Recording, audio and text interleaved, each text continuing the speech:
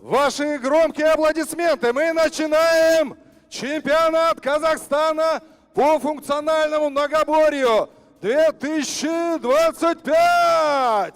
Ваши громкие аплодисменты. Сегодня нас ждет борьба. Соответственно, мы с вами будем сегодня выявлять победителей среди девушек и парней. Ну что, буквально через мгновение мы начинаем. Ваши громкие аплодисменты. Спасибо. Ребят, это нужно было покричать. Слышно было? Я почему у вас обратную связь хочу получать, потому что транслироваться будет история на весь мир. Поэтому настраиваемся на классную работу. Валентин, мы можем начинать?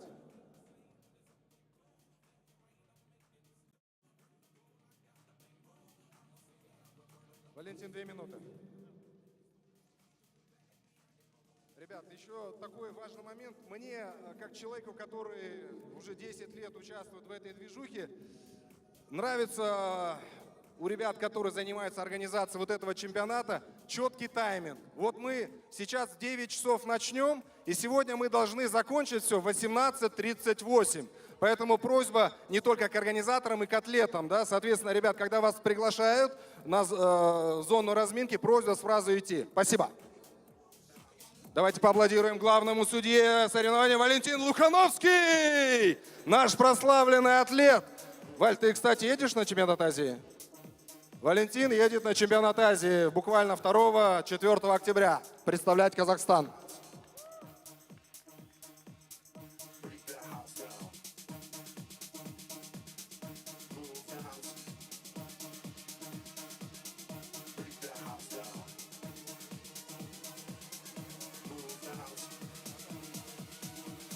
Ребят, да, в этом году у нас нововведение. Таймер теперь у нас большой. Вот видите, экран справа от вас, девочки слева от вас, соответственно. Поэтому сегодня организаторы сделали все самое лучшее для вас. Валентин, ждем отмашку от тебя. У нас тоже вот мы таким образом работаем. Когда атлеты на месте, обращаясь к атлетам, я спрашиваю, атлеты готовы? Атлеты поднимают руки. Судьи готовы? Судьи поднимают. То есть это сигнал главному судье, что все готовы и можем запускаться. Но, естественно, я буду обращаться к нашим зрителям, тоже задавать вопросы. Давайте потренируемся. Уважаемые зрители, вы готовы? Вам нравится атлеты и их готовность? Мне не очень. Давайте еще раз. Зрители, вы готовы? Ребят, я почему прошу? Потому что... Мы уже начали, что ли, Валентин? Валь, ладно, в следующем хите мы сделаем по красоте. Окей, давайте. Никит, давай погромче музыку! Никит, у меня просьба, когда работают девчонки, можно что-то ставить, не знаю, из Джей Ло, из Бейонсе. Вот такая музыка подойдет.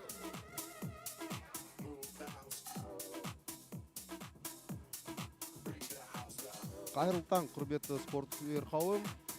Біз алдымыздағы келе жатқан 2 күнде Қазақстан Республикасының функционалдық көпсайыстың біріншілігін байқаймыз. Біздің жарысымыз басталуда. Қазіргі қарасаңыздар,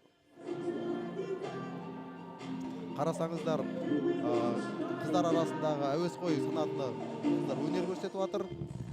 Бірінші қозғалыста қыздар 800 метр есу керек. Қалған уақытында 2000 метр жүгіреді. Айналып жүгіріп, 15 минут арасында жабу тиіс. Бұл сынақта біз төзімділікті бағалаймыз. Қарасаңыздар, қыздар міне жақсы бастап жатыр. Сіздерді таныстырып өтейік. Бірінші жолақта Анастасия Хон. Екінші орында екіншіде Айгерім Айтымбетова.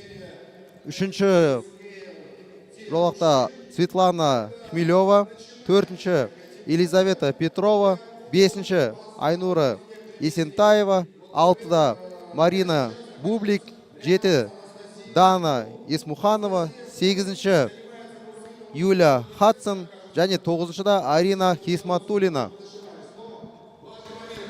Друзья, Я вас приветствую, меня зовут Климов Сергей, и я сегодня комментатор на русском языке, и также комментатор, представляю вам Ануара, комментатор на казахском языке. Такого никогда еще не было на чемпионате Республики Казахстана по функциональному многоборью, уровень которого мы так долго ждали. Друзья, сейчас у нас выступают девушки-любители в категории любителей. Первый комплекс у нас Амраб 16 минут, то есть за 16 минут нужно сделать как можно больше повторений. 50 калорий гребля. Прошу прощения, сейчас поправка будет, да. 1000 метров гребля, 800 метров гребля у женщин и 1000 у мужчин. И 2000 метров бега. Вот это да. Друзья, на мой взгляд, этот манеж предназначен для того, чтобы проводить соревнования такого уровня. Здесь даже можно и 15-ром заходить, не только в 10-ром. Ануар, что вы думаете по поводу того, что сейчас проходит на манеже? Ну, во-первых, сразу же видно по оборудованию, по расстановке инвентаря, как организаторы постарались все это красиво обустроить. Я сам, вот, как участник многих соревнований, вижу, что уровень функционального многоборья у нас каждым годом растет. В прошлом же году я же был участником в этой же категории. Соревнования проходили на улице. Сейчас вот прошел год, уже мы проводим соревнования в большом таком легкоатлетическом манеже. Я считаю, это уже реальный показатель уровня. Плюс мы же сами видим, что онлайн-трансляция стала качественной. Также судейский состав, видно, уже пополнился. Ну, в целом видно, что очень хорошо растет уровень. Так, у нас тем временем девушки побежали уже, закончили 800 метров гребля. Да-да-да, прошло совсем немного времени, и 800 метров уже позади, и девушки уже побежали. И я напоминаю, что круг здесь у нас 200 метров, а соответственно 2000 метров — это 10 кругов бега. Это, я считаю, очень достойный показатель. То есть мы не только работаем на силу, не только на выносливость, но еще и, пожалуйста, тебе на такую продолжительную выносливость, скажем так. То есть здесь у нас по времени 15 минут отводится, но я думаю, что девчонки закончат раньше. Да, тут же 15 минут дается на все задание. Это общая, как бы скажем, крышка. А большинство атлетов обычно закрывает быстрее, чем это время. Мы видим сейчас, как атлетка даже сглотнула немного воды, потому что настолько быстро они работают, настолько сильно дышат, что горло пересыхает. Друзья, мы давно уже занимаемся с Ануаром кроссфитом, я думаю, что больше 10 лет уже. Да. И судя из нашего стажа, мы как бы можем сказать смело, что на старте, если вдруг у тебя не хватает сил, то и не нужно сильно начинать. То есть нужно было начинать плавнее, и тогда и ты очень с хорошим темпом можешь закончить комплекс. Потому что вот видно сейчас, кто из атлеток более подготовленный. Некоторые атлетки уже выходят, если не ошибаюсь, на 3-й круг. И это очень хороший показатель. Также мы видим сейчас, как на разминочной площадке девчонки готовятся, бегают. К следующему хиту готовятся. То есть у нас будет, я так понимаю, не один хит девчонок. Правильно? Да, у нас будет 3 хита. В каждом хите будет по 9 человек. Так, мы уже видим явных лидеров. Так, у нас вот, кто? Розовых. Вот, как раз вот бежит. Это у нас...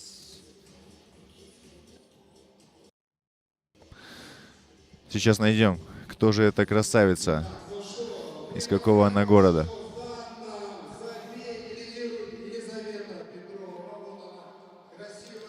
Ал қарап отырсаңыздар, қыздар жүгіру барысында бізде явный, бізде осы толқынның фавориті көрінуде.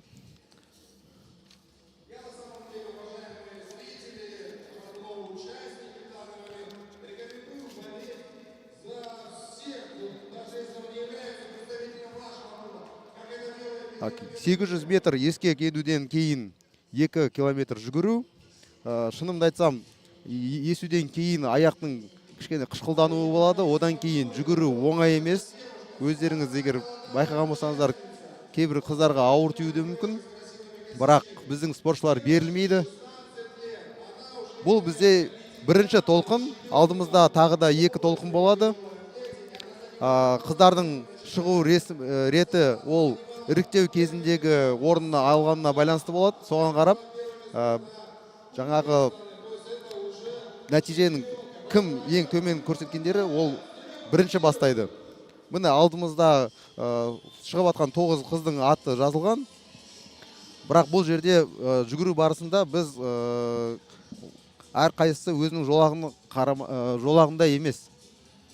Сондықтан қыздар кішкене араласып кетті. Біз қазір әлі барлық спортшылармен танысып үлгерген жоқпыз. Сол үшін аттарын әлі жаттап алмадық. Соған кішкене кешірім сұраймыз. Бірақ оны қазір түзейміз. Друзья, а мы возвращаемся с вами на площадку, на манеж. И мы видим, что у нас есть явный фаворит соревнований, точнее данного хита.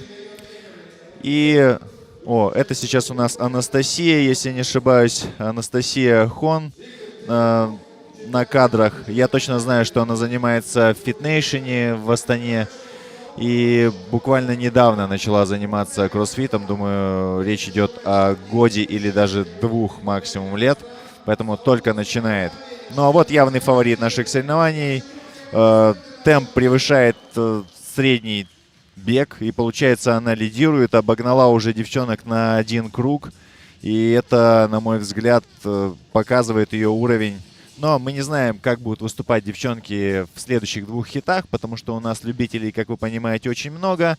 И основные группы у нас на соревнованиях — это любители. Любители женщины и любители мужчины. Мужчины тоже будут выступать в категории любителей, и там вы увидите разный уровень. Как правило, в любителях есть те, кто могут просто переходить уже в интермедиа смело, и есть те, кто и только начали, буквально год занимаются, и многие навыки еще у них плохо даются.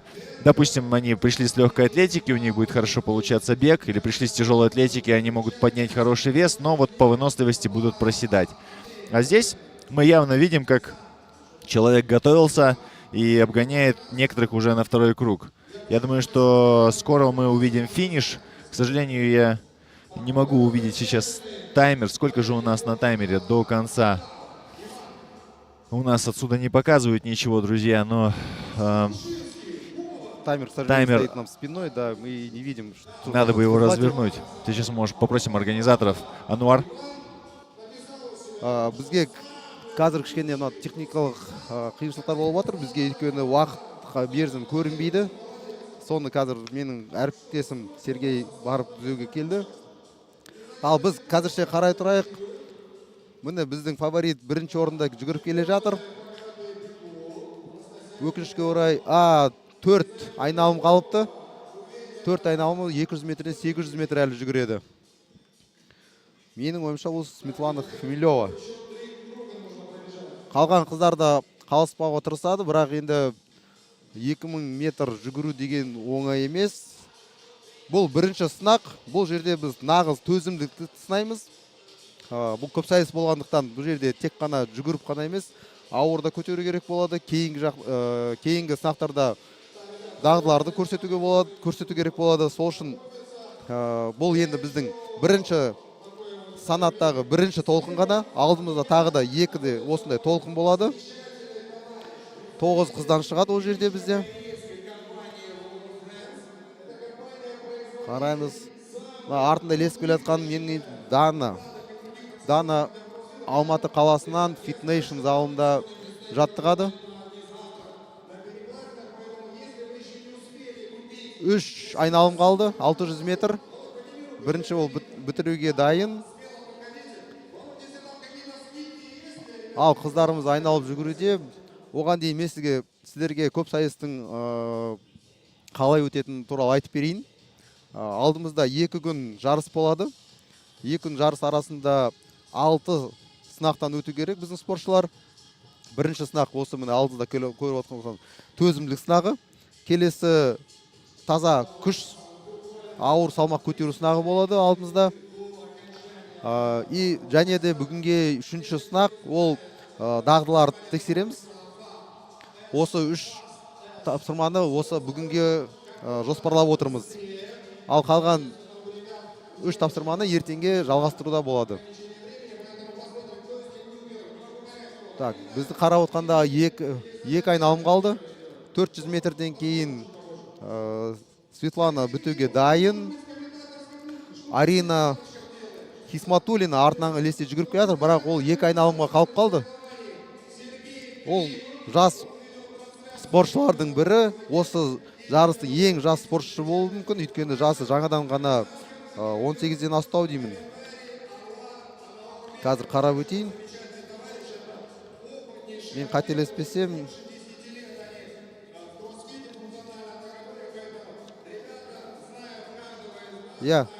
жасы 18-ге енді толыпты. Светлана тағы да қарқындылықты көтеруде. Міне, бітті, бірақ өкінішке орай біз уақытын білмейміз, қанша уақытта жатқанын, бірақ кейін қорытынды кестеде көрсетеді нәтижесін. Бірақ осы толқынның жеңімпазы Светлана Хмелева.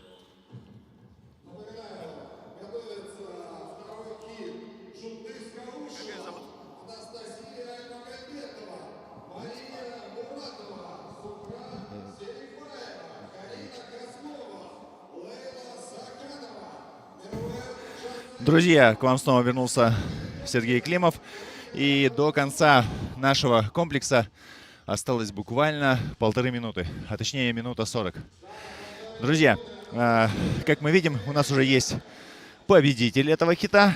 И остальные девчонки пытаются закончить комплекс, просто закончить комплекс за 15 минут. Но не у всех, возможно, это получится. Мы пока понимаем, что у нас больше... Есть только второй еще, да? Второй финишер. И сейчас подписываем время. Неизвестно, за сколько она закончила, друзья. Но заканчивает вот еще один атлет. Этого атлета я знаю, если я не ошибаюсь. Это закончила Айнура Есентаева, а до нее вот у нас закончила Светлана Хмелева. Хорошо. Друзья, также у нас есть вот молодой спортсмен. Закончила... Я знаю эту девушку, потому что она приезжает на соревнования постоянно с родителями. То есть сейчас, возможно, уже и без. И она закончила 3-й, если не ошибаюсь. Но опять же, по первому хиту, друзья, ничего нельзя сказать, потому что первый хит — это лишь разминка. Первый хит определяет, так сказать, первый комплекс определяет, каким вы будете выходить на следующие задания. Если вы выступаете в первом хите и занимаете хорошее место, там первое, второе, не факт, что вы после выступления остальных атлетов окажетесь, скажем, даже в десятке. Может быть так, что вы окажетесь, скажем, 15-м, потому что два других хита могут выступить намного круче, чем первый. Вот девчонки тоже закончили, смотрите, они успели. Все, финиш, друзья, финиш, закончили. По кругам. Почему сделано 10 кругов? Каждый круг считается один рэп, одно повторение. Если вы не добежали даже 5 метров, соответственно, вы не засчитываете одно повторение. Вот в чем тонкость данного испытания. То есть, по сути, смотрите, вы гребете 800 метров, это, скажем, у нас 800 повторений. И вы бежите 10 кругов по 200 метров. И вот это всего 10 повторений. Вот в чем сложность подсчетов, друзья.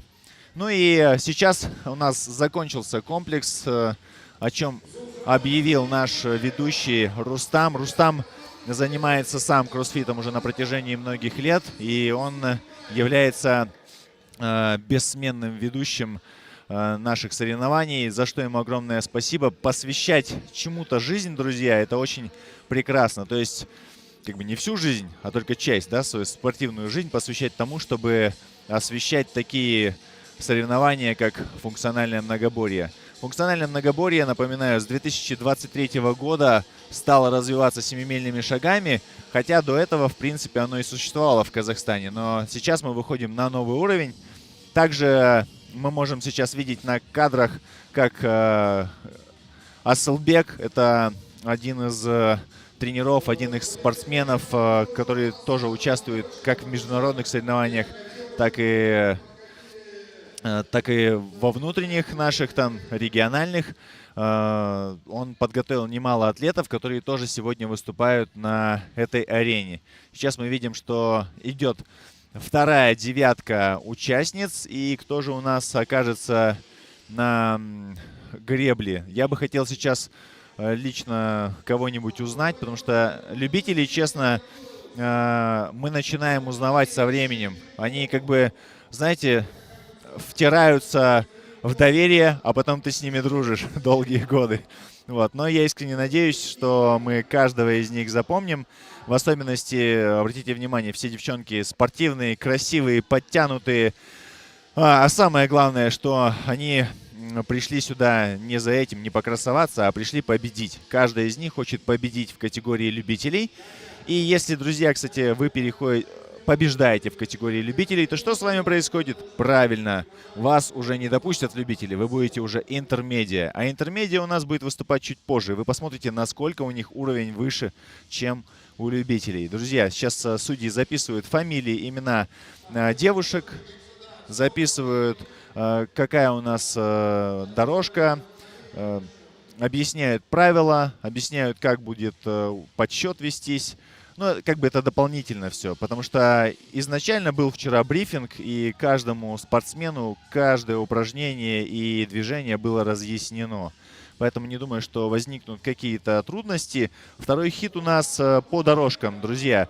На первой дорожке Жулдыз Каушева, на второй дорожке Анастасия Магомбетова, на третьей дорожке Мария Муратова, на четвертой Зухра Серикбаева, на пятой дорожке Карина Козлова, на шестой Лейла Саканова, на седьмой дорожке Мируерт Жансаринова, на восьмой дорожке Асель Кабиболдина. О, кстати, Асель я разбор делал. На девятой Ольга Рубцова и на десятой никого, друзья. На 10-й у нас Empty Line. Друзья. Ал көрермендеріміз сіздерді қазір екінші толқын басталуына 3 секунд қалды. Міне бастады. Қыздар біздің есуді 800 метр есуді бастады. Алдымызда енді екінші толқын. Міне бірінші жолда отырған Жұлдыз. Жанкүйерлер өздерінің спортшыларын қолдауда, қарасаңыздар. Ал енді қараңыздар, жаңағы менің әріптесім айтып өткендей, бұл әуесқой санаты, бұндағы қыздар тәжірибелі әлі аз, бір жылға жетпеген, көбісі жаттығу жасап жүргендеріне.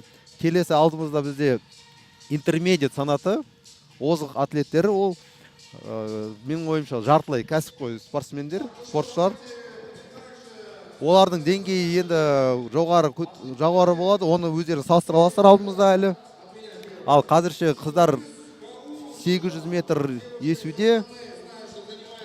Алдымызда міне бірінші жолда Жұлдыз, екінші жолда Анастасия Айтмагамбетова, одан ары үшінші Мария Муратова, алдында Асель Кабидолина 8-ші жолда отыр. Төрешіні қарасаңыз, бұл төрешіде айтып өтірек, Жанна Абдрашева кезінде өзі де спортшы болған, әлі күнге дейін жарыстарға қатысады. Ал міне Лейла Саханова 6-ші жолда, 7-ші жолда бізде Меруерт Жансаринова. Бұлай қарасаңыздар оңай көріну мүмкін, бірақ жарыс кезінде мынада есуді, үлкен қарқындықпен есу деген оңай емес. Көбінесе мысалы залға келген жаңадан бірінші қадам бастаған адамдар осы тренажерда қателік жасап қою мүмкін. Қатты қарқын алып қойса, кейін денесі қышқылданып ауыр болады. Сол үшін қазір әрқайсысы өзінің темпін ұстап, алдымызда өйткені 2000 метр жүгіру керек. Жүгіруде оңай болмайды. 5-ші қатарда мына Карина Козлова, Алматы қаласынан, қазір Арлан спорт залында шұғылданады. Қызық, Карина Козлова осы жерде әуесқой арасында өнер көрсетіп жатыр. Алдымызда жұбайы ересектер арасында өз өнерін көрсетеді. Оны біз кішкене кейінірек тамашалаймыз. Ал мынау Анастасия Айтмагамбетова екінші жолда келе жатыр. Өкінішке орай қанша метр жүзгендерін біз әлі көре алмаймыз. Бірақ мен 2-ден 3 минутқа жақын уақыт өтті. Менің ойымша қазір бітуі тиіс. Міне Әсел Қабдолинаға 50 метр қалыпты. Төреші қолын көтеріп көрсетіп отыр, 50 метр қалған. Ольга Рубцова аяқтауға дайындалды. Міне Әсел бітті, жүгіруге кірісті. Кішкене қиындау болған болар, өйткені футболкасын шешіп тастап жүгіруге кетті. Міне бірінші бізде Ольга Рубцова жүгіруді бастап келе жатыр. Артынан ілесе қала Әсел Қабдолина келеді. Міне Карина. Жұлдызға кішкене ауырлау болар мүмкін жүгіруі, бірақ алдымызда әлі күш санаты болады. Сондықтан бұл бірінші ғана тапсырма, бірінші ғана тексеріс. Ол тек келесі сынақта қаншасыншы орында бастайтын ғана әсер етеді. 800 метрден кейін жүгіру оңай емес, бірақ қыздар берілмейді. Ауыр болса да әйтеуір жүгіріп келе жатыр.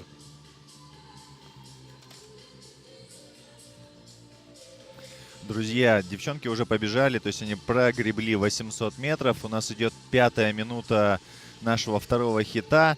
И если я не ошибаюсь, сейчас пока лидирует Ольга Рубцова, но все сейчас может измениться, потому что на беге все меняется кардинально. Пробежать 2 километра после 800 метров гребли — это очень тяжело. Ну и вообще, в принципе, движения разные, то есть разные упражнения. Нужно не забывать об этом. Вот, к примеру, сейчас я вижу, что сокращает расстояние у нас Мируерт Жансаринова. Она начинает догонять лидера, причем таким хорошим темпом. Она после каждого виража, кстати, ускоряется. Вот сейчас второй круг идет, и я вижу, что она на втором круге снова ускорилась.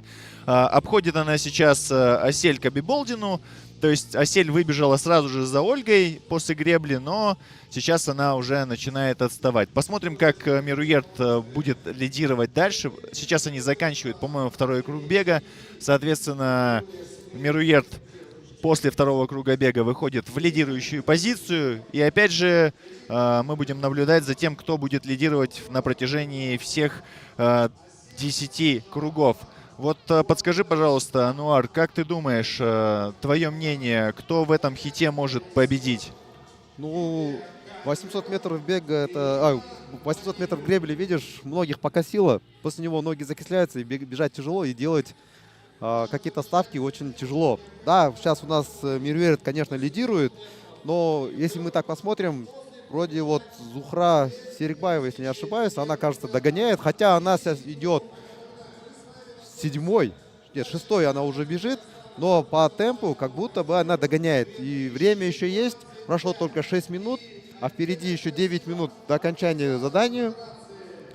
И такое подозрение, как будто Зухра еще может отыграть отставание. Но Мируерт, конечно, да, отрыв увеличивает от второго места. Ольга, к сожалению, сдает немного позиции. За ней же бежит сразу Асель. А вот, смотрите, вот он, Зухра, кажется, обгоняет 5-ю позицию, вот 4-ю и выходит. Вот она на 4-ю позицию вышла. Да, есть у нее все шансы, вот интрига, как раз вот она. Слушай, ну для меня открытие. Я так понимаю, что Зухру ты знаешь лично и очень хорошо, потому что ты как-то говоришь, они как будто она в твоем зале тренируется. Нет? Не в твоем зале? Нет, я ее вообще вижу первый раз. Просто я посмотрел по списку и вот заметил по темпу бега, что она прям сильно догоняет своих конкурентов. Да, по крайней мере, я вижу, что она тоже после каждого виража начинает ускоряться. И сейчас она обходит Асель. Да, и скорее всего она обойдет вторую Ольгу. А тем временем Мируерт уже обходит Карину. Ты знаешь интересный факт про Карину, то что ее супруг выступает тоже на этих соревнованиях в категории Scaled.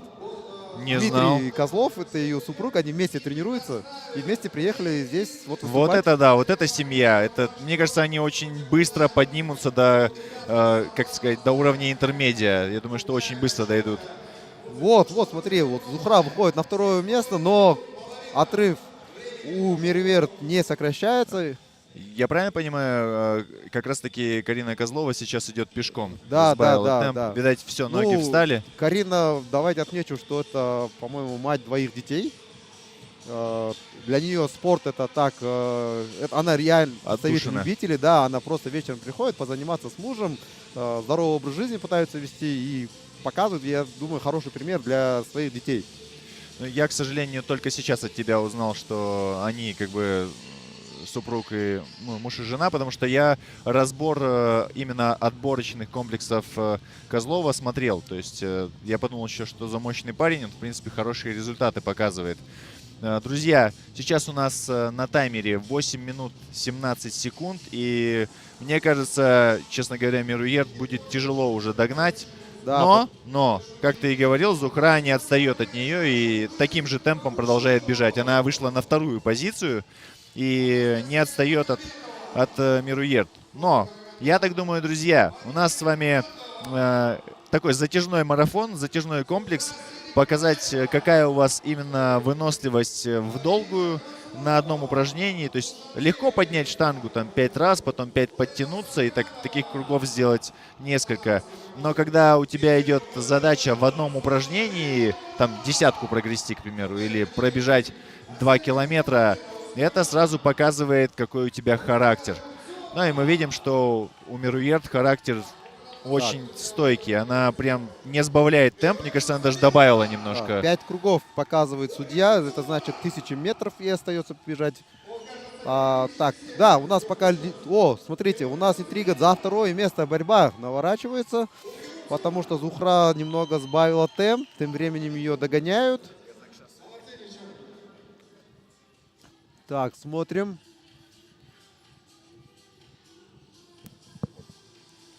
Иә, қарасаңыздар, міне бізде Мируерт бірінші орында.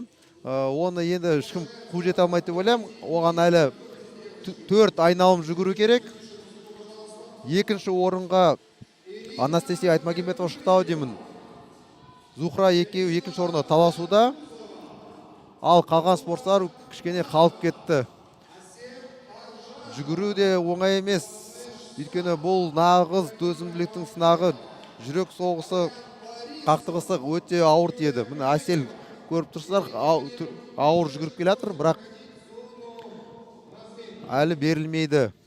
Бізге осы сынақтың аяғына дейін кішкене 5 минуттан аз уақыт қалды. Менің ойымша Мируерт жауып үлгереді. Зухра кішкене қарқынды көтерді, қуып жету мүмкін. Кішкене үлес қосып жатыр. Ольга Рубцова бірінші болып бастаған жүгіруді 2 айналымда бірінші болып келіп, бірақ кішкене өзінің жіберіп қойды орнын.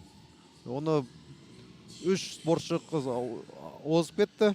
Қазір ол 4-ші орында келе жатыр. Міне Мируерт осы толқынның лидері. Төреші қанша деп көрсетеді екен, көрейік. 3 айналым қалды деймін. 600 метр тағы да жүгіру керек. Кейбір спортшыларды 1 айналымға озып кетті. Артынан Леш аламын 2-3 орынға Анастасия мен Зухра екеуі таласуда. Зухра қалыспайды, бірақ Анастасия озып кетті. Мне кажется, Мируерт прям почувствовала, что она очень органично смотрится в кадре, и она не хочет с кадра уходить, и именно поэтому бежит и не отступает с первой позиции. По-моему, если не ошибаюсь, показали, что осталось ей 3 круга бежать, и, соответственно, мы сейчас на таймере 11:37, мы через пару минут буквально увидим, как она финиширует. Благодаря тому, что судьи хорошо обучены, друзья, они показывают, сколько осталось кругов бежать нашим девочкам, то есть мы отсюда видим сразу там 2 пальца, 3 пальца и так далее, но это по количеству кругов. И вот сейчас Мируерт добегает очередной круг, видно, что ей очень тяжело, прямо она даже немного сбавила темп, и в этот момент, друзья, за ней, вот ей остался круг, за ней бежит Зухра. Зухра Серикбаева тоже не отступает, она понимает, что она сейчас будет догонять, если не ошибаюсь, она на круг, нет, на смотри, круг она нас... отступает, там разница в круг. То есть Зухра прям вот точно вцепилась за Мируерт. бежит, и мы сейчас увидим двух финишеров, а остальным останется еще круг бежать. Потому что разница получилась колоссальная. Если у них разница больше, чем в 200-300 метрах, это практически уже не догнать. То есть если могло произойти чудо, там, скажем, на штанге на одном повторении, то чудо, когда тебе нужно на один круг человека обогнать, уже не случится. Я вижу, что Асель заканчивает, тоже выходит на последний круг и ускоряется. Опа! Серьезно? Да, да, ты упустил момент. Анастасия Обалдеть. бежала за Анастасия ней. бежала за Мируерт и Да, она финишировала отставала, на первой. самом деле, да, отставала почти на круг, стартовала позже, но она постепенно наращивала темп. В итоге она догнала в последних секундах, прямо перед самым финишем. Мируерт этого не видела. Друзья, это сенсация просто. Это характер. Просто, на самом деле Мируерт не увидела, она просто бежала и думала, что отрыв большой, и не обратила внимания, что сзади Анастасия ускорилась, и на самых последних метрах она просто вырвала эту победу. Вот, кстати, хорошая тактика бежать за лидером, то есть как бы за ним хвостиком. Если тебя начинают обгонять, ты понимаешь, что ты переходишь в позицию номер 3, а если никого нету, ты понимаешь, что тебе лидера на финише можно обогнать. Сейчас, если не ошибаюсь, Ольга Рубцова, да, финишировала Да, тоже. и Асель тоже за ней же. Да. У нас Отлично. остаются 4 девушки, которые еще не закончили задание. У них осталась 1 минута. Кстати, по-моему, несколько девушек в первом хите не закончили, а сейчас девчонки могут все закончить. У всех есть шансы. Последняя сейчас бежит у нас Козлова, как раз таки. Карина Козлова, как я понял, выступает практически впервые, да? То есть, или она уже выступала в любителях? Если честно, я не видел ее раньше в соревнованиях. Она особо не выступала. Но тренируется она достаточно давно, но так, реальный любитель, который тренируется там 2-3 раза в неделю, так, для удовольствия. Потому что соревновать в кроссфит, ты же сам понимаешь, это требует больших усилий, тренировок повседневного. И надо переваривать большой объем, чтобы показывать результаты. Да. Я думаю, что Карина пришла сюда поддержать своего мужа, потому что категории Scaled Дмитрий может показать результат и может даже на пьедестал выйти. Она финишировала буквально за 2 секунды до конца. То есть практически, не практически, а все 9 девчонок закончили этот комплекс. То есть это говорит, друзья, о том, что они старались и выступили лучше, чем первый хит. Вот о чем я говорил, кстати. То есть вот первый хит закончили девчонки, несколько закончили. И не факт, что они окажутся потом в первом хите в следующем заходе. То есть на комплексе номер 2 может так оказаться, что первый хит вообще не попадет в первый хит. Ну, это вот абсурдность и преимущество. То есть когда вы, друзья, когда вы выступаете по кроссфиту, если у вас плохой результат на первом круге, на первом хите, то получается, что вы будете выступать на следующем заходе первым. То есть самые сильнейшие всегда остаются так бы под концовку, то есть как бы на десерт. И ваша задача, к концу соревнований быть десертом всегда. Если вы любите сладенькое, представляете, что вы будете десертом, если вы будете занимать хорошие позиции. А если не любите, тогда не занимайте первые позиции, дайте их кому-нибудь другому. Кстати, вчера, пока готовятся девчонки, следующий хит, можно их представить. Давай я сначала представлю их. Итак, у нас на первую дорожку заходит Ирина Меркульева. На вторую дорожку заходит Елена... Зачем на английском-то писать? Элина Лянгузова. Да, Лянгузова. На третью Лаура Кумарова. Кстати, Кумарову я тогда Комаровой подписал. Все, так и прилипло. Мои, кстати, извинения тебе, Лаура Кумарова. Я буду за тебя болеть, потому что я разбор делал именно твоего отборочного комплекса. На четвертой дорожке Асен Тажанова. На пятой дорожке Куаныш Сад. На шестой дорожке Вероника Махметова. Кстати, ее тоже разбор делал. На седьмой дорожке Баян Борисова. На восьмой дорожке Юлия Каменева. И на девятой дорожке Ирина Манилюк. Очень интересная фамилия. Я, кстати, никогда не слышал такую. Друзья, сейчас дамы будут приступать 10 секунд буквально до старта. Они готовятся. Сейчас судьи объясняют им правила игры. Это очень важно, чтобы девчонки не запнулись, там, не досчитали круга, не дай бог, или там не догребли. То есть с гребли вставать нельзя, пока вы не догребете все 800 метров. Ануар. Иә, құрметті көрермендер, қазір бізде әуесқой санатында әйелдер арасында ең үздік спортшылары, бұл осы жарыстың фавориттері. Толқындағы кім қалай шығатын кезеңі ол іріктеу кезіндегі нәтижесіне байланысты. Сіздерді тағы да мен таныстырып өтейін. Бізде міне қазір Ирина Манилюк алдымызда, мына Қуаныш Сат 5-ші жолда. Міне Ирина Меркулева, мүмкін осы жарыстың ең жасы үлкен деп санаймын. Иә. Ал басталды. Міне 15 минут уақытымыз кетті. Қыздар есуде. Қарайық. Қарауыстанда төрешілер арнайы қарайды. 800 метр бітпейінше қыздарға тұруға болмайды. Кейін жүгірген кезде әр айналым сайын төреші өз саусағымен көрсетіп отырады қанша қалғанын. Бізге де ол бір шетінен ақпарат.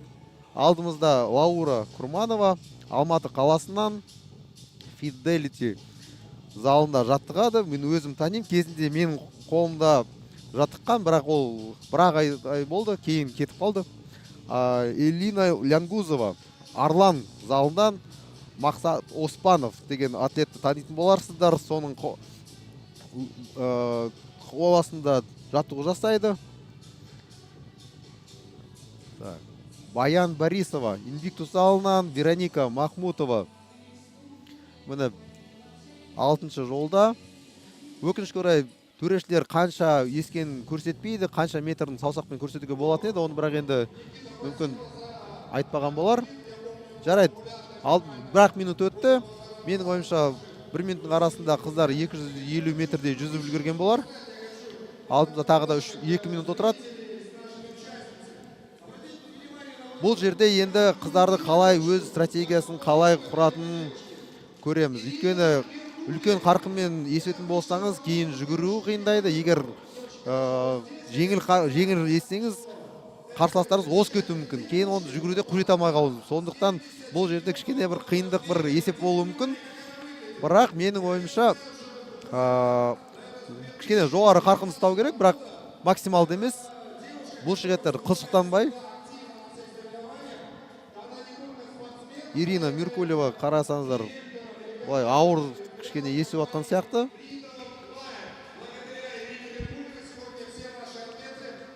Друзья, сейчас показывает список, кто выступает и на какой дорожке.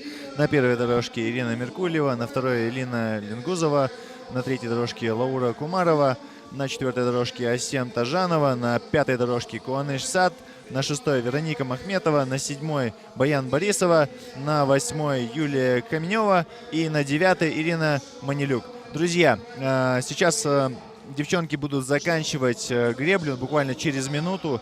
800 метров занимает ориентировочно 3 минуты с копейками. И сейчас у нас показывают крупным планом девчонок, как они спокойно работают, никуда не спешат, потому что после гребли их ждет 2 километра бега.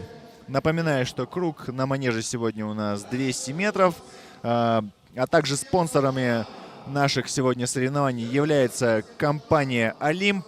Компания «Олимп» всегда на страже нашего здоровья, друзья. Что касается девчонок, на первой дорожке у нас Ирина Меркулева. Так вот, Ирина Меркулева практически всех застраховала. И кто это у нас сейчас выбегает на беговую дорожку? Прошло ровно 3 минуты 20 секунд, и 4 атлета, да уже 5-6, практически все выбегают на беговую дорожку. И мы будем следить за тем, как будут меняться позиции девчонок. Ну да, тут мы по предыдущему хиту видим, что первым стать с гребли не гарантирует победу в этом комплексе, потому что потом бежать 2 км это почти 10 минут. И за это время может сильно поменяться как бы турнирная таблица. Вот, пока у нас лидирует Вероника. Вот, но девчонки, в принципе, начали так спокойно. Ну, посмотрим сейчас после первого круга, там они начнут разгоняться, мне кажется. А когда уже останется 2-3 круга, там уже будет борьба плотнее, по-моему, пойдет. Сейчас я вижу, что, допустим, Ирина, которая выбежала третья, она сейчас уже на 5-й позиции, и ее начинают обгонять практически все девчонки. Да, тут ты прав, кстати. Я смею заметить, что бег, он расставляет все на свои места. Если первые 2-3 круга ты разбегаешься, потом бежишь уже средним темпом, то далее все может уже поменяться кардинально. Вот я вижу, что дамы, которые позже стартанули, они просто начинают ускоряться практически. Вот конкретно кто у нас последним? Вот Илина почти одна из последних вставала с грибного, но вот она уже вырвалась на 4-е место.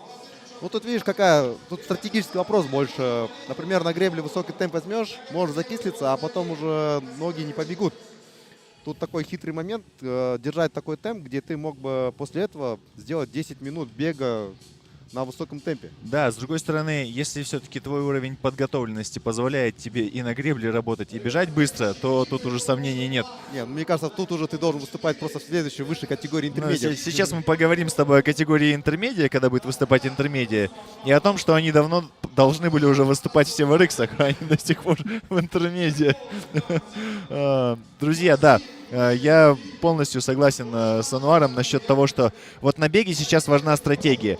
Даже если вы не претендуете на первую позицию, вам нужно все равно за кого-то зацепиться и не отстать. Потому что если вы сдадитесь, получится так, что вы не добежите за 15 минут. Ваша задача закончить комплекс и постараться себя в турнирной таблице подвинуть вперед. Вас 27 человек. И чем дальше вы будете от первого места, так сказать, после первого комплекса, тем сложнее пробиться потом в лидеры. Поэтому изначально нужно держаться хотя бы в 5-ке, либо в 10-ке, то есть ниже не проседать. А вот посмотри, Асем Таржанова уже догоняет лидеров, сокращает отставание, но хотя Вероника оторвалась, да, у нее отрыв увеличивается.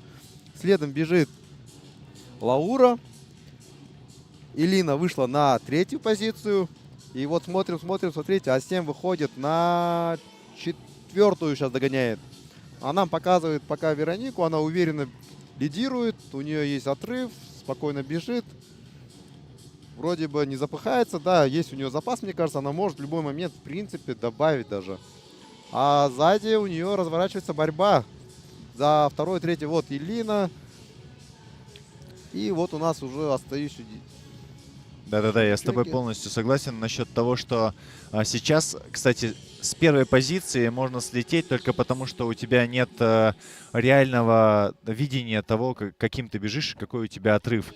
Тебя начинают все догонять. Вот сейчас конкретно позиция номер 3 и номер 4, они хотят обогнать позицию номер 2. И мне кажется, у них после виража это практически получится. То есть будет обгон после виража, выход по прямой. И, возможно, мы сейчас это увидим, если покажут на камерах. Сейчас на камерах у нас Ирина. Напоминаю, Ирина — главный спонсор страховок. Да, она молодец, вообще сделала всем бесплатное страхование. Если, не дай бог, конечно, атлеты получат какую-то травму или произойдет какой-то инцидент, она как бы им обеспечила возможность. Я думаю, что страховка — это все-таки нужный элемент в любых соревнованиях. Обязательно, да, полностью согласен, потому что это соревнование, здесь люди выкладываются на 110% своих возможностей, и тут все возможно, и, к сожалению, да, бывают такие случаи, и поэтому страховка здесь обязательно. Вот как ты и говорил сейчас, смотри. Так, смотрим, остается сколько? 5 кругов. Показывают нам Ирину и Юлию. Вероника бежит, у нас спокойно, 8 минут позади. На втором месте, по камера не показывает, бежит уже Асем, она обогнала Лауру. И расстояние между ними увеличивается. И у нас первая 5-ка атлетов выглядит следующим образом. Первым бежит Вероника. Следом, возможно, ее догонит Асем, потому что она добавляет темп и ускоряется даже. А впереди 5 кругов. На 3-м месте бежит Лаура Курманова.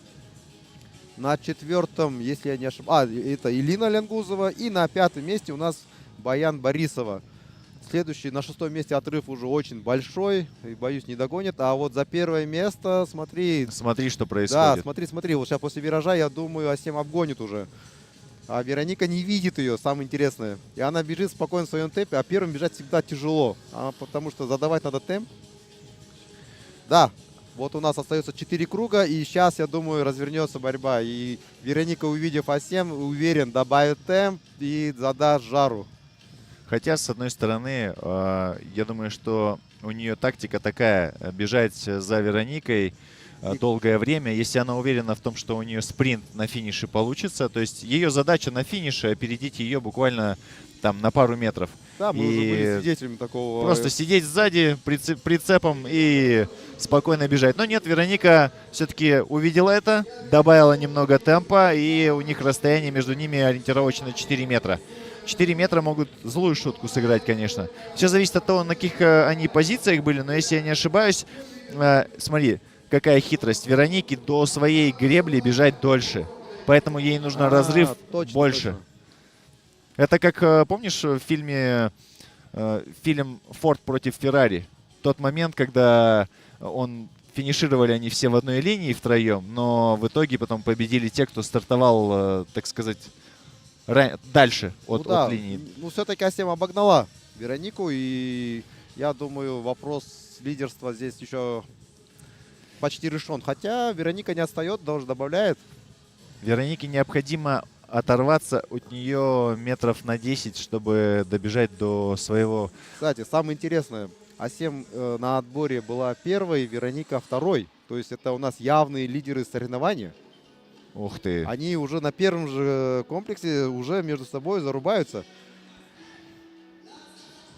Итак, посмотрим, да, 2 круга им Два круга осталось. Да. И разрыв увеличивается, получается. Они обгоняют отстающих уже на круг. Это 200 метров, почти на минуту у них отрыв. И время показывает хорошее, потому что 11 минут. Друзья, а я представляю еще раз вам нашего ведущего, которого слышно, думаю, за кадром. Это Рустам.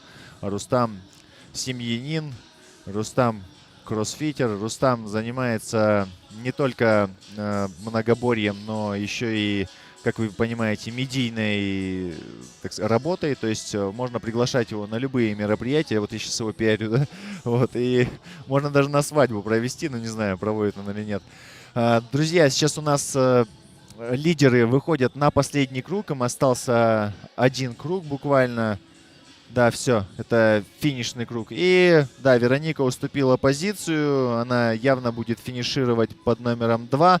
Но, в принципе, это неплохо, потому что у нас впереди еще несколько комплексов. 2 дня соревнований, друзья. И если они будут с друг другом зарубаться за первое и второе, они могут далеко уйти вообще от общей массы по очкам. То есть к итогу второго дня может оказаться, что у них будет больше очей на несколько десятков, чем у тех, кто пришел, скажем, сейчас 20-ми. Ал бізде 3 минут қалды аяқталуға осы ақтың. Асем Таржанова міне соңғы метрлерін жүгіріп келуде. Екінші орында Вероника кішкене бірінші орын беріп қойды.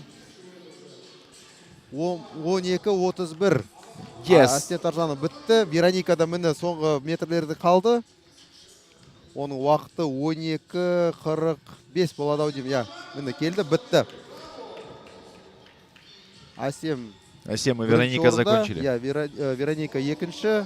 Лаура Курманова үшінші болып аяқтады міне. Друзья, расстроилась Вероника. Весь комплекс тащила на себе, и прийти вторым, да, конечно, это очень грустно. Но не расстраивайся, Вероника. Ты же боец, мы тебя знаем. Не на одном соревновании тебя уже видели, все у тебя впереди. Но, честно говоря, это спорт, и тут надо, так сказать, во все тяжкие пускаться. И в каждом комплексе, особенно в конце, финишировать на максимуме. Если, как мой тренер говорил, кстати, всегда, ты можешь всю дорогу бежать там средним темпом, но в конце ты должен добавить, даже если у тебя сил не осталось. Тем временем у нас финиширует Баян Борисова. Она, кажется, 5-я. Ну, видишь, Вероника, кажется, еще молодой, а вот Асема более опытная, судя по тому, как она закончила, и пошла дальше бегать. Вот, поэтому тут еще помимо возможностей еще и опыт роль играет. Ирина Меркулева финиширует у нас. Остается у нас на манеже еще один человек, да, Один получается? человек. Но смотри, это самый сильный хит, потому что в предыдущем хите последний атлет закончил за 14:58. А сейчас мы говорим о том, что последний участник будет заканчивать, ну, за 14:20 ориентировочно, да, то есть Да, вот все. 14:19. Отлично, друзья, мы закончили третий хит любителей женщин, с чем мы вас и поздравляем. Сейчас будут готовиться мужчины-любители. Мужчины-любители у нас также будут несколько хитов, и в каждом хите у нас с вами будет по 10 человек. То есть мужчин будет 30. Девушек было 27, мужчин 30. Итак, на первой дорожке, на первой гребле у нас идет Дархан Усмаханов. На второй дорожке Ханза Насурлаев, правильно, да? Насурлаев, да. Да. На третьей Ербол Хамзин, на четвертой Максим Крушинский, на пятой Дожжан Жанатбек, на шестой Владимир Кахарбаев, на седьмой Данил Абаев, на восьмой Манас Какимбаев, на девятой Дамир Ельжанов, на десятой Рустам Шафиков. Ну вот мы будем смотреть. Друзья, что хочу сказать по сегодняшним соревнованиям. Обратите внимание, раньше соревнования проходили, и в каждый хит заходило не больше 5-6 человек, но сейчас федерация настолько подготовлена, оборудования хватает для того, чтобы сделать сразу 10 человек в одном хите. Хотя на самом деле я знаю точно, что у наших организаторов хватило бы и 15 сделать хит, но дело в том, что у нас в некоторых категориях столько атлетов нет, поэтому сделали заход в 10 человек. И, на мой взгляд, когда заходит 10, конкуренция выше и зрелищность выше, поэтому именно так и поступили организаторы. Каждая, друзья, дорожка оснащена практически первоклассным покрытием. Такого покрытия во времена, когда я занимался легкой атлетикой, еще не было. Это говорит о том, что в принципе уровень спорта в Казахстане за последние 20 лет вырос просто неимоверно. Поводом для подспорья и общения. Но хотя, как бы говорить, какой-то спорт хороший, плохой, я не берусь. Тяжелоатлеты, они работают в своей стихии. Им, конечно, как кроссфитерам, бежать 2 километра после гребли не надо. Поэтому они, естественно, покажут больше результата. А здесь ребята, как бы, помимо того, что должны подтягать штангу, еще и должны побежать. То есть нужно быть всесторонне подготовленным. Я скажу так. На самом деле, тяжелоатлет, когда смотрит на то, как выполняет кроссфитер тяжелую атлетику, он плачет и хочет помочь. А кроссфитер на самом деле не против того, чтобы ему помогли, потому что мы настолько открытые, то есть у нас нет такого, что мы, вот, знаешь, мы как-нибудь сами будем разбираться, как нам, ну, как бы нам заниматься, как правильно. Нет, мы же всегда ищем что-то, какие-то комьюнити, то есть настолько открытых спортсменов, как спортсмены функционального многоборья, просто нет, потому что мы такие: о, гиревой спорт, давай придем в гиревой спорт, подходим, пробуем, нам говорят: вы это неправильно делаете, а как надо? То есть мы же не говорим, что нет, я сам разберусь. Мы же наоборот пытаемся изучить вопрос. Ну, в целом, да, ты, конечно, прав, но кроссфитеры просто, видишь, они обхватывают все разновидности, большую разновидность спорта, тот же тяжелую атлетику, легкую атлетику, гимнастику. И, конечно, они не лучшие в одном, зато они везде по чуть-чуть очень хороши. Я придумал описание этого. Вот только что в голову мне вошла такая мысль. Как тебе? Смотри, любой из индивидуальных видов спорта атлет, там легкая атлетика, гиревой спорт, тяжелая атлетика, гимнастика, всегда, посмотрев на кроссфитера, скажет, что вы что-то делаете не так. Но кроссфитер настолько популяризирует любой вид спорта, как никто из этих атлетов. То есть мы популяризируем сразу все виды спорта. Бег, ходьба, Ну, это потому что гимнастика. динамика, понимаешь? Вот ты смотришь, например, те же соревнования по легкой атлетике. Вот человек бежит, бежит, бежит, бежит.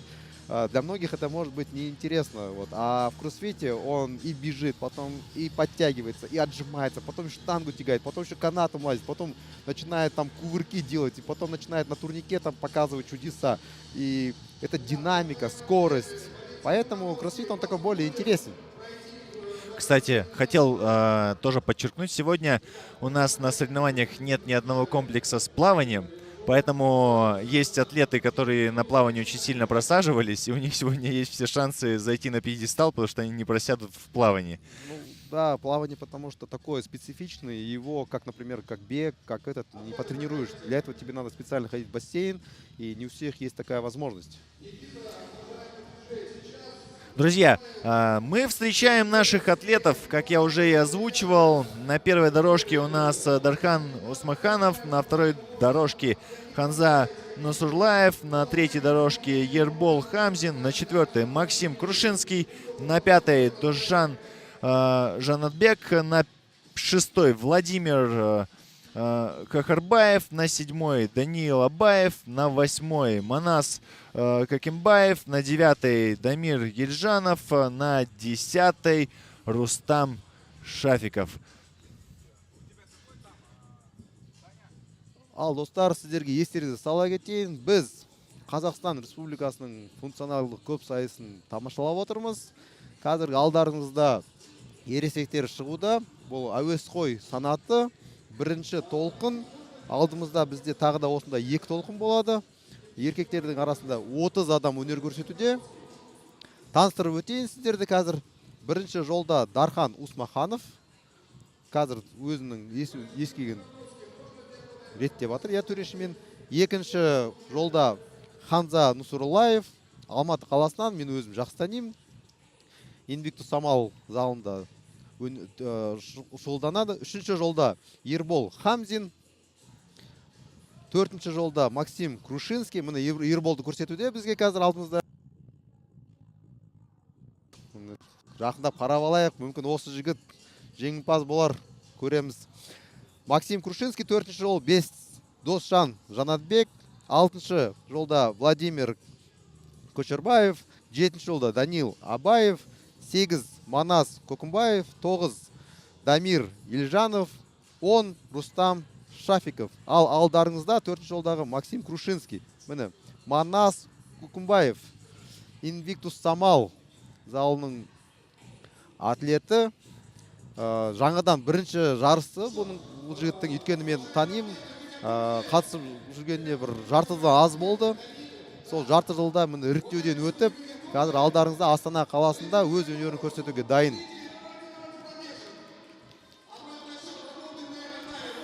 Друзья, 6, 5, 4, 3, 2, 1. Поехали. Друзья, напоминаю, у девушек в этом комплексе было 800 метров гребли, у мужчин тот же самый таймер, то есть 15 минут, но надо прогрести 1000 метров и пробежать те же самые 2 километра. А знаете, в чем разница? На самом деле будут такие спортсмены, кто на гребле прогребет 1000 метров точно так же, как девушки прогребли 800. То есть где-то 3,5 минуты. Но после этого возможно ли будет бежать с такой скоростью? Я думаю, что здесь нужно не спешить. Самое оптимальное время, на мой взгляд, это 4 минуты на данном комплексе. Это неспешно закончить греблю за 4 минуты и побежать. Так что будем делать ваши предположения, друзья.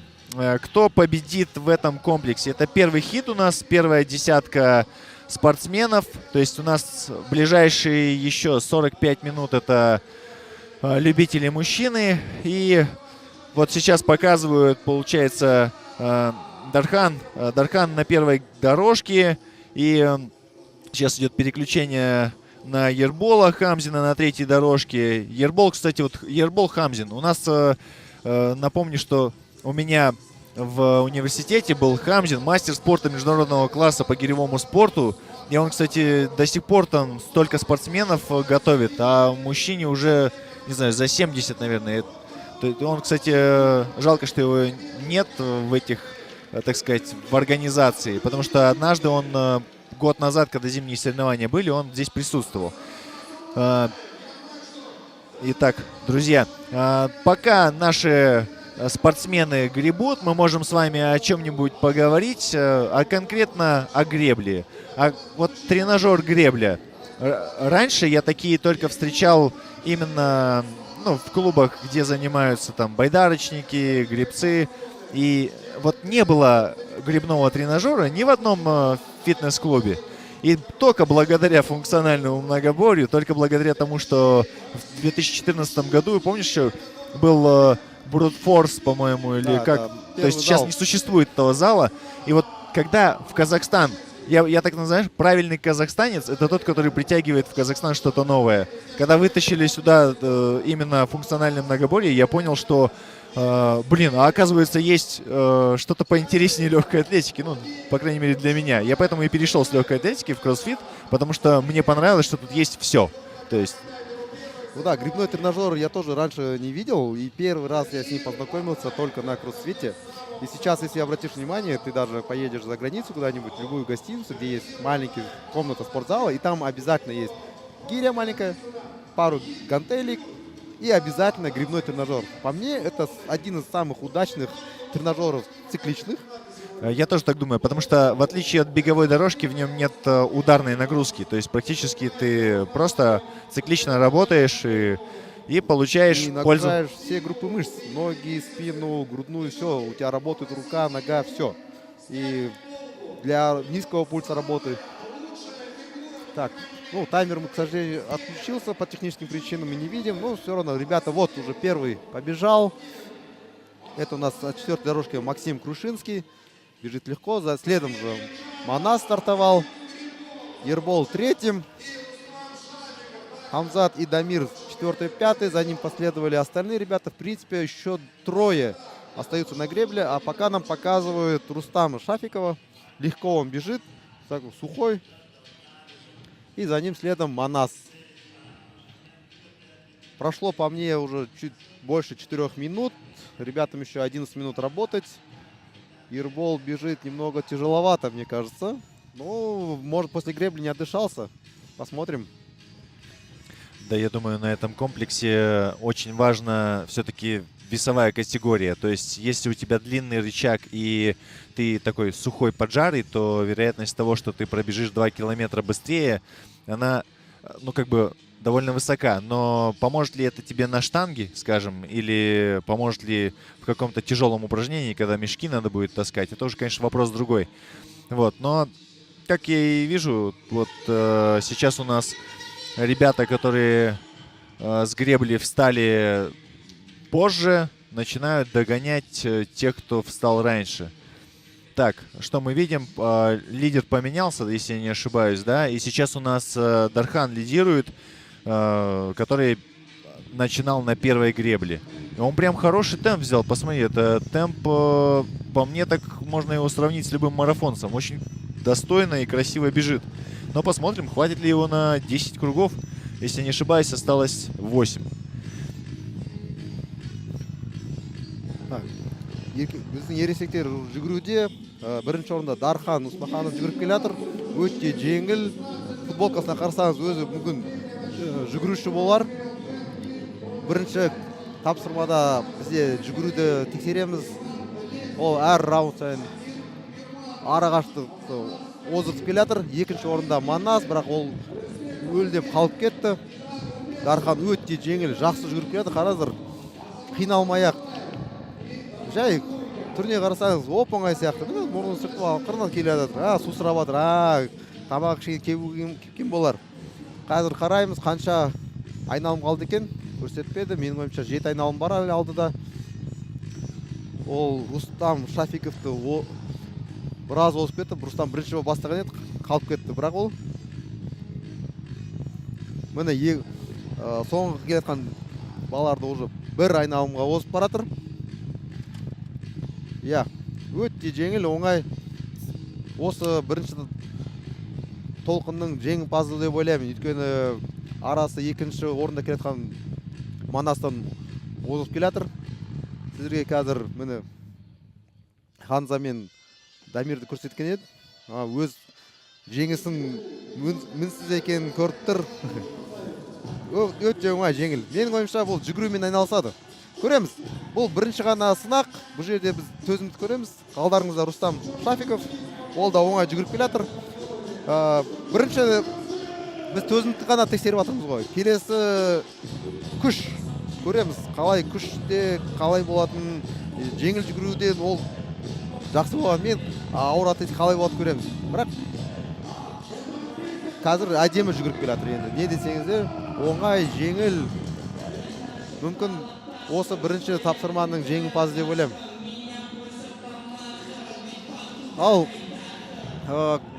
көп сайыс тек қана жүгірумен ғана тексерілмейді. Бұл жерде біз барлық дененің мүшелерін тексереміз. Біз деген жүгіреміз, ауыр көтереміз, дағдыларды көрсетеміз, қолмен жүру, гиря көтеру, зілтемірді көтеру, бәрі болады алдымызда.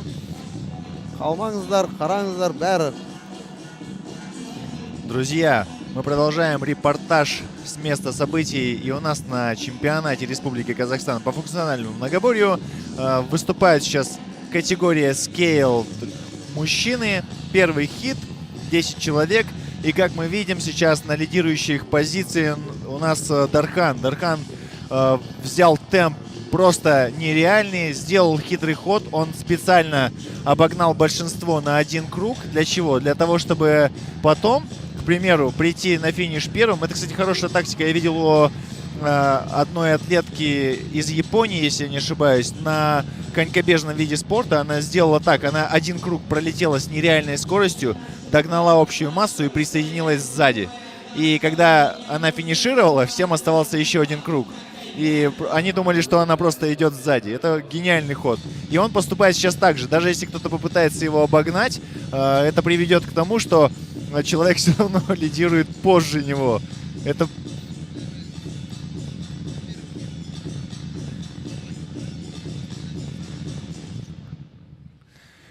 Итак, я хотел бы сказать, друзья, что у нас небольшая заминка. Ладно, экран у нас там как бы починили, а я не слышу сейчас моего коллегу Ануара, и надо с этим что-то делать.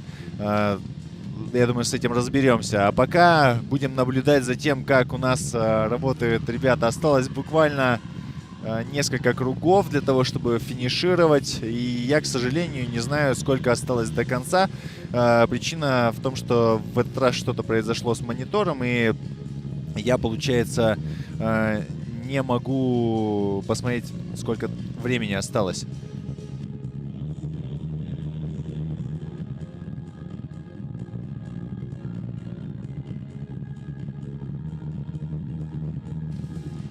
Друзья, у нас сейчас финишная прямая, практически осталось несколько кругов, и Дархан у нас сейчас будет лидировать. Ему показали, сколько осталось, но, к сожалению, я с высоты полета своего не вижу, сколько осталось кругов. Надеюсь, что на следующем круге я обращу на это внимание. Ерболу осталось, по-моему, 4 круга, если не ошибаюсь. Именно столько показывает судья. Соответственно, я думаю, что Дархану осталось буквально 3. Но это мы сейчас увидим крупным планом. И самое важное, друзья, что это категория мужчины-любителей. И здесь будет очень сильный разброс. Этот разброс связан с тем, что некоторые уже готовы практически к выходу в категорию интермедиа. Кто-то занимается из любителей для себя и просто решил хорошо провести время, завязать новые связи, комьюнити. Я думаю, что это правильно. Ты не можешь загореться, участвовать в соревнованиях и побеждать, если ты просто смотришь со стороны.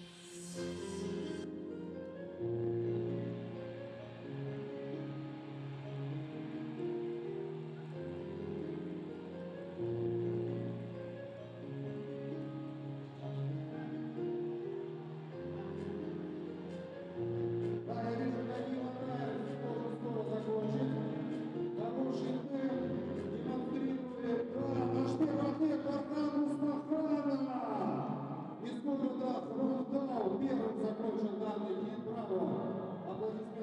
тактикалық көзелес қазір дұрыс алған болар. Естіп тұрған шығар мен. Дархан Исмаханов өзінің біріншілігін сақтап қалды. Бірінші орында жапты. Қалған спортшылар әлі жүгіруде. Друзья, сейчас у нас, как и сказал мой коллега, Дархан уже закончил. И, на мой взгляд, это лучший результат в этом хите, ну, потому что он закончил первый. Это очень даже логично. Ерболу остался, по-моему, последний круг. Говорит судья, он бежит. И он, кстати, не последний, получается. Это круто. И кто же бежал у нас за Дарханом? Вот, сейчас будет финишировать, да, практически. Это, кажется, Манас финиширует. Опа, да, точно, все поменялось. Вот то, о чем мы и говорили. Друзья, у нас есть второй победитель. Второй победитель. Нет, в этом подожди, хите. Владимир, кажется, успел закончить на... Или Данил на 7-й дорожке. Потому что он уже тоже сидит. Да, Данил закончил перед Манасом, успел. Успел дотронуться до беговой дорожки. Да, и Максим Крушевский приходит 4-м. Вот Крушевский, он же бежал первый, правильно? Он первый стартовал, но там, Да. в принципе, Дархан, как ты видел, сразу же, после буквально первого круга же оторвался и все. Там Итак, просто только наращивал свой На отрыв. 3-й дорожке Ербол закончил. Я, кстати, поражен. Хамзин красавчик, потому что ему так тяжело бежалось, но при этом он еще и не последний. Я думал, что ему будет очень тяжело, потому что он после второго круга буквально очень сильно сбавил. Но он собрался, видать, силами и выстрелил. Смотрите, как он доволен своим результатом. Это прям видно, что Ну, я не бы забываем, тоже... что это у нас первый хит. Основные, самые сильные ребята у нас еще впереди. Вот они, нам их показывают как раз. Дидар. Он серьезно настроен, переживает, видимо, смотрит за своими конкурентами. Думает, прикидывает, стратегию устраивает. Но посмотрим сейчас, как он подготовился. Но Дидар будет у нас во втором хите, и мы будем за него тоже болеть, потому что у него я там тоже смотрю очень... Там даже есть Роман Бойко, который у нас с запада, по-моему, от Ирау. И будет интересно. Роман Бойко победил по юниорам вот буквально этой весной. То есть парню нет 18 лет, и он выступает сейчас в категории любителей. Ну, потому что имеет право, как Да, бы. потому что он не выигрывал категории любителей, еще раньше не выступал, был в юниорах. Ну, если он здесь выиграет, то в следующих соревнованиях мы его наверняка увидим в интермедиат. Но в любом случае он атлет молодой, и все у него впереди, и уверен, что он покажет еще хорошие результаты, так что посмотрим. Расскажи мне, пожалуйста, про Дидара, если ты его хорошо знаешь. Ну, Дидар, ему 38 лет уже. Он занимается Самал Инвиктус, тренируется просто по вечерам, приходит. На самом деле, вот категория любителей этим и отличается. Здесь большинство выступающих, они днем на работе, как большинство людей, а вечером вместо того, чтобы идти где-то гулять, там, проводить непонятно где время, они занимаются спортом. И тем самым улучшают свое здоровье и эффективно тратят свое время. Ты сейчас увидишь, когда Дидар снимет свою футболку, он красивый, имеет красивое телосложение. Это статусно, понимаешь? И я считаю, что вот это должно быть примером и одним из поводов, ну, как бы даже мотивации для других, чтобы заняться спортом. Не обязательно это должно быть функциональное многоборье. Не обязательно это должно быть профессионально. То есть Да. в любителях мы об этом говорим. Это очень верное замечание. И в 38 выглядеть как Дидар, это, друзья, это... Ну, тут не только Дидар, ты обрати внимание на других ребят. Здесь тоже есть ребята, которым за 30. Просто они сейчас все в футболках, но если ты посмотришь, у них у многих прорисованы кубики пресса, низкая жировая прослойка и такие подтянутые. Они еще имеют функциональное тело. В моем возрасте важен другой пресс в кармане. Согласен, но видишь, они-то это вечером создают пресс на животе, а днем-то они создают пресс в кармане. То есть они и там, и там. Опять же, функционал, да, Да, везде успевать. опять же, многоборье. То есть они еще и в жизни люди успешные в большинстве случаев. Друзья, сейчас готовятся выходить на, так сказать, на помост, на манеж наши ребята. Второй хит второй хит у нас. И сейчас мы будем вас представлять, дорогие друзья. Вот как только по дорожкам будут распределяться, каждого из вас мы представим. Я представлю сначала, затем представит Ануар, потом мы представим, что они финишируют, потом будет третий заход. Но сейчас на первую греблю у нас будет присаживаться Тамерлан. На вторую дорожку у нас будет выходить Иван. На третью дорожку Амир. На четвертую Азамат. На пятую Шамиль. На шестую Респек. На седьмую Дидар. На восьмую Виталий. На девятую Азамат. И на десятую Роман. И вы знаете, как фамилия у Романа? Бойко. Да, мы уже от тебя это услышали. Вот они уже выходят, такие заряженные, бодрые. О, это же у нас Респек. Респека я знаю давно. Он, кстати, одно время занимался кроссфитом, потом завязал. Мы с ним даже на каких-то соревнованиях были соперниками. Получается, развязался? Развязался, да. Все рано или поздно возвращаются обратно в кроссфит. А нам показывает Роман Бойко, настраивает грибной тренажер. Судья записывает его имя. Судья Андрей, кстати, тоже пришел, когда-то тренировался у меня. Сейчас, по-моему, он сам меня тренировать может. Вот в чем разница, когда уровень повышается. Так, показывают сейчас атлетов. Общий план. Знакомят атлетов с правилами, как будут судить. Есть всегда какие-то тонкости. Атлеты всегда должны говорить судьям. Допустим, проблема с кистью, проблема с суставом. Там, допустим, одно колено там до конца не выпрямляется или еще что-то. То есть все это нужно оговаривать, но смею заметить, друзья, это что касается любителей и интермедиа. Если вы участвуете в профессиональных соревнованиях, то, как правило, у вас все суставы и, грубо говоря, до кончиков волос ваших все должно работать правильно, так, чтобы упражнение можно было считать верно выполненным. Сейчас все настраиваются, они уже готовы. Я думаю, что отчет начнется буквально через несколько секунд. И мы на первой дорожке, сейчас садится у нас Тамерлан, и его не показывают. Показывают сейчас крупным планом Виталия Павлова. И кто это у нас, ты сказал? Это у нас Респек. Респек. Да. Вот, это Респек.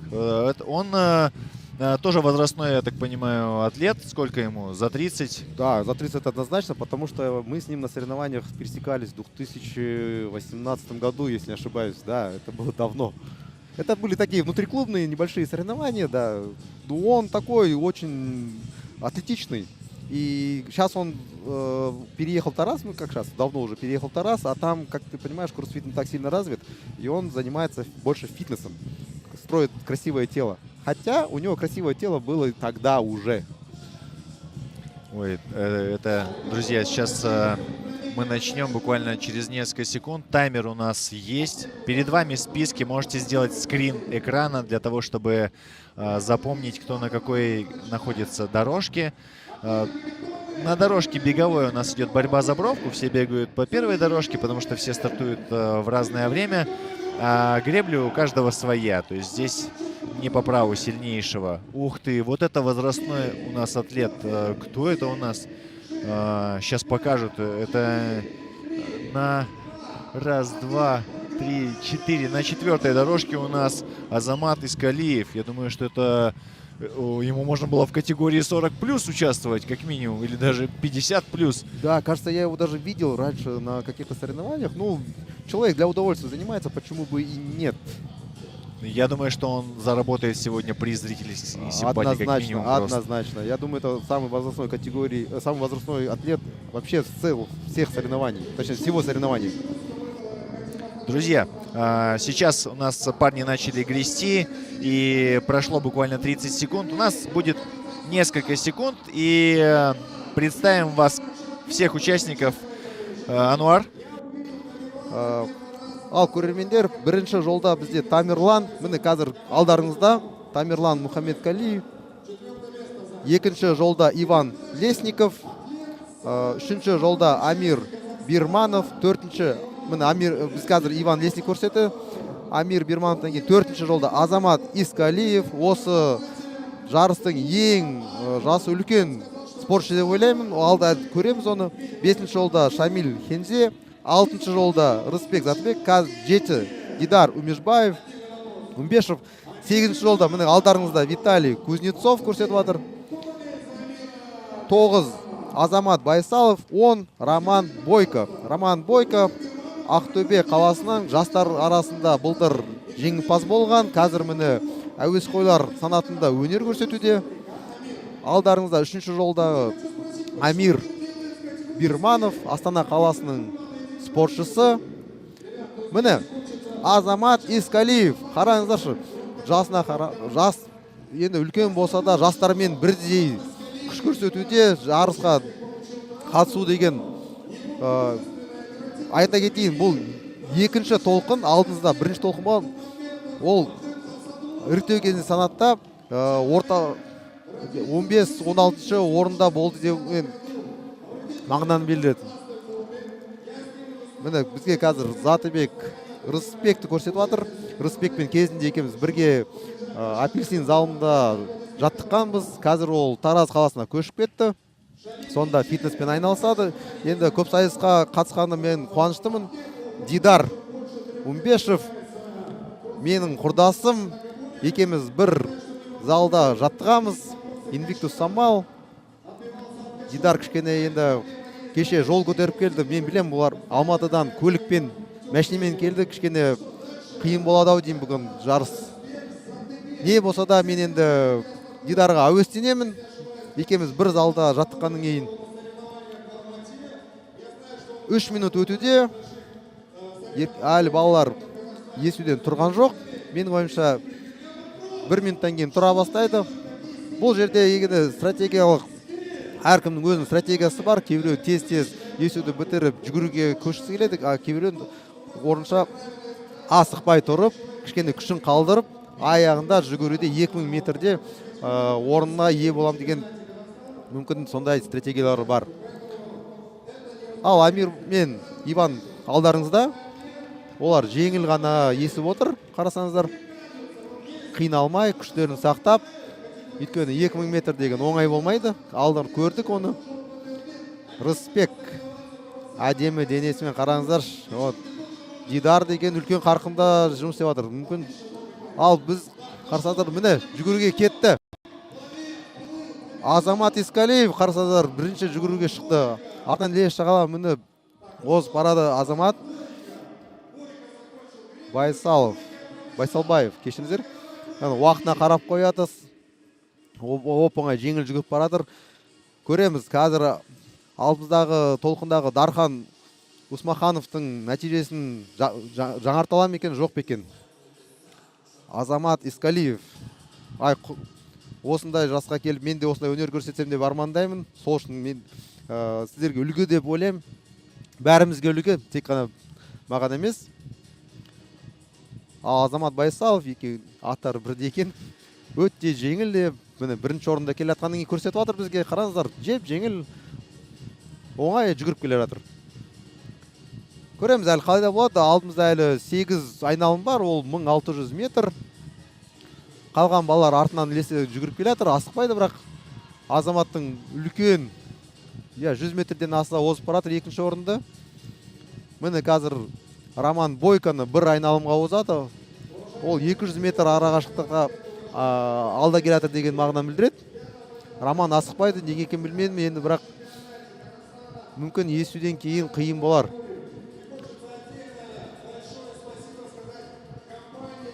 Бұл жерде енді біздің жарысымыз тек қана жүгірумен ғана аяқталмайды. Алдымызда әлі ауыр көтеру болады. Бүгін тағы да біз дағдыларды, гимнастикалық дағдыларды тексереміз. Оның бәрін әлі кәуіпкер боламыз. Ал бізде қарасаңыздар 5 минут өтуде. Қазір сөзді әріптесім Сергейге берем. Друзья, ребята уже пробежали несколько кругов, и мы видим, как есть явные фавориты с дикой скоростью, просто ускоряются и пробегают несколько кругов. Кто у нас сейчас находится в лидерах, Нуар? По-моему, если я не ошибаюсь, это Азамат Байсалбаев. Я вот только упустил момент, пока объявлял атлетов, увидел своих знакомых старых, так обрадовался, что даже немного растерялся и упустил момент атлетов. Это сам так озвучивал, это у нас любители, мы еще не успели со всеми с ними познакомиться. Это да, ты посмотри, что он творит. Он продолжает бежать и обгонять. Просто он не сбавляет темп свой. Мне, знаешь, что интересно? Интересно, побьет ли он время Дархана, предыдущего хита. Это вот два явных таких, ну, явно бегуны. Смотри, как легко бежит. Это нереальная скорость. С такой скоростью не бегут. С такой скоростью просто реально марафоны можно бегать. Это при том после 1000 метров гребли. Ты же понимаешь, что они там гребли тоже на высоком, хорошем темпе. Вот он уже обгоняет некоторых атлетов по второму кругу. Да, Вот он шаги. хорошо держится, друзья. Я, честно говоря, когда увидел, как он встал и с каким темпом он побежал, и решил сразу обогнать всех на круг, я думал, что он остановится в какой-то момент, просто ляжет и будет Да, с аритмией валяться. Но, тем не менее, мое почтение, мое уважение за то, что он продолжает бежать тем же самым темпом. То есть я думал, что он ускорился, а он не ускорялся. Он просто так бежит. Вот Да, в чем разница. Кстати, я тоже так обратил внимание, потому что это же категория любителей, и они не всегда умеют распределять свои силы на все задание. И бывает, что со старту берут высокий темп, а потом, естественно, падают и не могут его выдержать. А раз он держит этот темп уже на протяжении нескольких кругов, значит, у него была такая стратегия изначально. У него была стратегия, и он ее придерживался. Однозначно, однозначно. Ну, явный фаворит этого хита, да. Он бежит очень хорошо, но мы не знаем, обойдет ли он Дархана. Дархан тоже бежал в своем хите просто великолепно. Там прям по красоте все было. Самое классное, друзья, что теперь у нас на мониторе идет таймер тоже. То есть облегчили задачу, и мы можем прям... Раньше мы на большой таймер смотрели, теперь мы смотрим на свой собственный экран. Все, организаторы все для нас делают практически в моменте, улучшают условия нашей работы. То есть, представляете, даже на самих соревнованиях федерация растет постоянно, что-то улучшает. Спасибо огромное сегодня нашим организаторам за такой, так сказать, за такой классный уровень организации в плане звука, в плане видео, потому что камеры стоят практически по всему кругу и крупным планом как сверху показывают атлетов, так и индивидуально, переключаясь на атлетов, кто лидирует, практически мгновенно. То есть бежит он с одной стороны, раз его показали крупным планом, бежит с другой, тоже переключились, показали. Это очень приятно. Сейчас у нас заканчивается 9-я минута и начинается 10-я. Мы видим, что некоторые атлеты уже сняли футболки. И да, какой же это любитель. Посмотри, как он выглядит просто. Это же можно в «Терминаторе» сниматься. Тем не менее, смотрите, что он творит просто. Он продолжает это делать. Он продолжает бежать своим темпом. Я думал, вот он даже сейчас тяжело дышит, но он так и дышал на первых кругах. То есть ничего не поменялось в его внешнем виде, в его, так сказать, подаче эмоциональной. Просто продолжает бежать, и осталось ему совсем чуть-чуть. То есть ребята закончили греблю быстрее, чем за 4 минуты, и сейчас бегут 2 километра. Ну, в среднем, давай возьмем 2 километра. Легким бегом это 5 минут на километр, грубо говоря. 5 минут на километр, это такой средний темп, но у Азамата явно темп выше, потому что он уже на 2 круга обошел некоторых ребят, и так получилось, что вот он немного напутал нам на самом деле. Мы за ним так следили и упустили других ребят. Вот он Рызбека обгоняет. Следом же Амир бежит. Амир тоже обгоняет Рызбека. Рызбек, вот, он занимается фитнесом все равно. Кроссфит и многоборье. Это нужно быть не только красивое тело, но оно должно быть функциональным. Ему остался последний круг. Представляешь? Обалдеть. Это получается, он закроет в районе до 11 минут, закрывает почти. Я думаю, что есть все шансы закрыть до 11 минут, либо ровно, потому что в среднем 200 метров, я думаю, таким темпом где-то 40 секунд занимают. То есть тут полностью с тобой согласен. И я думаю, что я, наверное, буду бежать сейчас. Ни разу не делал такого, чтобы повышать голос и говорить: «Эй, какой молодец!» То есть хочется за него порадоваться искренне. Я думаю, что это будет лучшее время в первом хите и вообще лучшее время даже за 2 хита. Смотри, в целом. за 3 секунды до 11 успел Точно. закрыть. 10:57, дорогие друзья. С такой скоростью, по-моему, еще никто не заканчивал этот комплекс. То есть не из девушек, не из мужчин. То есть это практически рекорд этого комплекса. Но опять же, мы Еще сейчас хит. говорим... У нас впереди еще один Да, хит. еще один хит, и может все измениться. Но мы запомним его и запомним его результат. 10:57. Итак, кажется, у нас сейчас... Да, ребята, он обогнал круга на 2. И сейчас финиш. Ребята только на финишный круг заходят. Только заходят на финишный круг. И посмотрим, кто придет под номером 2. Сейчас показывают явных лидеров. Двое у нас без футболок. Сейчас выровняются. Посмотрим, кто же у нас будет лидировать. Я так Ну понимаю... вот Тамерлан добавляет темп. Видимо, это у него последний круг. Он уже прилично ускорился. За ним следом же Виталий Кузнецов бежит. И они, вот смотри, спринтуют. Получается, они финишируют уже. Да. А Респеку, я так понимаю, еще Нет. один круг. А вот Иван Лесников закрывает. Следом Тамерлан и Виталий троем. Смотри, какой финиш у них плотный. Буквально 3 секунды, наверное, они троем уложились. Тем не менее, они не вышли из 12 минут. То есть разрыв у них с первым местом больше минуты. Заканчивает тем временем Шамиль. 12:30. Уже у нас половина атлетов закончила. На площадке остаются еще 5. Да, половина остаются. Но я думаю, Респект что они тоже уже бежит. финишируют, потому что Респект вот тоже ускорился. То есть я так понимаю, что ему сказали, что последний круг, и надо поднажать. Никто из ребят, кстати, не бежит в развалочку последний круг, заметьте. То есть все ускоряются, последние метры пытаются быстрее закончить. Амир Германов заканчивает у нас 6-м, получается.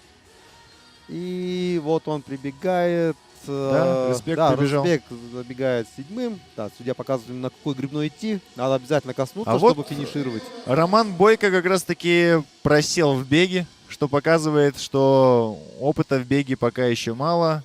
Но опять же мы будем смотреть, как это будет отражаться на штанге. Тем более он же не выступал в любителях, он уже выступал только в юниорах. Ну да, и надо отметить, у него опыт в целом в кроссфите относительно... Ну, смотри, недавно какой начал. красивый кадр. Дамы, это для вас просто. Вот, Иван кстати, Лесников был, кстати, да, на экране. просто вот по Ивану можно сказать, что да, любой кроссфитер выглядит так же. Чуть больше, чуть меньше, но в целом все вот такие крутые. И девчонки, и парни. Все прям красавцы, как на подбор. Наверное, из-за этого нас все и любят. Надеюсь, что любят. Я только в таком ключе и рассматриваю Ануар. А иначе зачем может это так все? получится, что кроссфитеры любят только кроссфитеры другие. Хорошо сказано. Но нет, ну согласитесь, красивое тело, функциональное. Она не просто красивая, она еще и может выполнять такие сложные движения.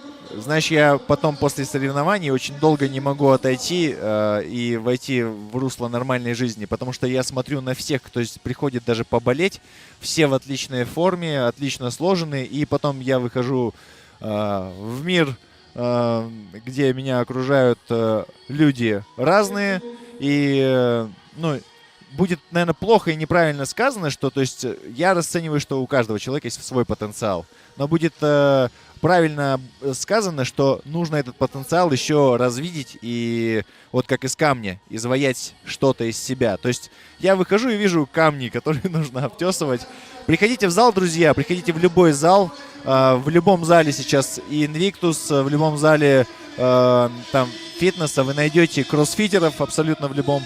И сможете поучаствовать, принять участие и познакомиться со всеми кроссфитерами Казахстана. Друзья, давайте поаплодируем. Азамат Искалиев Да, заслуживает самый аплодисментов. Да, самый возрастной наш атлет.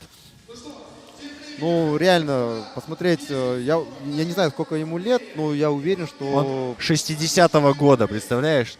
Посчитай. 65 лет. Да. Человек на пенсии уже. И выступает наравне с молодежью Роман Бойко, которому 18 лет. Представляешь? Какой разрыв в возрасте. Да. То есть разбег в любителях у нас составляет практически 48 лет. Представляешь? Обалдеть.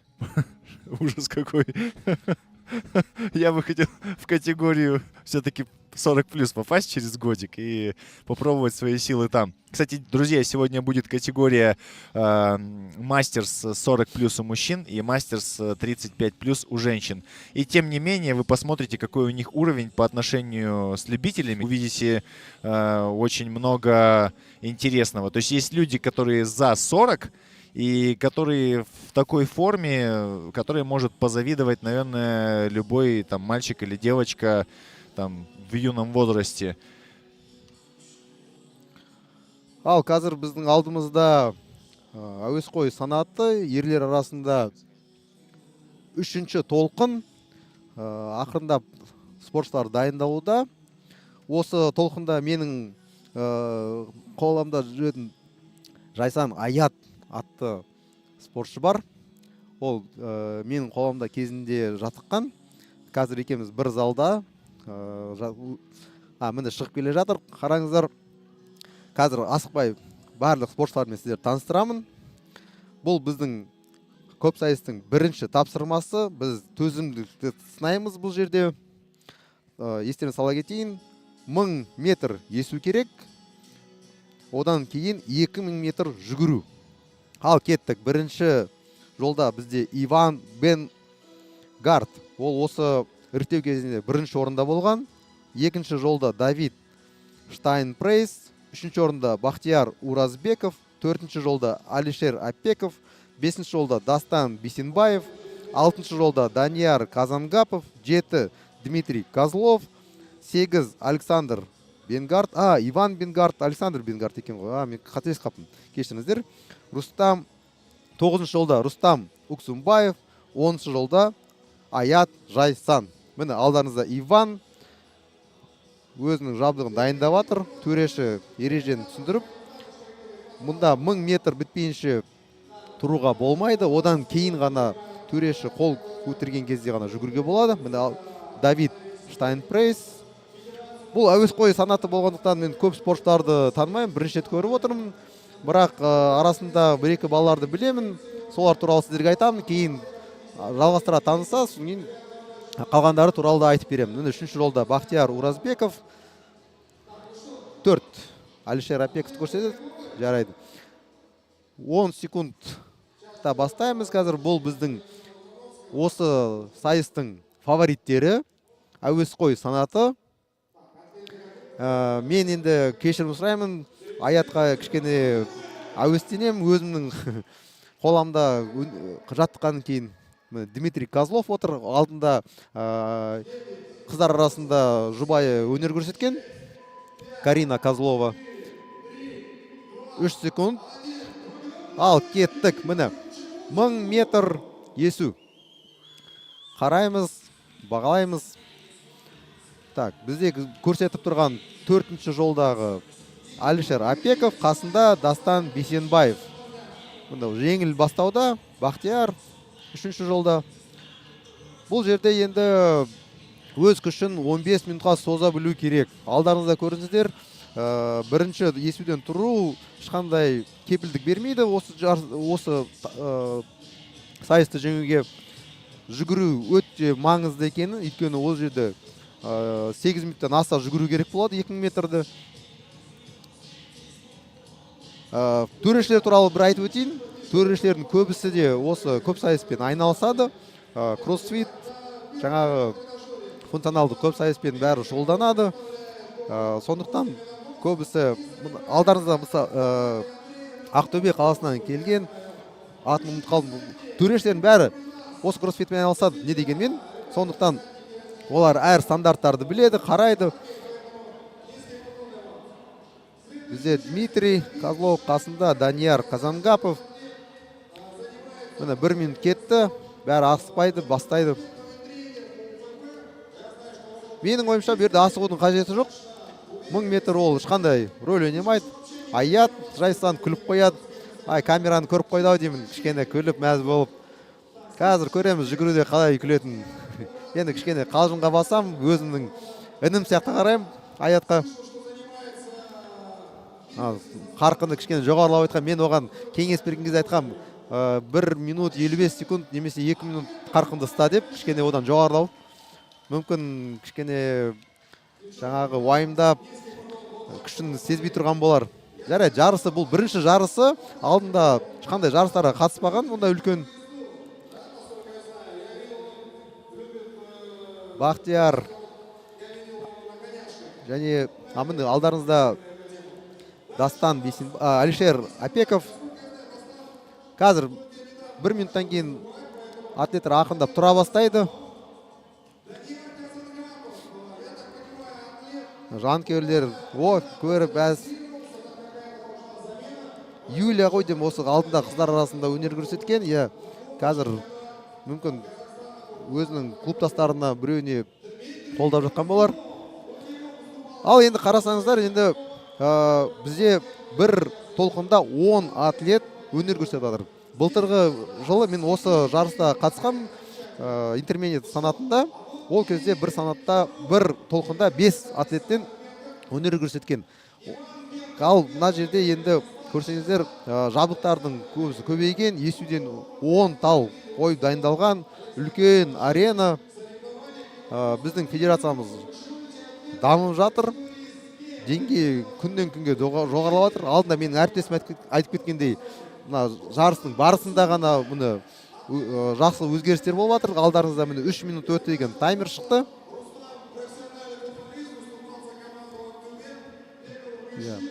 Қазір есу 1000 метр аяқталуға аз қалды. Одан кейін еркектер, біздің балаларымыз жүгіруге шығады. Иван жан-жағына қарап қояды. Міне кетті. Бірінші 3 бала кетті. Міне аятта тұруда. Дорогие друзья, итак, наши атлеты уже начали бег. То есть прошло у нас практически, даже 4 минут не прошло. То есть 3:56 на таймере. И практически все атлеты уже выбежали. Последним, если не ошибаюсь, сейчас бежит Дастан Бейсенбаев. Салатовая футболка у нас такая. Я всех вот подчеркнул для себя на листочке, чтобы запомнить, потому что не всех любителей, друзья, мы знаем лично в лицо, хотя мы делали обзоры и знакомились с ними. Сейчас я вижу, как на центральной площадке готовятся девушки в категории интермедиа. Мы смотрим за беговыми дорожками. Сейчас у нас, если не ошибаюсь, начинает просто выходить вперед и лидировать Рустам Уксумбаев. Вы его можете увидеть с зелеными рукавами на руках. Это как раз таки Рустам Уксумбаев. И у него хороший темп. Он обошел сейчас кого? Это Александр Бенгард. Нет? Да, точно, это Бенгард. Это у нас лидер соревнований всего в этой категории. Он на отборе, по-моему, первый был. Будем смотреть за ним. Где же у нас сейчас бежит Дмитрий Козлов? Дмитрий Козлов, если не ошибаюсь, сейчас бежит на вираже. Он в 4-м, да, идет. Тебе интересно стало за семейной парой понаблюдать? Я теперь за семейной парой хочу понаблюдать, потому что в этом забеге, друзья, также выступает Дмитрий Козлов. И он, в принципе, держит хороший темп. Сейчас он пока еще 4-ю позицию держит, но он начинает ее уступать, по-моему, Давиду Штайнпрейс, прикинь. Да, вот эта фамилия очень крутая. Я тоже удивился, даже когда прочитал, как бы не ожидал. И просто среди любителей, как бы... Вообще я заметил по фамилиям, что очень много у нас в Казахстане это прям развито. То есть может быть имя казахское, фамилия русская. Может быть, наоборот, имя русское, фамилия казахская. Вообще просто в два счета. Интернациональная, да. И у нас это порядка норма. И это круто, потому что так проще запомнить, понимаешь? То есть мне, по крайней мере, точно. Итак, друзья, сейчас пока еще у нас лидирует Рустам. Лидирует, да, у него отрыв потихоньку увеличивается от Александра. Но, судя по темпу, в предыдущих хитах все-таки вот Азамат и вот Дархан, у них темпы были повыше.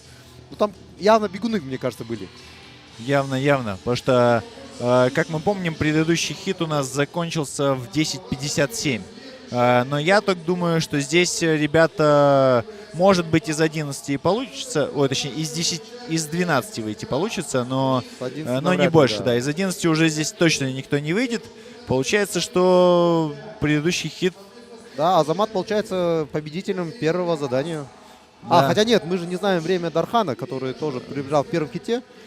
Да, но я почему-то думаю, что все-таки у него была скорость выше. Вот. Ну, будем смотреть. И, друзья, сейчас наш главный и бессменный ведущий озвучивает, кто на каких позициях.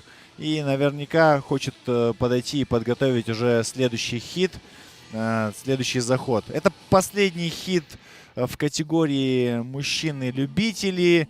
Судьи нервно стоят и считают круги, потому что очень важно не ошибиться. Представляете, если ты судья чей-то, и он как бы, атлет бежит 9 кругов, к примеру, а ты ему такой раз, а тебе еще 2. И он говорит, как 2? Я же 9 пробежал. Нет, здесь такая ошибка будет очень такой серьезной, потому что круг бега это занимает минуту.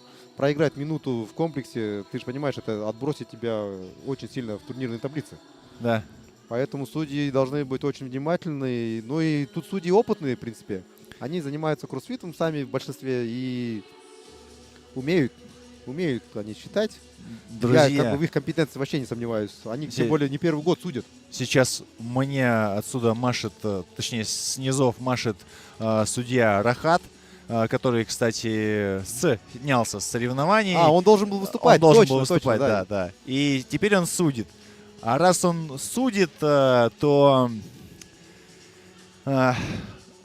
раз он судит, друзья, значит, он решил пригодиться. Решил пригодиться в этих соревнованиях. Ну, кстати, он судил очень много соревнований. Я думаю, что очень много судеб он порешал. Вот, Да, я помню, на предыдущих Астана Кап он судил. Перед этим на прошлогодних чемпионатах Казахстана он также судил. Я помню его, да. И, кстати, хотел бы посмотреть. Иногда хочется посмотреть на самих судей, которые считают, и хотелось бы посмотреть, как они сами бы эти задания выполняли бы. Вот, кстати, было бы круто, если бы на следующих соревнованиях провели какой-нибудь короткий комплекс для судей. К примеру, знаешь, когда будет уже подсчет результатов, к примеру, первого дня или второго, то есть, потому что нельзя, чтобы судья был уставший, запыханный, а вот именно когда все, они уже свою работу сделали, и как бы чтобы они развеялись, потому что я уверен, вот я, если бы стоял сейчас на месте судей, я бы сам хотел погрести, побежать, поднять штангу, подтянуться. У меня даже сейчас, вы, друзья, не видите, но Ануар сидит на стуле, а у меня, я вот не сидится, я стоя веду, потому что у меня вот такой мандраж, я прям болею за каждого из них. Они прям, ты посмотри, они все майки поснимали, теперь я их отличить не могу. Да, кстати, ну пока нам показывают только лидера. Рустам продолжает лидировать. Легко, да, бежит, и вроде бы его никто не догоняет. Он догоняет уже на второй круг, собирается обгонять. Вот Аята догоняет сейчас. Вот он и бежит. Оглядывается, кстати, видел, да, он уже оглядывается. То есть... А знаешь, почему он оглядывался? Рядом с ним бежал оператор с такой же скоростью. Да, мне кажется, оператор не тем занимается, ему явно нужно в кроссфит. Друзья, мы видим... Иван, смотри, потихоньку обходит. Александр, вот интересный вопрос, они, интересно, родственники или просто однофамильцы? Просто Бенгард не такая распространенная фамилия в нашей стране, и поэтому вот вопрос. На самом деле и Бенгард, и Штайнпрейс очень нераспространенные фамилии у нас. Так что этих атлетов мы запомним. Штайнпрейс тоже снимает футболку, хочет показать, продемонстрировать свое красивое тело. Ну и он его демонстрирует, на самом деле. Да, согласен. Друзья, мы пока наблюдаем за, это получается, за последней десяткой атлетов, которые выступают в категории любителей. И вот первый комплекс, он настроен на то, чтобы посмотреть, какая у них аэробная выносливость, то есть насколько они могут... Последний круг, извиняюсь, что перебиваю, последний круг остается Рустаму, а время тем временем 11:24. Да, там даже близко нет результата предыдущего хита. Время 11:30, друзья. И я сейчас не про часы и минуты, а про минуты и секунды говорю. И да, последний круг у нас остается у нашего лидера. у Рустама, и он добавляет, по-моему, Да, темп. но он, кажется, Но не успевает за 12 минут. Хотя посмотрим, вот остаются секунды. совсем чуть-чуть. Нет, я думаю, что он не выйдет из 12, это видно, потому что с виража остается 5 секунд, а нужно А он не добежать спринтует, видишь, не до добавляет. гребли. Да, Он теряет понимает, секунды, что он, теряет секунды. он понимает, что в этом хите он выиграет, но вопрос-то в том, И чтобы обойти... 12:04. Вот, кстати, он молодец, он заканчивает сейчас хорошо. Почему? Потому что в предыдущем хите ребята, которые прибежали вторыми, третьими, четвертыми, были 12-20. То есть он их опередил. Он не опередил лидера, да, но в очень хорошую позицию сейчас он входит. Иван финиширует, следом третьим Бахтияр. И Вот, еще видим, как финиширует плохо двое. ребята прибежали, вот аж Да, падают. Данияр Газангапов, да, финиширует.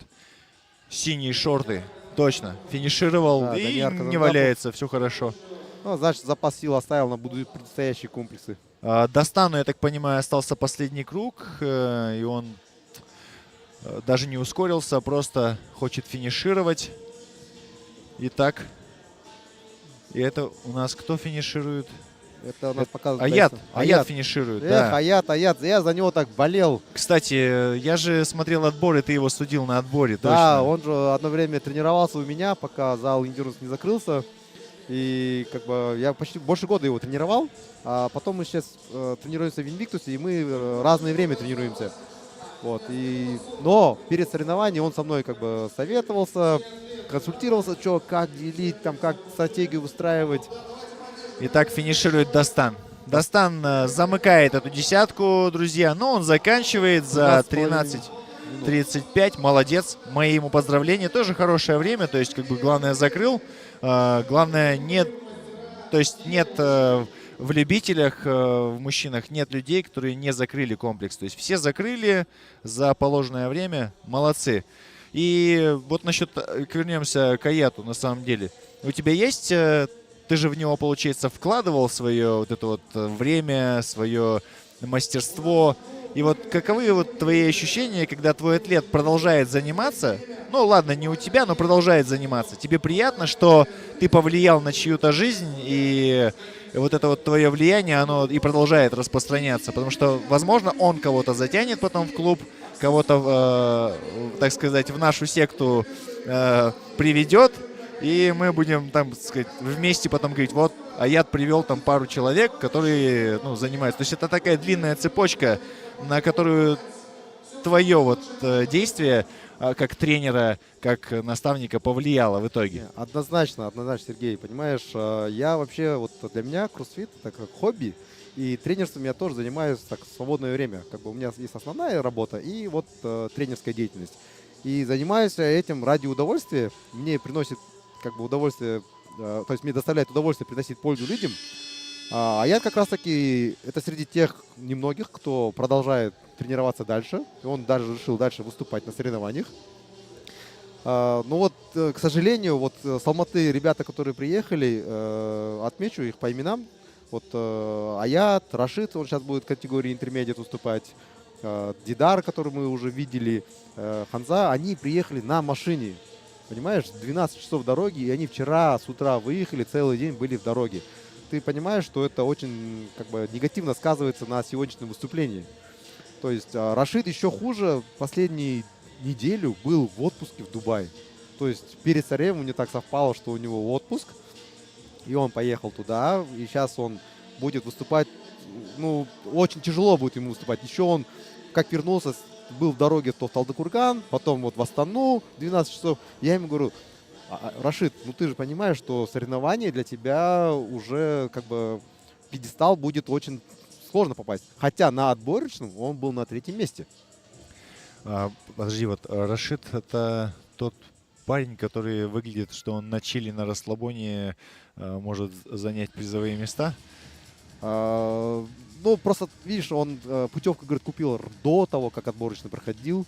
И просто так совпало, что вот так вот финал чемпионата Казахстана совпало с этим.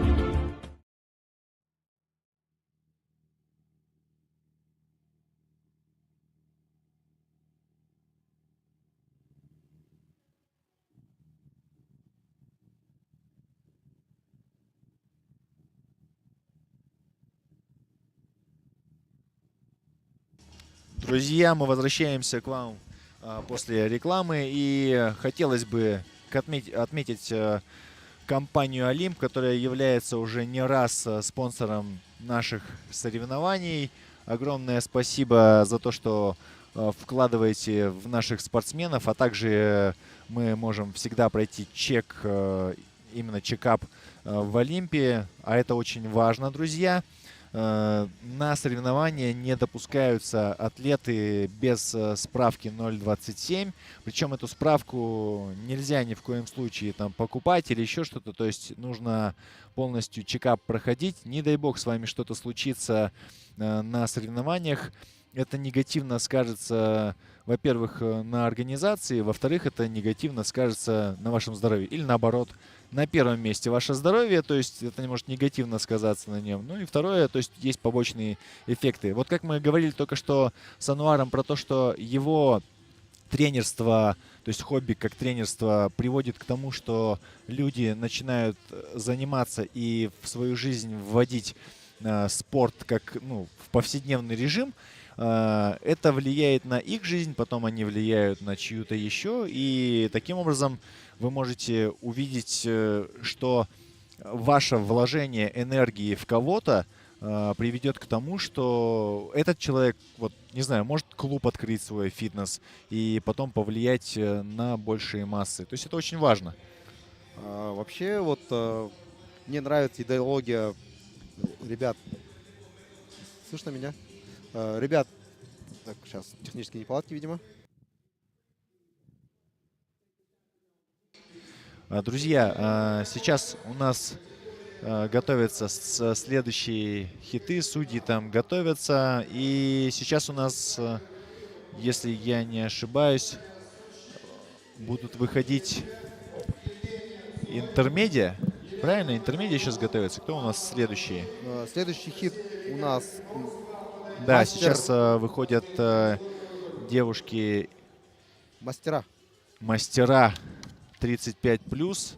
И у нас в мастерах всего, если не ошибаюсь, 7 человек. 7 человек в мастерах. Я сейчас их, наверное, представлю вам. Точно знаю, что Макогонова Елена.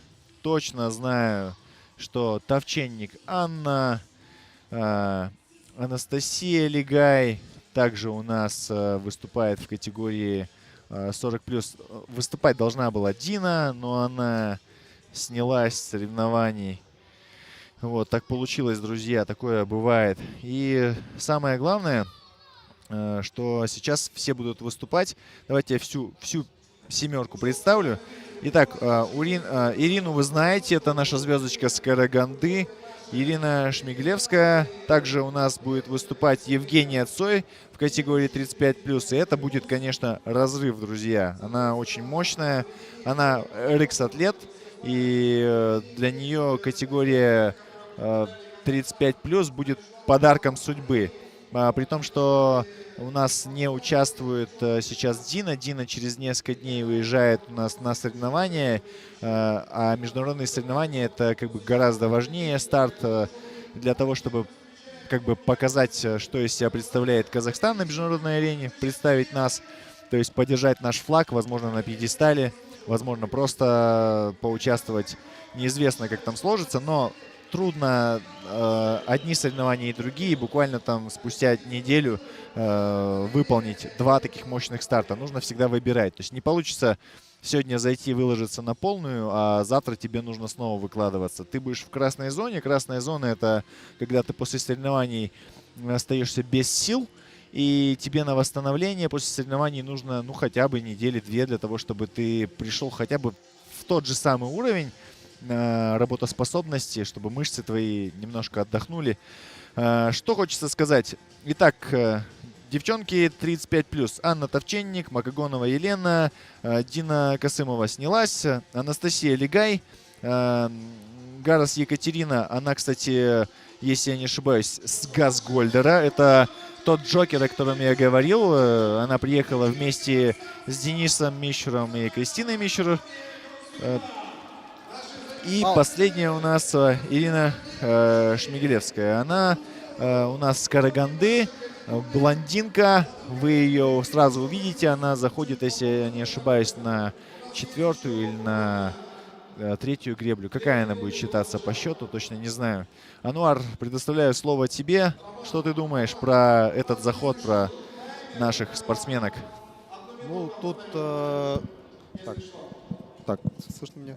Тут у нас очень опытные атлеты выходят на сцену.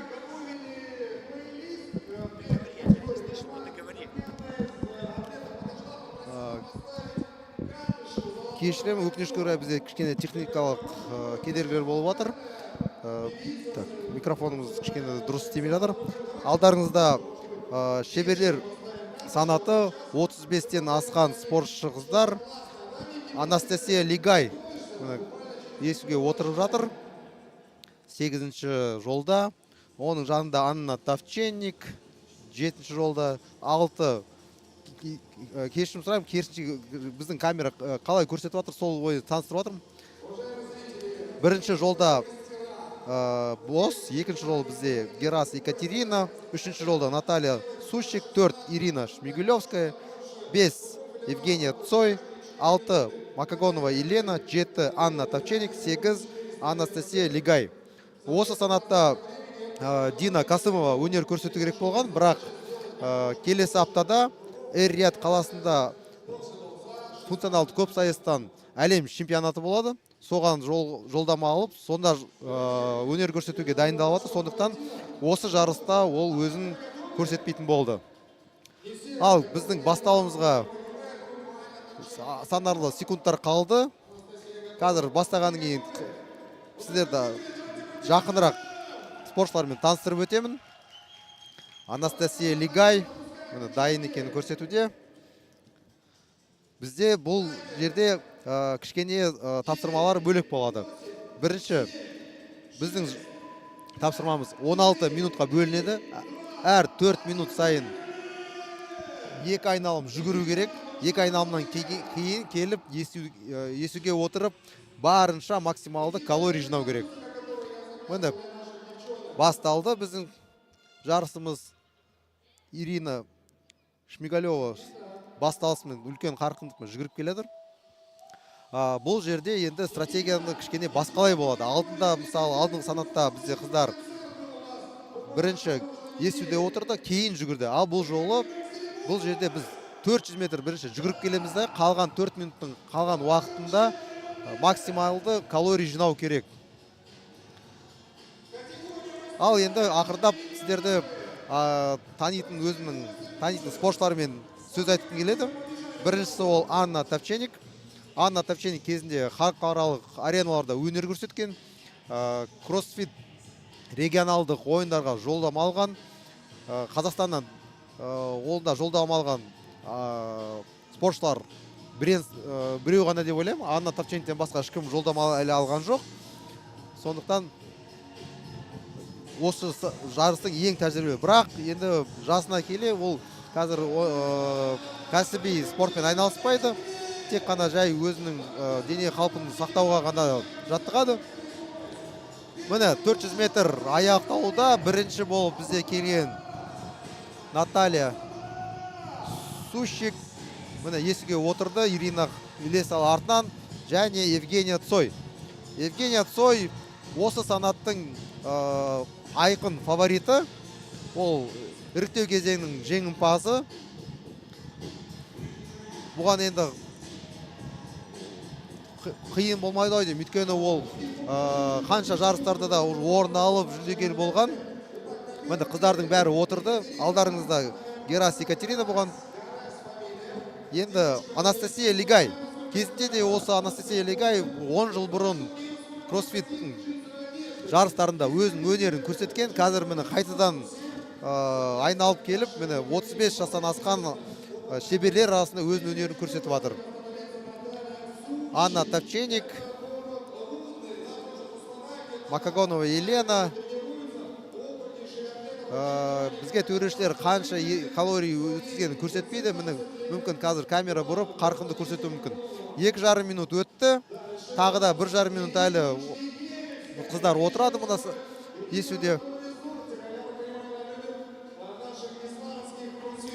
Друзья, а это у нас категория Мастерс 35+, и девчонки у нас по дорожкам распределились так. На первой дорожке Гарас и Екатерина, на второй дорожке Наталья Сушек, на третьей Ирина Шмигельская, на пятой дорожке Евгения Цой, на шестой Макогонова Елена, на седьмой Анна Товченник и на восьмой Анастасия Легай. Друзья, у девчонок другое задание. У них задание в 16 минут, каждые 4 минуты 400 метров бег, это 2 круга, и остаток времени калории гребля.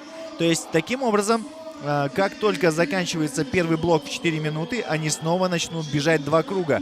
И это гораздо зрелищнее, гораздо интереснее. Это игра в долгую, потому что у кого-то из них будет больше метров на гребле. То есть, понимаете, точнее калорий. Если вы пробегаете 400 метров и прибегаете на греблю раньше, у вас есть шанс нагрести больше. Но если вы прибегаете на греблю позже, то вам нужно грести быстрее. Поэтому нужно выбрать правильный темп и играть в долгую. Если я не ошибаюсь, 16 минут это 4 захода. А раз 4 захода, то придется силы распределить так, чтобы вас на 4 захода хватило. Обратите внимание, как сейчас бегут атлетки, такие как Евгения. Евгения, как будто у нее ноги колом встали, она прям прыгает на икрах, это видно. Сейчас в лидеры выбегает Наталья Сушек. Наталья Сушек и на первом круге финишировала первой, дошла до гребли. У нее хороший рычаг, и благодаря своему большому рычагу она может легко бежать и больше всех нагрести, потому что на гребле, кстати, чем больше рычаг, тем больше калорий ты можешь нагрести за короткое время, потому что ты можешь сделать огромную амплитуду замаха, и вероятность того, что потратится 1 калория, точнее, щелкнет 1 калория на таймере, она выше. Нашим судьям необходимо записывать количество калорий, которое было у девчонок, и сбрасывать таймер постоянно на 0, потому что на гребле есть такой прикол, когда ты гребешь, и пока ты бегаешь, крыльчатка продолжает вращаться, и она может добавить тебе плюс 1 калорию. Поэтому было решено сделать так. Они пробегают, допустим, на гребле 20 калорий, судья записал 20 калорий, его задача на каждом круге, пока девушки бегут, сбросить таймер на 0. Напоминаю, комплекс состоит у нас из 4 раундов, амрап 16 минут. Каждые 4 минуты необходимо 2 круга бега, 400 метров бежать, и остаток времени грести на гребле, набирая как можно больше калорий. Друзья, сейчас на свою греблю вернулась Евгения Цой, а перед ней Наталья Сущик. Наталья Сущик для меня тоже интересный атлет, я видел ее на соревнованиях.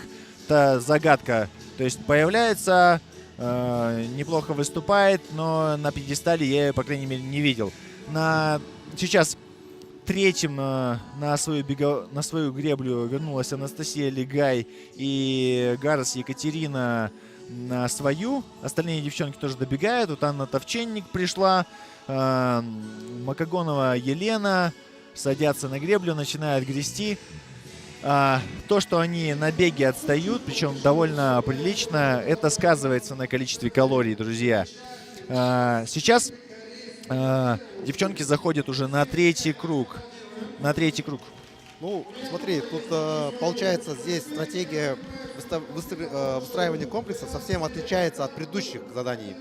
Здесь ты, получается, гребешь и бежишь каждый раз. То есть, если задание распределить, то тут 8 минут бега будет и 8 минут гребли. А в предыдущем, получалось, ребята гребли меньше 4 минут, а потом бежали в районе 10. А здесь стратегия будет уже совсем по-другому выстраиваться. И тут, получается, смотри, бегуны уже не будут обладать таким преимуществом, которое было до этого. Им до этого задача была встать с гребного, все, дальше они на своем поле уже спокойно могли оторваться. А здесь приходится выбегать, потом обратно садиться на калории, и здесь будет учитываться, в зачет идут, количество нагребных калорий. То есть эти 400 метров круга бега в зачет не идут. Так, получается, здесь стратегия уже совсем сложно будет.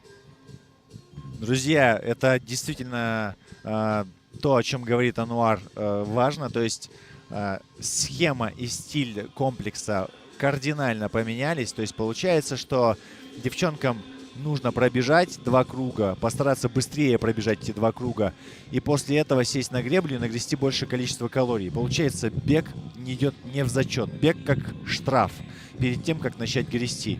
И сейчас у девчонок практически закончился 2-й круг, и они заходят на 3-й.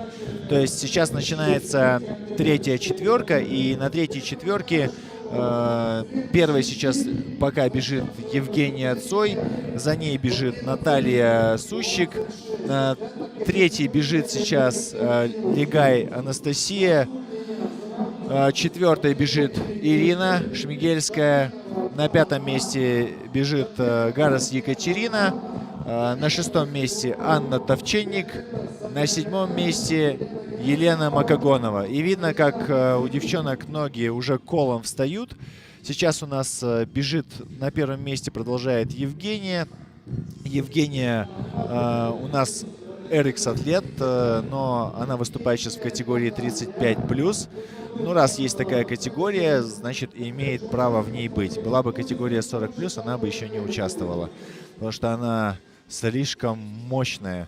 И основная заруба у них на сегодняшних соревнованиях, мне кажется, была бы с Диной, но Дины сегодня с нами нет, потому что она снялась по причине участия в других соревнованиях. Да, она же Интересно. будет на чемпионате мира на Я Эр-Рияде думаю, буквально что- через неделю. Я думаю, что девчонки сейчас пробегают уже 2-й круг. Удивительно, Евгения Цой на 3-м круге, она сейчас обогнала Наталью Сущик. Это говорит о том, что она старается не отставать и хочет забрать этот комплекс. Преимущество у Натальи Сущик в чем? Преимущество Натальи в том, что у нее есть длинный рычаг, и она может нагрести больше калорий.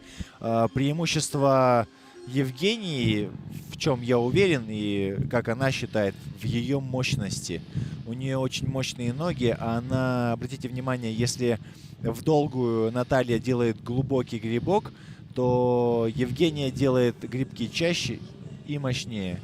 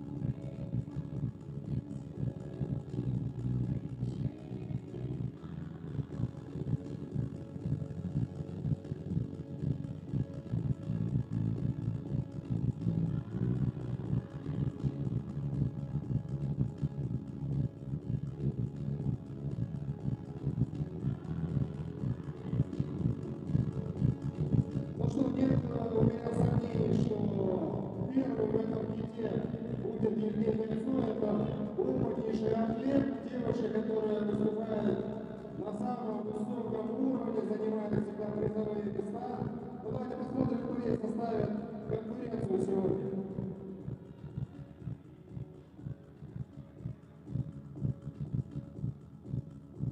Евгения Цур, 7 калорий. Елена Македонова, 1 калория.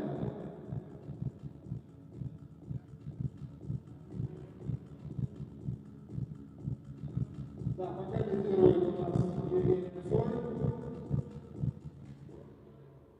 Ирина Шмигельская, 5 калорий. Наталья Сущиц, 8 калорий. 15 калорий Евгения Цой. 8 калорий Македонова Елена. Аня Ткаченник, 9 калорий. Анастасия Лукая, 13 калорий. Осталось буквально 45 секунд. Давайте, девчонки, потерпите. Давайте поддержим, болельщики. Работают легенды казахстанского спорта. Легенды функционального многоборья и кроссфита. Девчонки, которые еще 10-12 лет назад уже выступали на самом высоком уровне, держат высокую планку, продолжают радовать нас своими результатами и выступлениями. 20 секунд осталось. Да, мы снова в эфире. Да, тем временем остается 15 секунд до конца этого задания. Показывает нам Евгению Цой. Гребет она уверенно. К сожалению, мы не знаем, кто сколько нагреб. Эти результаты нам в конце выложат в виде таблицы. Все, финиш, закончили. Результаты выложат, думаю, чуть попозже. Так, тем временем готовится следующий хит. Ал, құрметті көрермендер, біздің алдымызда 35-тен асқан шеберлер санаты болды. Алдарыңызда Ирина Шмигелева, қараңыз, есуден тұрып, қалай қиын болғанын көрсетіп жатыр. Қарасаңыздар, бұл есу жаттығу өте күрделі. Бұл біріншіден кардиомен күшті тексеру, өйткені бұл жерде жүрек пен өкпенің дамыту тренажер деп саналады. Бұда үлкен қарқындықпен жұмыс істеу деген ол нағыз төзімділікті тексереді. Ал Евгения Цой, қарасаңыздар, жеп жеңіл демалып, өзінің дайын екенін көрсетуде. Наталья Сущик ақырдап тұрып жатыр. Міне, мынау интермедиат санаты, озық атлеті. Былай айтқанда жартылай кәсіпқой спортшылар. Рустам бізге қазір Еленаны таныстырып жатыр. Рустам әр жарыстың жүргізушісі. Қазақстанда қандай кроссфиттен жарыс болса білесіздер, әрқайсысын Рустам өзі жүргізеді. Бәрінде қатысып, өйткені ол өзі кроссфитмен айналысады, және де өте тәжірибелі спортшы, көп атлеттердің бәрін таниды. Мұнда болатын қозғалыстар, ауыр көтеру, жүгіру, бәрін қозғалыстардың бәрін біледі. Сондықтан ол енді тек қана кроссфит емес, былай басқа да мерекелерді жүргізеді. Бізде қазір міне бір 2 минут алдыда интермедиат категориясы санаты дайындалуда. Сіздерді ақырындап таныстыра берейін. Бірінші жолда Ниязова Назгүл болады. Жоқ, бірінші жол бізде бос болады екен, ол екінші жол отырады. Үшінші жолға Валерия Переверзник. 4 Шапенова Дана. 5 Шапенова Диана. Ол егіз. Біз Самал индукту залында бірге жаттығамыз. Алдын ала кешірім сұраймын, екеуін мен ажырата алмаймын. Екеуі өте біріне бір қатты ұқсайды. 6-шы орында осы жарыстың бірінші орында келе жатқан Богатырева Карина, ол іріктеу кезінде бірінші орында болған. Қарағанды қаласынан. 7-ші орында Виолетта Собянина, 8 Елена Герасимова, 9 Марина Шитник. Осы санатта 8 спортшы өнер көрсетеді. Міне қыздарымыз ақырындап шығуда. Ескек ену тренажерінің қасына келіп, төрешілерге өз аттарын айта жатыр. Тағы да айта өтейін, қазіргі сынақта бізде 16 минут беріледі. Ол 16 минут 4 бөлімге бөлінеді. Әр бөлім 4 минуттан тұрады. 400 метр басында жүгіріп келу керек та, қалған уақытында максималды калорий жинау керек. Бұл жерде жүгіру есепке жатпайды. Соңында тек қана қанша калорий жиналды, соны ғана нәтижеге жазылады. Міне төрешілер ақырындап түсіндіріп жатыр ережені. Міне алдарыңызда Ниязова Назгүл, Астана қаласында, Аксанов Азат деген біздің кәсіпқой спортшымыздың қоластында жаттығады. Друзья, я напоминаю, в чем заключается комплекс у Мастерс и Интермедиа. Сейчас выходят на помост Интермедиа и уже работают вовсю. У нас выходят девчонки очень сильные. Интермедиа — это практически профессионалы, практически те, кто могут выступать по RX-категории. И, скажем, на первой беговой дорожке, на первой гребле у нас Ниязова Назгуль, на второй дорожке Валерия Переверзник. Кстати, она сегодня приехала со своим мужем Леонидом, и он за нее будет болеть. На третьей дорожке Шапенова Дана, на четвертой Диана Шапенова, то есть две сестры. Тоже без очков их потом фиг отличишь. Надеюсь, они по-разному будут одеваться, потому что сейчас на беговой дорожке я не смогу сказать, кто из них будет лидировать. Далее у нас на пятой Богатырева Карина. Кстати, она, по-моему, Богатырева, да, лидером является по отбору. И далее у нас идет Виолетта Собянина. С ней я тоже познакомился благодаря ее отборочному комплексу. Далее у нас идет Елена Герасимова и Марина Ситник. Ситник у нас тоже очень мощный атлет. Сейчас они уже стартанули. Их задача 2 круга бежать без остановки, затем сесть на греблю и как можно больше калорий нагрести.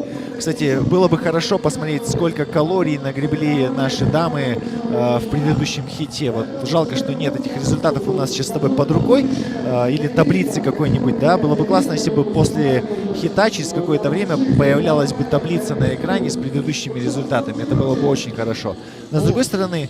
Есть куда расти, я более чем уверен, что организаторы этот момент учтут, и к следующим соревнованиям... Наша задача несколько раз про это сказать в течение 2 дней, и все будет. Может быть, даже завтра уже будет. Уверен, что наши техники, они это дело быстро поправят и быстро могут привести. Так, девчонки идут на второй круг. Смотри, Назгуль опережает, она первая. Но мы, как понимаем, что здесь бег особой роли не играет, она только даст тебе дополнительные секунды, чтобы чуть раньше сесть на гребной, а там уже темп на гребле как бы больше роль сыграет. У каждого свой определенно. Как мы видим, бежать надо, бегут девчонки у нас примерно меньше 2 минут, примерно 1,5 минуты 40. Значит, они сидят 2:20 на гребном. Надо запомнить, кто сейчас у нас находится в лидерах по бегу. Это Назгуль, да? Да, Назгуль. Она на первой дорожке. И вот прям хорошо отрывается. У нее разрыв, это получится Богатырева Карина бежит, у нее с ней разрыв, считая, что еще дорожки разные, метров 30 получается. Но она села и уже прогребла 2-3 раза, когда Карина только начинает грести. То есть преимущество где-то в 1 калорию точно она получила. И это, кстати, может оказаться большим разрывом в конце 4-го раунда. То есть, если на каждой гребле ты будешь хотя бы на 1 калорию начинать раньше, то есть вероятность, что на 4 калории ты закончишь, так сказать, и у вас будет разрыв в 4 калории. Видишь, соревнование — это такой момент, где каждая доля секунды роль играет. И здесь стратегию атлеты должны выстраивать таким образом, чтобы не терять вот эти драгоценные секунды. Даже вот я увидел, Назым прибежала первая, и она села на гребной, начала затягивать шнурки. Я считаю, что это все-таки небольшая ошибка, потому что сейчас ей надо будет развязать их, чтобы снять и побежать. Согласен, но если она умеет вытаскивать правильно, то есть нос немножко кверху, пятку вытащить, то никакого труда... Когда ты затянул шнурки, там уже не получится ноги кверху поднять. У тебя ноги через сколько там калорий, то есть через 3 минуты или через 2 минуты работы, в принципе, она немножко расслабляется. Но я не знаю, на самом деле, как у девушек происходит там с их 50 килограммами. У меня, знаешь как, у меня, если я гребу 1000, я точно вылетаю. Даже если сильно затянул, все равно как бы шнурки Ну расслабляются. вот мы видим даже вот на экране, что шнурки у нее не расслабляются и кроссовки очень плотно прижаты. Слушай, я бы хотел, чтобы крупным планом сейчас Назгуль показывали, когда она побежит, ну вот в плане Когда мы через снимаем. 40 секунд. Да, то есть как она это сделает. Это прям вот было бы интересно. То есть если оператор нас слышит сейчас, было бы неплохо показать этот момент прямо вблизи. Сейчас нам показывают Марину Ситник и рядом с ней Елена Герасимова. То есть последней прибежала Марина Ситник на греблю и села, но у нее очень мощные ноги. Посмотрим, как она будет работать. Тем более, это всего лишь первый круг. Это еще ни о чем не говорит. Там можно будет сейчас затиснуть или наоборот открыть второе дыхание и там поднажать.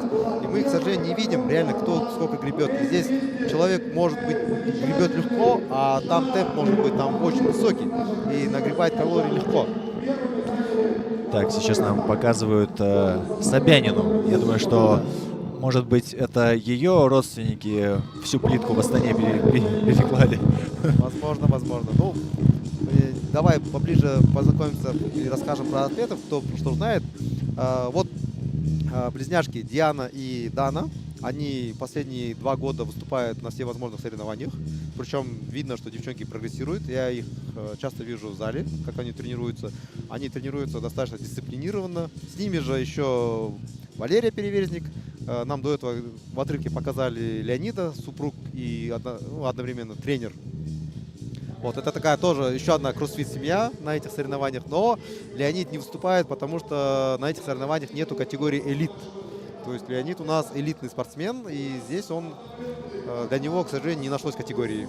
Бесспорно. Да, мне он было очень- бы приятно, если бы моя супруга приехала со мной на соревнования, даже если она не участвует, и поддержала бы. Это было бы круто. Слышишь, жена, если ты смотришь прямой эфир сейчас, это было бы замечательно. А вот теперь смотри, вот уже у нас второй круг, и первым бежит Богатырева Карина, а Назгуль отстает. То есть она, получается, выложила в первом раунде высокий темп и немного сейчас его растеряла. Тут видишь, какой тонкий момент есть. Гребной тренажер, он такой коварный. Ты гребешь, высокий темп держишь, все хорошо, но когда ты встаешь, вот этот завышенный пульс имеет эффект такой запоздалый и может накрыть уже позже. Абсолютно с тобой согласен. И сейчас мы видим, как силы меняются. То есть уже на втором круге мы понимаем, что Богатырева, которая, кстати, напомню, лидирует в списке отбора, то есть она первая после отборочного тура, и, соответственно, она показывает это. То есть она не стала ускоряться за Назгуль, просто свой темп, прибежала, села на греблю, начала грести и во втором раунде уже выбежала и прибежала первой. Теперь она перед Назгуль имеет фору там в 1 калорию, то есть практически.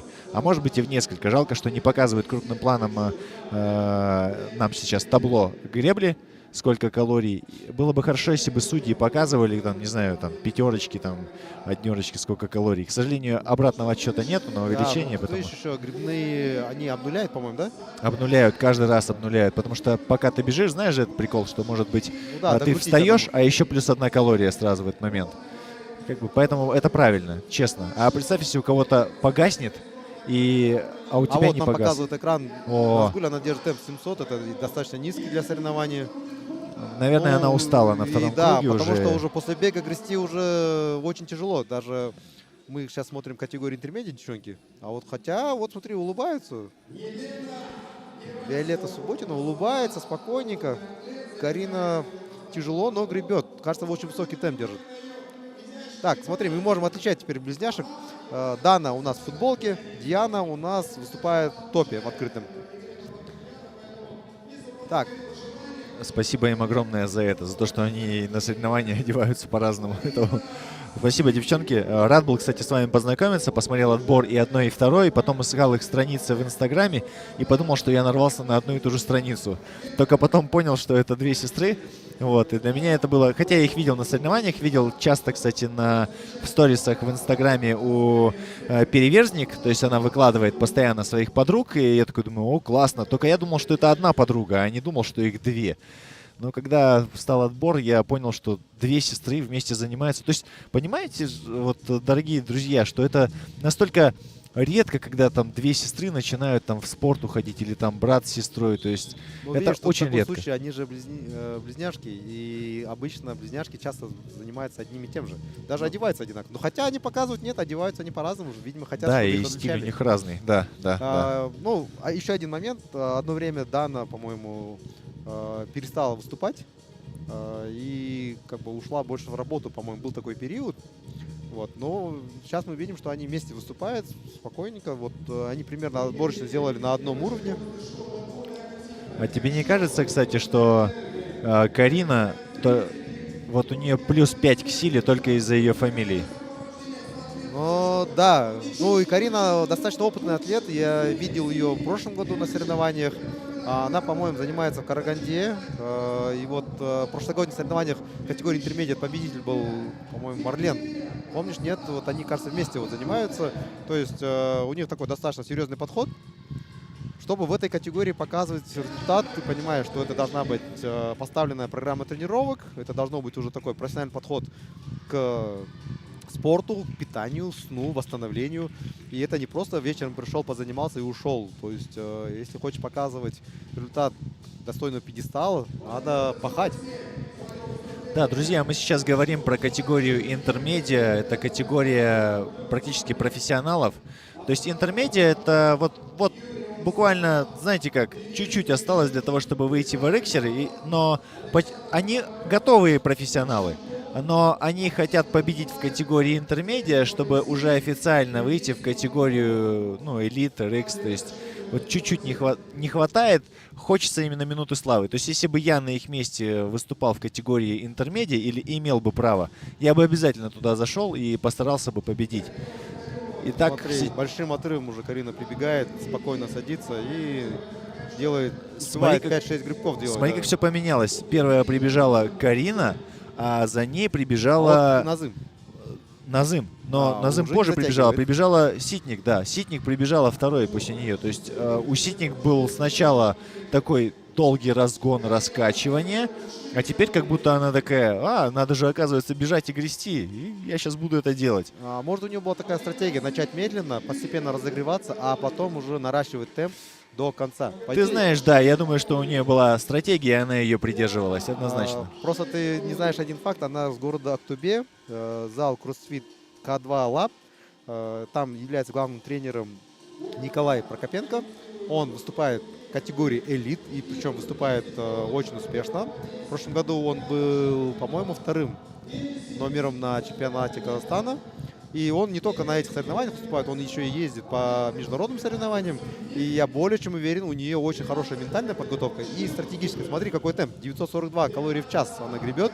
Значит, примерно в минуту 15 калорий она будет нагребать. Да, мы так и видим, за минуту она нагребла 15 калорий. Вот. Значит, за 2 минуты они примерно нагребают калорий 28-30. Отличный результат на самом деле. Девчонки Многим показывают очень высокий темп и высокий уровень. Я бы хотел посмотреть еще, конечно, на мужчин, какой бы у них темп. Но я думаю, что у мужчин будет где-то 1200 на гребле, где-то в среднем. Но, Поначалу, да, однозначно, парни гребут все равно мощнее. На гребном тренажере определенно имеет преимущество ребята, у которых больший вес.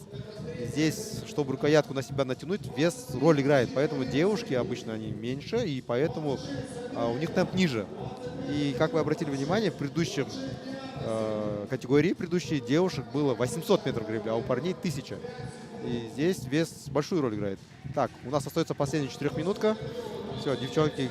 Последние 4 минуты. Убегают. И Карина решила буквально там на секунду раньше встать и побежать, что немаловажно.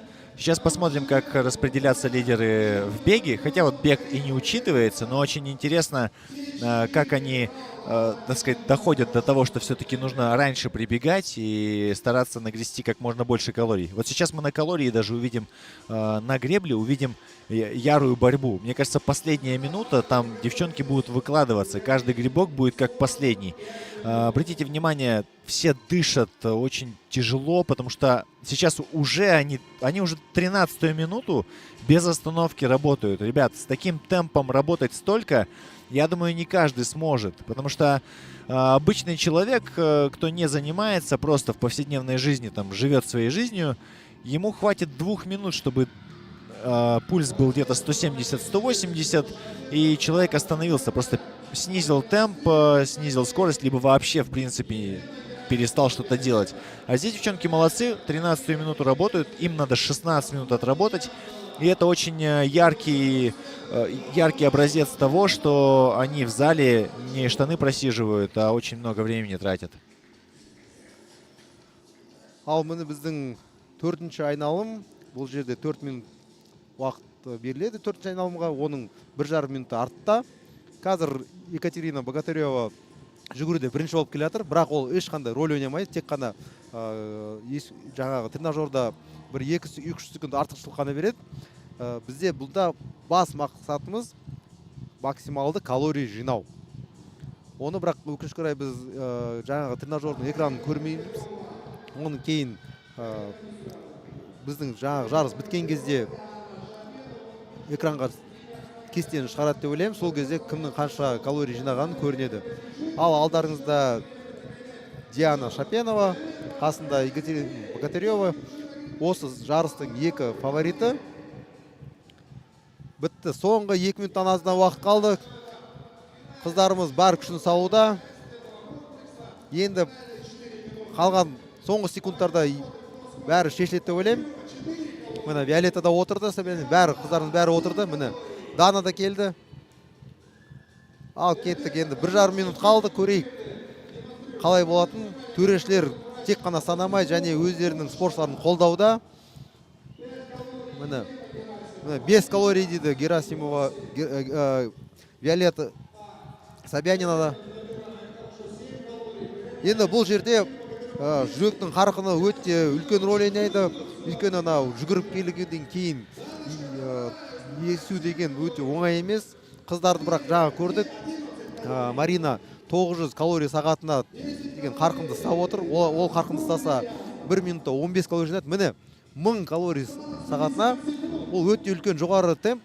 Еркектерде ұстай алмайды. Міне қиыншылықты бетінен көріп тұрмыз, қалай қиын болып жатыр, бірақ берілмейді. 40 секунд қалуда 900 калорий сағатына ұстап отыр. Міне 14 калорий жинапты Назгүл. Диана қиналса да бәрібір берілмейді. Соңғы секундтар енді. Төреші өте өз кеңесін беріп отқан болар. Қанша секунд қалды бәрін айтып. 15 секунд қалды. Карина жеңіл жүзуде. Виолетта бір талдап ақырындап тартып жатыр. Енді қиын болса да енді соңғы секунд шыдауға керек. Қыздар жарады. Мынандай сынақтан өту көбісінің қолынан келмеді. Көрдіңіздер қалай қиын болды. Міне тренажерден түсіп құлап жатыр енді. Ол оңай емес, ол сырттан қарасаңыз жай ғана тартып отқан сияқты болады, бірақ ол жерде дененің барлық мүшелері жұмыс істейді. Марина аяқ киімін шешіп, демін қалпына келтіріп жатыр. Айтып жатыр ау деймін, табан тартып қалды деп. Қыздарымыз шаршады әбден енді. Бірақ осымен бірінші тексеру аяқталды. Бірінші тапсырманы қыздар жарады, орындап бітті. Төрешілер олар нәтижелерін жазып, қолдарын қоюға сұрап жатыр. Міне көрдіңіздер қалай қиын болды. Алдымызда қазір бізде шеберлер, 40-тан асқан шеберлер өнер көрсетеді. Ол жерде бізде 9 спортшы бар. Оларды кейінірек сіздермен таныстырып өтем. Қазірше мен сіздерге біздің бас демеушіміз Алим клиника диагностикалық зертханалар желісі туралы айтқым келеді. Оның атынан Сүлейменов Ерлан Мелісовичтің арқасында осында үлкен мереке өтіп жатыр. Алим, елдегі ең ірі зертханалар желісі спорт, денсаулық және атлеттердің дамуын қолдайды. Бұл қарсыластар сынақ кезінде қарсылас, ал былай жарыстың бақ кезінде бұлар бәрі жолдас, бәрі бірімен жақсы араласады. Мұны көрдіңіздер, асықпай сөйлесіп, демдерін қалпына келтіріп жатыр. Дорогие друзья, наши девчонки закончили уже данные состязания. Это комплекс номер 1 сегодня.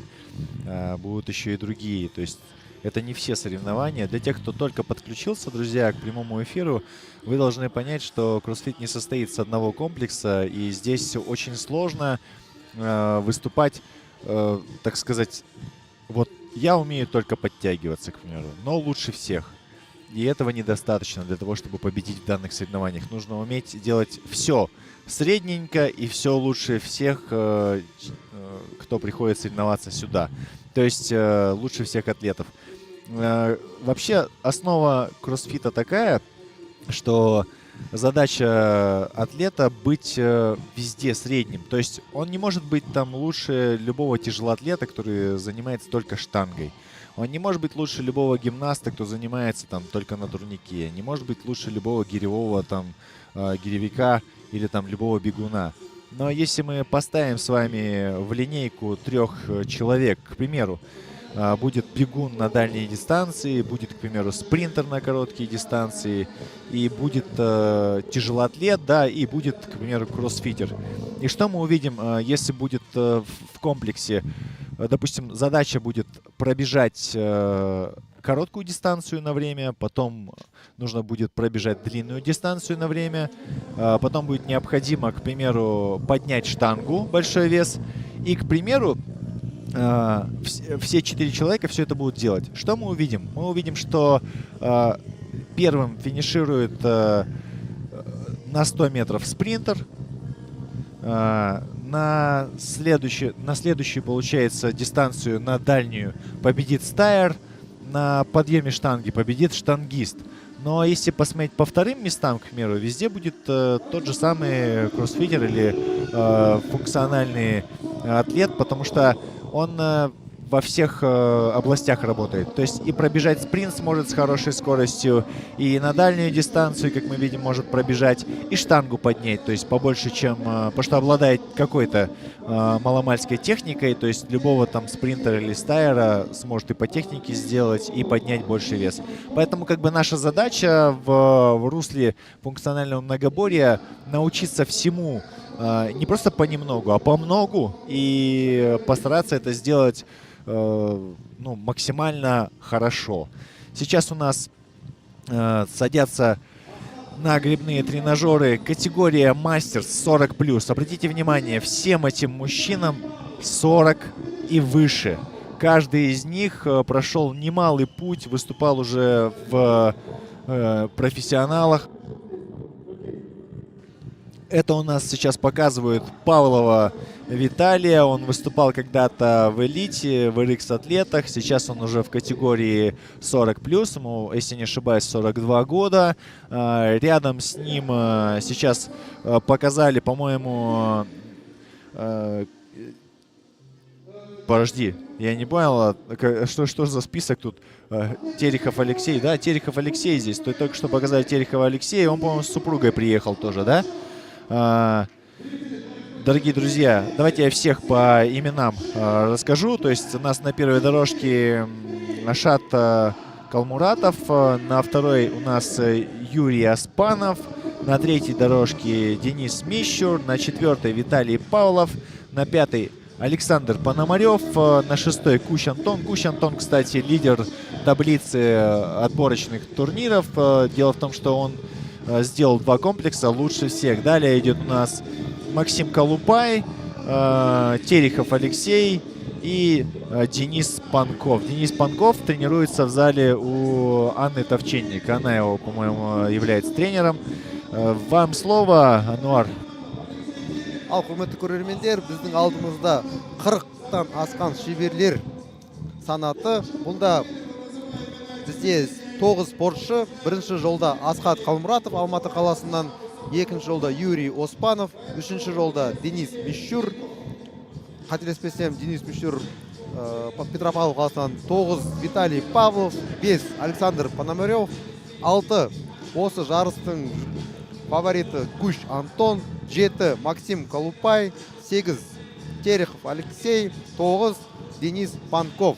Қазір біздің қарасаңыздар, еркектер, бұл 40-тан асқан атлеттер. Ең үлкені Асхат Қалмұратов, 52 жаста, ол бірінші жолда. Міне, Денис есуді бастады. 1 минут 20 секундта жүгіріп келіп, есуді бастады. Енді осы санатта тапсырма тура алдындағыдай 16 минут, 4 бөлік, 4 минуттан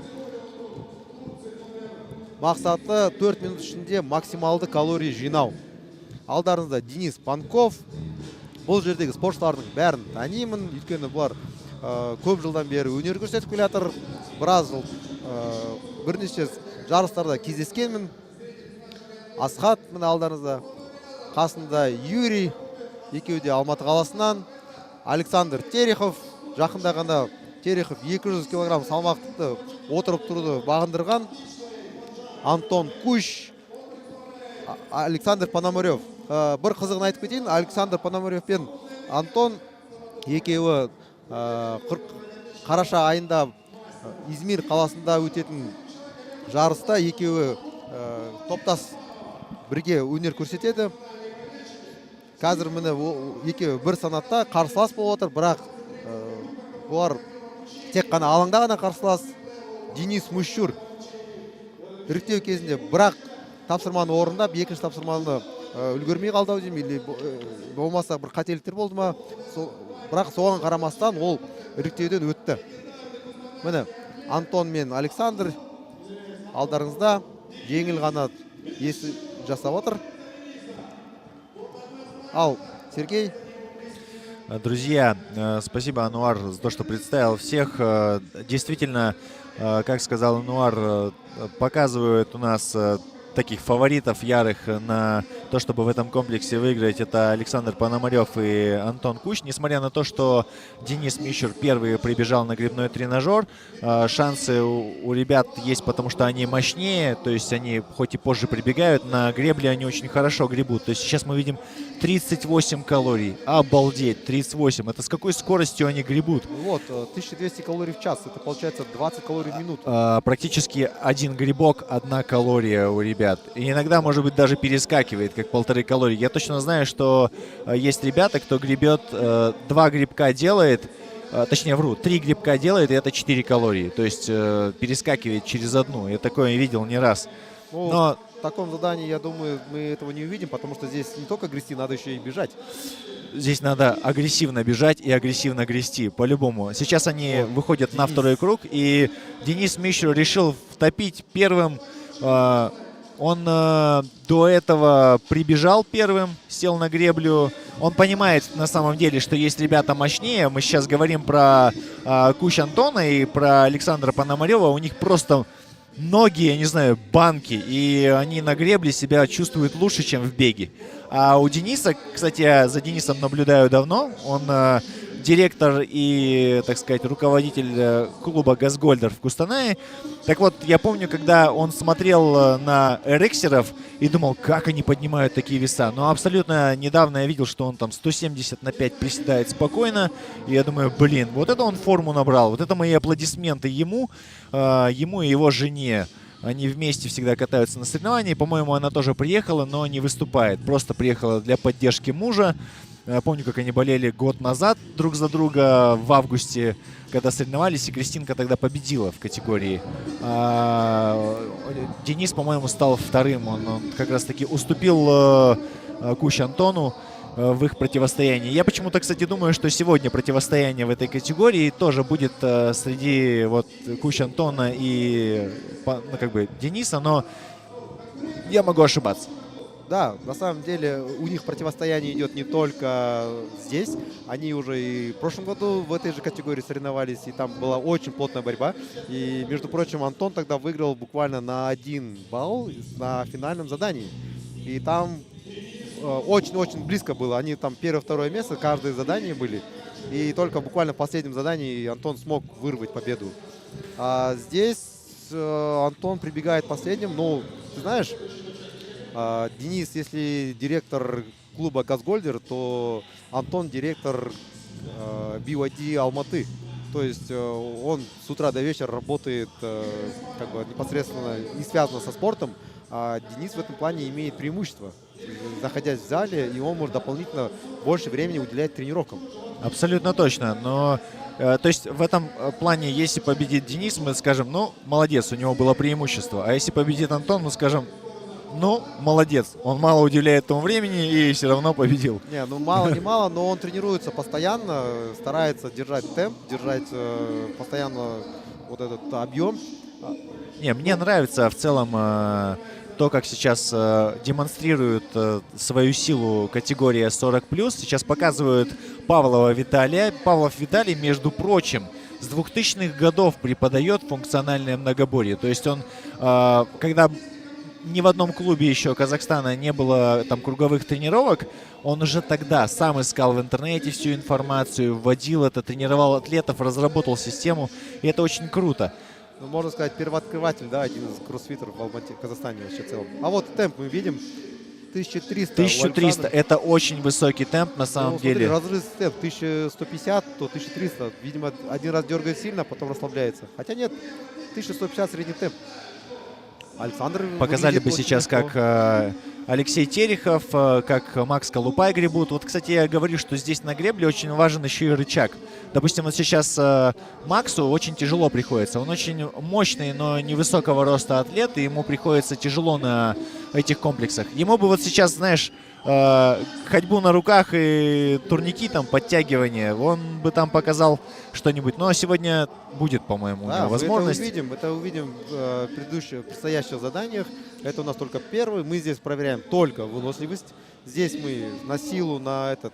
Так, у Алексея показали было 27-28 калорий. Я вижу, что все они сейчас стартуют. И опять же, смотрите, Мищур, при том, что он находится там на второй беговой дорожке или на какой, на третьей, да, на третьей беговой, он все равно старается выбегать сразу вперед. Смотрите, он просто старается оторваться подальше, потому что понимает, что Александр Пономарев сейчас за ним как бы довольно-таки хорошо держится. То есть Пономарев не уступает. У них там, я думаю, что если разрыв будет там в 30 метров, то Пономарев его на гребле, на калориях догоняет.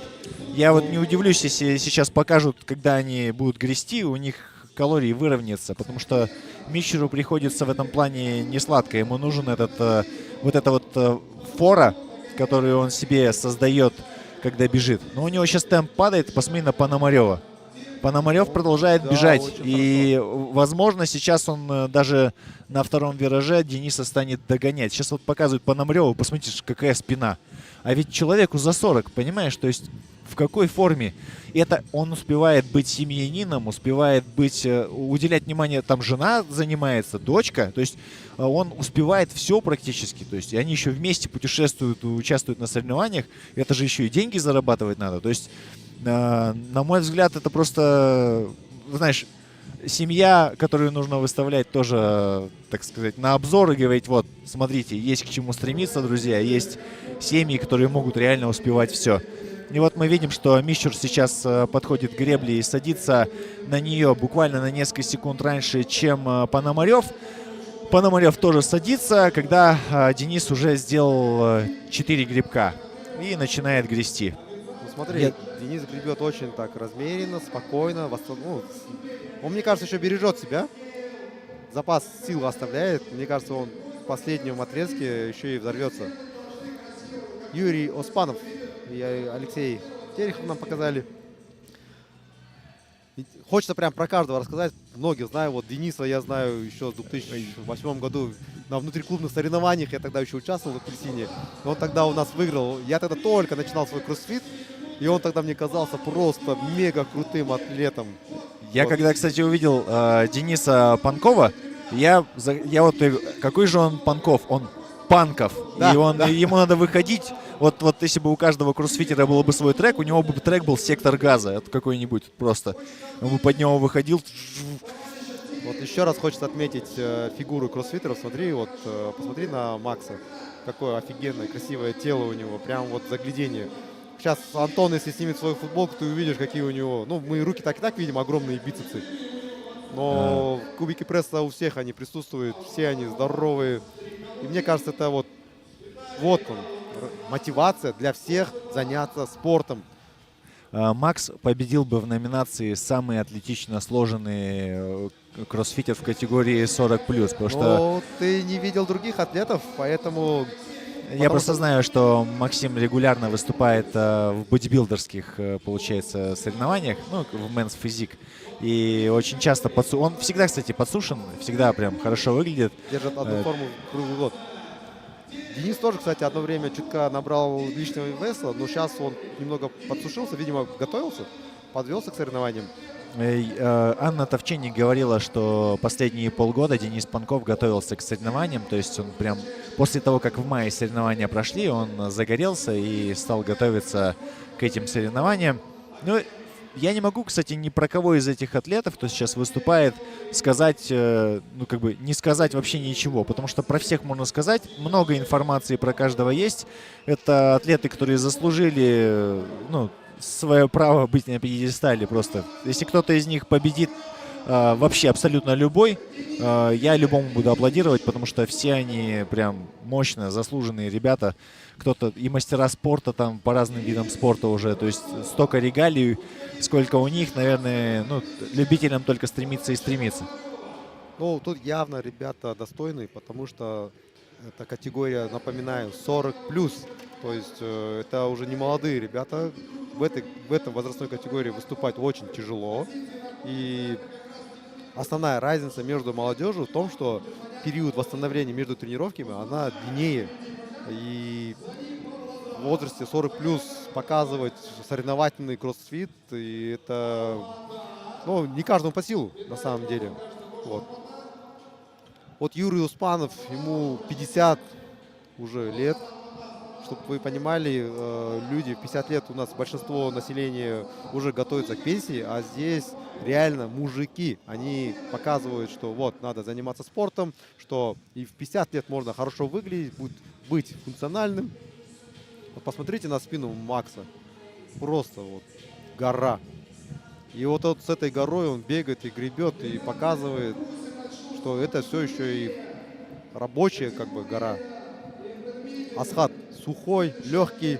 Он, кстати, в кроссфите относительно недавно. Он занимался со мной в одном зале.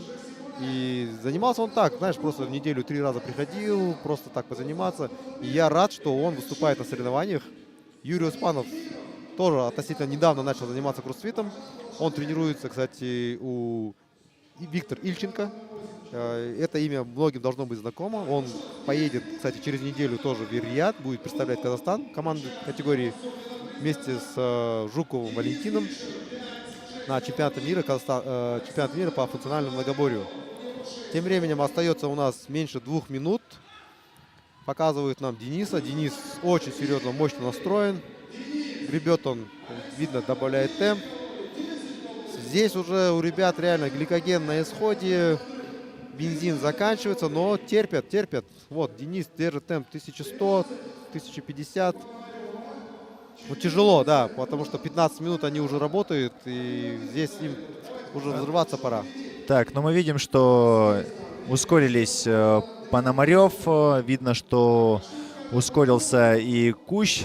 Но также я вижу, что и Денис Мищур не уступает. Он держит темп, очень высокий темп. И сейчас, друзья, нам показывают Ашата. Ашат у нас получается возрастной тоже. То есть он прям не просто 40, а намного старше. И все равно решил в этой категории выступать. Асхату 52 года. 52? Да, То есть он в Асхат, категории он самый 50 старший в этой плюс. категории. Да. То есть, друзья, он не побоялся, решил повыступать. Он понимает, что он в этих соревнованиях не займет призовое место, но все равно появился и решил показать себя. Я думаю, что надо ему тоже приз зрительских симпатий в категории 40+ дать. Я прям даже какой-то приз бы ему подготовил. Наверное, к завтрашнему дню я куплю какой-нибудь сувенир. И не от организаторов, а даже от своего лица хотел бы что-нибудь ему подарить. Потому что, друзья, 52 года, отличная форма. Да. Міне соңғы секундтар қалды. Бізге Алексейді көрсетіп жатыр. Алексей барынша күшін салып. Иә, 3 секунд бітті. Аяқталды. 40-тан асқан шеберлер өз өнерлерін көрсетті. Енді қиын болды. Иә, 16 минут жұмыс істеу деген оңай емес.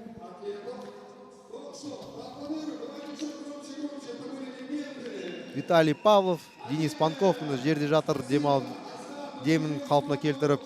Қиын болды. Александр Пономарев. Тұрып тұрған ешкім жоқ. Бәріне қиын болды, бәрі берілмей, бәрі күшін салып жасады.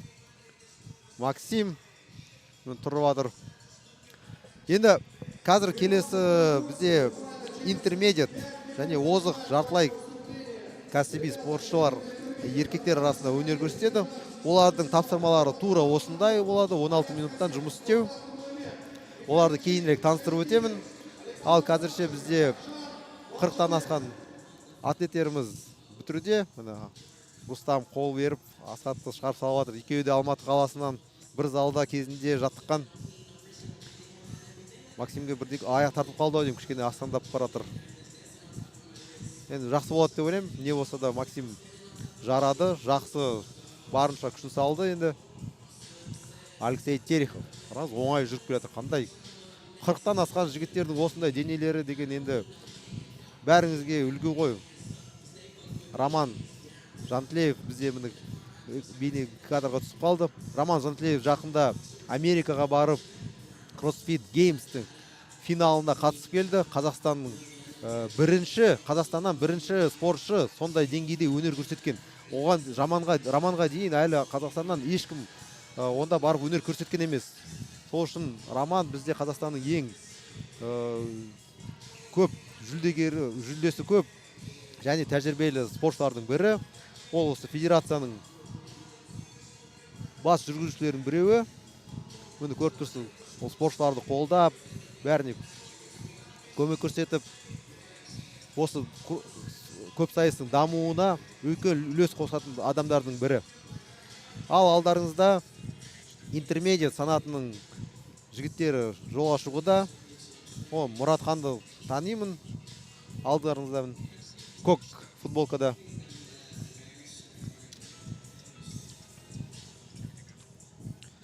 Ал атап өтейін, бірінші жолда Дархан Есенғалиев, екінші жолда Ержан Жексенбаев, үшінші орын міне алдарыңызда Мурат Қожагулов, 4 Аяз Хасенов, 5 Мұрза Тұрлыбек, бірақ жоқ, Мұрза Тұрлыбек бұл жарысқа келе алмады, өкінішке орай жарақат алып қалып. 6-шы жолда Михаил Шиндин Астана қаласынан, 7 Саид Темиров, ол да Астана қаласынан, 8 Александр Савченко, 9 Мағжан Балшабеков және 10-шы орында, 10-шы жолда ешкім жоқ. Қазір төрешілер аттарын жазып, тренажерді тексеріп, бәрін қарап, ережені түсіндіріп жатыр. Мынау алдарыңызда Александр Савченко, Астана қаласынан, өзі де бапкер. Дархан Есенғалиев дайын тұр. Біріншіден 200 метр жүгіру, қалған уақыт 4 минуттың қалған уақытында максималды калорий жинау. Осындай тапсырма, мақсаты белгілі. Мұрат кішкене қобыл жолатқан сияқты, жарайды. Мұратпен кезінде екеміз 6 жылдай бір залда жаттыққанбыз, 10 жылдай танимын. Алматы қаласында қазір Самал Индиктус залында жаттығады. Рахат Сайдалин төреші. Ол Рахат Сайдалин осы жарыста өзі әуесқой қатарында өнер көрсету керек болды, бірақ кеше қатыспайтын болды, сондықтан тек болмаса төреші ретінде кішкене көмегін көрсетуге дайындалып отыр. Ал 10 секунд кетті, 10 секундтан кейін басталады. Еркектеріміз кеттік. 16 минут жұмыс істейміз. Төзімділік тексеру. Дорогие друзья, сейчас у нас выступают интермедиа мужчины. И интермедиа мужчины — это самый сильный заход в сегодняшних соревнованиях. Напоминаю, сегодня у нас чемпионат Республики Казахстан по функциональному многоборью. И выступают категории любители женщины, любители мужчины. Также категория интермедиа мужчины и женщины. И категория мастерс 40+ мужчины. И категория мастерс 35+ категория женщины. То есть у нас, если по категориям раскидать, у нас с вами 3 категории: интермедиа, мастерс и любители. Если раскидывать по гендерной принадлежности, то тогда у нас получается 6 с вами, 6 разных номинаций. Сейчас мы видим, как ребята выходят на второй круг бега, и у нас сейчас Маржан, по-моему, да, лидирует Маржан, финиширует, заканчивает второй круг. Он у нас на последней гребле. И нифига себе, вот эта скорость. Это просто на голову выше. Он где-то метров на 55 опережает своих ближайших соперников. Дархан сейчас у нас прибегает под номером 2 на первую дорожку. Дархан Есенгалиев тоже очень мощный атлет, но он, видать, решил силы не, так сказать, сберечь. Последним прибегает, если я не ошибаюсь, Ержан Жексенбаев, и до него прибежал Александр Савченко. Савченко, кстати, очень мощный. Я думаю, что можно будет посмотреть, как он поднимает штангу. Я думаю, что на штанге ему там может равных и не быть. А вот как он бегает, оказывается, тяжело бегает. Я думал, что он будет немножко побыстрее. Посмотрим, как он будет работать на гребле, потому что у него с первым местом, конкретно с Маржаном, разница практически в 120 метров, а это прям целая пропасть. Макжан, видишь, он легкий, может быстро прибежать, а зато Александр имеет большую массу тела, и на гребле это ему обязательно сыграет на руку. Абсолютно согласен. И он может с легкостью наверстать все вот это отставание на беге на гребном тренажере. Поэтому делать выводы по первому раунду еще рановато, я думаю. Сейчас посмотрим, как еще будет Маржан бегать в последующих раундах. Но первый раунд он пробежал лучше даже предыдущих хитов. Вот что ты скажешь про атлета Мурза Турлубек? Ты его хорошо знаешь? Мурза Турлубек, ну, не то, что хорошо знаю, но на лицо его знаю. Пересекался я с ним на некоторых соревнованиях.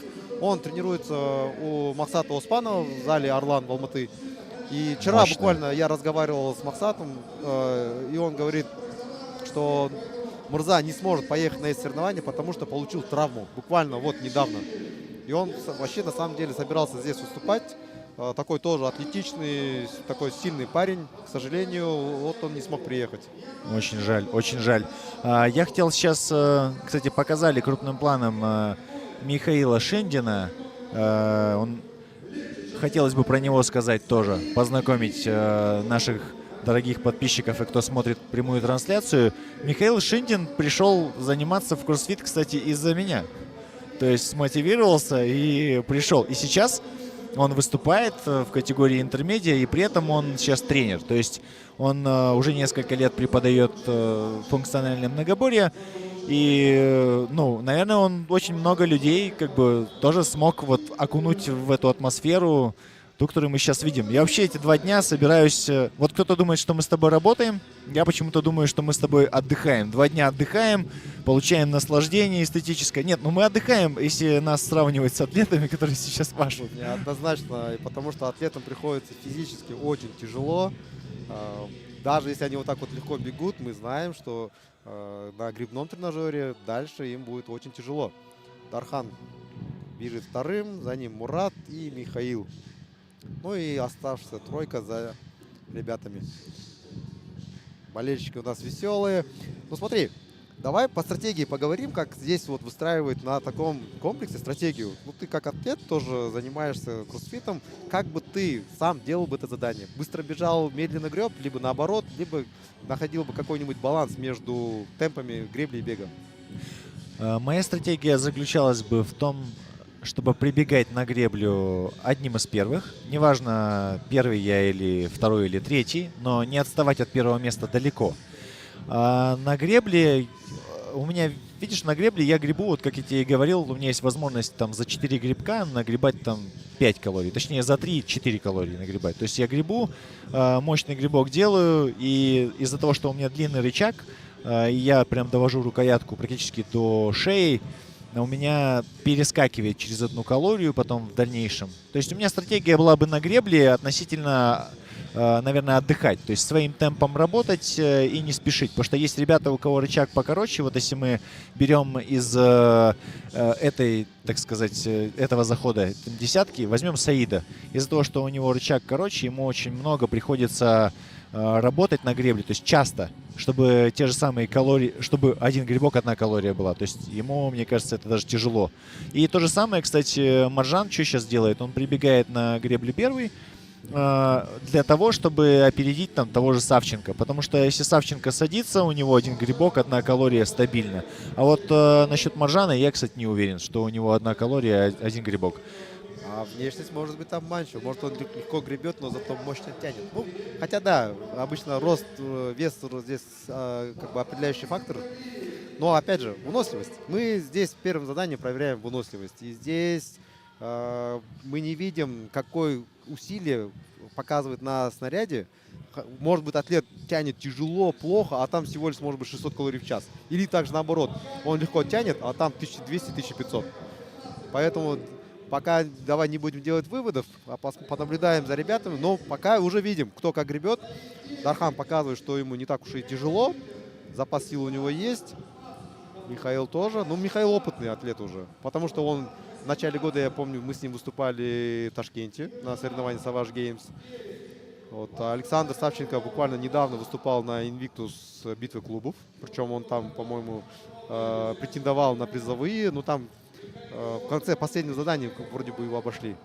Аяза, кстати, я вот раньше пару раз видел на соревнованиях, но я его не знаю. Он со Астаны, наверное, да? Да, я знаю, видел на нескольких соревнованиях его. И сколько? Усилия почти 400. 1400. А вот об этом и речь. То есть человек сел позже, но зато держит темп в 1,5 раза выше, чем у других. Да, и поэтому будет нагребать больше. Хотя у него отставание от того же Маржана, ну, метров 120, наверное, по бегу. Маржан очень легко бежит. И сейчас вот как раз через 8 секунд увидим, как они побегут на третий круг. А давай мы провернем с тобой такое дело. Сейчас, когда у них будет вот этот заход, и когда они сядут на греблю, я переключусь на тебя, ты будешь вести прямую трансляцию, а я тебе на твой сотовый телефон постараюсь прислать калории всех участников. Просто пройдусь сзади и посмотрю, кто же из них с каким усилием гребет. Да, потому что судьи, к сожалению, не показывают, сколько калорий они нагребают. Но это сложно, в принципе. Пальцами показывать 35 калорий очень тяжело. Кстати, тоже хотелось бы проговорить для организаторов на будущее. На самом деле, каждая калория, каждая гребля и каждый ассаут-байк подключаются по Bluetooth к единой системе. То есть можно, по идее, нам сюда на табло выводить всю информацию по каждой гребле. И мы, в принципе, можем с тобой в режиме онлайн-времени сразу говорить, какие результаты. Я думаю, что это хорошая идея, надо будет ее записать и озвучить. Потому что я помню, что я свои тренировки однажды, когда я углублялся прям в кроссфит, я свои тренировки прям записывал. То есть вот есть такое приложение, Erg называется, и ты можешь там как байк, так и греблю подсоединить и все свои данные выводить туда, вплоть до пульса. Итак. Так, показывает нам Маржана. Бежит он уже не так легко, кстати, но бежит все равно первым. Так, пока Сергей пошел проверять, сколько нагребают наши атлеты, я пока ознакомлю дополнительно с атлетами вас. Михаил бежит, за ним же Муратхан, Аяз и замыкает Дархан. Это у нас сейчас идет третий круг, третья 4-минутка. Из него остается почти половина времени. Александр бежит очень тяжело, очень... Ну, он еще и отстает, но зато на гребле у него, по мне, самый высокий темп у него должен быть. И все отставание на беге он, наверное, наверняка наверстывает на гребном. Так, Маржан садится, следом Михаил. Аяз. Ну, здесь уже пошла реальная выносливость, потому что та свежесть, которая была в первом раунде, его уже начисто не осталось. Ребята уже на морально-волевых тянут. Покажите же нам экран, пожалуйста, Маржана. Интересно посмотреть темп. Тянет он вроде бы мощно, но, к сожалению, мы не видим все равно темпа. А вот только садится. Александр, ему 1,5 минуты нагребать. Отставание, блин, слишком большое. Сомневаюсь, что сможет. А вот и Сергей на экранах появляется. Записывает результаты. Сейчас он придет, и мы вам все это озвучим. Так. 10 грибных. Кстати, вот давно в Казахстане не было соревнований таких, чтобы одномоментно 10 атлетов показывали в одной категории, как бы в одном хите, что выступали. И это тоже показатель уровня, показатель роста, что у нас федерация развивается благодаря вот многим небезызвестным людям в Казахстане. Вот федерацию вкладывают не только деньги и время, но и силы.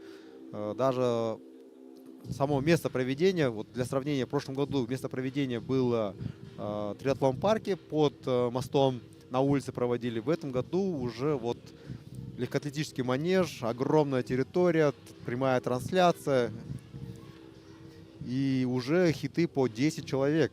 То есть это уже такой достаточно международный уровень. Жанна Абдрашева, она у нас сегодня судья, хотя тоже является выступающим действующим атлетом кроссфит. Судит она Александра. Так, 3 секунды, и у нас последняя 4-минутка. Тем временем Сергей должен был записать результаты, ребят.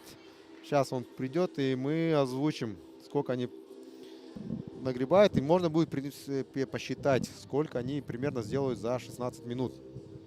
Бегут уже тяжело, видно, что запас сил на исходе, а сейчас им придется спринтовать, потому что последние секунды ребята будут вкладывать максимальные свои сил. Вот Махжан уже снимает футболку, понял, что надо кислородно обогащать свое тело. Михаил поглядывает на время или на пульс, контролирует. Ну, Михаил, кстати, он бы почти мог бы выступать в категории 40+, потому что весной этого года он в Ташкенте выступал в категории 35+. То есть в этой категории он один из возрастных атлетов, поэтому в этом возрасте важно следить за пульсом. Так, 3 минуты остается. Ребята бегут, пока второй круг вот заходят. Так, Сергей возвращается. Сейчас мы узнаем количество калорий, которые ребята нагребают за каждый 4-минутный отрезок. Давай, Сергей, слово за тобой. Ну, поскольку я прибежал, у меня одышка, и это я просто поднялся по ступенькам. Друзья, сейчас уже Ануар озвучил, не озвучил, наверное, средний колораж каждого из участников. Итак, можно посмотреть, с какой силой кто у нас бежал, с какой силой греб. Сейчас мы на последнем круге сможем сказать, кто с какой силой будет грести. Но в среднем давайте вот распределим места. Каждый из атлетов прибегает, начинает грести. И вот сейчас мы видим, что Михаил Шиндин уже гребет.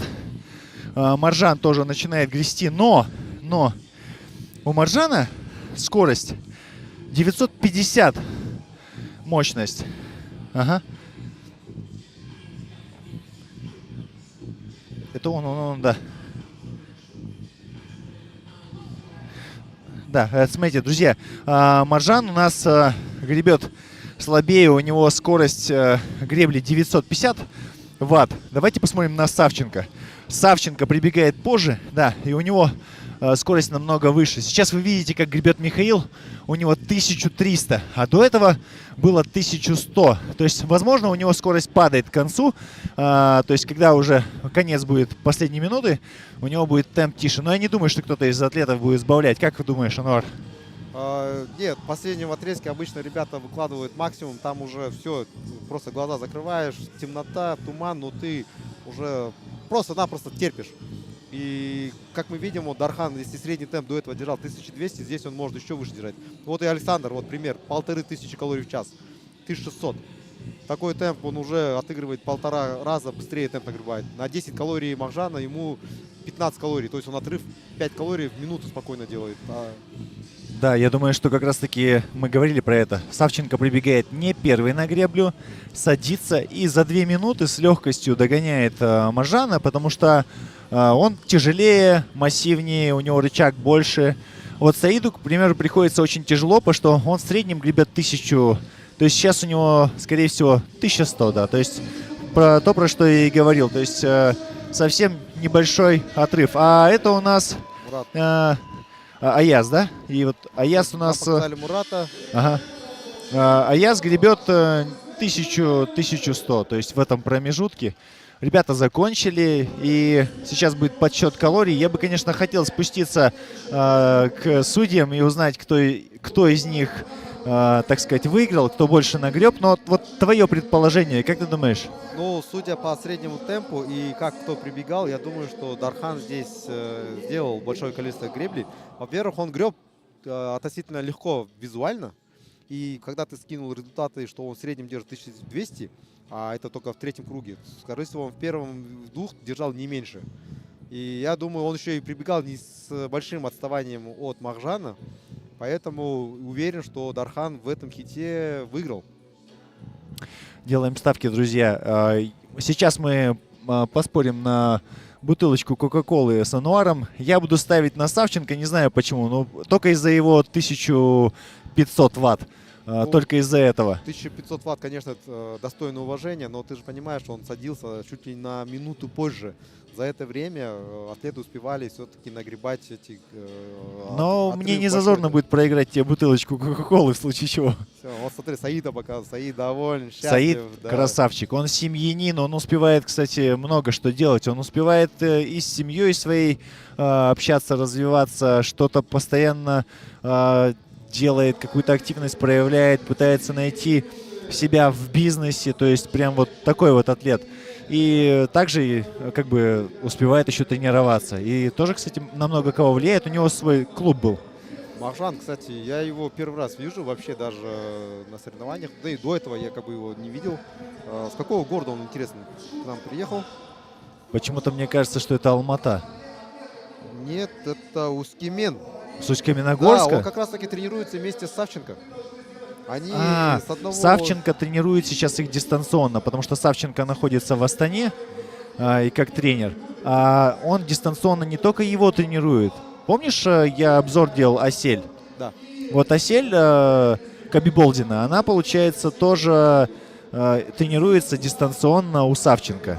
То есть Савченко дистанционно привез атлетов к нам сюда на соревнования. Не только сам выступает, но и еще и других мотивирует выступать. Ну, таких на самом деле примеров много. Сейчас мы о таких ребят еще расскажем. Были такие, которые в предыдущих летах, просто мы об этом не сказали. Но в категории интермедиат все-таки больше выступают тренера. Ну, как бы в смысле тренеров. Они навряд ли тренера будут выступать в категории любителей. Иначе какой он тренер, если он выступает любителем, да? Я правильно понимаю, сейчас мы будем следующий хит встречать. И это тоже у нас интермедиа. Кстати, вот основная заруба, как я и сказал, друзья, будет в категории интермедиа мужчины. Она очень большая, конкуренция там высокая, и каждый атлет заслуживает не просто уважения, заслуживает победы. Потому что сейчас мы на следующем вот хите. Вот, перед вами Эрик. Да. Это он в категории элит, просто в категорию 40 плюс он зайти не может. В категории интермедиа он как выступает. Но я считаю, что ему уже надо выступать по элите. Так можно сказать про любого. Про Алихана, которого да. мы сейчас видим. Аблайхан, Абл. Просто у него брат родной, Алихан, со мной вместе сейчас в Орлане тренируется. Вот, про каждого атлета можно сказать, что он может выступать в элите. А вот и болельщики. Это, скорее всего, группа болельщики Invictus. О, мы сейчас видим Булу. Ну вот, сам Була. Ты же видел результаты его на отборе, и эти результаты даже не посильны некоторым элитным атлетам. То есть он показал сумасшедший результат, сумасшедший отрыв. Согласен, особенно на... Это второй, да, отборочный был, когда 3 штанги или первый? Это, по-моему, первое задание да. было, да, там просто от второго места 50 подтягиваний, не дробя, все 3 раунда он сделал. Просто сумасшедший результат. Я даже, если бы сам, например, делал бы это задание, я уверен, что я бы... Да, я согласен, это все элита. Каждый из... Я всех знаю лично. Не первый год они выступают на манеже, на арене. И все те же. Все те же, да. Ермек, он тоже, он ездит, он на Сибирь ездил, выступал, ездил в начале года. А вот Рашид. Вот Рашид про как раз таки Рашида первый раз выступает на этих соревнованиях. Он вообще, в принципе, первый раз выступает на соревнованиях такого масштаба. Участвовал он, конечно, в таких мелких внутриклубных соревнованиях таких. А так у него не такой опыт, чтобы выступать в этой категории. На самом деле я его уговорил пойти именно в эту категорию. Сказал, что он сможет показать результат. Но, увы, как я до этого отметил, он последнюю неделю был в отпуске, а потом он еще и 12 часов ехал за рулем. И сегодня я ему посоветовал, сказал, давай, Рашид, лучше просто легко повыступай, не надо как бы соревноваться, биться, просто побереги свое здоровье, потому что после дороги это очень тяжело и травмоопасно как бы соревноваться. Друзья, сейчас стартует вторая десятка, и я хочу представить их вам. Сейчас на первой гребле у нас Нурсултан Джахан. И, кстати, я делал обзор на Джахана и сказал, что это второй Джахан, которого я знаю. Также на второй беговой у нас, точнее на гребле, Аблайхан Казенов. Он, кстати, давно уже выступает. Казенова я знаю не по одним соревнованиям, по множеству соревнований. Он хороший, сбалансированный атлет, не спеша бежит. Его сейчас показали. Далее на третьей гребле у нас Асылмурат Амангельдин. Он тоже выступает. Я его видел множество раз. Это атлет, который реально уже к элите относится. Но тем не менее, они выступают сейчас в категории интермедиа. И вот далее представляю на четвертой у нас гребле Рашид. Про Рашида я тоже отдельно снимал, по-моему, обзор. И мне понравился этот парень. Он выглядит, как будто он на чили, на расслабоне. Хотя на самом деле я видел, как он пашет в зале. То есть посмотрел ролики. Выкладывается он на максимум. То есть болеет этим делом. Далее у нас идет Булат Нурабаев. На шестой у нас Алмаз Нигмеджанов. На седьмой Аскар Асенов. Его тоже знаю. На восьмой Ермек Жанахметов. Тоже, кстати, атлет, который выступает во все и вся. На девятой Вячеслав Субботин. Субботина вы тоже знаете, друзья. Он один из топовых атлетов. И на 10-й Эрик Бержанов, которого вы все знаете практически, потому что он и в командных, и в индивидуальном зачете, где только не выступал. Тебе слово, Анвар. Ал құрметті көрермендер, алдарыңызда осы жарыстың ең мықты спортшылары интермедиат санатының фавориттері деп айтсақ болады. Өйткені бұлар іріктеу кезіндегі ең күшті нәтиже көрсеткен.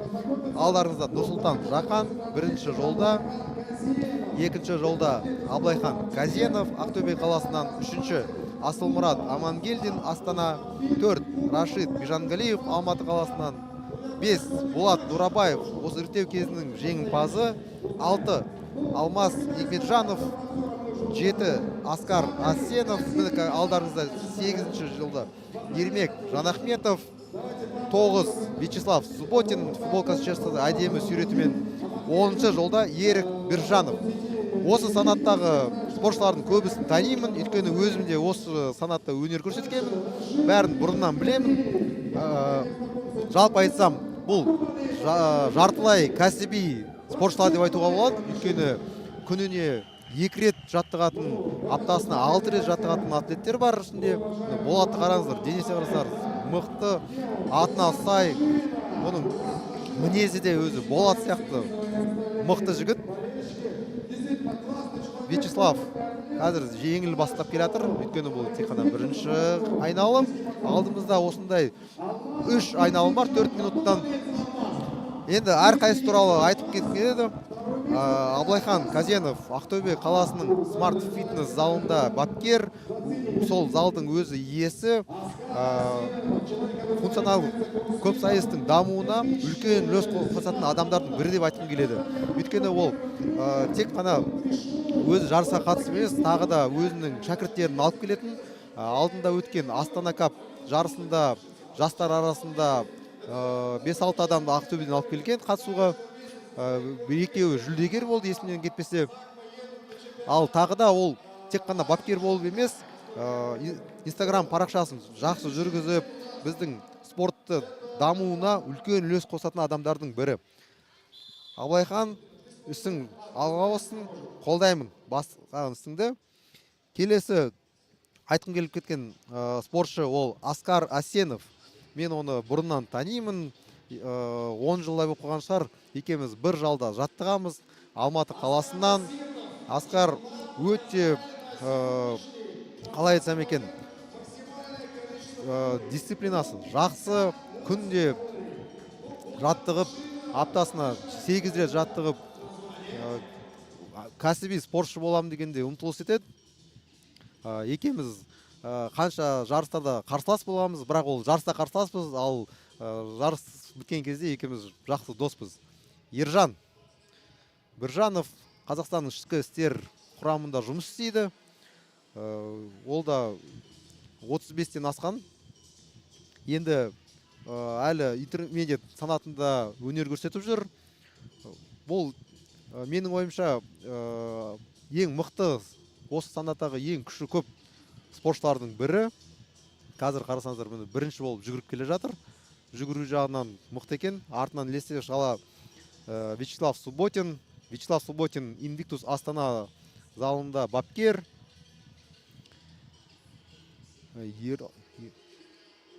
Рашид. Ең соңынан Абылайхан. Абылайханға ауыр тиіп келе тұрау деймін. Кеше жол қиын болды екен. Жарайды, оны қазір көреміз. Бұл жерде жүгіру өте маңызды рөл ойнамайды. Тек 2 айналым жүгіріп келіп, ал одан кейін қанша калорий еседі, сол бізге нәтижеге жазылады. Аяғында көреміз. Кестеде менің ойымша кімнің қанша калорий жинағанын бізге көрсетеді деп ойлаймын. Оны операторға айту кету керек. Ержан жеңілде оңай тартып атыр. Жаңа алдында көргеніміз қарқыны 1300 калорий сағатына болған. Ол өте жоғары қарқын. Ондай темпті ұстау екінің бірінің қолынан келе бермейді. Міне Нұрсұлтан Жақан бірінші рет көріп тұрмын, жарыста қатысып жатқанын, сондықтан көп ештеңке айта алмаймын. Бірақ егер осы санатта өнер көрсетсе, ол бекерден емес. Бұнда кездейсоқ адамдар жоқ, бәрі тәжірибелі спортшылар. Рашидқа енді кішкене қиын болады ау деп, өйткені Рашид бір апта қалған кезде жарысқа Дубайға кетіп қалды. Содан жұмыстармен ары жүріп нетіп жаттығуын жасай алмай, дайындығын дұрыс болмады. Кешеде Алматыдан Астанаға мәшинемен 12 сағатта рөлде отырып келді. Оның бәрі әрине әсер етеді, бүгін ол қиыншылық болады. Бірақ мен оған енді өзім айттым, ол мен алдында өз қоламда жаттыққаннан кейін оған айтқам, Рашид, енді не болса да осы жарыста тек енді бірінші орынға енді қиын болады ау деп. Сол үшін енді күшіңді үнемдеп, асықпай енді жай өнер көрсетуге тырыс дедім. Алдында көрсіп кеттік, Аскардың қарқыны 1300 калорий сағат, ол да өте жақсы қарқын. Қазір 30 секундтан кейін 3-ші айналымға балалар, жігіттер жүгіруге шығады. Роман Болатқа кеңес беріп атырау деймін. Болат, қарасаңыздар, мықты тартады. 1000-жарымнан асып кетсе де, жаңағы қарқыны одан таң қалмаймын, өйткені өте мықты жігіт, өте күші деген өте көп. Алдымызда болатын күш сайысында менің ойымша фавориттің бірі деп ойлаймын. Осы жарысында фавориті ол, өйткені іріктеу кезеңіндегі нәтижесі енді кәсіпқой спортшылардың нәтижесімен бірдей. Ал кеттік, 4-ші айналым басталды. Сергей. Дорогие друзья, мы сейчас продолжаем и видим, как ребята из интермедиа, второй заход, продолжают и заходят на 3-й круг. То есть сейчас у нас идет 3-я 4-минутка. И мы видим, как Эрик бежит, а за ним бежит Субботин. И далее все остальные. Но, опять же, тут вопрос, кто как на гребле будет выступать. То есть, кто как будет калории нагребать.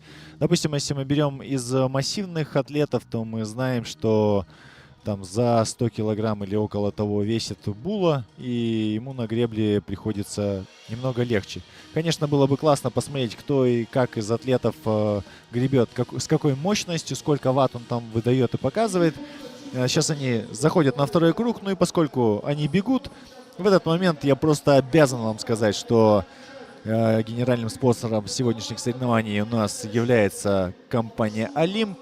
В «Олимпе» вы можете сделать полный чекап своего организма. Надо это как минимум раз в год делать, друзья, если вы хотите жить долго, счастливо и быть здоровыми. Также у нас есть еще спонсоры, это Livestream Казахстан. Благодаря им мы сейчас ведем эту трансляцию. Также напитки компании «Арасан», это кустанайская компания, если я не ошибаюсь. Далее Wood Friends, качественная экипировка для кроссфита и функционального тренинга в Казахстане. И еще такие именитые фитнес-залы, как Life Fitness и Invictus Fitness, друзья. А также спасибо Астана Концерт за помощь. И, конечно же, Agro Consulting Company. Дорогие друзья, сейчас ребята зашли на третью греблю. И первые, кто прибежали, это Эрик Биржанов и Вячеслав Субботин. Друзья, смотрим на то, как ребята гребут. Гребут они спокойно, без лишних каких-то усилий. Мне кажется, они просто знают свой темп. Все ребята профессионалы. Никто из них, так сказать, не первый раз на манеже. И, соответственно, каждый выдает просто максимум из своего возможного и никак не реагирует на выпады оппонентов. Просто делает то, что, к чему он пришел на данный момент. На сегодня какая форма есть. Больше он уже и не выдаст. Но, тем не менее, смотрите, они все гребут. Думаю, один грибок, 1 калория в среднем. Ты посмотри, что творит просто. Я говорю, ему давно в профессионалы пора. Он в интермедиа. Ну, видишь, Оскар не занимал призовых мест в категориях интермедиат, поэтому он имеет полное право выступать в этой категории дальше. По условиям федерации категория повышается только у победителей, то есть кто первое место занимает, он обязан уже в следующий раз выступать в категории выше. Ну, я уверен, что Оскар на этих соревнованиях покажет хороший результат, потому что я видел, как он готовился, видел, как он постоянно тренируется, сколько усилий он прикладывает. Но оппоненты не дремлят, они тоже готовились. И Ерик, между прочим, хоть и прибегает первый, он еще и гребет мощно. То есть Буле будет сложнее его догонять. Самые два мощных гребца, мне кажется, здесь это Эрик и Булат. Булат, он гребет прям мощно. Я видел его на соревнованиях битве клубов. Invictus, он там просто выдавал сумасшедшие результаты на гребле. Я с тобой согласен, кстати, насчет Булы и насчет Эрика. Я вот думаю еще насчет Эрика. По-моему, в прошлых соревнованиях он в командных был и вместе с Валентином, да, он участвовал? Или я что-то путаю? Да, он был на Астана Кап, только не с Валентином. Я вот не помню, с кем он выступал. Да, он был. Но там командные соревнования, там немного сложно как бы распределяться. И там я сам выступал, кстати, на этих соревнованиях. Я знаю, и знаю, с кем ты выступал. Этот человек тоже легенда кроссфита. Очень жаль, что он просто даже не приехал посмотреть, блин. Ну, давайте отметим, про кого речь. Это Дмитрий Коновалов, он сейчас в Алмате. Ему, как бы сказать, выезжать с Алматы не так просто по связи с работой. Он сейчас, у него работа такая, что он не может покидать Алмату, но старается выступать на соревнованиях, ездить, и мы сейчас с ним готовимся на ноябрь месяц в Измире, парные командные соревнования. И, кстати, до этого в предыдущей категории Александр Пономарев и Антон Кущ тоже едут на эти соревнования, командных 40+ категорий. Это замечательно. Получается, что вы с ними не пересекетесь. Да. К счастью, мы с ними в разных категориях, и со своими биться мы не будем. Ну, давай скажем так. Возможно, к счастью для них. Так что... Потому что вы мощные ребята. Я помню, как вы выступали в прошлый раз. Вы какое место заняли в прошлый раз? Ну, второе место мы заняли. При этом вы особо даже и не готовились, мне кажется. Ну, как не готовились? Готовились, мы старались, как бы. Мог бы сказать, что не готовились и все. Так, налегке залетели и заняли второе место, чтобы всех напугать. К сожалению, я так не могу сказать, потому что на самом деле пришлось приложить максимум усилий, чтобы хотя бы на втором месте оказаться. Ну, хотелось бы, конечно, выиграть, но у нас первый комплекс с бассейном чутка мы провалились, плохо проплыли и потом уже не смогли наверстать на беге отставание. А вообще ты практикуешь плавание, занимаешься? Вообще я как бы по базе являюсь сам, ну так, не профессиональным, но полупрофессиональным пловцом. То есть изначально я занимался плаванием, а потом я уже там через разные виды спорта пришел к кроссфиту. И 6 лет опыта плавания мне сейчас помогает в кроссфит соревнованиях. Вот, и мне в бассейне очень легко. А вот Диме весной было очень тяжело, потому что перед этим мы с ним раз 5 сходили в бассейн, а он плавать не умел. И для него проплыть 100 метров это уже было победой. То есть в прошлых соревнованиях твоим якорем был Дима? Нет, он был моим якорем только в бассейне, а дальше Дима просто на 2 головы выше. И ты видел на спринте, какой он мощный, взрывной, и на беге ему равных не было на 100-метровке. Да, я, кстати, видел и комментировал тогда, каков был финальный комплекс. И, кстати, мне финальный комплекс в прошлых соревнованиях очень сильно залетел. Почему? Потому что он был короткий, зрелищный, взрывной. И люди и так уже за весь день соревнований подустали. И вот когда финал идет вот такой вот взрывной и мощный, это всегда вызывает бурю эмоций. И ты как бы не так смотришь на это, такой, так, когда там следующий? То есть усталость все-таки есть. Поэтому, как бы, на мой взгляд, финал прошлых соревнований был капитальный. Да, однозначно был зрелищный, он взрывной, короткий. А мы смотрим финал первого задания. Показывает нам Эрика. Он гребет на максимуме своих возможностей, мне кажется.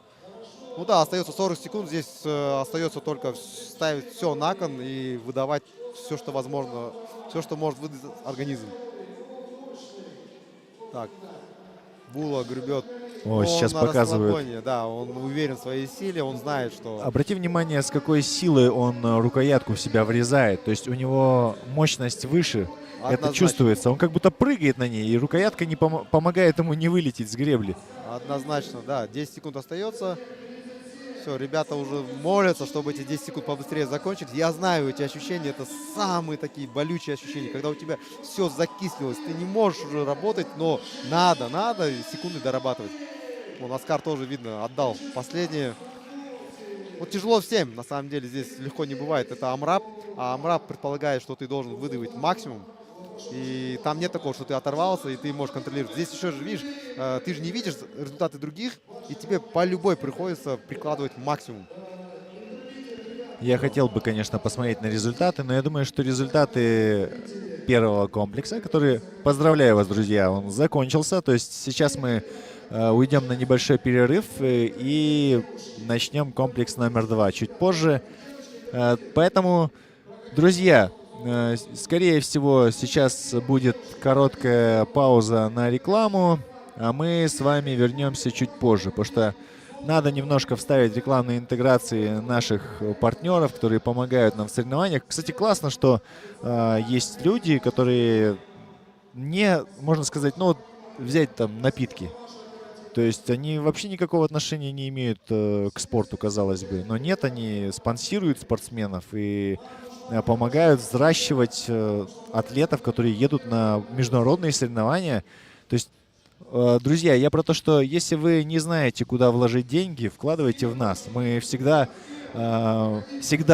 будем благодарны. Вот это, то, что вы видите сейчас перед собой, это самая благодарная публика, потому что мы реально ценим каждую помощь. Вот помню, если говорить про себя, когда я начинал легкую атлетику, помню, собирали буквально с миру по нитке. То есть тренер такой, надо там шиповки. Нашел кого-то спонсора, который купил шиповки. То есть мне, ребенку, которому там лет 17, буквально шиповки, которые стоили на тот момент несколько тысяч тенге, было тяжело купить. Не было возможности. И вот ребята, всякие меценаты, реально помогали. И поэтому приглашаем вас в наше сообщество, друзья, не только в качестве спонсоров, но еще и в качестве участников соревнований. Если вы горите спортом, знаете, что у нас во функциональном многоборье можно заниматься своим любимым делом. Если вам нравится плавание, вы можете давить на плавание. Если вам нравится бег, вы можете здесь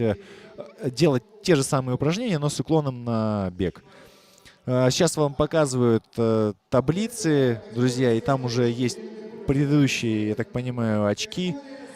То есть уже какие-то результаты выкладывают. Обратите, вот Азамат. Это категория Scaled мужчины. Получается, он первый? Да, Азамат первый. Мы про то и говорим, да, там разрыв был. Разрыв был хороший, и мы не могли сравнить тех время. Александр Бенгард 11-й. То есть в первом комплексе, ну, я не скажу, что это плохой результат, потому что ты сейчас можешь оказаться 10-м или 11-м, а в следующем комплексе ты можешь оказаться первым. Ну да, здесь же важно универсальность, чтобы сильно не провалиться. Где-то вот первые пятерки, если там плестись, ну, даже десятки, там можно, я думаю, в последующих заданиях отыграть за счет силы. У меня был случай, когда выступал в многоборье, шестиборье. Нигде не занял первые места, везде там в десятке, и в итоге стал вторым. Ну, то есть ни разу даже в пятерку не входил. Ну вот, в моей практике было весной вот в соревнованиях, там было 12 заданий, я выиграл из них 3. Но мой конкурент, который шел на втором месте, он выиграл 6 заданий из 12.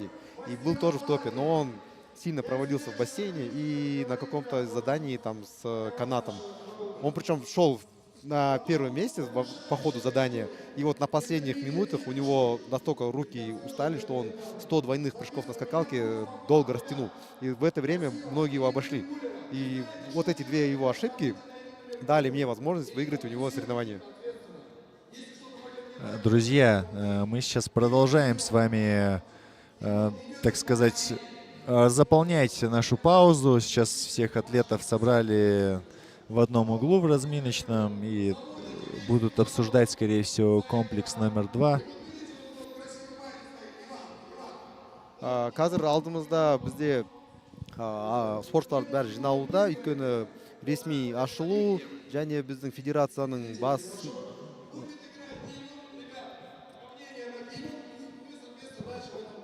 басшысына сөз береді.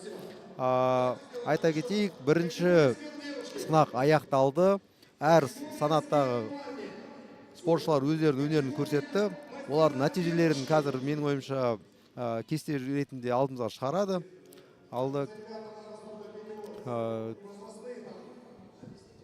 Друзья, сейчас будет открытие, официальное открытие наших соревнований, потому что всегда так первый комплекс проходит и открытие официально делают после, чтобы была небольшая пауза у атлетов между первым и вторым. И сейчас будет в скором времени после открытия играть гимн Республики Казахстан. Поэтому попрошу, если вы сейчас смотрите прямую трансляцию, встать и приложить руку к сердцу и спеть этот гимн вместе с нами. Потому что, ну, все-таки это наши символы, и я их очень сильно уважаю. Кстати, я наизусть знаю гимн. Это потому что я молодец, я красавчик. Ануар тоже, кстати, знает. И сейчас вместе со мной будет, скорее всего, стоять и петь. Мы готовы, друзья.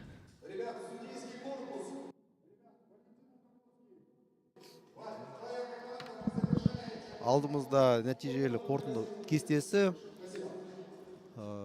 Әуесқой қыздар арасында Асем Таржанова бірінші орында келе жатыр. Іріктеу кезіндегі бірінші орын алған нағыз фавориті. Ал қазір бізде ресми ашылуға дайындық жүруде. Рустам кішкене өз спортшылардың бәрін бір қатарға қойып, төрешілерді бәрін шақырып, қазір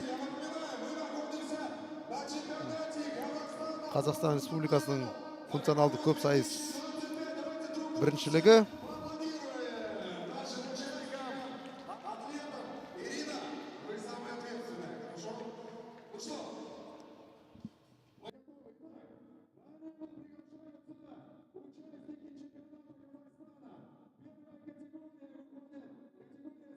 Девушки, Ирина! Можно чуть-чуть, да, темпа добавить. Я напоминаю, что в этой категории разница в возрасте между участницами целых 35 лет. Здесь вместе вышли врачи, стилисты, менеджеры, тренеры и даже профессиональные футболисты. У представителей этой категории самые-самые большие цели на результат. Следующая категория – это категория Scaled мужчины. Ребят, пойдемте. Эти ребята делают первые шаги на функциональном многоборье. Они занимаются не так давно, но парни готовы доказать, что сила, характер и, соответственно, мужество дадут им возможность быть первыми. Среди них студенты, инженеры, тренеры, повара и предприниматели. Кто-то еще вчера тренировался во дворе, а сегодня уже представляют чемпионат Казахстана. Следующая категория – это категория мастера-девушки. Девчонки, пойдемте. Они доказывают, что возраст в функциональном многоборье – это всего лишь цифра. Обратите внимание, какие они красивые, точенные. Здесь те, кто совмещает спорт, семью и карьеру, и при этом остаются в форме. Ваши аплодисменты нашим легендам. Категория мастера, мужчины. Это настоящие ветераны. Ребят, пойдемте активнее, активнее, активнее. Это ветераны в спорте, в жизни, за их плечами десятки лет тренировок, работа, опыт. Но когда они выходят на арену, становится ясно, что характер и упорство с возрастом только крепнут. Ваши громкие аплодисменты. Ну что, следующая категория – это категория интермедиат девушки. Девчонки, пойдемте. Уровень этих атлетов выше, чем просто знакомство с кроссфитом и многоборьем. Девчонки занимаются уже больше 5 лет. Здесь тренеры по танцам, разработчики, бизнес-аналитики, фитнес-инструкторы и многие другие. Девчонки, вы большие молодцы, низкий поклон. Ну что, завершающая категория – это интермедиат парни. И ведет их Вячеслав Субботин. Ну что, эти ребята опытные, они действительно давно уже добились больших результатов в спорте. Среди них профессиональные тренеры, менеджеры, пожарные, магистры бизнеса. Ребят, вам низкий поклон. Ну и завершает нашу часть, это наш судейский корпус, наши уважаемые судьи, ребята, под руководством Валентина Лукановского.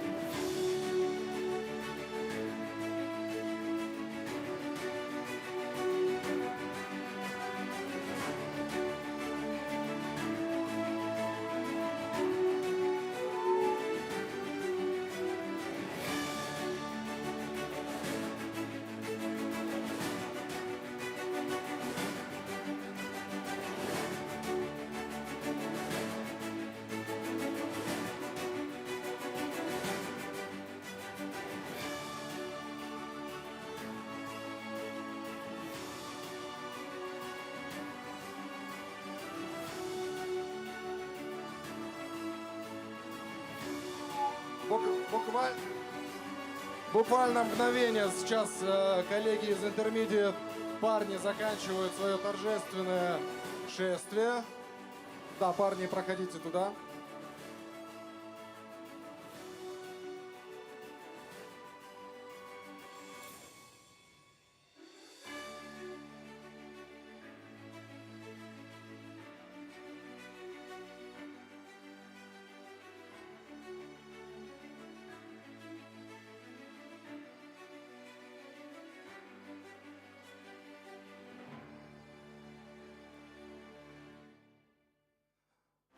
Спасибо, коллеги. Очень красиво мы выстроились. Прям супер. Ирина, вы лидер этого захода были. Вы классно всех построили. Спасибо.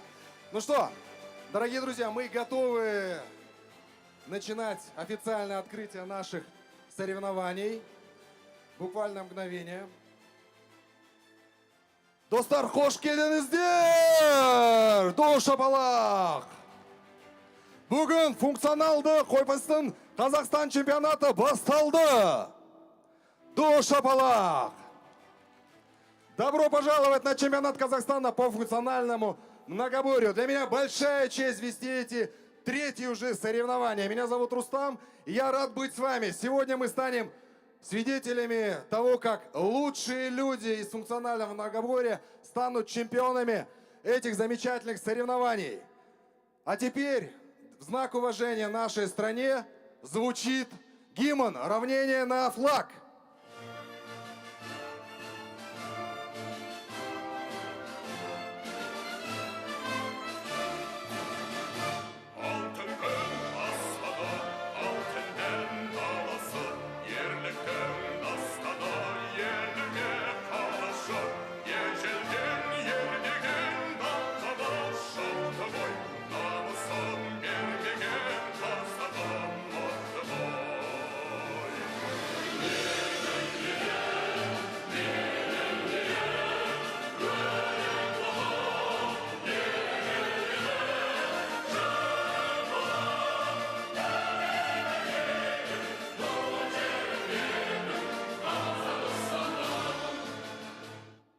Спасибо. Ну что, ваши аплодисменты. Сейчас я хочу пригласить для официального открытия президента Федерации функционального многоборья Мещерякова Николая Ильича. Ваши аплодисменты! Николай Ильич.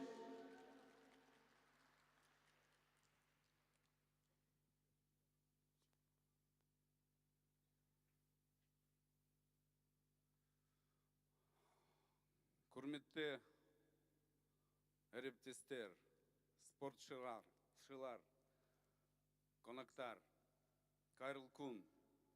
Уважаемые участники, гости, коллеги, друзья спорта, от имени Казахстанской Федерации функционального многоборья рад приветствовать вас на втором чемпионате Казахстана, который проходит в Астане, столице нашей Родины, в прекрасном дворце спорта, легкоатлетическом комплексе «Казахстан».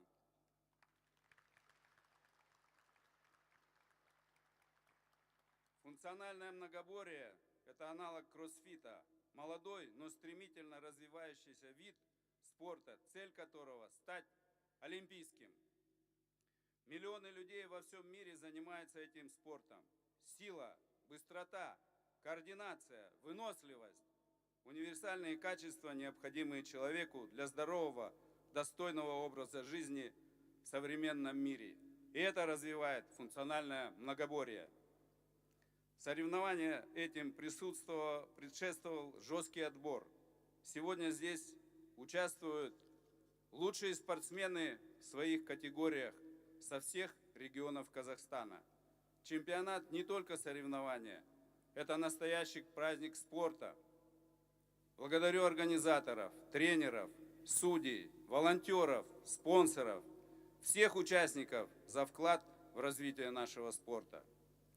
Пусть честная борьба, спортивный азарт и взаимное уважение станут главными принципами нашего чемпионата.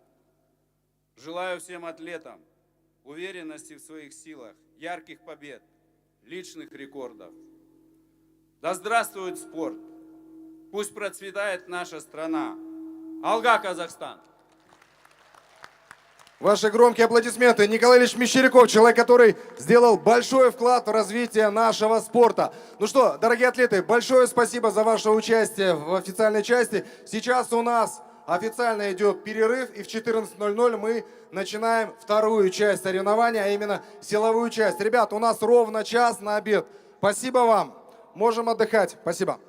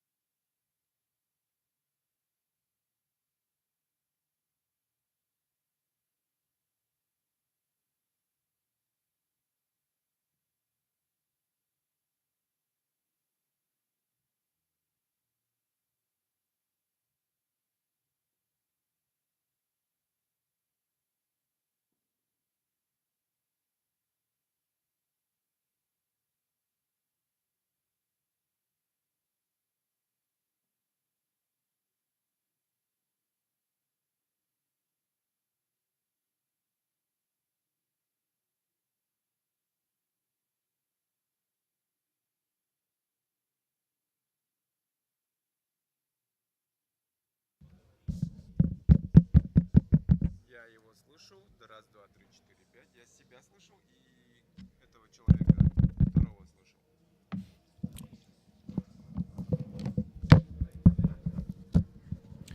На втором говорю. Раз, два, три, четыре, пять. Раз, два, три, раз, два. Да. Да, да, да, да. Все хорошо. Все отлично. Сейчас у нас будет пауза на рекламные ролики. Хорошо. Все работает.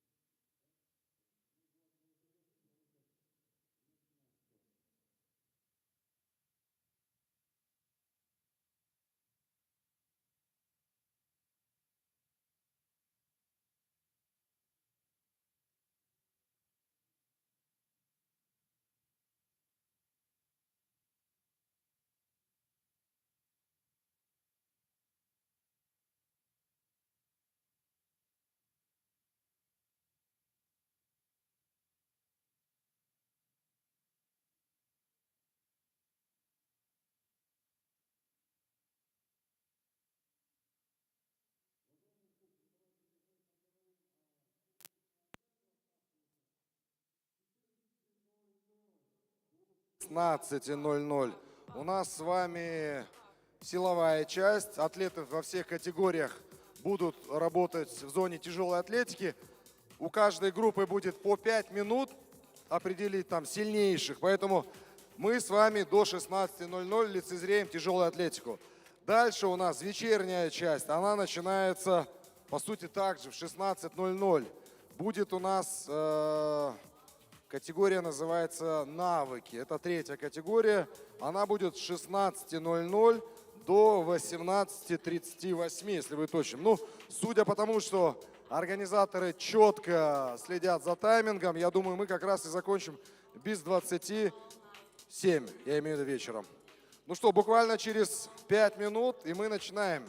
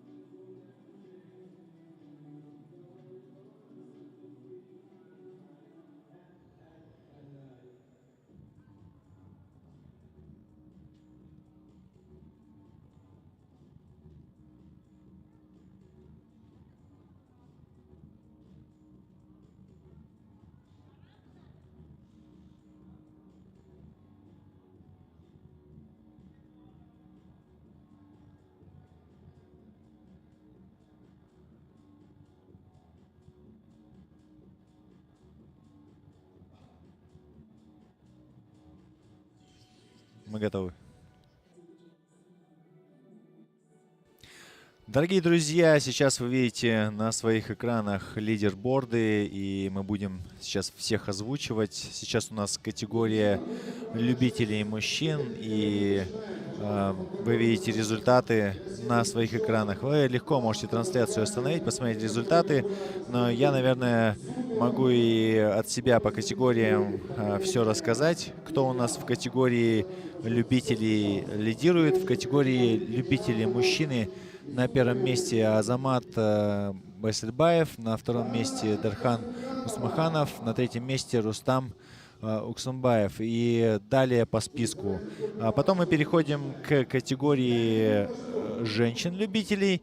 И на первом месте у нас Асем Тажанова, на втором месте Елизавета Петрова, на третьем месте Вероника Махметова. Это тройка лидеров наших. Сейчас мы перейдем в категорию, посмотрим, какая следующая категория будет. Но пока перед вами все данные с приложения Circle. Вы можете, в принципе, сами зарегистрироваться в приложении, зайти на чемпионат, на финал чемпионата Казахстана и посмотреть самостоятельно все эти, так сказать, места, кто занимает первое место в первом хите. Сейчас мы будем приступать ко второму хиту. И вот перед вами список участниц первого хита. Точнее, хит-то у нас как бы комплекс уже второй. По хитам, хит номер 2 у нас будет такой. За 5 минут 3 трастера найти максимум свой. Это очень сложно, кстати, 3 трастера найти. Ануар, тебе слово. Ал құрметті спортшы қауым, алдымызда екінші сынаққа дайындық жүріп жатыр. Қарасаңыздар, міне төрешілер ережені өз арқылы келісіп жатыр. Ақырындап шығатын спортшылармен таныстыра берейін сіздерді. Бұл әуесқой категориясы, әуесқой санаты. Қыздар арасында Бірінші жолда Жұлдыз Қауышева, жаңа ғана алдарыңызда экранда болған. Ол екінші жолда тұр. Үшінші жолда Дана Есмұханова. 4-те Зухра Серикбаева, 5 Айгерім Айтымбетова, 6 Юлия Хадсон, 7 Карина Козлова, 8 Анастасия Хон, 9 Марина Бублик.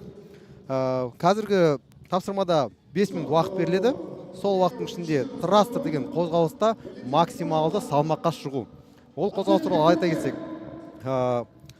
спортшы зілтемірге салмағын кигізіп, оны біріншіден отырумен кеудеге алу керек.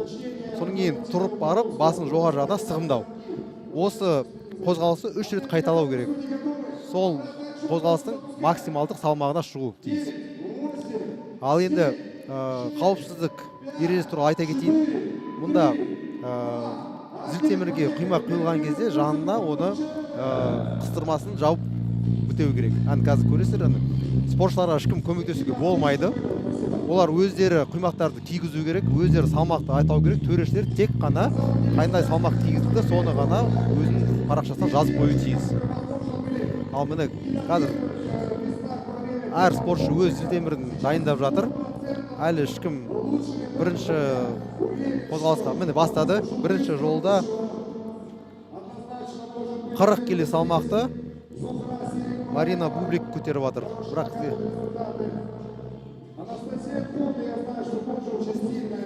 қарап өтейік. Бастапқы салмақтары әр спортшынікі әрқалай. 30 килограммнан басады, кейбір мына алдымызда 45 килограмм салмақты кигізіп дайындап жатыр.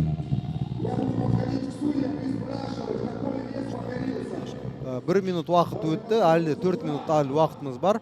Бұл жерде бірнеше рет мүмкіндігін сынап көрсе болады. Ал қарайық, 45 келі. Алдымызда, қателеспесем, Анастасия Хон. Жоқ, бұл жерде Марина Бублик, Алматы қаласынан 45 килограмм салмақты қараңыздар, қалай қиналса да көтерді, бағындырды өз екені. 45 килограмм бар. Юлия Хадсон. Мұнда да 45 килограмм, бірақ құймақтың 10 келі, 5 келі құймақ. Зілтемірдің өз салмағы 15 килограмм. Жоқ, саналмады, төреші саналмады, өйткені қозғалыс стандарты бойынша толықтай шынтақтың буыны түзелген жоқ. Міне, бір, жоқ, саналмады. Бұл өйткені 3 қозғалыс үзілмей жасалу керек. Карина 47 келі салмақты бағындырыпты, келесі салмақты кигізіп жатыр. 50 келі салмақ. Дорогие друзья, очень быстро будем вещать, потому что 5-минутки буквально. То есть 5 минут отводится каждому хиту на то, чтобы найти свой максимум в трехповторном трастере. И вот до этого показали на видео Анастасию Хон, которая выполнила 3 трастера, но последний не зафиксировала, ей не засчитали. Она попыталась сделать 3-й повтор, просто переделать. И ей сказали, нет, надо именно трио, то есть надо сделать 3 трастера не дробя, а не так, что ты 2 делаешь, а потом у тебя что-то не получилось. Вот не получилась попытка сейчас. Мы видим у Карины сейчас сколько? Всего лишь 45 килограмм. Нет, не 45, там еще 2,5 килограмма блинов по краям. Еще маленькие, да, получается? Единственное, вот непонятно по стандартам, там был, по-моему, 2-й подсет, и судья, кажется, этот момент не углядел. Но мы полную картину не видели, и коленный сустав там был 2-й подсет, нет, на экране видно не было.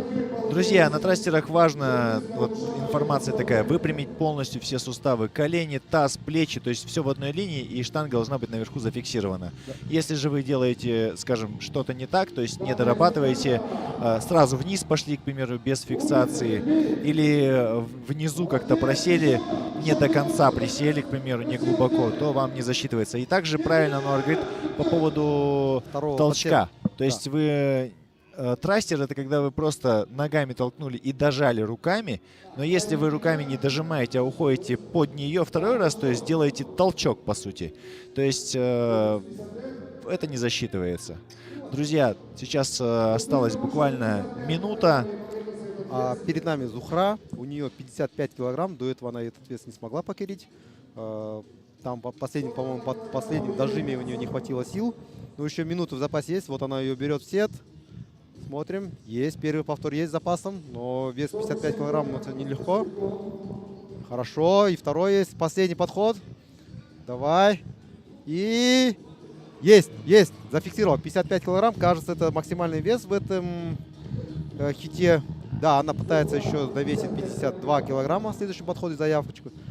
На фоне мы видим, есть такие же веса. Вот Карина 52 килограмма. Есть первый повтор. Вот второй повтор вроде бы был досет. Второй подсет. Нет, к сожалению, 52 килограмма ей не даются. Остаются буквально считанные секунды. 25 секунд еще есть. Ну, если Зухра пытается взять 52 килограмма, ей надо срочно подходить. 57 килограмм точнее. Есть первый подход. Нет, нет, все. Увы, она фиксирует 55 килограмм. Но кажется, это максимальный вес в этом хите. Нет? Больше никакого такого веса не было. Да, Марина Бублик в последнем подходе не смогла 50 килограмм осилить. Все, закончили. Друзья, закончен первый хит, и я так понимаю, что Зухра подняла самый большой вес именно в этом заходе. Я думаю, что она будет рада. Это ее немножко подвинет и смотивирует тренироваться дальше. То есть, в смысле, подвинет ее и заставит ее работать на следующих комплексах более мощно. Сейчас мы видим перед вами заход номер 2. И, Ануар, озвучь, пожалуйста, кто у нас там? Екінші толқында бізде бірінші жолда Қуаныш Сат, екінші жолда Әсел Қабдолина, үшінші Баян Борисова, 4 Ольга Рубцова, 5 Айнура Есентаева, 6 Ирина Меркулева, 7 Ирина Манилюк, 8 Арина Хисматуллина, 9 Мария Муратова. 9 спортшы қыздарымыз бізге қазір өнерін көрсетеді. Трастер деген қозғалысты 3 рет көтеруге максималды салмаққа тырысады. Ал төрешілер болса кішкене дайындық жүргізіп жатыр. Санаулы секундтарда қазір қыздарымыз алаңға шығады. Қарасаңыздар, міне көрдіңіздер, еркектердің де қолынан келмейді. Ана 15 килограмм қимақты шешу деген өзі оңай емес.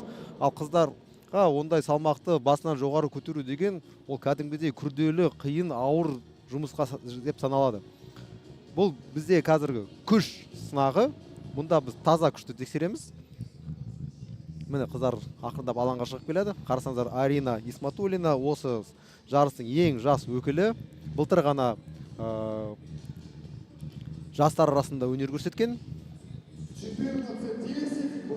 Міне спортшыларға әлі уақыт басталмай тұрып қимақ кигізуге бола ма екен? Оны ереже туралы мен енді естімедім. Бірақ кейбір спортшылар кигізіп жатыр. Жоқ, болмауды деймін. Қазір шешкізеді онда. Болмаса, онда шешуге тура келеді. Ол Ольга Рубцова 45 килограмм салмағын дайындап қойды. Оны таймердің уақыты басталмай тұрып, ереже бойынша құймақты зілтемірге кигізуге болмайды. Міне, қазір шешкізеді. Көрдіңіз ба? Болмайды екен. Сергей?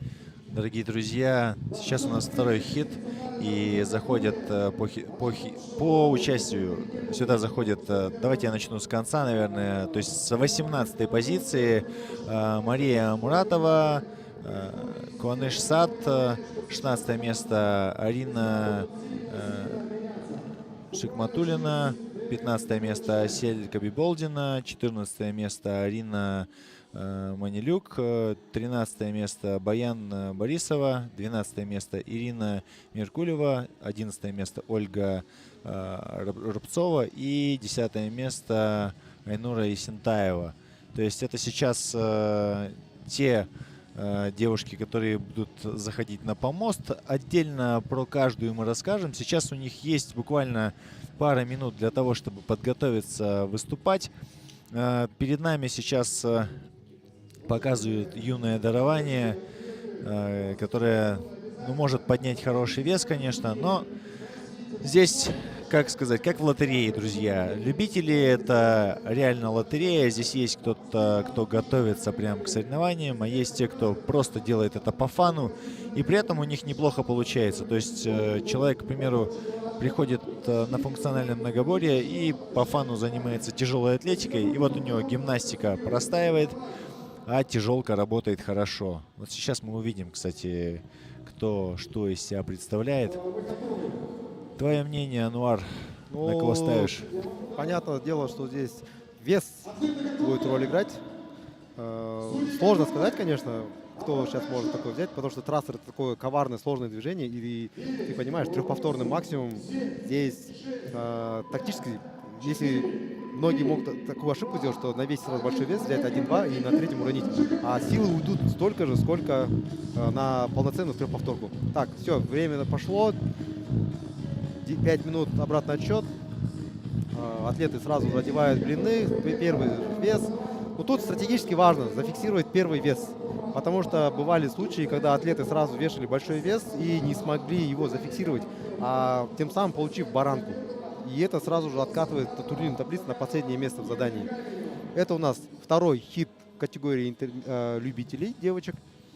Так, здесь вес у нас 35 килограмм. Куаныш Сад берет стойку.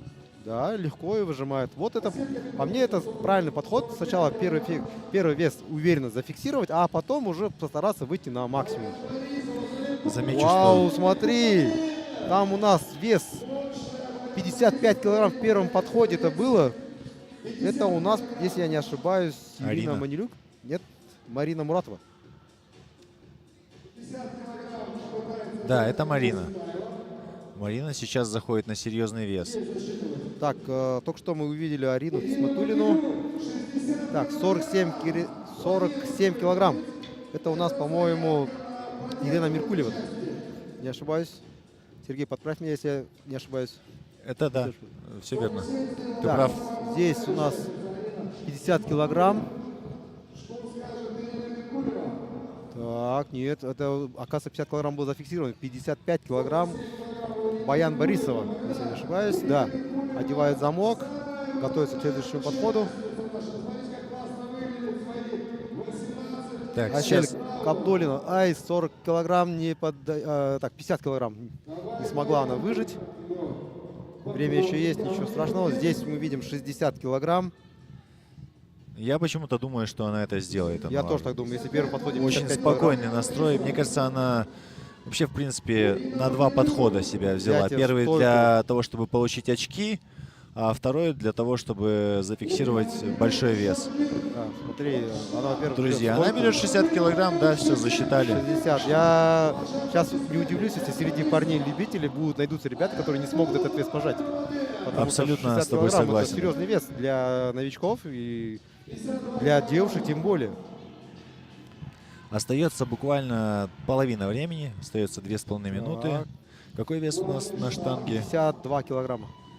То при ее весе это очень серьезный Это вес. отличный вес при ее весе, росте и возрасте. Ну, это хороший вес, 52 килограмма пожать на 3 раза. Друзья, это, наверное, самый, так сказать, юный участник данного захода, данных соревнований. Поэтому неудивительно. Но при этом она хороший вес поднимает. Очень техничная девушка. Она, по-моему, с родителями приезжает и участвует в соревнованиях. Во многих уже участвовала. В юниорах она, по-моему, кстати, топ. Да, выигрывала, по-моему, в прошлом году она среди юниоров. Ну, все равно ей не достает опыта, веса и возраста, чтобы как бы пока, скажем так, на лидерских позициях выступать в этой категории. Я вот с тобой согласен.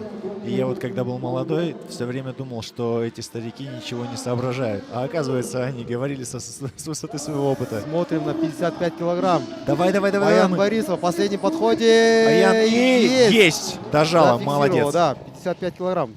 Смотрите как. Друзья, это...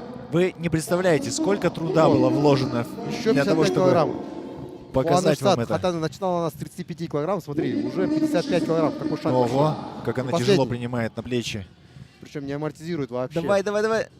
Есть, зафиксировала, засчитали. да. Я думаю, да, Да, засчитали. у нас не такие стандарты, как тяжелая атлетика. Здесь шагнул, можно сдвинуться с места. Главное не толкать штангу, а чисто дожимать. Давай, Ольга давай, давай. Рубцова. И последний подход. Так, Терпи. есть. Да, Ну, дожала. знаешь, вот этот такой был немного спорный момент во время сжима. Вот, Арина, смотри, как чисто работает. Смотри, как по красоте. Она либо сделает... Смотри, 55 килограмм. И последний, мне кажется, вот это да, спорный момент. Был спорный момент, но я думаю, да. судьи засчитают. и Толчок. этот вес. Вот видите, друзья, вот со стороны это точно видно. Вот не знаю, как судья, то есть да, вот так сдалека, когда показывают, ты как бы улавливаешь эти микродвижения.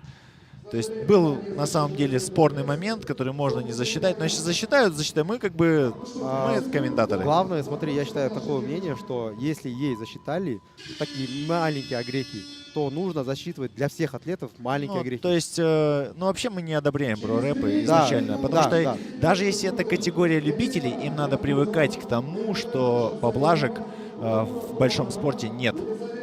Но опять же, я хотел закончить свою мысль. Если какой-то судья, например, скажем, вот этот легкий недочет засчитает, а другой нет и даст ноу-рэп, получится, что атлеты окажутся не в равных условиях. И это, как бы, скажем, не совсем честное соревнование получится.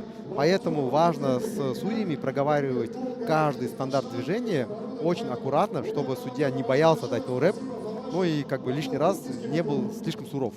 Ну, то есть один единый стандарт для всех судей, и чтобы каждый это придерживался. Да, было бы... Представляешь, если у тебя попадается один качественный судья, который тебя на каждом твоем выходе просто очень строго судит, а у кого-то очень лояльный судья, который такой: «Эй, чувак!» Ну, такое бывало, Да. поэтому есть такое негласное правило, что судьи не должны судить своих знакомых. А тем временем у нас следующий хит. Друзья, последний хит в любителях в женщинах, последняя девятка. И у нас выходит тройка лидеров. Мы посмотрим, как они будут выступать. Ал енді біздегі соңғы лидерлердің шығады. Ол әуесқой санатындағы қыздар. Бірінші жолда Элина Лянгузова, үшінші жолда Меруерт Жансаринова, екінші жолда, үшінші жолда Лаура Кумарова, 4 Елизавета Петрова, 5 Асем Таржанова, 6 Вероника Махметова, 7 Анастасия Айтмагембетова, 8 Лейла Саханова, 9 Юлия Каменова, 10 жолда ешкім жоқ. Бізде 9 спортшы қазір алаңға шығады.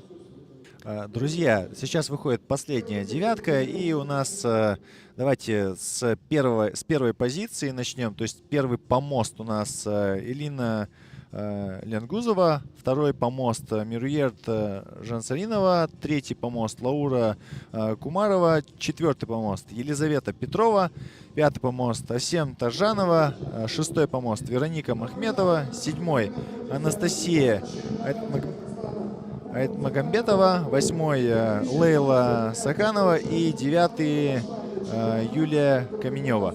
Итак, друзья, помосты по номерам идут, то есть запомните, на каком помосте какая цифра, и у вас не будет проблем с тем, чтобы понять, кто перед вами сейчас выступает. Рустам қазір біздің жариялап отыр келесі санаты шығып қыздарды. Міне қыздарымыз алаңға шығып жатыр. Қарайық. Қазір тамашалаймыз өнерлерін. Зілтемірді көтеру. Трастер деген қозғалысты 3 ретке қайталау. Алдында Сергей екеуміз айтып өттік, жаңағы төрешінің назарына байланысты осы қозғалыстың өзінің стандарты бар. Әр төрешіге сол стандартты нақты орындауына өте қатаң болуы да тиіс. Өйткені бір егер төреші спортшыға өзінің қайталауын санамай қойса, екіншісі соны санаса, онда ол спортшылар бірдей жағдайда болмайды. Ол енді кішкене әділетсіз болуы мүмкін. Сондықтан да бұл жерде енді төрешінің жұмысы өте маңызды. Ал қараймыз, қазір 10 секундта біздің қыздарымыз зілтемірді өзін бағындыруға тырысады. Дорогие друзья, сейчас мы будем смотреть последний и самый мощный заход на тройной подъем штанги над головой, а именно тройной трастер. Задача поднять штангу на плечи 3 раза, грубо говоря, глубоко сесть и 3 раза ее поднять над головой без толчка. То есть надо именно разгоном за счет ног дожать ее вверх. Это для тех, кто вновь присоединился к нам. И сейчас мы видим, что первый подход они будут делать, скорее всего, для баллов, для очков. То есть Задача поднять тот вес, который для тебя является рабочим, и уже потом пробовать какой-то трехповторный максимум искать свой. Потому что, мне кажется, зная за неделю вот эти комплексы, они нет-нет, да и пробовали, скорее всего. То есть знают, на какой вес они могут зайти. 20 секунд прошло буквально. Лаура Кумарова 45 килограмм салмақты біріншісін оңайда бағындырды. Екінші қайталауы және де асықпайды, қараңыз. Бар, иә. 45 килограмм бағындырды. Зарина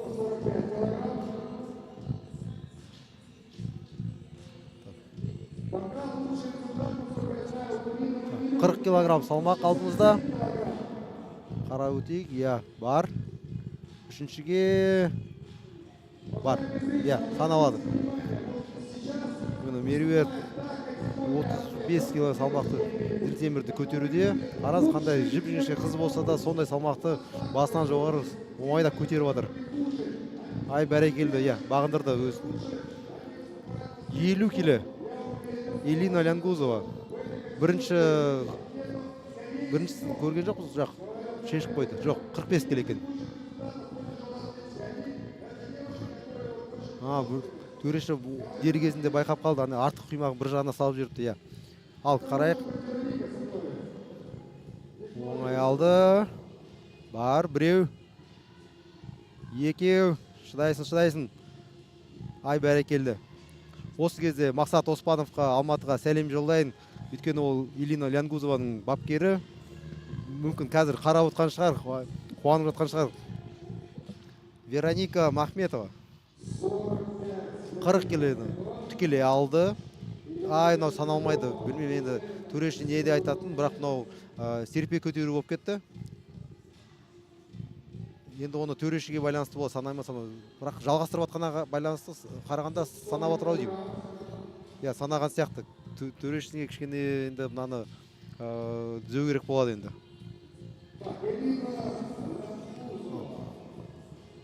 Дорогие друзья, неудачная попытка. Но тут, кстати, если первый комплекс был на выносливость, то второй комплекс именно на взрывную силу, на технику. И смотрим, сейчас вес на, у нас сколько, 50 килограмм получается на штанге. И да, по идее дожало, то есть не толкнуло ничего. Чистый, да, чистый дожим. То есть я бы засчитал, будь я судьей. Да, это было чисто. Так, Меруерт сейчас, правильно же, да? Да, это у нас Меруерт Жацаирова. Жмет, поглядывает на судью, чтобы судья не дал ноурэп. Да. Кстати, это очень правильно. Да, это правильно, потому что если судья ноурэпит, надо остановиться и продолжать движение. Дожать просто хотя бы, да. То есть если он говорит, что типа что-то не так, ты как бы колени не выпрямил или еще что-то. Раньше время опустил, а потратил силу и сколько на повтор. Да, то есть все-таки лучше на секунду или на полсекунды задержаться и поймать взгляд судьи, который тебе одобрительно так кивнет. Знаешь, как в этих рилсах, так, когда так... Да, точно. Это тот самый момент. И осталось буквально 1,5 минуты. Это Элина Лянгузова, 50 да, Элина, килограмм. смотрим. Сколько у нее на весах получается? 50 килограмм. 50 килограмм. Танго. Для нее это серьезный вес. Было видно, как она предыдущий Да, поднимала. она на самом деле телосложением как бы Очень невысокая. атлетична, Да, на самом атлетична, деле. но она не крупная, так скажем. Так, посмотрим. Ну, взять можно как угодно. Главное, чтобы взять штангу. Всё. И А там уже... раз. Так, первый тяжело, очень тяжело. Очень тяжело. И долго стоять на груди тоже опасно, потому что пульс растет, и дальше будет только сложнее. Нет, Два, смотри, справляется. чисто, молодец. Давай. И последний. И... Не бросай. Жми. Есть. Да, 50 засчитали килограмм, да. чисто, очень Но здесь, чисто. кстати, есть один такой стратегический хитрый подход. Если ты жмешь 50 килограмм, надо постараться добавить маленькие блины, чтобы было 52. Согласен. Это большую роль сыграет, потому что многие любят шагать круглыми Сразу цифрами. И нет, к сожалению, не поддается. Ай-яй-яй. Юлия последний вес, там было, по-моему, 52 килограмма. Вот Подожди, Елена она пробует за 52. последние Ну, это 20 уже, секунд. я думаю, не успеет. 52, я тоже думаю, До что этого уже было не тяжело, успеет. и слишком мало времени было на отдых. Всё. Да, тяжело было. Кстати, вот тут сразу видно новичков, потому что они пытаются изо всех сил сделать как можно больше подходов. Хотя на самом деле, да, 2-3 подхода за 5 минут — это вот потолок. Я бы даже сказал 2. У профессионала 2. Ну, да, вообще стратегия тут Я вот Аяту Рашиду эту стратегию расписывал, как здесь за 5 минут что-то делать. Во время разминочного подхода желательно подвестись к максимальному весу на один повтор. То есть ты его сделал, размялся. Когда ты выходишь на помост, берешь примерно 85% от своего планируемого веса, который ты на 3 раза планируешь. Начинаешь с этого веса. То есть ты его зафиксировал уверенно, все. Это был первый подход, буквально сразу же первые 30 секунд отдел длины сделал. Дальше одеваешь тот вес, который ты планируешь на 3 раза. Скорее всего, ты его осилишь, потому что опытные атлеты, они все равно знают свои максимумы, оттуда можно уже шагать. И как ты отметил, ты до этого, они все равно все эти проходки прогоняли у себя в зале до. Потому что задания были известны еще за, по-моему, дней 10 объявили о них. Вот. Теперь, если человеку, спортсмену покоряется тот вес, который он планировал, дальше он уже идет на рекорд. То есть личные рекорды ставить уже дальше. Такое часто бывает на соревнованиях, потому что эйфория, человек может быть излишне возбужден и проявиться у него там скрытые силы, так скажем. Абсолютно. Я с тобой согласен в плане, вот у меня было на соревнованиях не раз, что я выходил на новые рекорды, при этом ты находишься, наоборот, в жутком закислении, казалось бы, у тебя организм уже истощен, но на каких-то ресурсах, на эйфории, на каком-то адреналине ты выталкиваешь вес больше и сам себе поверить не можешь. Да, так и поэтому происходит, что мировые рекорды все в большинстве случаев ставятся именно на соревнованиях. Там потому что как поддержка болельщиков, и вот видим, вот Лаура как дожимает последних сил, видишь, как серьезный настрой, серьезный взгляд. Давай, и надеюсь, атлеты это прям, хороший повтор. Да, это хороший повтор. Вот. Здесь тоже 50 килограмм. Не, молодцы, девчонки, килограмм. 50 килограмм, обалдеть, это трастер, это, понимаешь, это не просто взятие на грудь, это трастер, это сжать надо его. Давай говорить так, не 50 килограмм, а раз это тройной повтор, то это 150 килограмм. Да, объем работы, это получается надо 3 раза, это 150 килограмм за голову выжать. Вот сейчас будет заход любителей мужчин, и здесь у нас выходят на помост на первый Дожан Жанатбек, на второй помост выходит Дастан Бесимбаев, на третий Ханза Насурлаев, да, правильно? Да, Я говорю? Насурлаев. Всё. Ханза Насурлаев. На четвертый Дидар Умбешев. Он, кстати, думаю, нормально должен выступить здесь по силе. Дмитрий Козлов, пятый помост. Кстати, это вот та семья, о которой мы говорили до этого. Шестой Владимир Кочербаев. Седьмой помост Дамир Ельжанов. Восьмой Роман Бойко, который, кстати, победил в юниорах буквально вот весной в соревнованиях, но сейчас выступает в любителях. И что мы видим? Молодость, все-таки есть молодость, а опыт все-таки есть опыт. Есть кто засиделся уже в любителях, на самом деле, и у них уровень уже ближе к интермедиа. Ну да, мы, кстати, здесь являемся свидетелями пересечения молодости и опыта. Да, на девятом помосте у нас Рустам Шафиков, и на десятом никого, нет, да, то никого, правильно. То есть 9 человек выходит на помост. Ну, мне кажется, сейчас вот, судя по тому, что мы видим всё. на экране, да, Азамат... Да-да-да, он заменяет. Выходит, да, на 10-ю полосу, кажется, он выйдет. Ну, здесь сейчас Роман, надеюсь, покажет. Я видел его инстаграм, и он там вроде бы веса тягал хорошие. Я тоже видел, что он очень хорошо обращается со штангой, и мы будем за ним наблюдать. Ал, құрметті спорт сүйуші қауым, қазір бізде күш сынағы, екінші бізде сынақ. Бұл жерде алдымызда әуесқой спортшыларымыз, еркектер арасында бірінші жолда Досжан Жанатбек, екінші жолда Дастан Бесенбаев, үшінші Ханза Нусраллаев, 4 Дидар Умбешев, 5 Дмитрий Козлов, 6 Владимир Кочербаев, 7 Дамир Ильжанов, 8 Роман Бойко, 9 Рустам Шафиков. 10 жолға енді Азамат ағай деп айтпасам, шынымды айтсам, аты фамилиясымен айтуға кішкене тілім бұрылмай тұр. Өйткені 65 жастағы ағамыз деп айтайық. Жастармен қатарласып өзінің өнерін көрсетуде. Міне Роман ауыр көтеруге дайын екенін көрсетіп тұр. Жаңа жүгіріс барысында кішкене өзінің қарсыластарынан қалып қалды. Қазір төреші түсіндіріп жатыр. жаңағы стандартты серпе көтеруге болмайтынын отыра алып және басынан түзу сығымдауын түсіндірді. Ал міне спортшылар дайын екенін көрсетуде, қолын көтеріп, төрешілер де қолын көтеріп дайын екенін көрсетті. 8 секунд, бастаймыз. 5 секунд. Ал, кетті.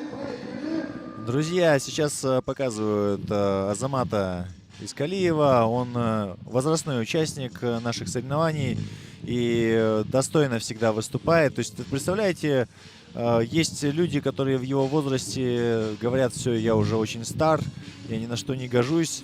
А он показывает всем своим примером, что нужно очень долго сохранять свою, как так сказать, качественную жизнь. То есть, по сути, он очень качественно проживает свою пенсию. Итак, Обратите внимание, сзади Рустам Шафиков. Какой вес там? С веса с 50 килограмм. Азамат Агай начинает с веса 40 килограмм. Кстати, надо отметить, что у мужчин гриф 20 килограмм. У девушек был 15. Такой есть стандарт. Вот здесь у нас 65 килограмм. Дошан Жанатбек. Первая попытка. Берет в сет. И хорошо, чистый повтор. Дожимает. Второй тоже есть. И последний. Так, да, есть. ну, засчитали. Единственное, смотри, он, видишь, открывает ладонь и кладет на пальцах. Дожимать. Показывает сейчас Романа Бойко. Роман Бойко, 80 килограмм. Единственное, это был последний, кажется, толчок или нет. Судья, кажется, не засчитал, и его остановили. Кажется, да, не засчитал. Ну, Видно по... 80 килограмм, это у него первый подход. То есть молодой, но очень сильный парень. Нам сейчас просто не показывают. Там 85, можно на смотри, там только заднем на плане, камере да. не было видно 2,5 килограмм блинов. Он начинает с 85, 85 килограмм. Роман Бойко. Есть. Мне кажется, он слишком маленькую паузу взял после первого подхода. Ну, чисто. Да, Есть, засчитали. да, зафиксировал. Вы видите И эти последний. пальчики? Они говорят, что засчитано. И последний. Да. Тут не было, кстати, подседа. Чисто взял 85 килограмм, Для друзья. любителя 85 килограмм, если честно, я сам, скорее всего, столько и пожму на максимум на 3 раза. Мне кажется, ты недооцениваешь себя, и твой минимальный вес на тройном трастере — это 100 килограмм. Нет. О, Ханза, смотри, смотрим. 90. Подожди, здесь 97. Что-то он слишком много, кажется, навесил. Да, мне кажется, Для этой тоже категории, много. мне кажется, было бы правильно там 90, 91, 92. Смотри, какой заход. То есть это у нас всего первый заход. Может быть, на втором и на третьем найдется тот, кто и 100 толкнет. Ну, точнее, Но если среди Трастернет. любителей такие найдутся, я считаю, что они не в той категории показывают свои... но тем не менее мы будем смотреть на категорию интермедиа, которые тоже там будут А за вот 120 и толкать. Дидар, обратите внимание, неделю назад он мне писал, что у него была простуда. 90 килограмм. Смотрим. После простуды... Вот это болит. боец. Хорош. Ай-яй-яй-яй. Не торопись, Дидар. Дидар. Спокойно. Ногами мощнее. И... Ай, к сожалению, нет. Ах. Вес не поддается, он ее уронил. Ну, сказывается простуда. Он, болел неделю назад только, чувствовал себя плохо. Он даже задумывался о том, чтобы сняться с этих соревнований. Но в любом случае, друзья, ребята приехали, и он решил их тоже поддержать вместе. Кстати, еще один момент. Штангу назад бросать нельзя. Это считается нарушением техники безопасности. И повтор, который был последний, не засчитывается в случае, если атлет штангу сбрасывает за спину. Остается у нас 2 минуты. Здесь Спасибо, мы видим- кстати, что напомнила об этом правиле. На самом деле, когда его ввели, все перестали так делать. Просто разом. Помнишь, Да. раньше делали, а вот сейчас как бы редко это Ну, видишь. это реально безопасность. Вон, смотрим на фоне Дмитрий, 90 килограмм. Первый есть, тяжело, но есть. А здесь у нас 60. 60. Килограмм тяжело. Ну, видно, новичок человек, потому что техника взятия штанги, прям локти сведены. Да, Боковые еще и 65 у него. да, 65 килограмм, да.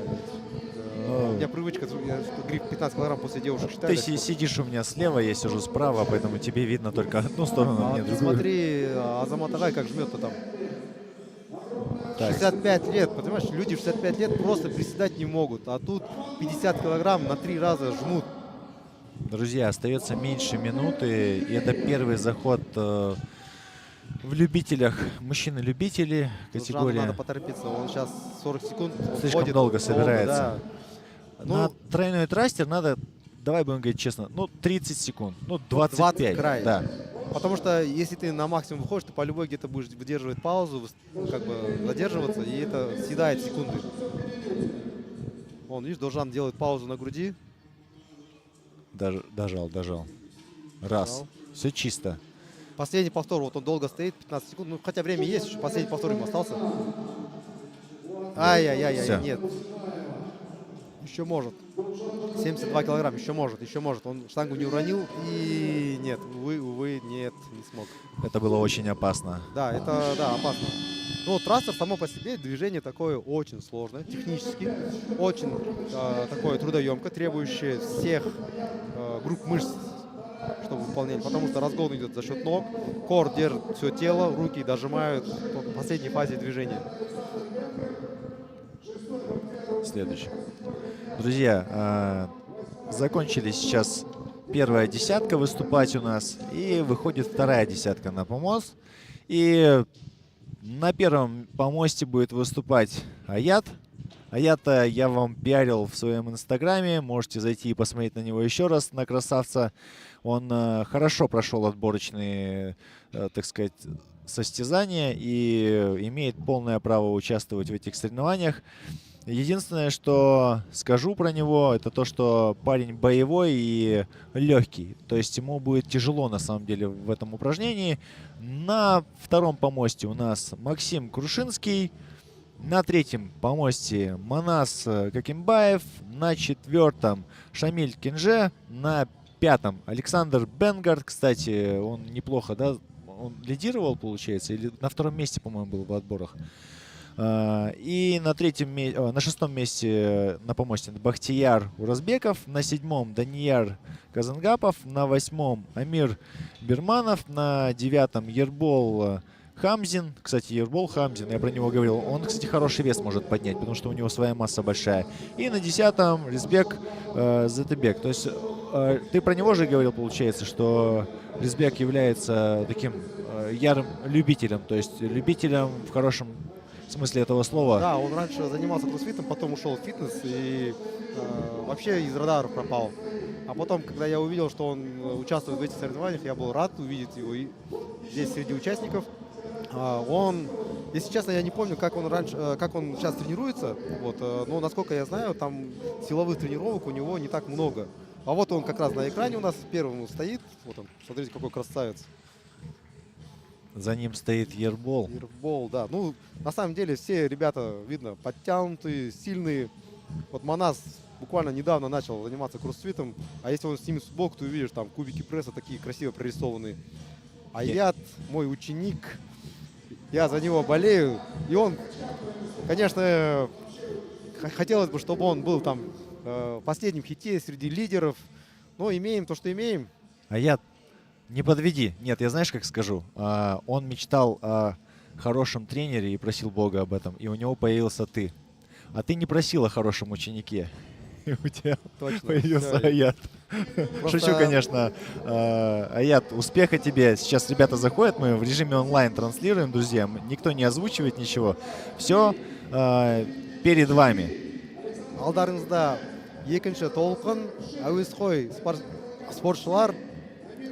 Бірінші келе жатқан міне Затыбек Рысбек 10-шы жолда болады. Ал бірінші жолдан бастап айтып өтейін. Бірінші жолда Аят Жайсан, екінші Максим Крушинский, 3 Манас Кокумбаев, алдарыңызда міне 4 Шамиль Кенже, 5 Александр Бенгард, 6 Бахтияр Уразбеков, 7 Данияр Казанғапов, 8 Амир Бирманов, 9 Ербол Хамзин, 10 Затыбек Рысбек. Алдарыңызда міне қазірше спортшылар дайындығын жүргізіп жатыр. Төрешілер ережені жақсылап түсіндіріп жатыр. Жаңағы алдында айтып өткендей, таза сығымдау болу керек, серпе көтеруге болмайды. Бұл жерде кеудеге зілтемірді алу керек біріншіден, кейін отырып тұрған кезде қолмен таза сығымдау керек. Аят, уайымдап тұрау деймін кішкене, менің шәкіртім. Өзім әуестенем енді. Сіздер ренжімеңіздер, Аят туралы көп айтып қойсам. Өйткені өз қолымда жаттыққаннан кейін енді ол туралы көп айтамын. Міне 8 секунд бастаймыз. Спортшыларымыз дайын. Ал, кеттік. Итак, друзья, они приступают к первому подходу. Первый подход, как я и говорил уже до этого ранее, вот для того, чтобы заработать очки. То есть вы должны были размяться со штангой. Вы видите, наверняка иногда мелькает в кадрах ширма белая, за которой находится помост, где они могут разогреться со штангами. Итак, Смотри, Аят, сейчас посмотрим, как он следует моей рекомендации, потому что мы с ним обсуждали тактику, стратегию, как подходить и как веса шагать. Я ему сказал, первым весом не торопись, зафиксируй тяжелый вес. Как раз таки у него он хотел максимум 90. Я ему говорю, если 90 у тебя получается, сделай 91. Он сейчас вешает 85 килограмм, видимо, уверен в себе. На разминочной зоне он, значит, сделал 80 килограмм на 3 раза, должен был сделать. И сейчас уверенно выходит на 85. Потому что он начинает чуть ли не с субмаксимального веса. Значит, запомнил мои советы, но я не видел, как он разминался. Надеюсь, что он размялся хорошо. И сейчас сможет в первом же подходе чисто, красиво зафиксировать этот вес. мне кажется, сейчас у него в голове твой образ, и он говорит, я же тебе говорил. Я не знаю, что у него в голове, но я держу пальчики. Давай, Аят, не подводи. Верю в тебя. Итак, поехали. Друзья, Молодец. получается, что Смотри, как легко есть. Не торопись. тренер Аята комментирует. Да, как приятно комментировать своего атлета. И есть. Засчитали. Да, засчитали, потому что он, судья там, видимо, указал, потом он сбросил. Но торопится все-таки, он немного торопится. Я ему говорил, чтобы он не торопился, опустил на плечи и немного выдерживал паузу. А нам показывают здесь, это кто у нас, к сожалению, не видно, 65 килограмм, видимо, он уже поднял. Следующий вес 70. Да, 70 килограмм одевают. На фоне я вижу Манас 75 килограмм одел. Так, других атлетов, к сожалению, мы не видим. Друзья, надеюсь, нам будут показывать сейчас самые большие веса, кто из них Да, будет брать больше самые всего. большие веса пока Аят 85, я видел. А вот кто-то 87 там поднимают. Ирбол, вижу, по-моему, 90 килограмм. Вот а я вот и Ирбол. смотрю на него. А вот 80 килограмм здесь. Ирбол, давай. Первый раз есть, второй есть. А, это был третий раз. Это был Всё, третий. всё, Ерболу отлично, засчитали молодец, 80 килограмм. Хороший Хороший вес, вес. хороший. А вот Респект, 95 килограмм. Респект. О, смотри, Какой как сильный. хорош. Все, что ли? Чисто. Смог. 95 килограмм. Я думаю, на сотню пойдет. Я тоже Можно думаю, знать. что это Ну, будет хорош. первая сотня в этом заходе. Манас берет стойку. Сразу видно неопытных атлетов, потому что взятие в сет считается как начало движения. Можно было бы экономить силы.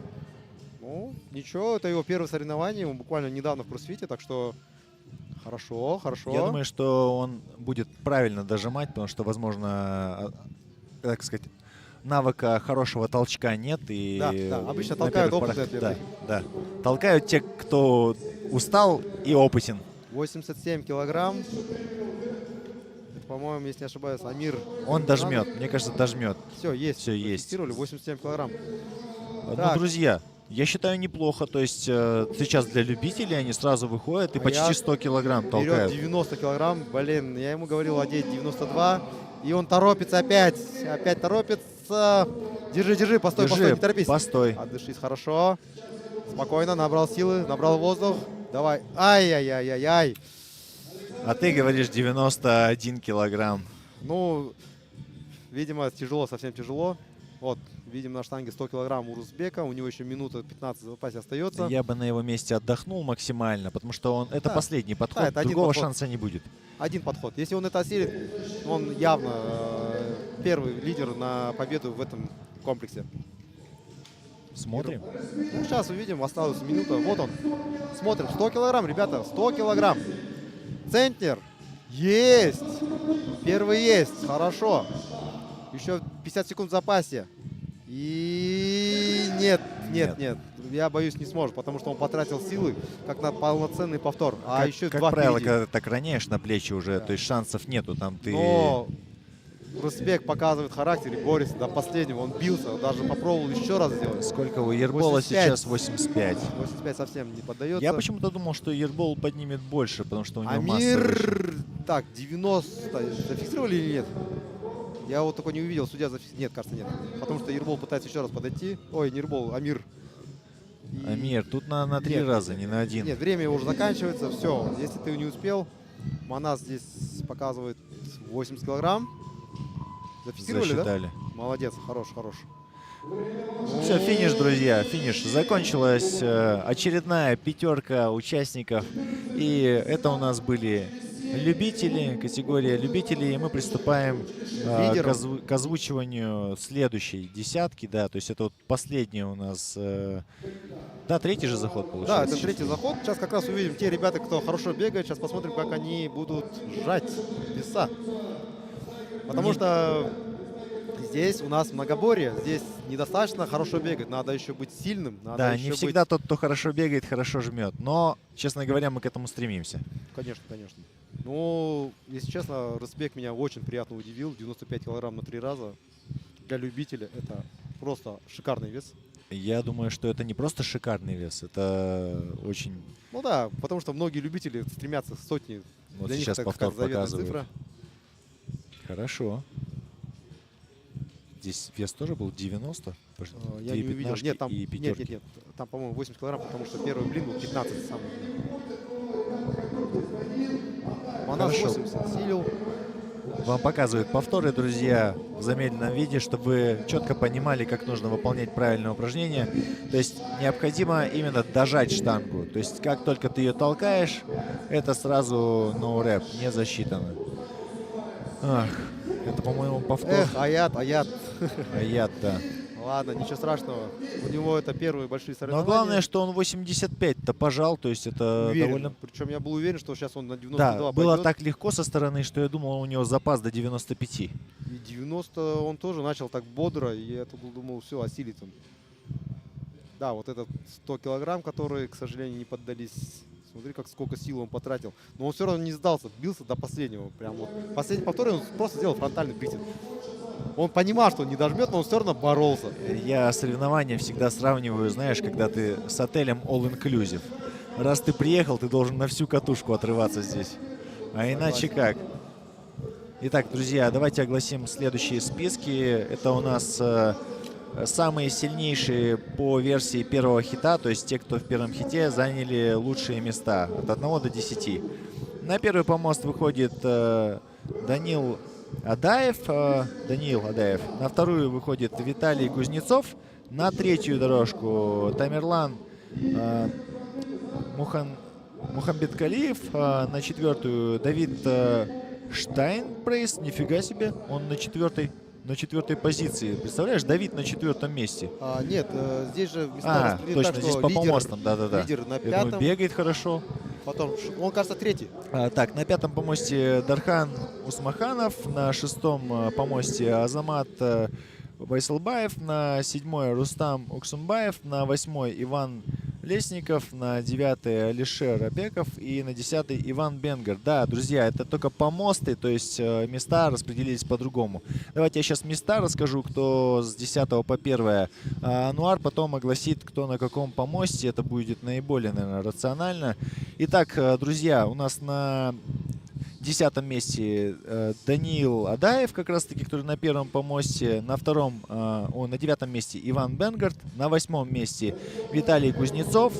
На 7-м Алишер Абеков. На 6-м Тамерлан Мухамбеткалиев. На 5-м Иван Лесников. На 4-м Давид Штайнпрейс. На 4-м, представляешь, то есть как есть.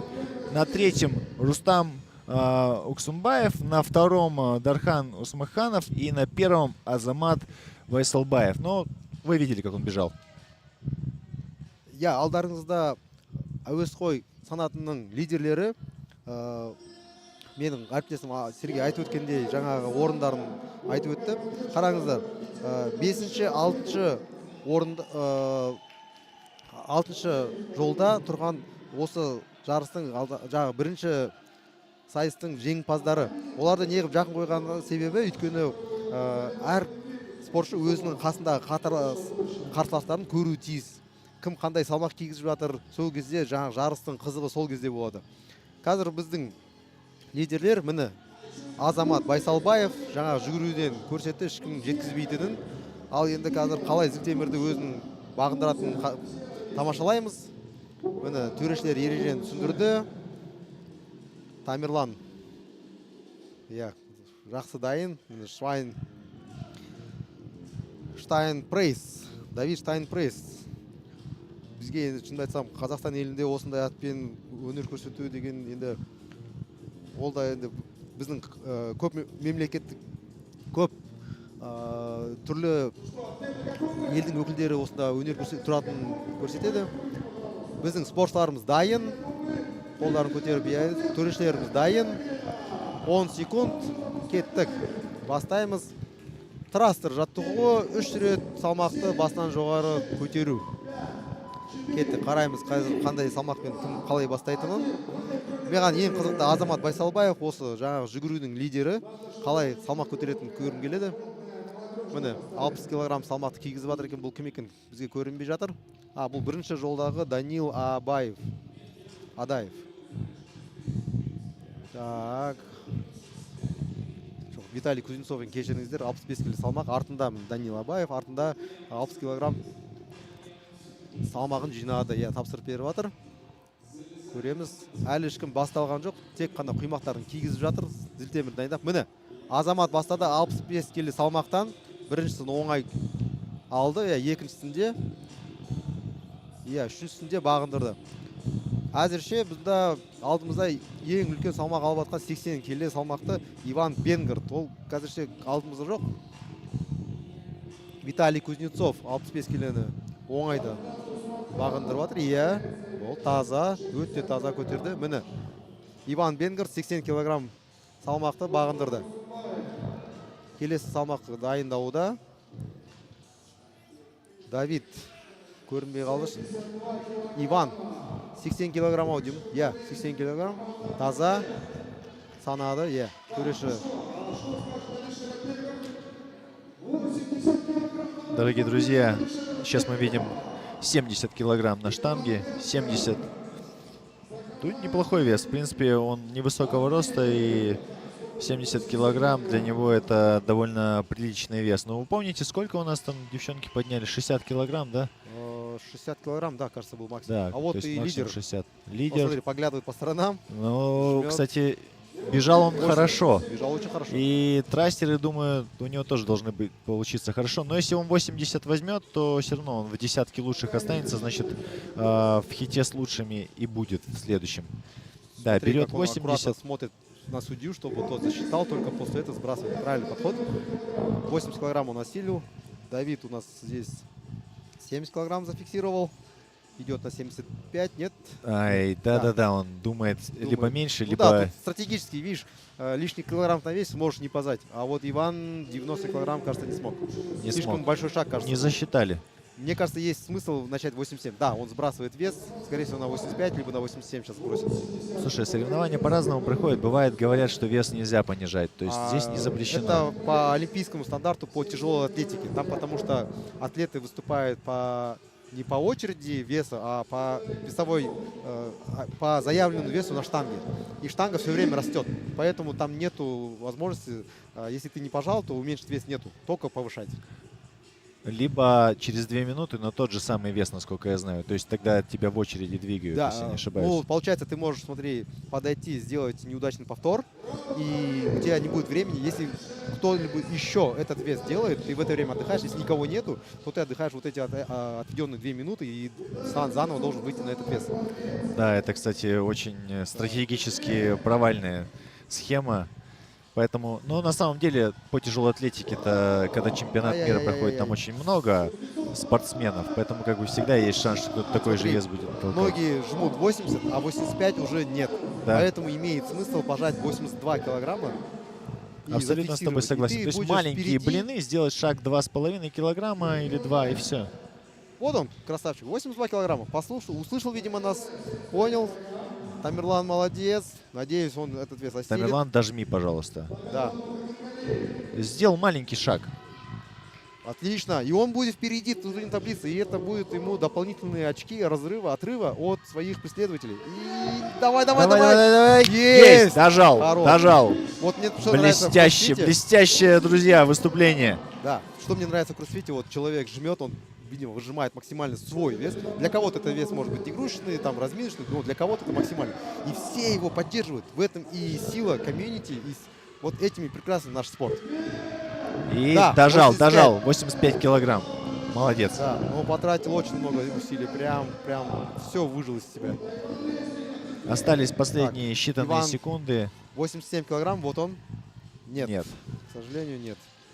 А я 87 килограмм, если пожал бы, был бы, да, отрыв был бы, например, Вот, то от есть, того же если бы Ивана. он послушал тебя и сделал там небольшой шаг. Ну, хотя ты Не, говорил, он что так и 90. начал, да, он так и начал, он так и планировал, все хорошо шло. Вот единственное, на 90, на третьем повторе у него чуть-чуть развалилось.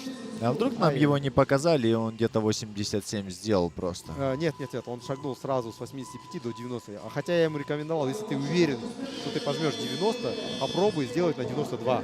Потому что на соревнованиях все равно адреналин зашкаливает, и там откуда-то не появись, резервы какие-то свои всплывают, и ты начинаешь сжать свои... одна повторка на 3 раза.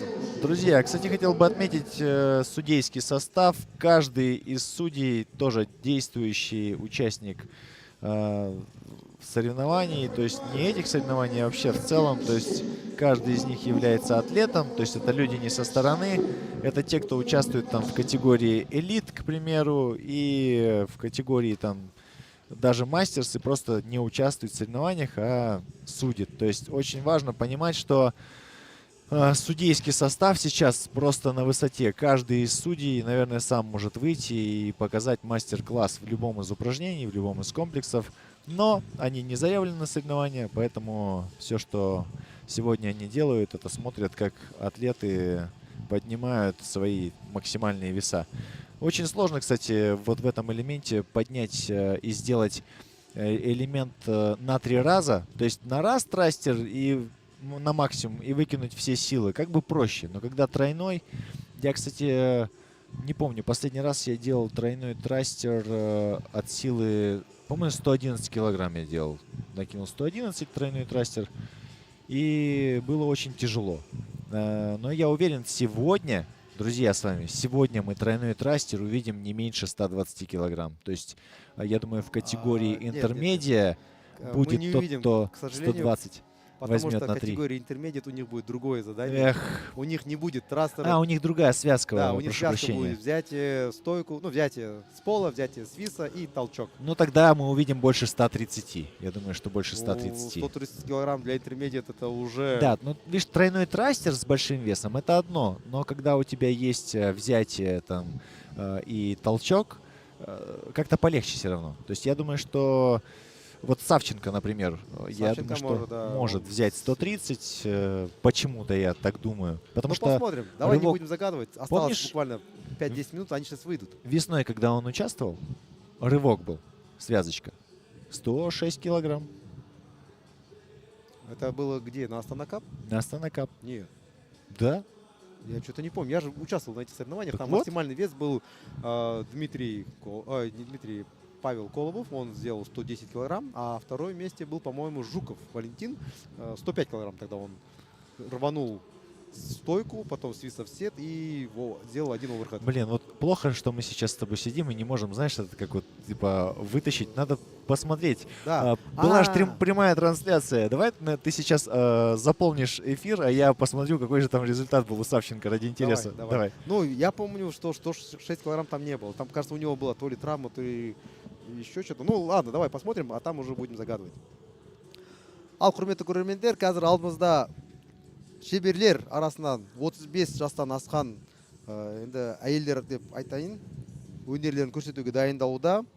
Бұл жерде бізде 7 спортшы қазір алаңға шығады. Біз төрешілер зілтемірді ауыстырып қойды, өйткені қыздардың зілтемірі 15 келі салмақта болады, еркектердікі 20 келеде.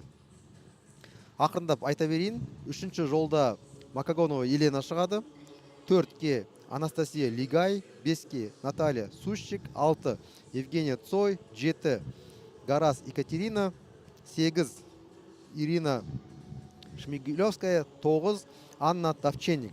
Бұл жердегі санатта қозғалысы кішкене басқалай болады. Алдында біз әуесқой санатында трастер жаттығуын 3 қайталауға істеген болса, қазір бізде зілтемірді кеудеге алу, кейін екінші қозғалыс ілінуден алу, үшіншісі итеру. Осы 3 қозғалысты үзбей максималды ауыр салмаққа шығу. Осындай мақсат. Осы сынақта 5 минут уақыт беріледі. Сол уақыттың ішінде максималды ауыр салмаққа шығу.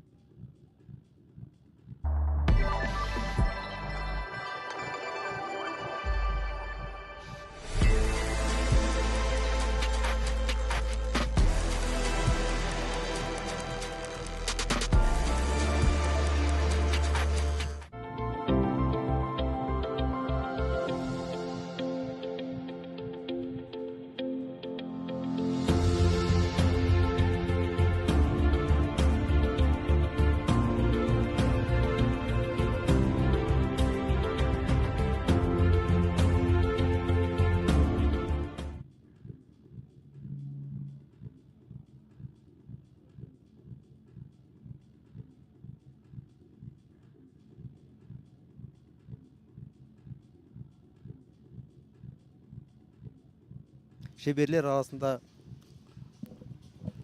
біз эфирімізге қайта оралдық. Естеріңізге сала кетейін, алдымызда шеберлер арасында 35-тен асқан қыздар өнер көрсетуде. Қазір әлі дайындық жүріп жатыр. Рустам шығатын біздің спортшылардың аттарын атауда. Ал егерде біздің көрермендердің арасында Түркия өкілдері болса, мен Роман Жантілеевтің атынан сәлем айтқым келеді. Волкан Чевик және оның жұбайы Малика Чевикке сәлем жолдағым келіп тұр. Сіздерді осы Астанада өтетін келесі жылғы 7 майдағы жарысқа шақырамыз. Одан да кейін Қазақстанда келесі жылы жоспарланып отыр. Халықаралық функционалдық көпсайыстан жарыс өткізуге. Соған сіздерді келеді деп сенеміз. Сіздерге Роман Жантілеев және Анастасиядан алғыс сәлем.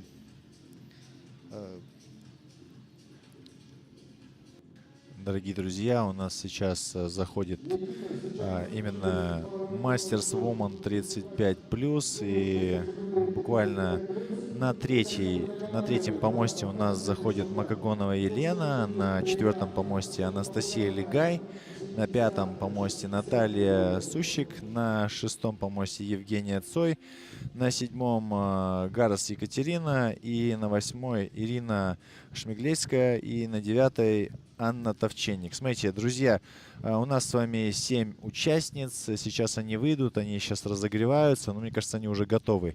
У каждой будет свой личный пояс, а также хочу заметить, что каждая из них может поднять большой вес, то есть это уже не любители девушки.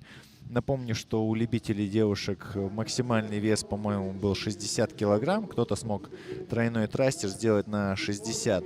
Но сейчас, по-моему, у интермедиа, сейчас посмотрю, погляжу, поменялся ли формат. То есть, если мы говорим о втором комплексе, то во втором комплексе у нас идет совсем другое упражнение у профессионалов. И мы будем сейчас смотреть, что же это такое. Так вот, связка у нас 5 минут найти максимум, 3 трастера это Scaled, а навыки комплекс номер 3 Intermedia Masters 40+, и 35+, это 11 минут ФАП, 2 минуты работы, 1 минута отдыха. И цель 60 оверхедов за минимальное число раундов. Это у нас будет комплекс номер 3. А сейчас у нас получается по силе у девушек 5 минут найти максимум связка взятие штанги, взятие свиса плюс толчок. То есть сейчас мы увидим не трастеры. Обратите внимание, сейчас поменялось у нас с вами задание. То есть для любителей задание было простое. То есть простая связка, поднять штангу на плечи любым способом. Хочешь кряхти там как угодно, поднимай в стойку, хочешь в сет. Но сейчас мы обязаны увидеть связку взятия штанги плюс взятие штанги свиса плюс толчок. Соответственно, вероятность того, что мы увидим взятие в сет, и это будет очень красиво, я думаю, что эта вероятность высока. Ну и в данном упражнении, если у девчонок трастер был 60 килограмм, у любителей, то сейчас у так сказать, у мастерс, я думаю, что вес может зайти за 70. То есть в этой связке, я думаю, увидим 70 у кого-нибудь. Как ты думаешь, Анвар? Но видя в списке Анну Тавченик, в свое время она поднимала гораздо больше веса. Ну, не знаю, какой она сейчас в форме, но я уверен, что она сейчас возьмет, ну, килограмм 60, наверное, начнет, я думаю. Ну, сейчас осталось считанные секунды, и мы это увидим. Я почему-то думаю, что у Цой, кстати, хорошие результаты будут, потому что она очень мощная. Давайте сейчас посмотрим. Слава богу, мы сейчас всех атлетов практически по имени знаем, где кто находится. Только камера будет показывать, мы будем рассказывать о девчонках. Сейчас на данном видео у нас Ирина в красивых лосинах. Она всегда, кстати, стильно на соревнования одевается. Каждый раз у нее на каждом хите разные костюмы. То есть, если ты вспомнишь, что какой был первый хит и в чем она была одета, это была другая одежда. То есть у нее на каждый хит свой собственный наряд. Вот такой вот стиль. Ну что, имеет право. Есть что показать, поэтому как бы, то есть мышцы, все при ней. Занимается она уже давно. Кстати, выходы силы она делает, по-моему, лучше, чем многие мужчины на турнике. Итак, Елена начала у нас с какого там веса? 50 килограмм. Штанга у них же 15, да, Да, получается? штанга 15, гриф 15 и еще 2,5 мелкие блины. И 50 да, килограмм получается. 50 килограмм легко, все зафиксировало. Да, на изи, друзья. А вот и Евгения. Ох, смотрите, это 65 килограмм у нее. 65 килограмм у Евгении она делает для очков. Это у нее первый подход. Обратите внимание, как легко она это. Это 70 килограмм, и не Это видели блины 2,5. Мы не видели блины 2,5. 70 Анна. килограмм. Здесь у нас 60 килограмм. А кто это был, не увидели, к сожалению. Отсюда можно по белым кроссовкам спалить. Это была Тавченик? Да? У Тавченика А нет, оранжевые это не она кроссовки. была. Это, по-моему, это была... Так, тем временем Настя одевает Это была Наталья Сущик. 55 Она- килограмм. Так, нет, 57 килограмм. Хороший шаг, хороший подход. 57 килограмм одевает. 57 килограмм. Это у нас Легай. Анастасия Легай. Она легенда. Она в свое время занимала первые места. Потом какое-то время просто фитнесом занималась. Да, И она вновь вообще вернулась. завязалась с кроссфитом, да. Вот сейчас Вот возвращается. это Джокер, про которого я и говорил, кстати. Это у нас Макагонова Елена. Нет, А, не угадал. я извиняюсь. Это Тарас Екатерина. Гарас Екатерина, да. Она, я не знал, не нашел информации про нее в интернете и все думал, кто же это. И сейчас у нас взятие свиса, показывает Анастасию. Она берет в полусет. Правильно, если можно взять ее в стойку, не запрещено, то тогда не надо тратить силы и брать ее в сет. Что, Наталья у нас какой вес поднимает? Наталья поднимает 62 килограмма, но, к сожалению, толкнуть она не смогла. Мгм. И Ирина Ирина тол- жмет. Это не толчок, это больше жим. Да, согласен. То есть Когда она, силы много, можно и пожать. честно Не говоря, запрещено. Штангу поднял над головой, как и в любом способе. просто мощностью взяла. Это у нас Цой. Цой. Это самый известный Цой в кроссфите в Среди Казахстане. Среди женщин, да. Так, у нее здесь на штанге так, 75 килограмм. Мы сбоку ничего Нет, нету, да? 75 75. килограмм, да. 75. Легко. Друзья, вот Ну да, это явный лидер соревнований. Она показывает хороший уровень подготовки как в тяжелой атлетике, так и по выносливости. Она А, только что. я, кстати, не огласил же результаты именно Ну, она на шестой Woman линии, за 35. значит, она- Кто на первом месте у нас, как ты думаешь? Ну, Евгения Цой, я думаю, она стоит на шестой линии. Она Правильно, должна быть Евгения Цой на первом месте, на втором Наталья Сущик. да, Сущик, и на третьем месте Гарас Екатерина. Вот тебе и сюрприз из города Кустанай. Да, Екатерина молодец. На четвертом месте Анастасия Льгай бегала, на пятом месте Ирина Шмгельская, на раз мы шестом её видим Макагонова как раз на Елена. экране. И Тавченник после первого комплекса на седьмом месте. Ну, Тавченик, да, давно уже не тренируется как профатлет.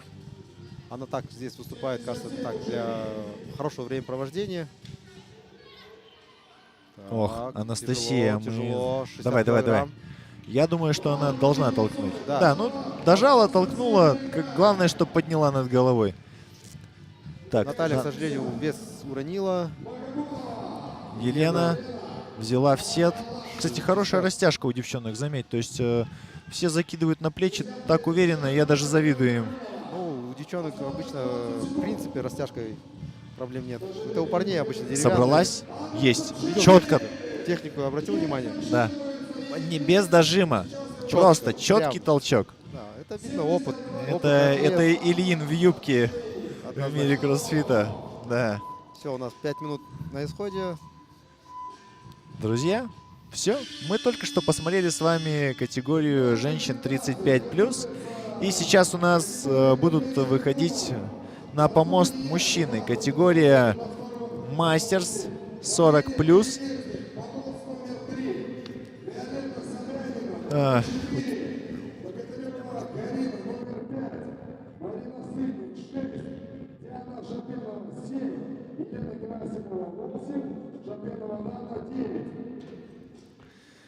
Друзья, поправочка, сейчас выходят на помост, собираются выходить именно Intermedia Woman, как показывают наши листовки.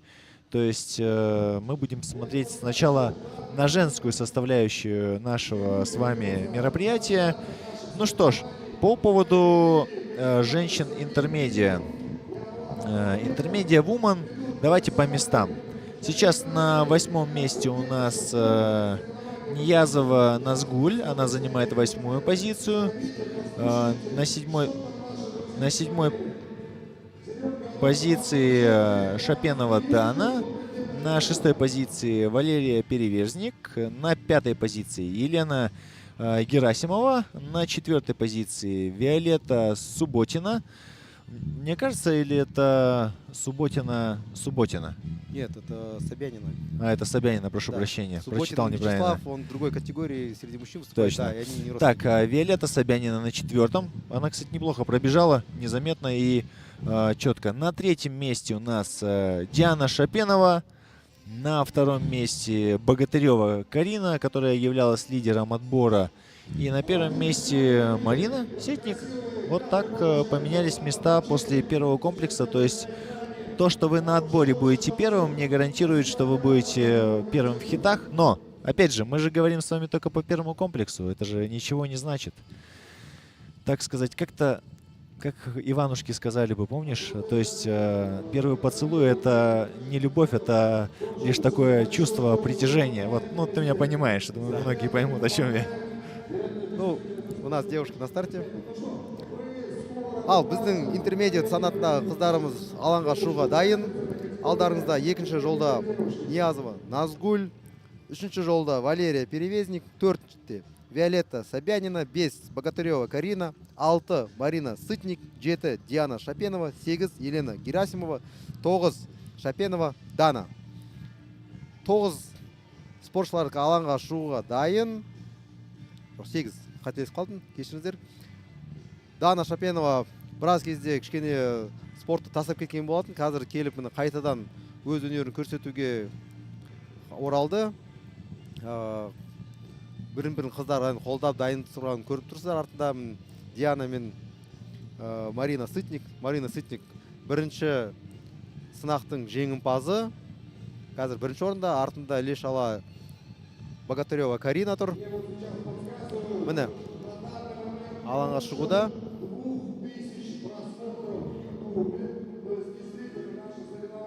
Қыздарымызды қолдайық. Дана.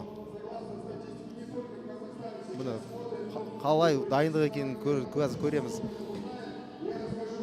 Сергей. Друзья, сейчас вы видите перед вами самые сильные женщины сегодняшних соревнований, и они будут показывать, думаю, тоже очень хорошие результаты. Если мне не отшибает память, то Цой толкнула 75 килограмм. И не стала идти дальше, мне кажется, потому что у нее не было конкуренции, то есть никто не сделал больше и не было нужды тратить силы. Да, там на заднем фоне, между прочим, Анна Товченик 72 килограмма силила. То есть она была близко к ее весу. Вот, Но я понимаю, что Анна Товченик резко изменит свое положение в турнирной таблице. Однозначно, да. То есть она пробежала очень тяжело, но зато на штанге она была второй. Так, сейчас мы только что Так-то у нас Богатырева. Она тоже, мне кажется, меняет наряды. Итак, Ну, красиво же, когда девушки красиво одеваются, каждый раз меняют слушай, да наряд. я бы, честно говоря, и мужиков бы переодевал каждый раз. Но мужики всегда снимают майки и У них один наряд, голышом костюм, бегают. Один наряд, да. мадама. Свое тело и все. Вперед, да. Кстати, вот хорошая тема, почему мужчине нужно следить за собой. Потому что твой самый лучший наряд — это твое тело. Так. Итак, кто это у нас? Тем временем это Диана. Так, Сразу же одевает, так, это получается 60 килограммов, да, 60 килограммов она одевает. Видите, уверенно, спокойные движения.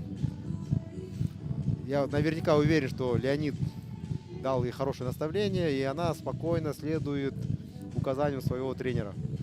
я хотел бы сейчас даже увидеть тренера. Тренер Да, стоит вот он сейчас, стоит, да, и смотрит наблюдает, просто, прям наблюдает. перед ним, да. Перед Но ней. Леониду тяжело, потому что здесь выступает сразу же 3 его подопечных, включая его супругу. Точно. За кого болеть? За супругу. Смотри, как она легко берет стойку. И Легко. Это Это, 60 килограмм. это заход для того, чтобы минимально получить очки и кого-то опередить. А вот и Валерия, у нее 55 килограмм. На фоне у нас Карина Богатырева фиксирует 60 Она в стойку килограмм. берет. Да, легко. Молодец, Лера хорошо зафиксировала вес, да. Так, у Богатыревой было 60 килограмм. да. Марина Я думаю, тоже что она 60 пойдет килограмм. на 70. Однозначно, если это в первом подходе было, то однозначно. Здесь мы тоже видим, так, есть 62 килограмма зафиксировано. Ну, молодец, молодец. То есть Вот они. сейчас у нас вес уже... Это Дана. 65, да?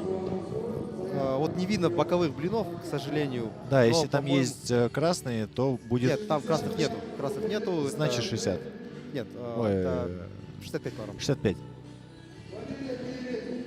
Очень сложно, кстати, считать и переключаться со штанги с женской на мужскую.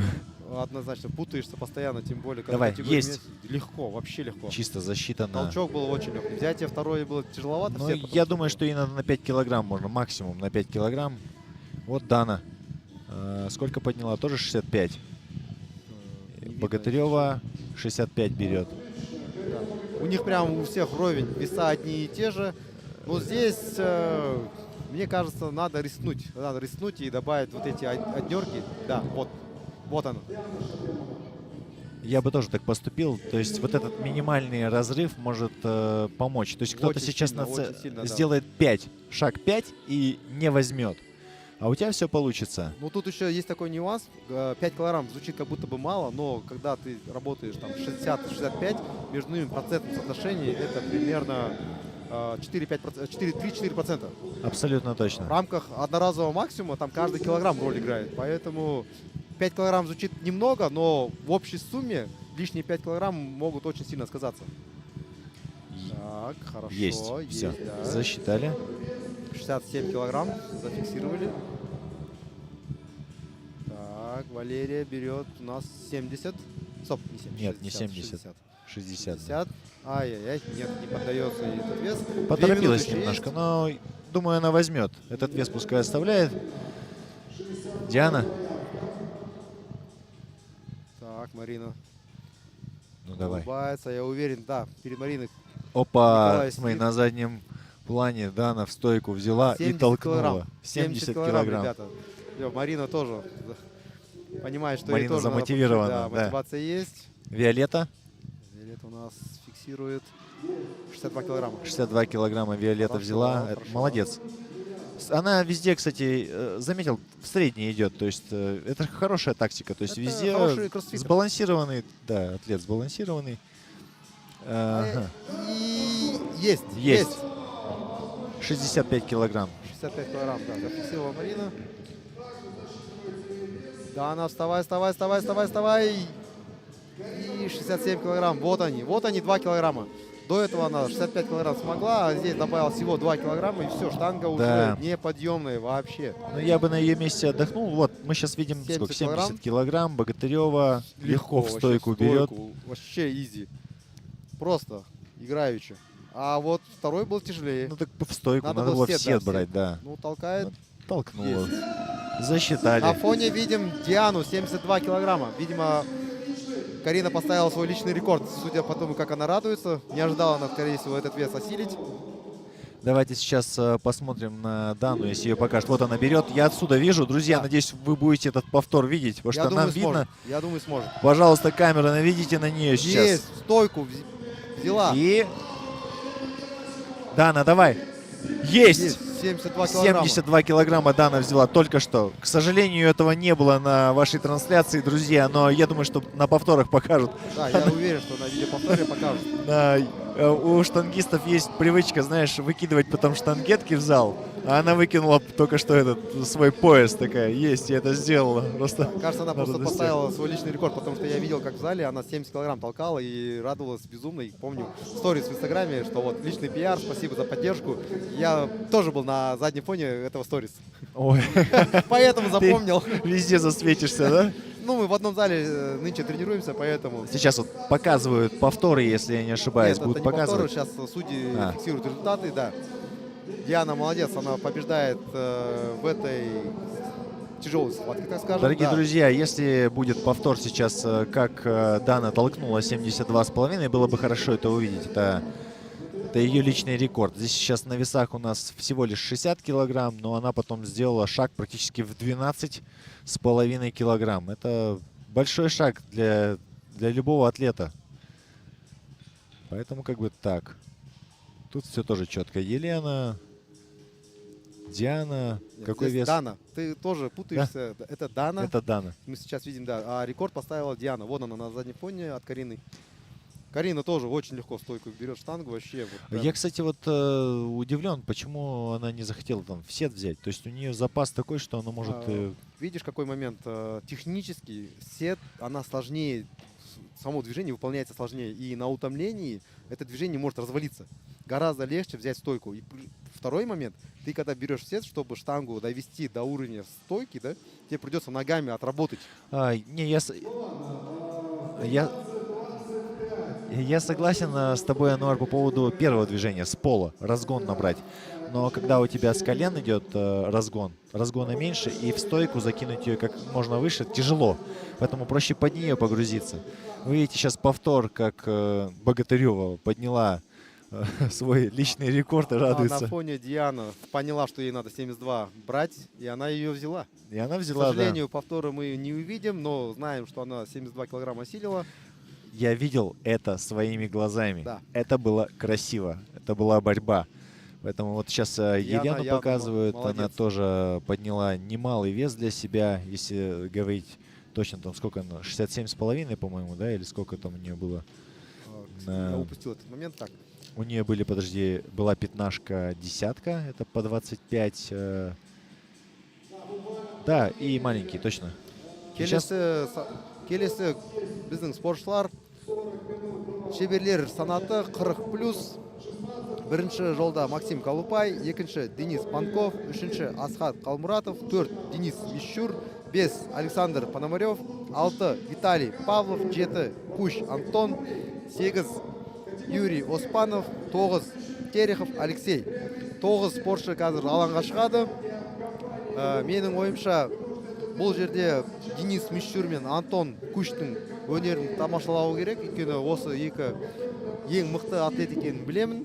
Алдында әлеуметтік желілерінде парақшаларын қараған кезде қандай салмақтарын көтергенін көргем. Қазір сіздерде ауыр салмақ көтеруін тамашалайтын боларсыздар. Естеріңізге сала кетейін. Қазір бізде 5 минут арасында зілтемірді жерден көйдегі алу, кейін ілінуден алу, соңғысы итеру. Осы 3 қозғалысты үзбей максималды ауыр салмаққа шығу. Қазірше дайындық. Біздің спортшыларымыз дайын. Оларда әлі бір 2-3 минут бар. Соның арасында айта кетейін. Бірінші сынақты Александр Пономарев ұтқан болатын. Екінші орында Денис Мишур. Үшінші орында Виталий Павлов. 4 Асхат Қалмұратов. 5 Куш Антон. 6 Денис Панков. 7 Юрий Оспанов. 8 Терехов Алексей. 9 Максим Колупай. Алдарыңызда мені Терехов Алексей. Айтпақшы, ол Алексей туралы ұмытып кетіппін ғой. Ол өте мықты жігіт. Жақында ғана 200 килограмм салмақты зілтемірде отырып тұрған болатын. Оны да айту керек, өйткені 200 килограмм деген салмақ екінің біріне бағына бермейді. Міне қараңыздар қандай еркектер. Нағыз еркек деген міне. Түрлерінен қарасаңыздар көрініп тұр. Әркім осындайға болуға тиіс. Менің ойымша міне еркек деген осындай болу керек. Қараңыз қалай күліп, оңай, жеңіл де шығып келе жатыр. Друзья, я напоминаю, что мы сейчас находимся на чемпионате Республики Казахстан по функциональному многоборью. Хотя вы сейчас видите элементы тяжелой атлетики на своем экране. И у нас выступает категория Мастерс 40+. И вы видите, друзья, сейчас на помостах Александра Пономарева, Дениса Мищур, Виталия Павлова, Ашат Калмуратова, Кущ Антона, Дениса Панкова, Юрия Аспанова, Максима Колупая и Терехова Алексея. И сейчас все может поменяться. То есть все-таки силовой элемент может хорошо поменять места в рейтинге. Кстати, хочу отметить Алексея Терехова. Он же недавно выступал на соревнованиях по тяжелой атлетике. И тогда он, по-моему, в рывке показал 100 килограммов. И в толчке, если я не ошибаюсь, в районе 130 там было. То есть сейчас мы как раз таки вот эти 130 килограмм, которые ты озвучивал, мы можем увидеть. Я думаю, что мы увидим больше, но не у Алексея. То есть Алексей, может быть, все свои 100 и возьмет. Но что-то мне подсказывает, что есть Пономарев, он очень мощный и сбалансированный атлет. И я думаю, что мы увидим в связке килограмм 115 может даже 120 сегодня именно в мастерс. Я думаю, увидим, потому что Пономарев уже одевает там соточку, даже 105 что ли одевает, на фоне не видно. Да, вот смотрите, 90 килограмм, это Максим Колупай одевает. Вот он, Пономарев Александр, 90, там не видно. А смотри, 105 килограмм, Денис Мищур. Я думаю, что Мищур очень сильно по силе вырос, это во-первых, и размялся хорошо за ширмой. И сейчас выдает первый свой подход. То есть, если он накидывает 105, как ты говоришь, то, скорее всего, он сразу для очков его берет и уже на голову будет впереди, будет дальше пробовать. Смотрим, Юрий Оспанов. Юрий Аспанов, это наш алматинец, друзья. Алматинец, да, тренируется в Fidelity. Так, у него, по-моему, 75 килограмм, да, берет стойку. Легко, с запасом, хорошо. На заднем плане Терехов Алексей потерпел неудачу, не взял. А Антон Кущ, 110 килограмм, по-моему. Макс Колупай, 110. Представляешь, в первом подходе. Он несколько раз тренировался. Держи. Ай-яй-яй, потратил столько силы, зря. Итак, Денис Панков 95 килограмм. Хорош, в стойку, взял, очень легко. Мне кажется, его натаскала Анна Товченник хорошо. Павлов Виталий сколько? Павлов сколько? Не видно. 110? 110? Там вот это, блин, 15? По-моему, 110 Да, килограмм. он пятнашка, да. лежит. 110. А, еще 115 маленький. килограмм. 115 Это в килограмм. первом подходе. Хорош. Итак, Алексей у нас По-моему, 110 килограмм. 110 пробует взять. Ай-яй-яй, нет, не что взял. такое? Я правильно понимаю, что это его первый вес, и он Да, же первый это свой вес сразу да, не это берет. рискованно его пробаранить. Юра. Юра 80 килограмм, берет уверенно. Юрий, напоминаю, 50 лет. Ребята, смотрите. 80 килограмм взятие и... Он не выглядит на 50. Да. Если бы он пришел ко очень мне дисциплинированный. в банк и попросил бы суду или в кредит на 30 лет, я бы ему дал. Асхат 80 килограмм. Асхат Смотрим, не торопится. самый возрастной, да, в этой группе Да, у 52. нас? 52. Ну. Так, Алексей что-то испытывает очень серьезные проблемы со взятиями. Да. Блин. У него, видимо, проблемы есть с растяжкой, потому что он, когда на грудь штангу кладет, он локоть вперед не выводит. При этом Алексей у меня подписан как Алексей Йог. И Есть. 80 есть, да. Зажал. А, Это... Оп-оп-оп. Мищур, Эй, сколько какой здесь? вес? Это у нас 25-ки, 20-ки, 90, 120 килограмм, что ли? 120. Я вот не могу понять, там 20-ка или... Нет, не 20-ка, там 15-ка, походу. 110, 117 он сбавляет вес, 117 килограмм. Ну, да, надо. Правильный подход. У нас осталось меньше 2 минут, друзья. А вот здесь 120 килограмм, вот он. Павлов, Хорош, давай, взял, перехватился. на 2 раза взял. Вы обратили внимание, как он перехватил просто? Давай, Ай! ай! Нет, блин. Чуть-чуть не хватило. Вот. Очень поторопился, жаль, кажется. очень жаль. Панков, Здесь мы видим 100 килограмм. 100 килограмм. 100 килограмм? Есть. Да, дожал. Не толкнул, я бы сказал, он дожал. Все, говорит, дальше не пойду. Там Александр Пономарев, не видно сколько вес, но он его толкает. На камере мы не видим, но он зафиксировал. Кажется, это был 120. Я думаю, что 120. Сейчас посмотрим, сколько на штанге лежит на заднем плане. Так, Антон Кущ берет штангу, по-моему, 115. Да. И есть на 2 раза. Там еще маленькие блины. Думаешь, 115? Подожди, или 125 здесь. Или не 125 там? Возможно, 125, да. Я просто вот блины там не видно, какой вес. Кажется, 125, потому что там по толщине вроде 15 десятка. Так, Макс, давай, 40 секунд у тебя остается. Болею. Держим за тебя кулачки. 110 килограмм. Пора начинать. 30 секунд остается. Давай, Максим. Макс И- Колупай, Есть. друзья. Есть. Первый берет. Нормально. Спокойно. Хорошо. И 20 секунд еще есть. Возьми, Макс. Есть. Встал. Осталось Всё. только толкнуть. Я думаю, толкнет. Давай, Максим, не подводи. Максим. И... Есть. Хорош. Есть. Зафиксировал. Вес Молодец, взят. Максим, 110 килограмм, зафиксировал. Да. Итоговые результаты мы увидим чуть позже. Но, кажется, максимальный вес был 120 килограмм у Александра Пономарева. Я тоже думаю, что Пономарев в Хотя этом Кущ я не раунде... увидел, сколько взял. Антон тоже очень сильный, он 130 килограмм взятия делает. Интересно, в лидерборды сразу все забивают, все данные? Может быть, мы через приложение сможем с тобой контролировать этот момент? Денис доволен. Нам только что показали Александра и его супругу Екатерину, которая также является председателем федерации. Юрий, смотрим, как красиво, четко берет стойку.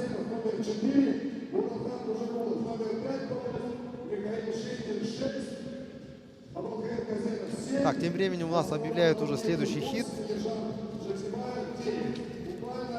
А следующий хит у нас... Так, это у нас категория интермедиат парни.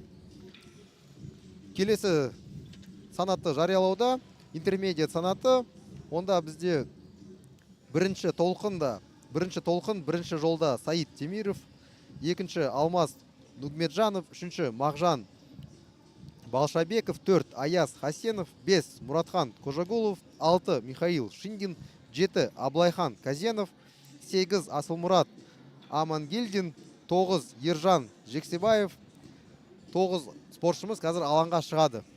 Ал қазір алаңды дайындық жұмыстары жүруде.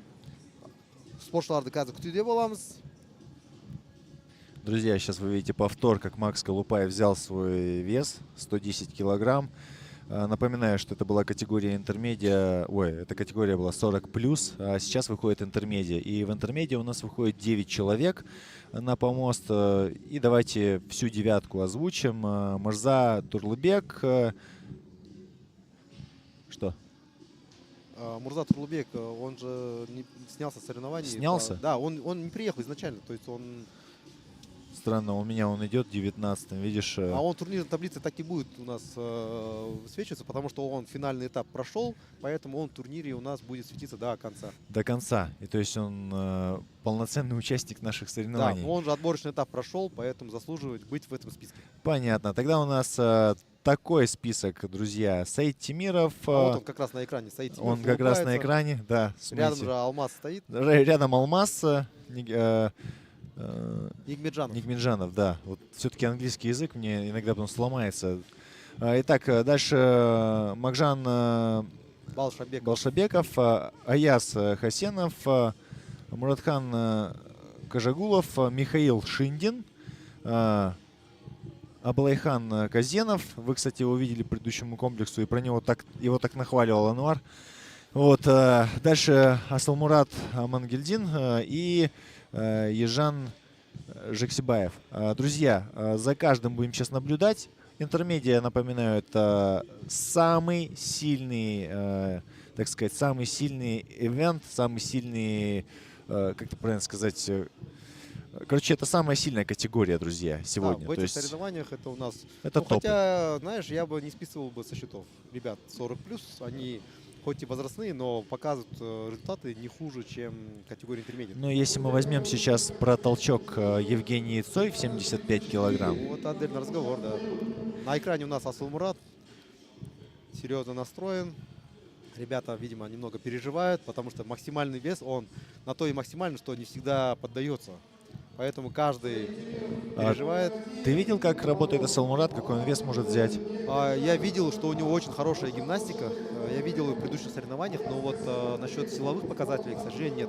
Зато я видел Аблайхана Казенова. И как он? Он выложил у себя в сторис, как он берет 122 килограмма и дожимает этот вес на характере. А вот и он как раз на экране. Нет, он был на заднем фоне. Я понял. И он это выложил в сторис, отметил федерацию, типа, ребята, смотрите, 122 Держитесь. килограмма, готовьтесь, я иду за вами. Я так понимаю, он хотел напугать своих оппонентов тем, что он может поднять такой вес. И, кстати, может быть, кого-то и напугал, действительно. Вес серьезный. 122 килограмма, серьезный вес. Сомневаюсь, что здесь половина ребят смогут этот вес осилить. 102 килограмма это... 122. Я говорю, 120 это две девушки. То есть просто две девушки с половиной, если быть точным. Друзья, сейчас показывают Михаила Шиндина. Михаил Да, ну, Шиндин, Абдрашу.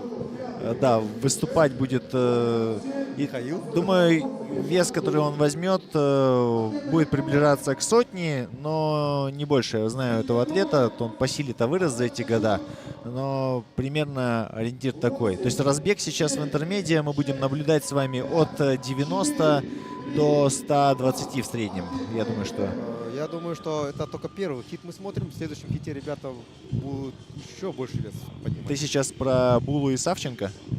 Ну, сейчас увидишь. Там не только они, кажется, будут еще поднимать веса. Смотри как. Я думаю, что связку в 130 сделать можно. Может, да, конечно, и больше вес. Зависит от того, смогут ли наши атлеты это сделать на площадке, потому что надо учитывать, что до этого они гребли и бегали, и потратили прилично сил уже. То есть здесь они уже, да, скажем так, на небольшом утомлении с сегодняшнего дня выходят. Я в этих соревнованиях, на них уже 5-й или 6-й час, и я не устал, друзья. В принципе, тут очень комфортно. Комфортно наблюдать со стороны. Постараемся сейчас смотреть не только на то, что вы видите на экраны, но еще и сразу на помосты. Предлагаю, наверное, не только на камеру смотреть, но еще и озвучивать так, сколько же атлеты будут поднимать. Потому что я вижу, что атлеты уже... Кто-то нагрузил. Сколько там вес? 115 килограмм. Асылмурат 115 уже сразу. Хорошо, легко берет Асылмурат. Сейчас надо в сет. Хорош. Свиса в сет. А Свиса вот сейчас хват надо перехватить, да, увереннее, что было взятие. Смотрим и... Друзья, он Есть. Я как думаю, профессиональный атлет зажимает палец, большой палец зажимает средним и указательным для того, чтобы держать штангу на весу и она не упала. И остается толкнуть этот вес. Неплохо, то есть его задача сейчас просто зафиксировать этот вес, чтобы засчитали. Нет. Ай, к сожалению, уронил этот вес штангу. Слишком много стоял. Саид 110. 110 килограмм. 110 килограмм. Да. Смотрим, что растяжка у него не позволяет положить. Но Дожал. Дожимает. Все, да, взял дожимает. 110, то есть Максим Колупай взял максимальный свой 110, а Саид, получается, 110 берет первый свой вес. Ну, как мы видим, что некоторые ребята на этом и заканчивают. Так что сейчас будем смотреть. Так, это у нас Махжан. 80 Волшебек. килограмм. Хорошо бегает. Бегает 80 хорошо килограмм. и 80 килограмм берет. Да, ну видишь, это... Он все-таки, кажется, должен был выступать в категории новичков. Но, видимо, захотел с ребятами посильнее посоревноваться. Захотел вырасти, да. Это хорошая черта, кстати, друзья. Если вы уверены в себе, идите выше.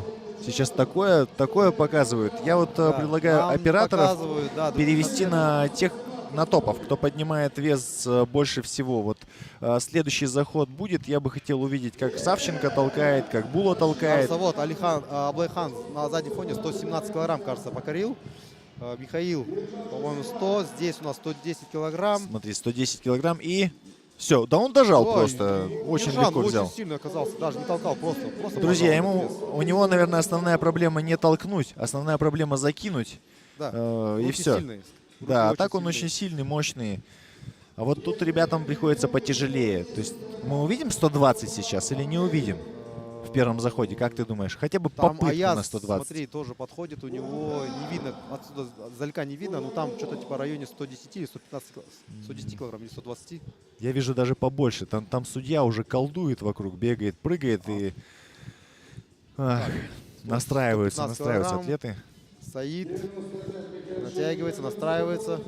Мне кажется, у него в наушнике тренер, и он ему говорит: давай, Саид, давай, делай, можешь. Хорошо, берет очень хорошо, легко.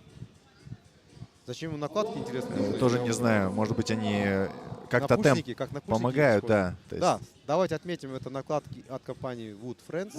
Они являются спонсорами этих соревнований. Да, они Хорошая топовые, экипировка. да, хорошая Ну, сейчас они экипировка. самые популярные, и в Казахстане Wood Friends, да, радуется. Смотрите, как Саид, радуется он Саид, радуется, друзья. Да, видимо, персональный свой рекорд поставил. Может Саид быть, дальше не вот пойдет Аяз. уже. Видимо, это 110 килограмм, потому что вот этот блин, кажется, 15. Нет, этот, блин, двадцатка. То есть здесь у Серьезно? нас 120 кг. Или даже Очень больше. хорош. Ну, 120, да? Вот непонятно, вот посередине, блин, не видно. Асылмурат 115 килограмм. Или это первый подход, да, до сих пор? Ой, очень тяжело. Да, это тактическая ошибка. В первом весе не взять, значит, он сразу же вышел на свой максимум, видимо. И остается у него 25 секунд. Нет. Ему надо Увы, было на увы. самом деле сбавить вес и Да. для очков просто взять меньше. 115, к примеру, и все. Ой, 110. Вот здесь чисто тактическая ошибка. Но смотри, если он не взял нисколько, то есть он Ноль. сразу спускается вот ниже того, кто 80 взял. То есть Да. это же тактика, друзья. Ну всё, у нас всего 6 заданий, и после 20-го места там очень много очков будет потеряно, и выйти в лидеры Практически Асылмурату будет нереальное. сложно. То Да, ты хоронишь себя уже сразу на втором комплексе. Друзья, ну мы приступаем, получается, у нас сколько заходов? 2 захода интермедиа и сейчас второй заход. И у нас здесь, обратите внимание, читаю с 9, ой, точнее с 1 помоста по 9, это не по местам, которые они занимают после первого хита, а просто для того, чтобы вы смотрели на номер помоста. Кстати, классно было бы, если бы еще отражался номер помоста. На первом помосте Нурсултан Джахан, на втором Рашид Беженгалиев, на третьем Оскар Асенов, на четвертом Эрик Бержанов, на пятом Булат Нурабаев, на шестом Вячеслав Субботин, на седьмом Ермек Жанахметов, на восьмом Александр Савченко, на девятом Дархан Сингалиев. Ну, тут все сильные, вся категория. Тебе слово, можешь пока что-нибудь рассказать про них. Бұл санатта, интермедиат санатындағы ең мықты спортшылар алаңға шығуға дайын. Қазір дайындықтар жүріп жатыр. Бұл біздің екінші сынақтың соңғы қатысушылары. Қазір біз бейне қайталауын қарап жатырмыз. Саид өз салмағын алғанда қуанышты. Асылмұрат өкінішке орай 115 кг салмақты Зілтемірді бағындыра алмады. Ай, қабай. Осы енді кішкене қиын болады алды жақта жоғары орынға шығуға. Өйткені қазіргі екінші сынақта 0 балмен ең соңында ол қалады. Бірақ алда әлі 4 сынақ болады. Мүмкін сол жерде өз өнерін көрсетеді. Ал алдарыңызда міне қазір шығатын интермедиат санатының еркектері деп айтайық. Бірінші сынақты Булат Нурабаев жеңген екен. Екінші орында Ерік Біржанов, үшінші орында Вячеслав Субботин, төртінші орында Оскар Асенов. Мен жаңағы бірінші сынақтың жеңімпаздарын атап өттім. Қазір біріншіде жүгіріп есу еткен еді, қазір Зілтемір көтереді. Міне, біздің турнирдің кестесі. Асылмұрат 16-шы орында болған екен. Екінші сынақтан кейін қиын болады енді шығу. Дархан Исингалиев алдарыңызда. Спортшылар шығады. Болат Нурабаев фаворит. Біздің іріктеу кезеңінің жеңімпазы, бірінші сынақтың жеңімпазы. Қазір қанша келе алады екен назарлаймыз, тамашалаймыз. Нурсултан Джахан дайын екенін көрсетеді. Басын изеп, жігерленіп, жақсылап болып шыққан болар. Спортшыларымыз дайын, төрешілер ережені түсіндіруде. Міне Вячеслав Субботин, Зілтемірдің өзін дайындап. Аха. Александр көңіл күйі көтеріңкі, ойлап тұр қойды. Міне, жігіттер, қазір сендерге ауыр көтеруді көрсетемін деп. Аскар Асенов, саған сенемін, 125 килоны қазір өзін бағындырады деп. Дархан Исенгалиев, міне, ақылдасып атыр ау деймін өзінің бапкерімен қанша салмақтан бастаймын деп. Да, друзья, итак, сейчас мы поговорим. Это показывает Рашида сейчас, и он неделю отдыхал перед тем, как приехать на соревнования. Также показывают Субботина и показывают у нас, получается, Нурсултан. Сейчас покажут первую тройку, так сказать, кто победил в первом комплексе. Это у нас на первом месте Булат, на втором месте Эрик, на третьем месте Субботин. Вот показывают Эрика, который сейчас в турнирной таблице на втором месте. Позади Булат Нурабаев. И посмотрим, сколько же они будут закидывать на штангу. Я думаю, что не меньше 100 первый подход будет сразу. По крайней мере, у нескольких атлетов. Я вот уверен, что Савченко будет больше 100 сразу брать. Булат, Эрик, Субботин там сразу накидывают. Аны Ерік 110 килограмм салмақты зілтемірін дайындап жатыр. Рашид та 110 килограмм бастайын деп жатыр. Иә, молодец. Мен оған айтқан болатын, осыны 110 килограммды бағыттырасын, арғара егер оңай болса 117 килограммға табыстырып бер деп. Дархан Исенгалиев 115 килоден бастайын деп жатыр. Артында Роман Жантлеев қарап тұр. Кішкене басын изеді ау деймін. Дарханды көрейік. Бағындыра алам екен 115 килограмм. Бірінші күйдегі көтеру, екіншіден іліндіден көтеру, үшіншісі тік итеру. Үш қозғалысты үзбей. Александр Савченко мұнда 130 келе. 130 келе бірінші тапсырысы. Қараңыздар. 130 келе. Друзья, Ануар просто в шоке от того, что Савченко сейчас грузит сразу 130 килограмм на штангу и хочет просто сделать один подход и, по-моему, закончить на этом. Мынау таңғалары салмақ қой, өйткені бұл кәсіби. Мәссаған, оп, оңай алды, қара, жеп жеңіл. Тік тұрып ала салды. Ал, Александр. Ай, жарадың, тұр. Ай, теремекен енді. Қараймыз, бағындыра алады өйім. Асықпа. Я, Александр, 130 келе. Ай, болмай қалды. Тактикалық қате болып қалу мүмкін. Өйткені көп күш жұмсап қойды. Болат, мұнда 125 келе менің ойымша. Өйткені жандағы құймақтар көрінбей тұр. Алды. Я, 125 келе екен. Я, оп-оңай етерді. Есть. Он говорил про эти 125 килограмм. Оп-оңай етерді. Қазір енді бұл бірінші орында. Аскар Асенов 117 келеден бастапты. Алды, оңай алды. Я, Аскар, молодец. Құлатпа. Шыда. Ай, жарадың, дұрыс. Келесі менің ойымша 122 килограмм салмақ кезеді. Ар жағында Болат 130 килограмм дайындық жасап қойды. Вячеслав Субботин 115 келе. Алды, түк тұрып алды, екінші ілінуден қараймыз. Алды, я, тұрды. Қазір, енді итеру қалды, соңғысы. Ауа жинап алып. Алдымызда 2 минуттай уақыт бар. Әлі де Біржанов Ерик. Қандай салмақ мынау? 120 километр бағындыра алмады. Рашид 117 салмақ. 110 килограмм алды, бірақ 117 қиын болды. Иә. Кішкене демалып қойып, кеше жол көтеріп қалған, бүгін әсер етіп жатыр, көрініп тұр. Қиын болып жатыр. Иә, салмақты азайтуға мәжбүр болып жатыр. Мен оның ойын біліп тұрмын, қазір не ойлап тұрғанын шынымды айтсам. Кеше жол көтерді, бүгін мынандай жарыста өнер көрсету деген ауыр екенін көрініп тұр. Друзья, осталось буквально 1,5 минуты, а это значит, что у наших спортсменов буквально одна попытка осталась. И сейчас, если не ошибаюсь, Булат Нурабаев накидывает 130 и будет пробовать. Хотя нет, я вру, он накинул всего лишь маленькие блинчики, 127 килограмм. А Савченко сейчас показывает, как Сбавил. Он Сбавил. 2 раза уронил и не зафиксировал ни один вес. И он сейчас может получить баранку. Так оно и бывает. Но это еще молодой атлет, на самом деле, у него еще все впереди. Он очень Эрик. мощный. Смотрим, Эрик. По-моему, 115 килограмм у Эрика. Давай, Эрик. Эрик давай, в турнирной таблице сейчас на 2-м месте, но после этого комплекса все очень сильно может Да, измениться. вот на заднем фоне видим там 137 килограмм у Булата Нурабаева. Дархан Исингалиев на экране. Смотрим, и есть взятие в сет. То есть, если Савченко сейчас 125 здесь килограмм, никакой обратите вес внимание. не зафиксирует, то он так и останется в конце. Есть 125 килограмм Дархан Исингалиев зафиксировал. Дархан поднял 125.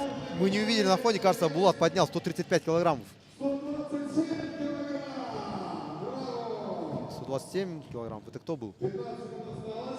Вот, смотрим, Ермек. Жанахметов 120 килограмм, кажется, забросил. 10 секунд у нас еще времени остается. Ждем толчок. И Давай. еще взятие. Нет, к сожалению, увы, Ермек последнюю штангу. не Толкай. Нет, все. смог. Это был Нурсултан, да, последний? Да, выходит? Нурсултан последние секунды его не показали, но он поздно взял. Осымен біздің күш сынағымыз аяқталды. Өкінішке орай Александр 130 келіден тапсырыс беріп, зілтемірді өзіне бағындыра алмады. Сондықтан осы сайыста 0 ұпай алып қалды. Алдарында Ерик Біржанов 110 килограмммен тоқтады. Булат Нурабаев 130 немесе 130 килограмм бағындырды дейміз. Соны қазір кесте шыққан кезде көреміз. Ал мынау алдарыңызда енді Александрдың ай берілмеді. Я, қиын болды. Міне, Булат таза 125 килограммды оңай бағындырды. Көрініп тұр. Қалай қиын болса да бір мән бермеді. Асқар Асенов 117 килограмм. Бейне қайталауда. Вячеслав Субботин 115 келі. Алды оны да. Друзья, я напоминаю, что спонсором сегодняшней нашей трансляции является Олимп. И если у вас не хватает железа в крови, как, например, у наших атлетов его с избытком, то вы можете проверить свой уровень железа, сходить в Олимп и пройти чекап. Огромное спасибо всем нашим спонсорам за поддержку. Сейчас вы видите Субботина, как он толкает штангу. Субботин один из топовых атлетов. Выступать он может в категории RX. У него все данные для этого есть. Но сейчас мы видим его в категории интермедиа. В этой десятке атлетов все они могли бы выступать в RX. Как ты сам понимаешь, они очень даже серьезные. Тренируются по 2 раза в день, 6 дней в неделю. У них с питанием все в порядке. Программа тренировок у них поставлена. То есть эти ребята реально уже могли бы быть профессионалами. Многие из них являются действующими тренерами. Вот тот же самый Александр Савченко, Ермек Жанахметов, Аблайхан Казенов. Аблайхан Казенов тренер не только по кроссфиту, там по ОФП, он еще и готовит атлетов по другим видам спорта. И ведет еще также обучение для тренеров в Актюбинске. Кстати, что ты думаешь о том, знаешь ли ты, что есть такое шоу «Титаны»? Смотрел? К сожалению, нет. Нет, в общем, есть такое шоу, и там собирают известных личностей, известных спортсменов, которые известны нам на всю страну, и потом устраивают для них разные испытания. Вот, было бы неплохо увидеть как-нибудь в Казахстане такого формата шоу. Кто у нас там следующий? Следующий у нас третий хит, точнее третий комплекс.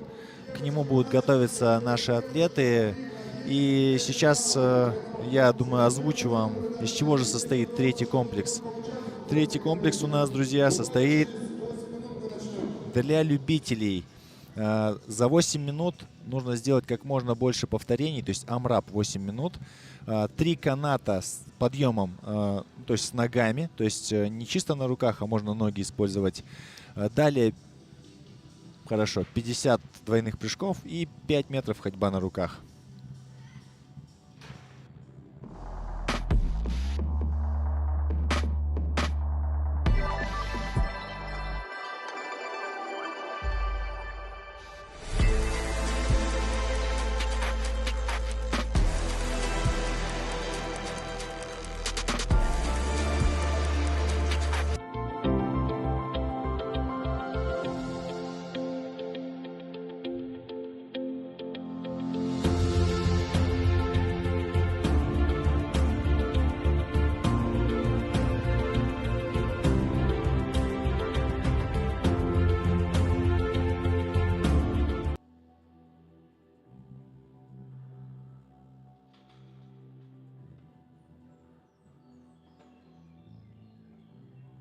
Дорогие друзья, как я и сказал, сейчас заходят любители на третий комплекс, и их задача за 8 минут набрать как можно больше повторений, то есть они будут ходить кругами, кто-то зайдет там и 3 круга успеет сделать, кто-то 5, кто-то может больше, 3 каната с ногами, 50 двойных прыжков на скакалке и 5 метров ходьбы на руках. Поверьте мне, для любителей 5 метров ходьбы на руках это для некоторых это сродни смерти, потому что очень тяжело научиться ходить на руках, если ты никогда это не делал.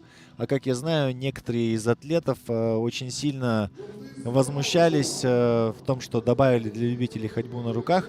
А на мой взгляд, я когда пошел выступать на соревнования, мне сказали: а ты знаешь, что через месяц будет ходьба на руках? Я такой: как? Ну и пришлось учить, что, и выучил. Ничего страшного. Уровень соревнований растет вместе с уровнем атлетов. Ходьба на руках раньше ставили только категории элит, потом они начали появляться в категории интермедиат, но сейчас это стало настолько обыденным, что начали уже для любителей ставить. Я думаю, что это правильно на самом Конечно, деле. конечно, потому что мы смотрим мировую тенденцию, как это развивается. Если посмотреть первые кроссфит игры, которые были там далекие в начале 2000-х годов, там ребята рвали 60 килограмм еле как, а сейчас для топовых атлетов 60 килограмм это такой, знаешь, игрушечный вес, которым они просто играются в любом задании. Я помню, когда в 2007 году то ли комплекс Грейс был, то ли еще что на CrossFit Games. И потом они повторили его через несколько лет, только с весом не 60 килограмм, а 100. И ничего, выполнили. Вот и есть развитие данного спорта. Так, у нас пока готовят площадку для следующего задания. Ал енді келесі спортшылар үшінші сынаққа дайындық жүргізуде. Сіздерге ақырындап сынақтың мақсатын түсіндіре кетейін. Бұл сынақта біз гимнастикалық дағдыларды тексереміз. Біріншіден скалет санаты, ол әуесқойлар және жаңа спортта жаңа бірінші қадам бастап жатқан атлеттер деп саналады. Оларға 8 минут уақыт береді. 8 минут уақыттың арасында барынша қолынан келгенше көп раунд жасау. Ол раундтың құрамы біріншіден 3 арқанға шығу аяқпен, 50 қосарлас секіру, және де 5 метр қолмен жүру. Қолмен жүрудің ұпайлары әр метрден саналады. Қарап отырсаңыздар, алдымызда қазір турниктің астында арқандарды іліп қойған. Кейбір спортшыларымыз ақырындап арқанды ұстап көріп отыр, өйткені арқан сырғанақ болуы мүмкін, немесе биік болуы мүмкін, қалың, оның бәрін алаңға шықпай тұрып тексеріп алған дұрыс. Келесі санат ол интермедиат және шеберлер санаты. Олардың тапсырмалары кішкене өзгешелеу болады. Оларға 11 минут уақыт беріледі. 11 минут 4 бөлікке бөлінеді. Әр бөлік 2 минуттан жұмыс уақыты және 1 минут демалыс уақытына бөлінеді. Сол 2 минуттың ішінде басында арқанға 3 рет шығу керек. Одан кейін 10 рет пистолет жаттығуын ол бір аяққа отырып тұру орындау керек.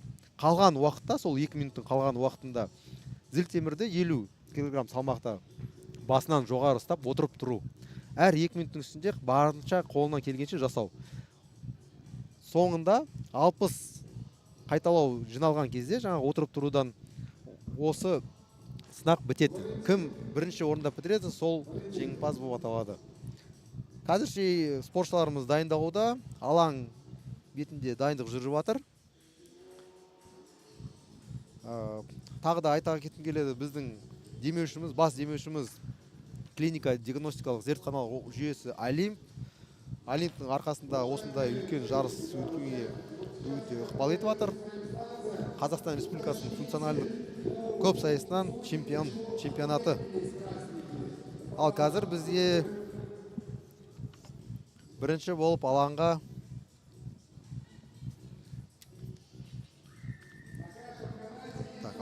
бізге әуесқой санаты қыздар арасында.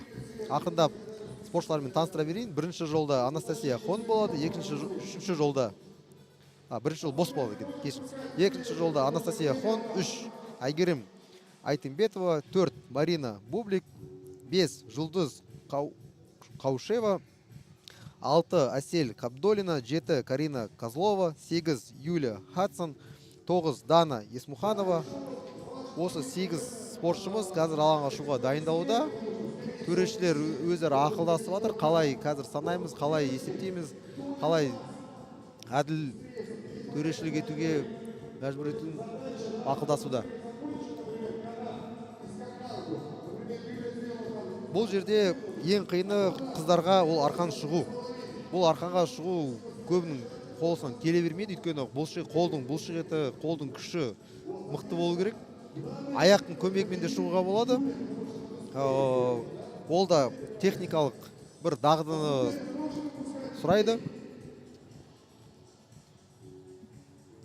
Қазір міне 1 минут ішінде біздің спортшыларымыз алаңға шығады. Біріншісі бізде төзімділік сайысы болса, екіншісі күш сынағы болды. Ал енді гимнастикалық дағдылар сынағына біз тамашалауға дайынбыз. Әні спортшыларымыз алаңға кетті. Қазір әр спортшы өз жолына тұруы тиіс. Всем привет, дорогие друзья, с вами снова я. Спасибо, Ануар, за то, что ты заполнял все это пространство собой, потому что я ходил за новыми списками, принес списки на 3-й комплекс Women. Вот. И у нас сейчас заходят на 3-й комплекс девушки-любители. Это Анастасия Хон, Айгерим Айтимбетова, Марина Бублик, 5-я Жулдыс Каушева, 6-е Асель Кабиболдина, 7-е Карина Козлова, 8-е Юлия Хадсон, 9-я Дана Исмуканова. И все на этом, друзья. То есть, как я понимаю, сейчас заходит 8 девчонок на 1-й комплекс. Почему на 1-м месте у нас ничего не стоит? Ну, видать, всего лишь по 8 будет заход. Возможно, кто-то снялся, потому что девчонок было по 9 в каждом хите. Друзья, но опять же, мы сейчас начинаем с какого хита? Вот сейчас все располагается так по отношению 2 комплексов. То есть те люди, которые набрали большее количество очков с 1-го хита и со 2-го вместе, они будут выступать последними. То есть сильнейших оставляют всегда, как я и говорил, на десерт. Так что если вы стремитесь к тому, чтобы стать десертом, значит вы на правильном пути. Сегодня у нас задание будет, я как повторился уже 3 раза, залезть по канату, 50 двойных прыжков на скакалке, то есть dumbbell unders, и естественно, ходьба на руках. Ну и если на английском говорить, то подъем по канату — это rope climb, double unders — это прыжки на скакалке, и, собственно говоря, ходьба на руках — это hand walks. Что касается самого испытания, на мой взгляд, оно взрывное. 8 минут, ты даже не успеешь опомниться. Ну и что еще могу я сказать? Перед тем, как ребята начнут свои, так сказать, состязания, хочется поздравить свою маму с прошедшим днем рождения. Мама, желаю тебе здоровья. Я думаю, весь Казахстан тебя поздравляет. Ты моя любимая женщина. Вот. И я желаю тебе и твоим детям процветания. Чтобы у тебя богатые дети были, дорогая мама. Да, Сергей, ты в тренде, видимо. Поздравить маму — это, конечно, дело благородное, особенно на прямом эфире, когда тебя слушает 2000 человек. А если тебя еще и вся страна слушает, то это вообще обязан каждый должен стремиться к такому уровню. Так, у нас девчонки готовятся, скакалки. Сейчас у них будут двойные прыжки, тоже навык, требующий хорошей координации. Будут заходы на канат, видим, как Асель Кабдольдина магнезию намазала так, чтобы прям сцепиться в этот канат, чтобы не слететь с него. Девушки переживают, потому что для девушек ходьба на руках — это самый сложный навык для большинства девушек. Ну, я думаю, сейчас мы посмотрим, как кто готовился. Я точно видел, что Карина в зале пыталась учиться ходить на руках. Ей это движение очень тяжело давалось. Но по 1 метру, я надеюсь, она сейчас сможет осилить это задание. Да, друзья, для любителей такая тонкость. То есть 5 метров ходьбы на руках, но с шагом в 1 метр. Если 1 метр человек проходит и падает, то он начинает уже с отметки 1 метра и так далее. То есть задача всего 5 метров пройти. Это специально сделано для того, чтобы человек, даже если плохо умеет ходить на руках, чтобы он хотя бы, не знаю, в припрыжку сделал 2 шага, руки завел за линию, и это уже будет засчитано. Итак, обратный отсчет. 3, 2, 1. Поехали. 8 минут амрап. Ну и смотрим, как девушка лазит по канату. Это, кстати, мало кто умеет лазить по канату. Не так-то и просто. Но наши... О, смотри, еще высота каната какая-то. Им надо лезть до конца. Там, по-моему, высота 4 метра с копейками. 3 раза заход на стену, это прямо предплечья забьются конкретно за 8 минут. Друзья, да, то есть тут они волнуются о ходьбе на руках, но тут о канате волноваться надо, потому что, по-моему, канат намного сложнее, чем ходьба Да, на руках. обычно девушкам ставили стандарт высоты каната чуть ниже, чтобы лазить легче приходилось. Так, к примеру, мы видим линию красную на канате, но, тем не менее, всем сделали одинаковые условия. 3 каната. Вы, если зададитесь вопросом, зачем эта красная линия нужна, то это стандарт, когда атлет доходит до последней точки верхней, он касается балки, потом он обязан спуститься ниже красной, только после этого спрыгивает с каната. Все верно, Ануар. И сейчас мы видим, как девчонки, которые любители, которые никакого отношения к профессионалам не умеют, прыгают двойные прыжки на скакалке. Это же каждый школьник умеет делать, да? Нет же, смотрите, Асель сейчас старается изо всех сил выйти, так сказать, сейчас если у нас 3 группы, то есть, скажем, да, А, Б и С, то это категория, это группа С. И каждый хочет выйти в категорию Б, в категорию А и так далее. То есть выйти в хит посильнее. Также показали сейчас Анастасию Хон, и ей, думаю, канаты тоже тяжело даются, не говоря уже о двойных прыжках на скакалке. Ее тренирует, кстати, Виталий Павлов в фитнейшене. Ну, она относительно недавно занимается. Летом, по-моему, отдыхала, и был перерывчик, поэтому, думаю, тяжело ей. Да, канат это такое очень-очень тяжелое движение, которое не каждому под силу. Это мы, когда девушки легко лазят, думаешь, там легко. Когда сам пробуешь на этот канат лезть, там, особенно на пульсе, на соревнованиях, на площадке, это, такой стресс и тяжело. 50 двойных, на самом деле, для профессиональных атлетов это так, легкие прыжки. Но для новичков это сложный навык, требующий прям вот хорошей координации и выносливости, потому что пока прыгаешь, там пульс такой зашкаливает. Знаешь же Алексея Терехова, который, да, в категории 40+, он относительно недавно научился прыгать двойные прыжки на скакалке, то есть сколько лет было. Обалдеть. Лишь бы не стерла руки. Да. Нет, коснулся, нормально, спускается, все, есть повтор защиты. Карина приступает к ходьбу на руках. Давай, Карина. Пальцы обязательно оставить до линии, и они должны выйти за линию. Вот. Да, к сожалению, Карине ходьба на руках будет тяжело. Я думаю, что и Асель будет рядом с ней вместе сыпаться. Думаю, что... Это категория любителей, девушки, среди них на руках мало кто ходит, в принципе. Но тут есть такой секрет, можно большими шагами быстро-быстро вперед пальцами.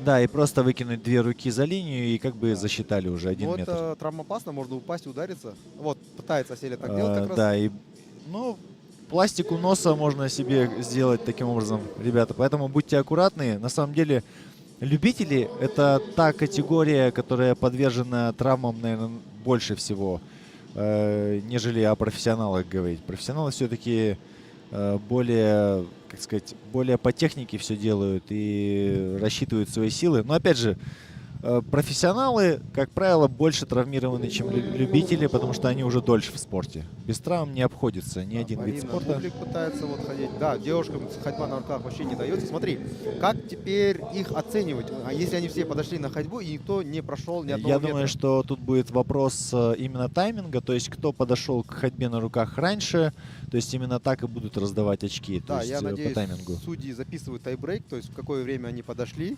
и по этому результату они смогут их распределить места им. На самом деле, вот до смешного сейчас дойдет. Если они все в своем хите, все 8 человек, не умеют ходить на руках, и одна из них продвинется буквально на 1 метр вперед, вот на 1 метр просто повезет, она просто автоматически всех обходит. Просто автоматически становится на 8 шагов впереди. Опа! Внимание, она прошла 1 отрезок. Смотри. Вот это да, друзья. Ну, это у нас только первый хит. Впереди у нас хит лидеров второй. Там, я уверен, найдутся девушки, которые ходят на руках. Давай, давай, давай, давай. Ай-яй-яй. Ай, осель упала, не засчитали. Да, ну для девушек, конечно, да, это... Ну, мы проверяем навык. И проверили, что, да, навык, оказывается, очень тяжело дается. Ну, почти, почти. Ай, вот Нет. это падение, друзья, Нет, вот это уже- падение. Это уже опасно.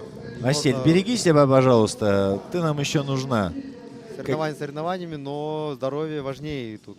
Безопасность атлетов на первом месте должно быть. Ну, это же знаешь, как бывает, когда у тебя адреналин зашкаливает, ты меньше всего думаешь про то, что у тебя завтра, например, что-нибудь отвалится. Ты не думаешь об этом. Вот смотри, она уже 2 отрезка прошла или нет, или не засчитали. Да. Юлия Хадсон. прошла Юлия 2 метра. Хадсон прошла пару отрезков, засчитали 2 отрезка ей уже. Это о многом говорит. Вот она и уже, понимаешь, впереди. То есть была она сейчас на каком месте из своих? Сейчас посмотрим. По-моему, 7-е место было из 9, если я не ошибаюсь. Она была на 23-м. А, я же смотрю только второй хит. Точно, Да, у нас да, же количество девушек больше, их у нас 27. Да, и 28 даже. смотри, кажется, она прошла еще один отрезок. Ну да, она А, здесь сразу отыгрывает количество проигранных очков в предыдущих заданиях. Сейчас показывают лидера, по сути. Вот Карина почти дошла. Вот одна рука у нее осталась за линией. Никак не может Да, я преодолеть себя. помню, Дмитрий, супруг Карины, пытался ее научить ходить на руках, но они в зале это пробовали столько отрабатывать, и каждый день, когда я их видел в зале, она пробовала ходить на руках. Но в целом, если она научилась хотя бы правильно падать, чтобы не травмироваться, то у нее все впереди. Поэтому, Конечно, я думаю... Основная, кстати, основной страх, на мой взгляд, вот мое мнение по поводу ходьбы, основной взгляд — боязнь упасть вперед, то есть за голову как бы. И вот когда ты научишься падать правильно, там на ягодицы, как-то мягенько там уворачиваться, все, у тебя проблем с ходьбой на руках не будет, ты сразу научишься. Потому что у них страх ноги перевалить вперед, они начинают падать назад. И, собственно говоря, короче, чтобы научиться чему-то, нужно очень много падать. Біз қазір гимнастикалық дағдылардың сынағын қарап отырмыз. Қыздарға қолмен жүру бағынбай жатыр. Өйткені бұл өте күрделі гимнастикалық дағды. Анастасия Хон 2 метр қолмен жүріп өткен екен. Карина Козлова өте алмай жатыр. Асель және Жұлдыз екеуі. Марина да 1 метрде жүре алмады. Анастасия ақырда құлап болса да 1 метрден алдыға шығып бара жатыр. Айтып өтейін, егер спортшылар бәрі бірдей қолмен жүре алмай қалған болса, онда турнирдің кестеде олардың орны кім бірінші жаңағы жаттығуға бірінші келді, сонымен арқылы орын алады. Анастасия Хон 5 метрді қолмен жүріп өтті, әлі 10 секунд уақыт қалды алдымызда. Я бір раундты толықтай жапты, екінші раундқа үлгере ме екен, бір арқанға шығып жоқ. Үлгермеді. Көріп отырсыздар өздеріңіз, бұл жерде біз арқанға шығу, секіргіштен секіру, ол секіру жай ғана емес, қосарлы секіру болу керек, және де қолмен жүру. 3 дағдыны тексеріп отырмыз. Қыздарға көбісіне қолмен жүру бағынбады, өкінішке орай. Бірақ енді біздің спорт дамып келе жатыр. Осындай санатта қолмен жүруді бірінші рет қойып отыр. Бұл өте күрделі жаттығу болғанда алдында тек қана интермедиат санатына қоятын. Енді кроссфиттің бірінші күн емес дамып жатқаннан кейін осы жарыста орындасушылар осы қолмен жүруді тексеріп көрейін деген екен. Қазір алдымызда келесі толқын, ол жерде бізде 9 спортшы осы санаттағы өнер көрсететін. Ақырындап таныстыра берейін. Бірінші жолда Ирина Меркулева болады, екінші Зухра Серикбаева, 3 Елизавета Петрова, 4 Асем Таржанова, 5 Юлия Каменева, 6 Анастасия Айтмагамбетова, 7 Вероника Махметова, 8 Лейла Саканова, 9 Мария Муратова. Спортшылар ақырындап алаңға шығып жатыр. Арқанды ұстап көріп, тексеріп, біз бейне бақылауда көріп отырсыздар, қолмен жүру деген оңай емес екен. Қалай болса да біздің спортшыларымыз жарақат алып қалмаса екен деп тілеймін. Анастасия Хон міне 5 метрді бағындырып, қуанышын қойына сыймай жатқанын көрсетіп жатыр. Ол да кәдімгідей жетістік, 5 метрді қолмен жүріп өту деген. Міне Рустам біздің спортшылардың дайындық тексеріп жатыр. Иә, міне шығатынымыз Скалит санатының спортшылары 10 секунд дайындық. Спортшыларымыз дайын, төрешілер дайын. Аты жөнін жазып қою керек әр төрешіге. Кетті қайта секундтар, соңғы секундтар бастаймыз. 3, 2, ал кеттік. 3 рет арқанға шығу, аяқ күшімен шығуға болады. Ана үстіне шығып қолды темірге тигізу тиіс. Төмен түскен кезде алдарында қарасаңыз ана кішкентай қызыл байлауды көрдіңіздер ме? Содан қол төмен түскен кезде ғана арқаннан секіруге болады. Оған дейін секіріп кеткен болсаңыз, жаңағы қайталау саналмайды. Міне Зухра шығып түсті, Ирина да түсіп екінші арқанға дайын. Дорогие друзья, сейчас у нас второй хит любителей женщины. И мы видим, как они, намного быстрее поднимаются и спускаются по канату. Причем вся восьмерка, точнее вся девятка, простите. Друзья, на первой дорожке у нас Ирина Меркульева, на второй Зухра Серикбаева, на третьей Елизавета Петрова, на четвертой Асем Тажанова, на пятой Юлия Каменева, на шестой Анастасия Айтмагамбетова, на седьмой Вероника Махметова, на восьмой Лейла Саканова и на девятой Мария Муратова. Так, внимание, девчонки уже практически все перешли на двойные прыжки на скакалке. И также у них основной элемент будет ходьбы на руках. То есть, кто это у нас, получается, уже Муратова, да, зашла на ходьбу на руках. То есть они очень быстро, прошло буквально, друзья, полторы минуты на секундочку, и девчонки уже вышли на ходьбу на руках. Вы представляете, какая это скорость? Да. Она прошла уже 5 метров. Это у нас Муратова же, правильно я понимаю? Да, Мария Муратова, она за раз прошла 5 метров и за 2 минуты уже, получается, заходит на второй раунд. Сейчас она идет на канат. Пока у нее ближайших представителей нету. Она первая в своем хите, ну и вообще в целом. Давайте запомним этого человека, потому что получается, что она пока лидер вообще любительских второго хита или вообще третьего комплекса. Она пока лидирует в третьем комплексе вообще на голову выше остальных, потому что в первом хите у нас единственная, кто прошла там 5 метров, это Анастасия в отрезке через метр. И не зашла, то есть не успела подняться по канату на второй круг. А сейчас Мария Муратова, она поднимается последний канат, если я не ошибаюсь, то есть третий канат сейчас будет, и она снова перейдет на скакалку, на двойные прыжки. Вот сейчас показывают, как девчонки ходят на руках, а на самом деле нужно что? Показывать лидера. Лидер заслуживает нашего с вами внимания, потому что это ее минута славы. Вот ее и показывают. Молодец просто. То есть она за это время вот эти навыки гимнастики очень хорошо развила. То есть скакалка, роп климп канат, дабл андерс и получается хэндволк, то есть ходьба на руках у нее залетает. То есть это ее комплекс. И, возможно, она на этом комплексе подвинется вперед. Сейчас она находится в категории, друзья, в категории Б, то есть это хит номер 2. И у нас еще есть категория номер 2, категория 1, это хит А.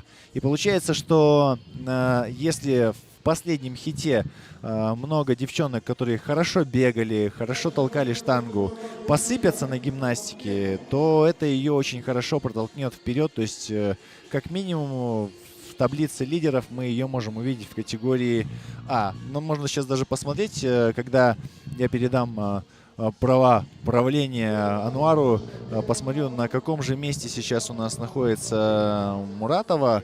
То есть интересно, какая она в таблице. Она зашла на второй круг, тут она уже отрезками, то есть 5 метров за один отрезок пройти не смогла. Прошла, получается, 4 метра, остается ей 1 метр. Нет, снова посыпалась. Ай-яй-яй, соберись, соберись. Я думаю, что таким темпом она могла бы закрыть третий раунд, как минимум. И да, смотрите, она единственная, да, точнее нет, она единственная, кто заходит на третий раунд, но есть уже у нас, получается, это Юлия, да, получается, Каменева, она уже тоже второй раунд выполняет, то есть сейчас она находится на прыжках на скакалке. Так, и кто это у нас? Зухра, да, по-моему, Зухра Серикбаева на канате на втором круге у нас. Сейчас ее показывают крупным планом. Друзья, какая она молодец. То есть она прошла 5 метров на руках, вышла на второй раунд. Ой, так опасно спускается, я за нее так сильно переживаю. Но сейчас вернемся к нашему лидеру. Мария Муратова заходит на канаты на третьем раунде. Остается до конца нашего с вами состязания 3 минуты. И я думаю, что она может зайти на четвертый раунд. Это хороший показатель. Как... Бұл жерде Мария Муратоваға өте алыс кетудің айырмашылығы жоқ. Өйткені жақындас қарсыластары әлі екінші раунды жауып біткен жоқ. Артынан іле-шала Юлия Каменева келе жатыр. Одан кейін Зухра Серикбаева үшінші орында. Олар әлі екінші раундта жүр. Мария болса үшінші раундта арқанға шығуын бастап қойды. Міне Зухра арқанды бітірді. Қазір секіргешке келді. Алдарыңызда Лейла секіріп жатыр. Міне Мария бір раунд асып кетті. Оған асығудың қажеті жоқ. Әлі де алдыда 2-ақ минут қалды. Оған асығудың қажеті жоқ. Өйткені қарсыластар қатты қалып кетті. Қолмен жүру деген қыздарға қиын болған көріп тұрсыздар. Қазір алдымызда еркектер болады, көреміз. Еркектер қалай жүретінін. Ал Мариям болса өте жеңіл, жақсы, осы сынақта өзінің бірінші екенін көрсетті. Ал қалғандарын өкінішке көрсетпей жатыр, өйткені қыздарға қолмен жүру көбіне бағынбады. Дорогие друзья, Мария Муратова, как вы догадались, в этом конкурсе лидирует. И в предыдущих она выступила таким образом. То есть в предыдущем комплексе она подняла всего 50 килограмм, то есть 3 трастера сделала с весом 50 килограмм и заняла 10-ю позицию. А в первом комплексе она стала 18-й, закончив комплекс за 14 минут 35 секунд. И получается сейчас, что в этом состязании во втором хите она занимает первую позицию и заканчивает 4-й раунд. Получается, что время буквально меньше минуты, или 3-й она раунд закончила, я точно не помню, по-моему, 3-й тогда получается. И она впереди на голову, чем все остальные. Дальше на втором месте, по-моему, сейчас находится Юлия Каменева. Она на руках ходит, и думаю, она должна успеть пройти последние отрезки и как бы зайти на 3-й круг.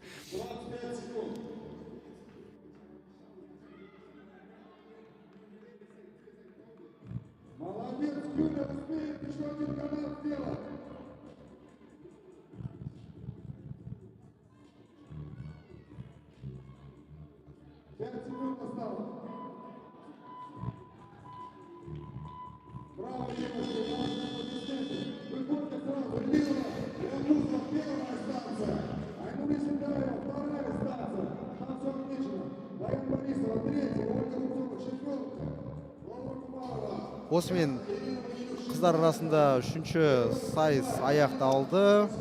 Төрешілер нәтижелерін жазуда. Вероника Махметова оңайда болсын жеңіске жетті. Қолмен жүру қабілеті бар екенін көрсетті. Ал жарты спортшыларға қолмен жүру өкінішке орай болмады. Вероника Махметова үшінші сайыстың жеңімпазы. Алдымызда енді келесі санаттың өкілдері, қыздар арасында шеберлер. Жоқ, шеберлер емес, үшінші толқын дайындықта жүріп жатыр. Осы санаттың лидерлері деп айтайық.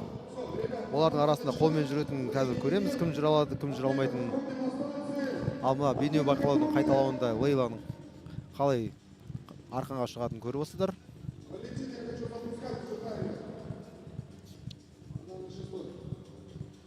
Друзья, сейчас будет третий хит.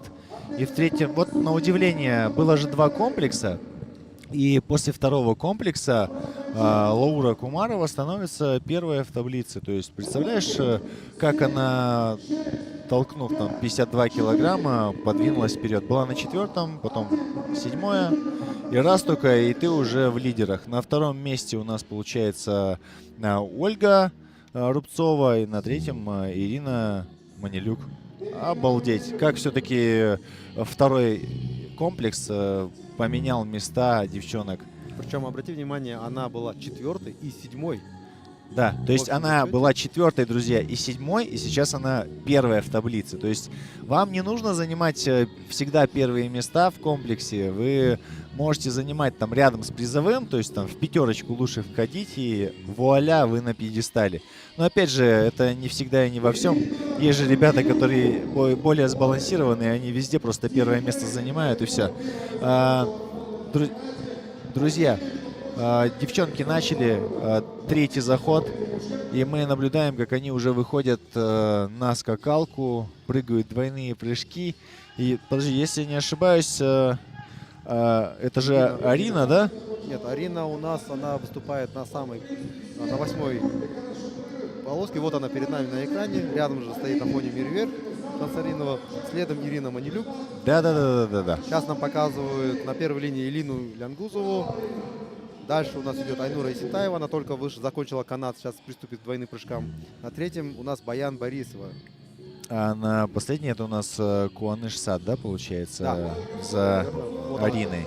Вот Но Арина она выходит уже на ходьбу на руках. Она первая, кто выходит, да, получается? И смотрим. Все, пошла. Пошла. Легко, идет, смотри. Я думаю, это заявка на лидерство. Да, она прошла. 2 руки оказались за линией, друзья. Она выходит на 2-й раунд.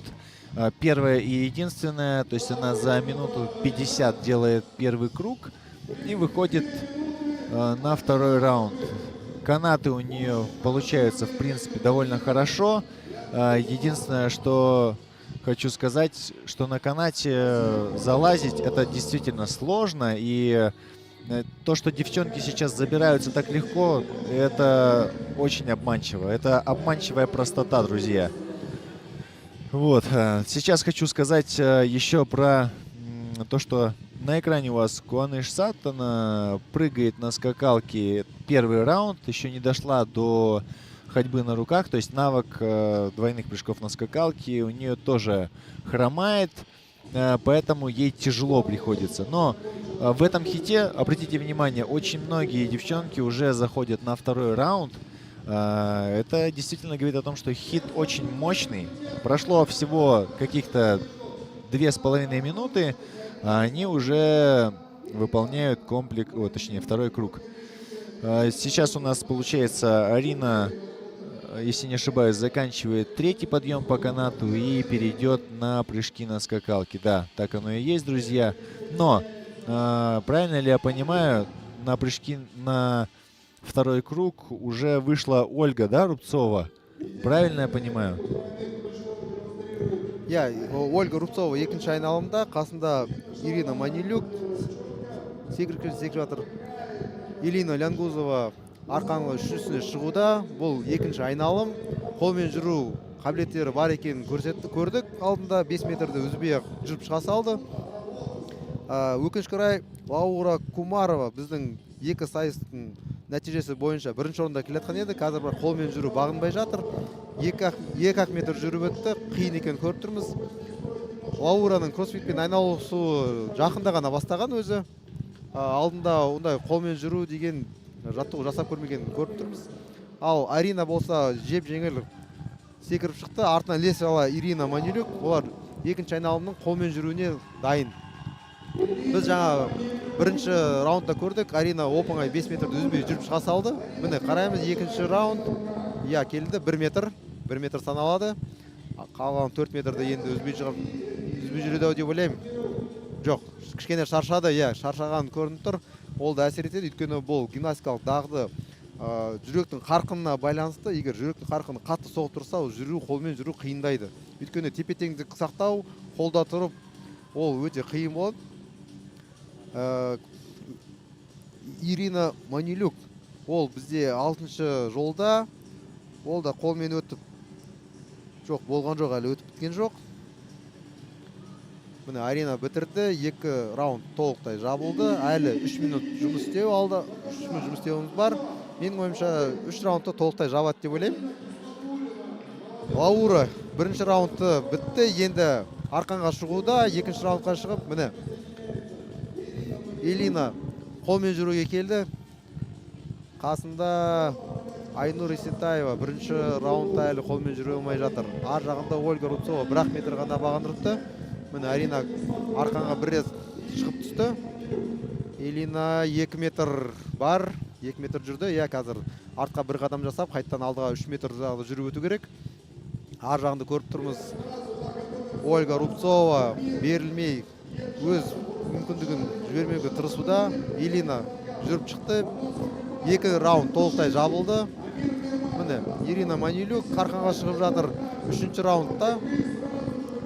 Бізге әлі 2 минут қалды. Осы соңғы әуесқой санатының лидерлерін тамашалауға.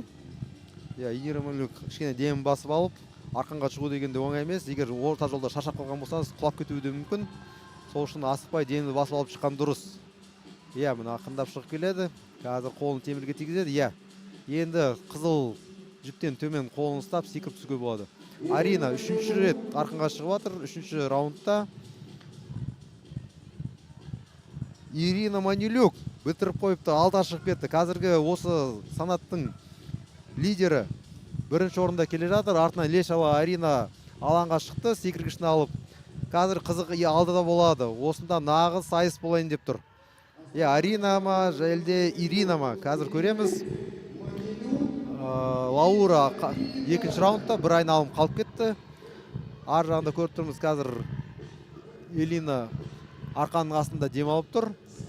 Ольга Рубцова болса 2-ші раундқа келген. Сонда бізде 1-ші орында Арина мен Ирина сайысуда. Міне бәсекес қызу енді басталып жатыр. 1 минут уақыт, кім қолмен 5 метр жауып үлгереді екен көреміз қазір.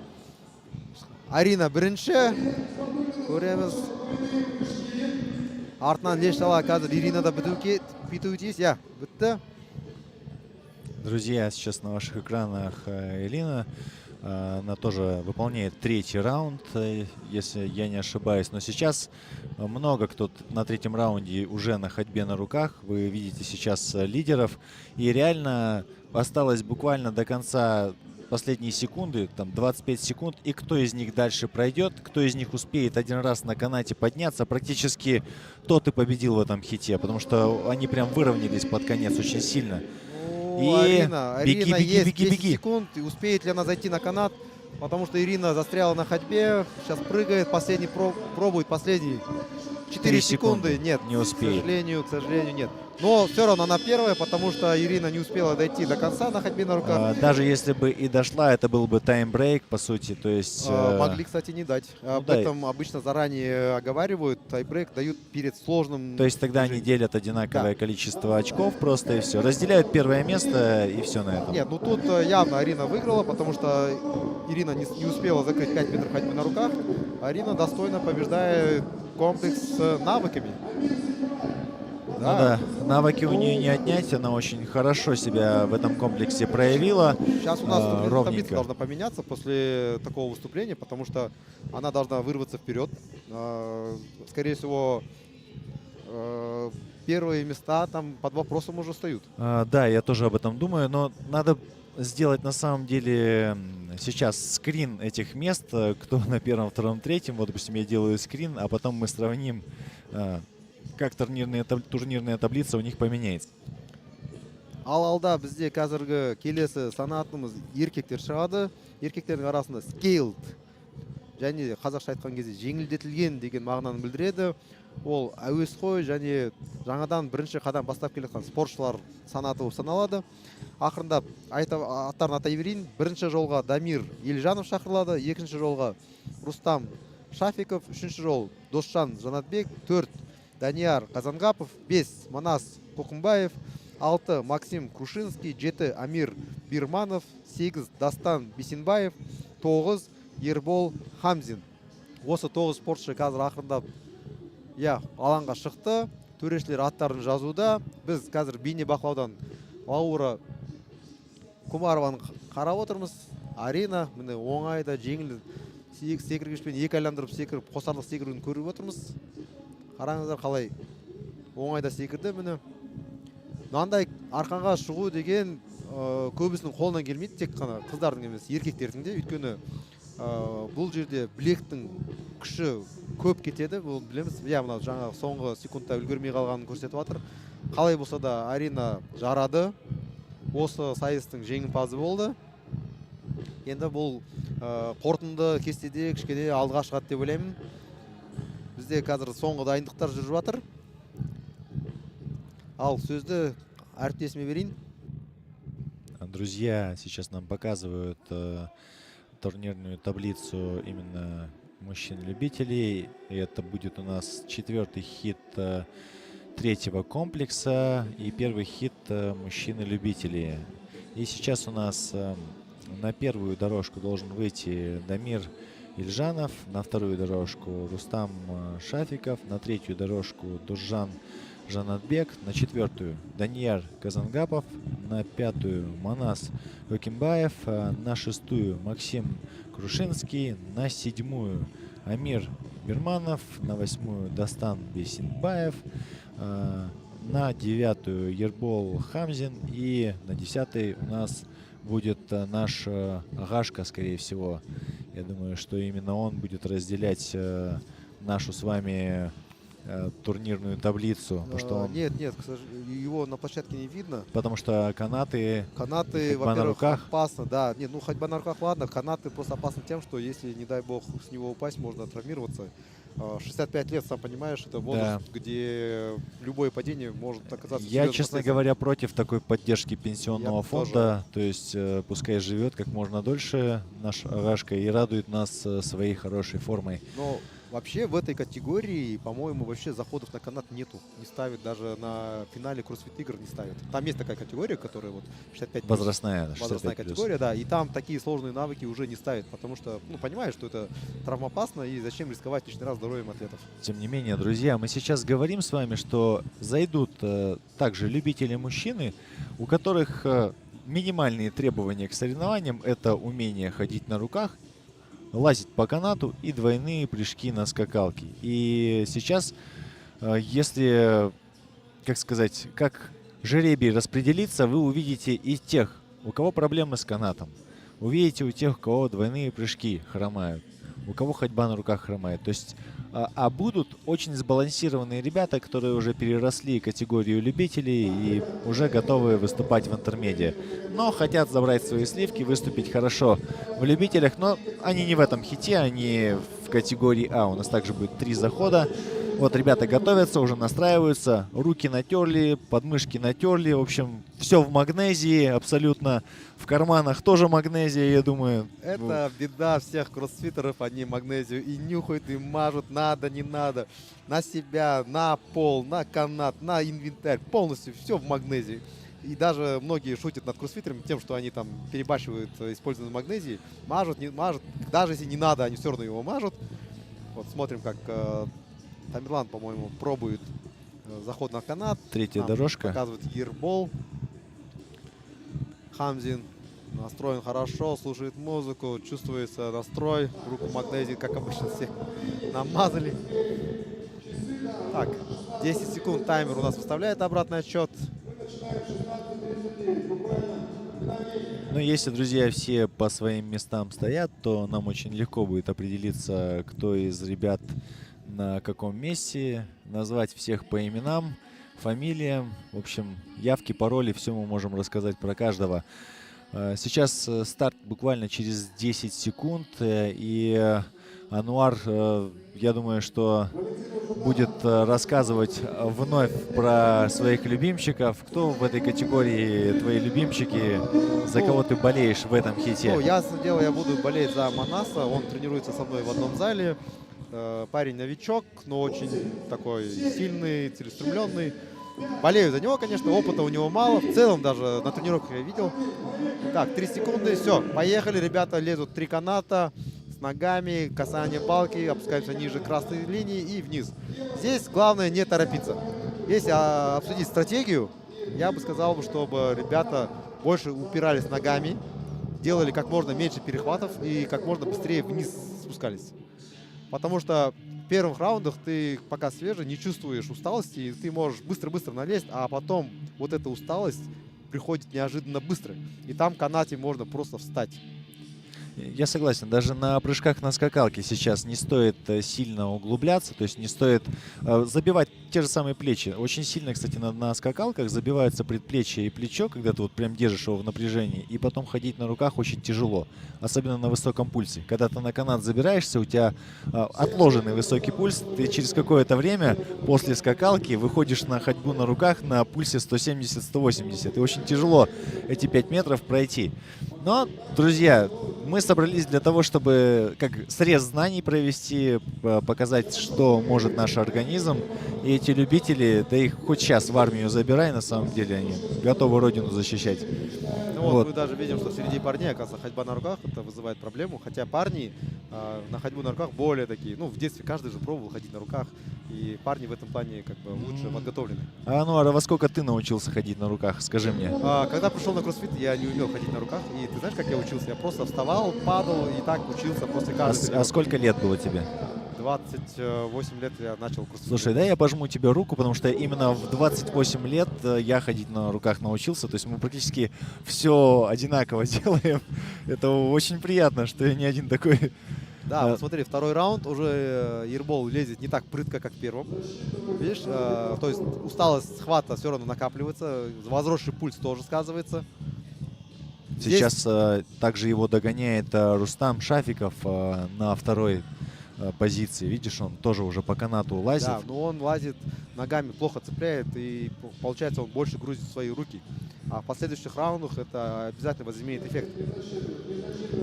Здесь мы не зря проверяем навык. Навык не только лазание по канату, но и прыжки, двойные прыжки — это тоже навык.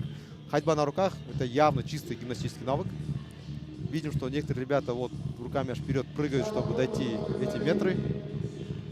Ербол у нас на втором раунде. Некоторые ребята еще первый не закрыли. Манас, да, Манас только-только еще в первом раунде. Он ходьбу на руках, оказывается, не умеет делать. Амир Берманов заходит тоже на скакалку на второй круг, то есть он равняется с Ерболом, не отстает от него. Сейчас мы посмотрим, кто из них будет лидировать. Вместе прыгают, но Ербол чуть раньше на скакалку зашел, у него есть все шансы, друзья, выйти на ходьбу на руках первым. Но, тем не менее, Амир наступает ему на, как-то правильно, на запястье, да, потому что ходьба на руках. Друзья, у некоторых реально ходьба на руках — это большая проблема. До сих пор на первом круге ребята задерживаются. Если быть точным, по-моему, у Максима Крушинского проблемы с ходьбой на руках. Он сейчас на 4-м отрезке или на 3-м. Итак, Ербол у нас выходит и заканчивает второй круг. Выходит на 3-й раунд. Мои ему поздравления. Но есть ребята, которые тоже закончили первый, пошли на канат и вышли на второй. То есть преимущество вот это перед канатом, я что хочу сказать, преимущество оно такое, знаете, мифическое, облачное. Потому что в один момент у тебя может забиться хват настолько сильно, что ты даже с ногами на канат перестанешь забираться. То есть у тебя просто не будет сил. И это может случиться на втором, на 3-м, на 4-м круге. И все твое преимущество, оно как бы улетучится. Оно такое легкое, эфемерное. Но Ербол, по-моему, забирается уже второй раз. Друзья, сейчас у нас готовится за кулисами второй хит наших с вами атлетов. Там идут такие именитые атлеты, как Шамиль Кинже, Бахтияр Уразбеков, Дидар Умбешев, Дмитрий Козлов, Даниил Адаев, Виталий Кузнецов, Ханза Насырлаев, Аят Жайсан. Аят категории Б. И Роман Бойко сместился тоже в категорию Б из последней категории. И Владимир Кочербаев. Ну а мы продолжаем наблюдать за Ерболом. Ербол остановился на скакалке и почему-то использует свое преимущество, как я и говорил, так, в полсилы. Хотя надо идти вперед, отрываться, потому что перед ним еще, точнее, после него еще 2 комплекса. 3 минуты впереди. Ребята, видно, что уже пульс зашкаливает, скакалка уже прыгается тяжело. Ербол у нас лидирует в этом хите. Другие ребята, кто-то испытывает проблемы с ходьбой на руках. Вот так, смотрим, видим, что... Да, Ербол первый, за ним же следует Амир Бирманов, его на камере, к сожалению, не видно. Сейчас на кадрах у вас Досшан Жанатбек. Он, по-моему, идет отставанием от лидеров буквально там на 1-2 каната. На фоне видим Манас, он закрывает 2-й раунд только. Так, Досшан, да, лезет на канат, спускается за счет. Еще 1 канат у него впереди. Ну, смотрите, канат — это такой коварный такой снаряд, который может, ты лезешь, и в один момент, когда у тебя рука откажется, у тебя рука не то, что канат держать, у тебя она просто перестанет сгибаться. Был такой случай, когда вот на кроссфит-играх такой именитый атлет Ричард Фронинг. Все его знают, это легенда кроссфита, благодаря которому кроссфит стал популярным по всему миру. Вот он... Ну-ка, интересно, никогда не слышал. Ну-ка, расскажи эту историю. Вот он на финале каких-то кроссфит-игр, на борьбе за первое место, на последнем задании было заходы на канаты. Это был 2010-й. Ну вот.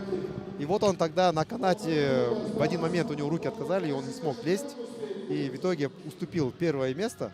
Но зато он после этого сказал, что все, ребята, я буду работать над всеми своими слабыми сторонами. И после этого показал класс. По-моему, 4 раза подряд выиграл кроссфит-игры.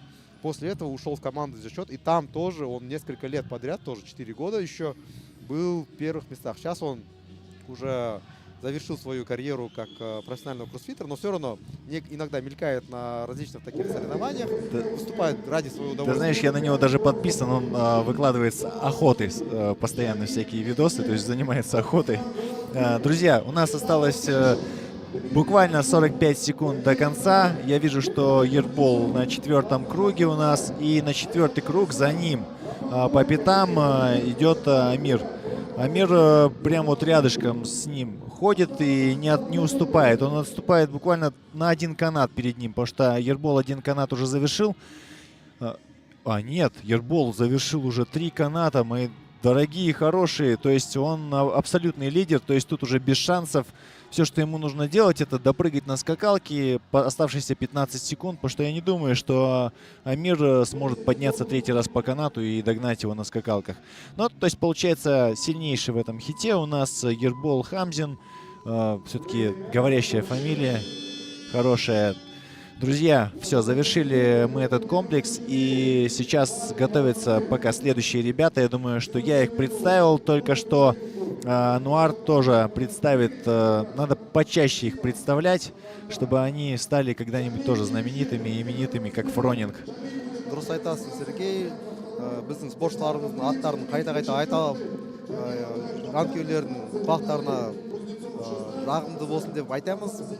Алдымызда жаңа ғана біткен 3-ші сынақтың әуесқой санатының 1-ші толқыны. Алдымызда 2-ші толқын. Сіздерді спортшылармен ақырындап таныстыра берейін. 1-ші жолда Шамиль Кенже, 2-ші жолда Бахтияр Уразбеков, 3-ші жол Дидар Умбешев, 4-ші жолда Дмитрий Козлов, 5 Даниил Адаев, 6 Виталий Кузнецов, 7 Ханза Нусурулаев, 8 Аят Жайсан, 9 Роман Бойко, 10-ші жолда Владимир Кочербаев. Бұл сынақта тағы да қайталап өтейін. Бізге 8 минут уақыт беріледі. 8 минуттың арасында барынша қолынан келгенше раунд жабу. Ол раунд, бір раунд 3 арқанға шығудан тұрады, 50 қосарлас секіруден тұрады, және де 5 метр қолмен жүру. Осы 3 қозғалысты қайта айналдырып, барынан қолынан келгенше көп раунд жабу. Осындай мақсат қойылады. Қазірше міне алдарыңызда болған алдындағы толқынның жеңімпазы Ербол. Арқанды бағындырып атыр, көріп отырмыз. кішкенегірім бізде үзіліс болып жатыр. Спортшыларымыз ақырындап дайындалуда. Қазір алаңға шығуға тізіліп тұр.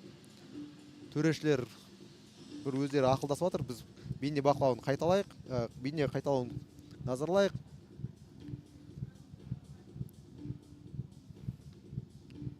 Дорогие друзья, они выйдут буквально через пару минут. Как мне сообщили только что организаторы, они должны стартовать в 16:52. То есть у нас есть практически 3 минуты до старта. И сейчас мы поговорим о наших с вами атлетах. То есть это вот второй заход. Второй заход у нас будет следующим. У нас по дорожкам Шамиль Кинже, Бахтияр Уразбеков, вторая дорожка, третья дорожка Дидар Умбишов, четвертая Дмитрий Козлов, пятая Даниил Лабаев, шестая Виталий Кузнецов, седьмая Ханза Насурлаев, восьмая Аят Жайсан, точно, уже Жайсан. Я забыл совсем. И потом идет Роман Бойко и Владимир Кочербаев. То есть заход из 10 человек. Это второй заход. И давайте места распределяются таким образом. То есть на 20-м месте у нас сейчас по стечению 2 комплексов Роман Бойко, наша звездочка, в мире кроссфита в номинации, как сказать, юниоры, то есть до 18 лет. И далее идут Даниил Абаев на 19-м, на 18-м Манас Какимбаев, на 17-м Виталий Кузнецов, на 16-м Аят Жайсан, он на 16-м, представляешь? Двигается вперед твой подаван. На 15-м Дидар Умбешев, на 14-м Шамиль Кинже, на 13-м Дмитрий Козлов, на 12-м у нас Ханза Насурлаев и на 11-м Давид Штайм. Нифига себе! Вот это да, друзья, это неожиданно. Сейчас захожу к нему на страницу, к Давиду, и хочу посмотреть, какой он по 2 комплексам. В первом комплексе он был 4-й, то есть он неплохо отбегал, а во втором он очень сильно просел и стал 18-м. Но это не помешало ему, в принципе, замыкать комплекс, ну то есть третий комплекс он замыкает как лучший атлет в своей категории Б, получается. Ну, то есть, можно так сказать. Лучшая десятка категории Кейл. Ал біздің спортшылар дайын екен, қолдарын көтеріп көрсетуде. Алдарыңызда Владимир Кочербаев, Роман Бойко. 3 секунд бастауға қалды. Ал кеттік. Арқанға 3 рет шығу. Жайсан Аят. 8 жолдағы менің шәкіртім. Көреміз қазір қалай өз өнерін көрсетеді екен. Менің берген кеңестер қытай ма екен, жоқ па екен. Менің айтуым бойынша оған айтқам, асықпай шық, жан-жағына қарап жарыспа, өз қарқынын ұста.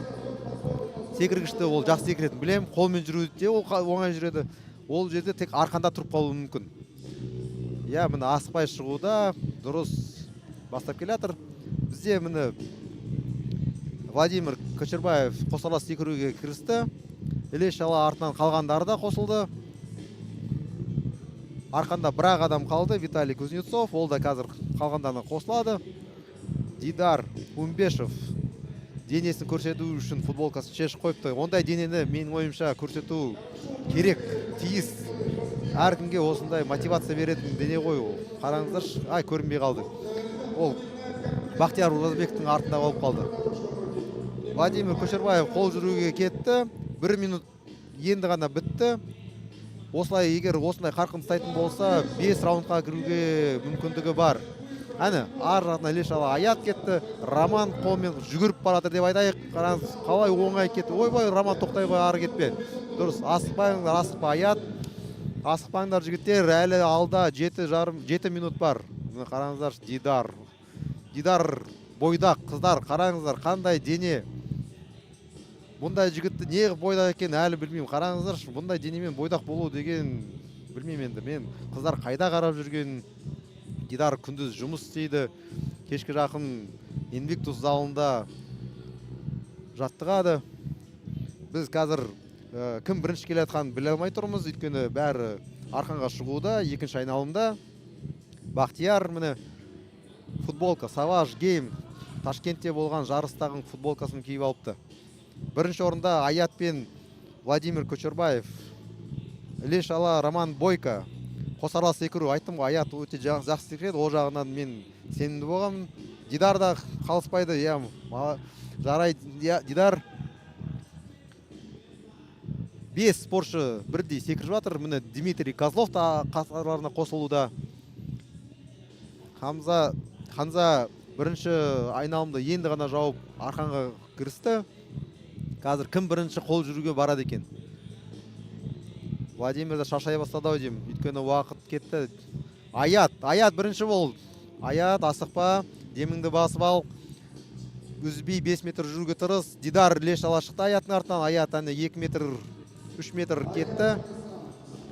Дидар енді бір апта ауырғаннан кейін кішкене жарыс ауыр тиіп жатыр, қиын болып жатыр. Мен оған айтқан едім, кішкене ауырып қалсаң, мүмкін жарысты қою керек шығар дедім, бірақ жоқ.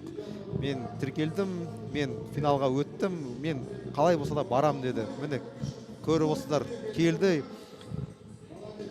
Ерік, нағыз жігіт. Міне көрдіңіз, арқасына қараса әп-әдемі. Төрешіден сұрап жатыр қанша уақыт өткені. Аят бір рет арқанға шығып тастады. Артында Ханза екінші раунд жасап жатыр. Аят осы толқынның лидері. Бірақ алдымызда ұмытпайық, бұл осы санаттың лидерлері әлі алдымызда. Бірақ не болса да оларға қарамай Аят барынан қолынан келгенше жұмыс деген тиіс. Владимир Көчербаев кішкене шаршап қалған болар, әлі қол екінші раундтың енді ғана жауып, қол жүрді енді ғана жауып, қазір арқанға ауысып жатыр. Виталий Кузнецов футболкасын шешіп тастап, қолмен жүру кішкене қиындау болып отыр. Аят асықпайды, оған кішкене енді әлі 4 минут жұмыс істеу уақыты алдымызда бар. Үшінші айналымды жабуға дайын. Дидар екінші орында. Міне Дидар секіргіштің қолына алды. Қазір қосарлас секіруге дайын бекен. Дайын болар. Бұл жерде енді жүрек соғысы қатты ұрған кейін бұндай гимнастикалық дағдылар кішкене қиындай түседі. Қолмен жүру деген өздеріңіз көрдіңіздер, алдындағы топтағыларға қарағанда қолмен жүру деген екінің бірінен қолынан келе бермейді. Дидар әдемі секіруде. Дорогие друзья, как и говорит Ануар, лидирует у нас Владимир Кочербаев. Он впереди таблицы вся. Кто сейчас лидирует, получается? В этом хите, получается, Аят пока лидирует. Серьезно, Аят вышел вперед? Владимир немного застрял на ходьбе на руках, и он там прям упустил прилично времени. Сейчас вот первый идет Аят, он закончил скакалку. И вот его догоняет Роман Бойко. Благодарю тебя. То есть Роман Бойко сейчас только что обогнал Аята, да? Аят что-то сбавил темп, а Роман держит. На втором месте Аята, на третьем месте получается Дидар. Владимир. Дидар, да? Дидар, да. Владимир у нас отстал, он взял хороший темп со старту, но потом начал сбавлять и сдал позиции. Друзья, ну посмотрим сейчас, как у юного дарования с тем, чтобы сохранить темп, поскольку осталось 2,5 минуты до конца комплекса.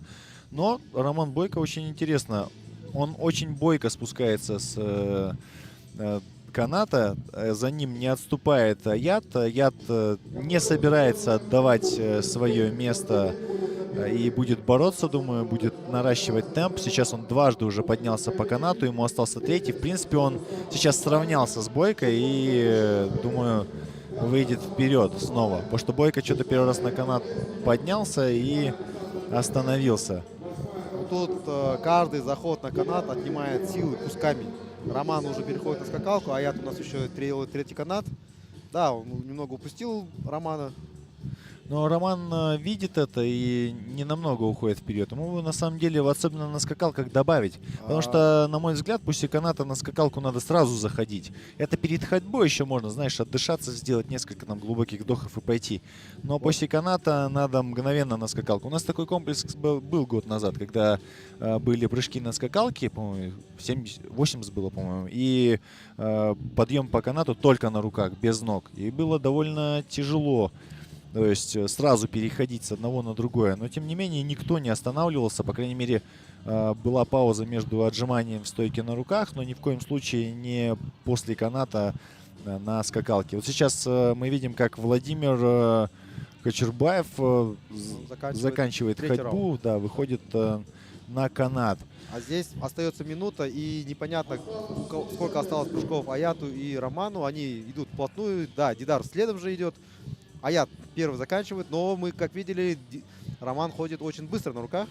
Будем смотреть сейчас. Я лично понимаю, что ты болеешь за Аята, Однозначно но ты болею. посмотри, что творит Бойко. Ну, сейчас они на канате сравняются, я он думаю. просто прошел, ему надо на канате за оставшиеся 30 секунд 2 раза подняться и опередить Аята. А Аяту на самом деле сейчас надо за 30 секунд не дать подняться Бойко в 3-й раз.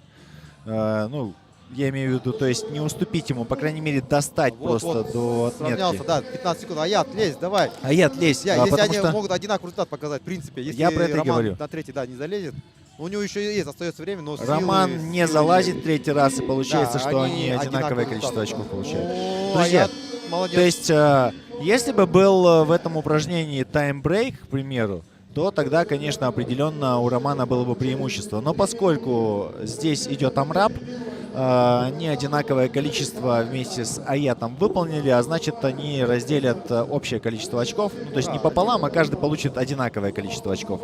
Мы сейчас будем с вами выкидывать этот лист наших с вами юных дарований и переходить к чемпионам. К чемпионам лиги Scale. Сейчас у нас будет категория А.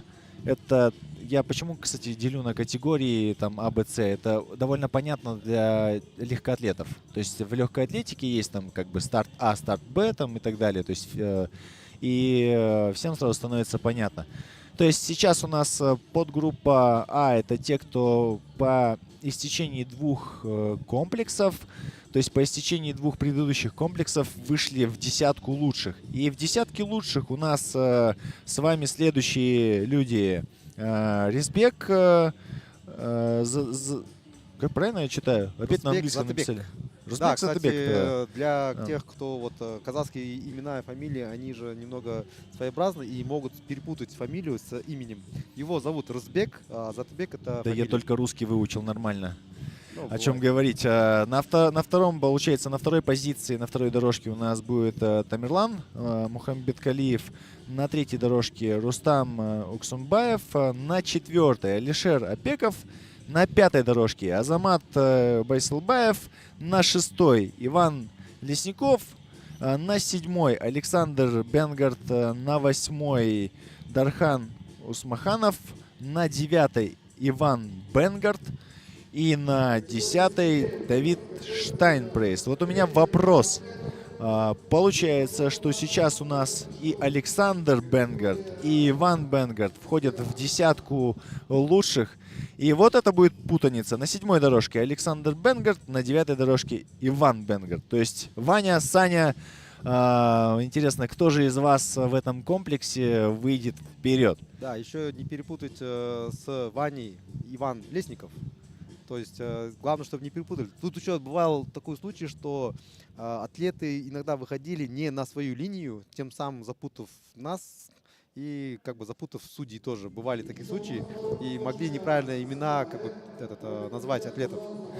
Скажу, не в тему, конечно, но мы сейчас буквально, когда был перерыв, сидели рядом с организатором, точнее, организатором трансляции. Это Иван Кравченко, он занимался раньше баскетболом, легкой атлетикой, тоже из мира спорта, и сейчас занимается тем, что помогает настраивать онлайн-трансляции, там, видеотрансляции, звук и так далее. И вот мы сидим, рядом с ним сидит Сергей, которого я тоже знаю, и он говорит, тут, говорит, одни Сереги говорит, на 10 квадратных метров, и показывает на своего оператора, которого тоже зовут Сергей. Он говорит, вот, говорит, вас, говорит, 3. Я говорю, так и Вань, говорю, здесь тоже много. Он говорит, где? Вот, дорогой Иван Кравченко. Сейчас в один хит заходит Иван Бенгард и Иван Лесников. То есть вот, ни одного Сереги, кстати, нет. Я аты шатаспаңыздар, Иван Лесников 6-шы жолда, Иван Бенгард 9-шы жолда тұр. Қазір ережені төрешілер әр өзінің спортшыларына түсіндіруде, аттарын қағазға жазып, қазір жабдықтарды тексеруде. Міне Затыбек арқанды қарап жатыр. Затыбек бізде 1-ші жолда, 2-ші жолда Тамерлан Мұхаммедқалиев, бұл жерде көрінбей тұр. 3-ші жолда футболкасын шешіп тастап Рустам Уксумбаев, төрешінің ақылын тыңдап тұр. Алишер Апеков 4-ші жолда, Азамат Байсалбаев қазірше лидер 1-ші орында келе жатыр, 5-ші жолда тұр. Қасында Иван Лесников 6-ші жолда, ол 2-ші орында кестеде. Александр Бенгард 7-ші жолда, 8-ші жолда Дархан Усмаханов, 9 Иван Бенгард, 10 Давид Штайнпрейс. Төрешілер соңғы нұсқасын айтуда. Спортшыларымыз дайын. Біздің бас төреші дайындықты көріп отырсыздар, қолдарын көтеріп дайын екенін көрсетуде. Төрешілер де дайын, әрқайсының өзінің таймері болады, және негізгі таймер. 3 секунд қалды. Ал кеттік. Арқанға 3 рет шығу. Біз алдыңғы толқынға қарағанда көрдік, қалай 1-ші раундта бәрі жеп-жеңіл шығатын, сол үшін бұл туралы ештеңе айтпай қояйық. Ал 4 минут өткеннен кейін қол шаршағанда қалай шығатын сол кезде көреміз. Қазірше бәрі жеп-жеңіл канатты ойнап қана шығып жатыр. Ешқандай қиындықсыз. Бұдан кейін менің ойымша бәрі секіргішті оңай-ақ елуре секіріп тастайды, ал одан кейін қолмен жүру. Енді бұл осы санаттың мықтылары болған соң менің ойымша бәрі қолмен жүреді деп ойлаймын. Алдарыңызда Давид Штайнпрайс қосарлы секіргішті оңай жасап отыр. Иван Лесников қараңыз, тезде жеңіл секіріп тұр. Қасында Александр Бенгард бәрі жеңіл секіріп жатыр. Әлі 1 минут уақыт өте қойған жоқ. Бәрі де оңай, көреміз. Алдындағы толқында 1-ші раундта 1 минуттан аса ғана жауып біткен болатын. Міне, Иван Лесников 2 метрден кейін құлап қалды, асығып қан болар. Жарайды, қарай тұрамыз. Жоқ, 1 метр екен, 2-ші метр саналмады. Іле-шала Александр Бенгард артынан бозуда. Иван қолмен жүруі кішкене қиын екен. Бұл 1-ші раунд осылай болса, 2-ші раундтан кейін не болады? Қиын болады ау деймін. Бірақ Иван 2-ші орында келе жатыр. Лесников туралы айтып отырмын. Қазір Александр Бенгард алдарыңызда әп-әдемі арқанға шығуда. Давид та оппаға шығуда. Аяғын қысып тастаған дұрыс болады ау деймін. Өйткені аяғын қысып тастасаң қолыңа жүктеме кішкене азырақ болады. Аяғы ашылып кетті. Қазір қолын күшмен шығуды мәжбүр болып жатыр. Жоқ, шықты. Санамады ау деймін. Қолы тимеді темірге. Міне тигізді. Одан кейін секіруге болмайды. Арқаннан болды. 3 рет арқанға шықты. Екінші айналымның қазір 50 қосала секіруге кірісті. Қасында тұрған Дархан Усмаханов та 2-ші раунд әлде 1-ші раунд жауып отыр екен. Білмей қалды, көрмей қалды. Жарайды. Тағы да артынан Иван, Рысбек және Азамат қайда екен? Азамат әлі қолмен жүруде құлап жатыр. Ойбу, қалып қалатын болды ғой. Азамат бас. Міне 1-ші раундта жапты, көріп осы ар жағында арқанға жүгіріп бара жатыр. Міне біздің осы лидерлері осы сынақтың. Бұл жерде біз естерін салып өтейін, гимнастикалық дағдылар сынағы. Иван қолмен жүру кішкене қиын болып жатыр. Әлі алдында 5 минут бар. Рысбек қараңыздаршы, әп-әдемі оңай жеп-жеңіл жүре салды. Рысбек өзі нағыз спортпен айналысын, көрініп тұр. Қолы, білектері қалың, асықпайды, не істеп отқанын біледі. Жоспарымен келе жатқан болар бәрі алдында. Александр Бенгард қол жүруге кірісуде. Артында міне Азаматта секіргішке келді. Иван кішкене тұрып қалды қол жүруден. Давид екеуі шаршап қалған болар. Айттым ғой алдында, жаңа шаршай бастаған кезде гимнастикалық дағылар да құлай бастайды. Міне Рысбек асықпайды, арқанға оңайда шықты, уақытын алып, демін басып. Қазір менің ойымша көп спортшылар осы арқанда қатты қиналады. Өйткені бұл жерде қолдың күші деген тез кетіп қалады. Давид жоқ саналмады. Соңғы 1 метр. Нау, санады. Төреші келесі айналымға өтуіне рұқсат берді. Рысбек секіруде. Ар жағында Тамерлан Мұхаммедқалиев. 1 раунд қалып келе жатыр. 4 минут тура ортасына келді. Алдымызда тағы да 4 минут жұмыс істеу керек атлеттер. Міне, 5 метр жүріп өтті. Бәрекелдік. Әдемі өтті. Дорогие друзья, что хочу сказать сейчас, да, очень ненапряжно Рысбек выполняет этот комплекс, переходит от одного упражнения к другому. Такое ощущение, что у него все эти навыки отработаны, и он так сбалансированный на самом деле. Этот комплекс для него такой является, может быть, проходной, и, возможно, здесь он немножко сместит таких людей, как Иван Лесников. Иван Лесников, кстати, лидирует сейчас по истечению 2 комплексов. В первом комплексе он занял 5-е место, во втором комплексе 8-е. И поэтому он занимает первую лидирующую таблицу, то есть на 1-м месте. На 2-м месте в этом комплексе Азамат Байсербаев, у него 14 очков. И на 3-м месте Александр Бенгард. А вот на 5-м месте Иван Бенгард. То есть они друг от друга недалеко идут, прям рядышком. У них разница в 3 очка. На 4-м месте Алишер Апеков. И, друзья, что мы видим? Пожалуйста, Рысбек прошел снова на руках и снова лазит по канату. В то время, когда остальные, вот Лесникова нам показывают сейчас, у него первый круг вроде нормально, ходьба на руках была, а сейчас он посыпался. Видать, плечи подзабились, хват подзабился, и все, и ему уже тяжело дается это все. Также очень сложно, конечно, в динамике отследить, кто лидирует, но я рад, что сейчас у нас есть операторы, которые все-таки выводят на 1-е место, и в кадр попадают те, кто лидирует в данном комплексе. Это очень важно, это их минута славы.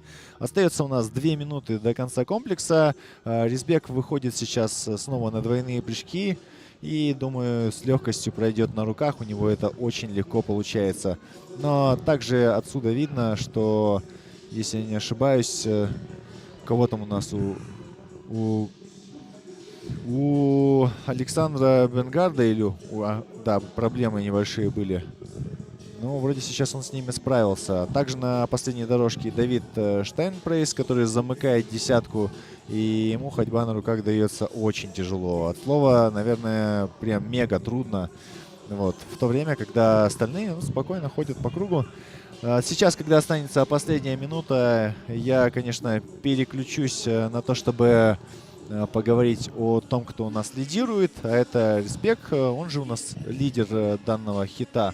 И он показывает отличный результат, отличные навыки. Обратите внимание, как он идет. Он просто за раз проходит все 5 метров. При этом у него пульс, наверное, сейчас 160-170, лишь бы не сглазить. Давай, 2 руки за линию. Все, спокойно прошел, кстати, без лишней нервотрепки. И выходит на канат. Остается буквально 45 секунд, друзья. Вопрос, сможет ли он 3 раза по канату подняться за 45 секунд или нет? Как ты думаешь, Ануар, какие шансы у него? Очень сложно сказать, потому что мы не знаем, в каком состоянии находится его предплечье. Но лезет он уверенно, лезет он из последних сил. Да, борется. Рысбек.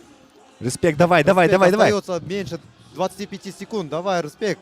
Есть шанс обойти и выиграть. Получается, в предыдущем хите ребята сделали ровно 2 каната. Рысбек тоже делает сейчас 2-й канат. Нет, я думаю, что на 3-й 10 секунд слишком мало времени остается, ему не хватит времени. Да, 10 секунд ему не хватит. Он смотрит на таймер и понимает, что... он даже судье показывает, что все. Хотя, да. Получается, у нас ребята трое показали одинаковый лучший результат. У них будет у троих 1-е место, а у следующего будет 4-е место. За это ну, давай даже сделаем небольшой подсчет. То есть сейчас у нас Рысбек был на 9-м месте. И если он получает как бы 1 балл, балл, то он будет, получается, ну, где-то 5-м или сместиться где-то на 5-е, скорее всего. Ну, смотри, у них результаты очень плотно идут. Ну да, за еще каждый вот здесь балл, вот, и каждый человек стоит, да. И там могут сильно откатить. Во-первых, 30 человек, и можно провалиться в комплексе конкретно. Но смотри, конкретно, если мы говорим про последнюю дорожку, а именно про Давида Штайнбрейс, он очень сильно просел в этом комплексе. И Смотри, вот мы сейчас как раз видим видеоповтор и видим, что он ноги не фиксировал. Я об этом вначале говорил, если ноги не фиксировать, то придется большая нагрузка на хват, на руки. А это имеет накопительный эффект. К концу задания руки откажут. И это и случилось. Он уже не смог лезть на канат, а потом и ходить уже не мог. Да, вот ты Александр... должен подчеркнуть обязательно, ходить на руках. Он не- Ходить на руках, да, я хотел уточнить. Ну, мы здесь как раз таки проверяем ходьбу на руках. Хват устает, скакалка тоже начинает отнимать. Тут навык, он прекрасен тем, что если у человека навык выставлен, то энергетическая стоимость выполнения упражнений минимальная. Поэтому Рзбек выглядел здесь очень выгодно, потому что он тратил меньше силы на то, чтобы лазить на канат Как и ты ходить на руках. классно это сказал, что энергетическая ценность одного повторения, грубо говоря, она минимальна. Да, есть еще вот в соревнованиях, есть еще психологическая ценность движения, стоимость точнее. Когда бывает вот идешь соревнование, идешь на первом месте, и тебя когда догоняют и обгоняют, тебе вырваться на первое место обратно уже становится очень дорого эмоционально. Если ты проигрываешь, вот, ну, скажем, вот лидируя всю дорогу и в последние секунды, когда проигрывают, это очень эмоционально сбивает многих. Прям вот... И тогда говорят, что эмоциональная стоимость последнего движения была очень дорогим. Я, кстати, не раз говорил это тем, кто начинает. Самое важное в спорте — это чистота именно выступлений. То есть чем больше ты выступаешь, тем больше твоя психологическая закалка делает тебя сильнее, и тем вероятнее ты в будущем будешь побеждать. То есть не получится так, скажем, зайти к опытным ребятам, даже если ты будешь на голову сильнее, не получится зайти и такой: «Эй, смотрите, как я могу». Как правило, ты сыпешься. То есть надо, ну, по крайней мере, ты можешь прийти в кроссфит, там, не знаю, с борьбы, с чего-нибудь еще, с другого элемента, да, и сразу хорошие результаты показывать, но до первого места на первых соревнованиях просто в топах навряд ли у тебя это получится. Потому что, обрати внимание, вот если взять Оксанова Азата, кстати, чему я научился у него в свое время. Мы в одном зале тренировались, и я тогда прыгал очень хорошо двойные прыжки на скакалке, но это я так думал такой. То есть этот навык у меня был очень глубок. И что случилось? Я, получается, смотрю, а он начинает сразу двойные прыгать. А я прыгал первые одинарные, как бы разгонялся, а потом двойные. И я такой: что, так можно, что ли? И понимаю, ну если он так делает, значит можно. И я просто, представляешь, сходу начал, то есть это у меня получилось сразу. То есть я с первого раза стал прыгать двойные, ну, подряд. И я такой: блин, а я это все время вот что делал? То есть... И это то, о чем я и говорю. Ты приходишь на соревнования, ты смотришь со стороны, как ребята выступают, ты ловишь их лайфхаки, ловишь их фишки, эти фишки потом отрабатываешь в зале и приходишь в следующий раз сильнее. Только так. Ну и, кстати, благодаря тому, что у нас есть видеотрансляция, а спонсор сегодняшних соревнований у нас компания Олимп, а также Wood Friends. Компания Олимп позволит сделать вам полный чекап вашего организма. Это очень важно, проверяться хотя бы раз в год, потому что это может спасти вашу жизнь, дорогие друзья. А что касается Wood Friends, у них вы можете купить очень классную, удобную экипировку, которая вам поможет. Ну, как минимум она, во-первых, добавляет плюс 5 к стилю, во-вторых, плюс 5 к силе. Это как минимум. То есть плюс 10 у вас прокачка идет вашего персонажа, вашего аватара, так сказать, друзья. Сейчас у нас Ануар огласит тех, кто выходит в следующем хите. Если я все правильно понимаю, сейчас выходят Masters Woman 35+. Я, Сергей, дұрыс айтып отырсың. Қазір алдымызда Мастерс 35, немесе шеберлер 35-тен асқан шеберлер деп айтайық. Үшінші жолда Анастасия Лигай шығады. 4-ке Ирина Шмигулевская. 5-ке Наталья Сущик. 6 Евгения Цой. 7 Гарас Екатерина. 8 Анна Тавченик. 9 Макаганова Елена. Қазір алаңға шығады. Я, спортшылар дайын. Арқанды тексеріп көруде. Қазір бұл санатта біздің тексерістеріміз кішкене басқалай болады. Алдында мысалы 8 минут жұмыс істеген болса, бұл жолы біздің спортшыларға 11 минут жұмыс істеуге тура келеді. Өйткені кішкене тапсырма басқа бұл жерде. Қазір тағы да айтып өтейін. Бұл жерде 11 минут уақыт беріледі. 11 минут ол төрт бөлімге бөлінеді. Әр бөлім 2 минут жұмыс істеу, 1 минут демалудан тұрады.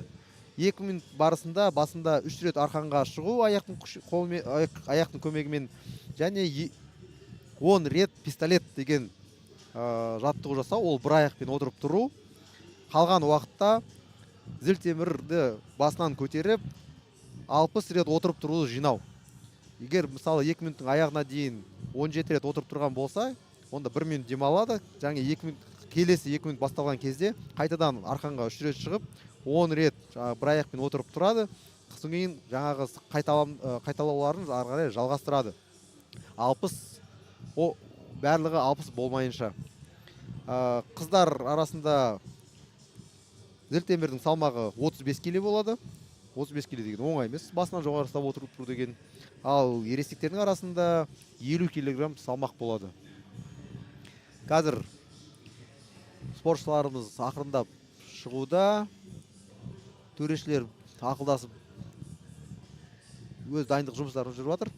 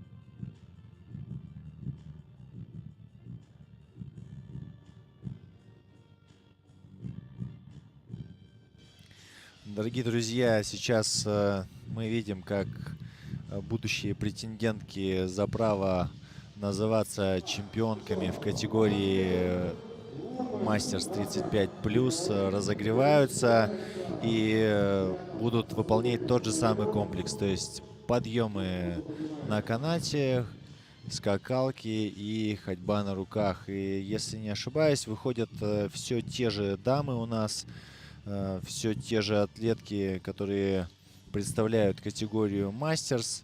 Категория Мастерс у нас с вами наполнена разными возрастами. То есть есть Елена, которой, если не ошибаюсь, 48 или 49 лет. Есть также Анна Товченник, которой тоже не помню, то есть 42, то ли 43. Сейчас мы посмотрим, кто же у нас в списке. Итак, на первом месте в категории Мастерс 35+ у нас Евгения Цой. У нее 2 балла, она 2 комплекса заняла первое место. На втором месте у нас Наталья Ситник, у нее 7 очей. Третье место с ней разделяет Гарас Екатерина, у нее тоже 7 очков. И на 4-м месте тоже с 7 очками, друзья, Ирина Шмигельская. У них одинаковое количество очков по истечению 2 комплексов, то есть у 3 по 7. Далее на 5-м месте Анна Товченник. Она очень хорошо поправила свое местоположение в турнирной таблице, сместившись с 7 на 5, благодаря тому, что она хорошо толкнула. Далее у нас идет Анастасия Легай на 6-м месте. И на 7-м месте Макогонова Елена. Она сместилась на 7-е место. Ну да, тут у нас очень плотная борьба идет за 2-е место, потому что у 3 атлетов одинаковое количество баллов. Евгения Цой доказывает, что она у нас номер 1, выиграв 2 из 2, оба комплекса на 1-е. Стоит отметить, это, во-первых, профатлет, который выступает уже так достаточно давно и выступает очень на хорошем уровне. В Ташкенте она, по-моему, заняла 1-е место, если я не ошибаюсь. И вот на Астана Кап она тоже выступала хорошо. Но там у нее была соперница знаменитая Камила Такеева. Да, они выступали в одной категории, помню. Вот, а сейчас сегодня она бесспорный лидер. Итак, 3, 2, 1, обратный отчет, поехали. Начинаем 3-й на сегодняшний день, последний комплекс этих соревнований. Дорогие друзья, сейчас мы наблюдаем со стороны на наших леди и посмотрим, кто же из них будет сегодня называть себя победителем первого дня. От этого очень сильно все зависит. Но я думаю, что если Евгения без травм пройдет этот комплекс и закроет его даже четвертой, она все равно будет на первом месте. Друзья, сейчас что хочу отметить об организаторах. Только мы сказали, можно ли вывести на экран там, имена участников. То есть я думаю, скоро и фотографии появятся. То есть они все для нас сделали. Вот это уровень, вот чувствуется, да, вот мы только изъявили желание, думали, что как это реализовать. От нашей техники буквально прошло час, уже вывели нам список атлетов сразу же на экране, мы их можем видеть, кто в какой линии, и нет необходимости каждый раз перечислять имена атлетов. Так, видим, Анастасия делает оверхеды, и здесь надо набрать 60 повторений, 35 килограммов. Но очень тяжелый комплекс на самом деле, если здесь, во-первых, требует очень хороших, выносливых плеч. Обязательно стандарт выполнения в седе изгиб таза должен быть ниже колена. И у нас 1,5 минуты позади, остается еще 25 секунд. Потом у нас будет минута отдыха, где атлеты смогут перевести дух и вот немного восстановиться. Непонятно, кто сколько повторений делает. Было бы хорошо, если судьи показывали пальцем там каждую десятку. Например, там 10 повторений, 20 повторений, по 2 пальца. Чтобы мы могли примерно ориентироваться. А так все атлеты примерно одинаково приседают. Анна Товченик, 3 секунды, и еще один повтор она успеет. Нет, Анастасия последний повтор не засчитывается, потому что время закончилось. Минута отдыха впереди, и переходим ко второму кругу. Друзья, напоминаю, у категории Мастерс и у категории Интермедиа в третьем заходе абсолютно другой комплекс. То есть канаты у них остаются, но за место двойных прыжков на скакалке и ходьбы на руках у них, собственно говоря, 10 пистолетов поочередно. То есть обязательно нужно менять ноги. Если у тебя травма одной ноги, то ты как бы будешь вылетать, потому что здесь очень важно правое и левое это делать. И третье — это максимальное количество оверхедов, то есть их задача за 3 раунда сделать 60.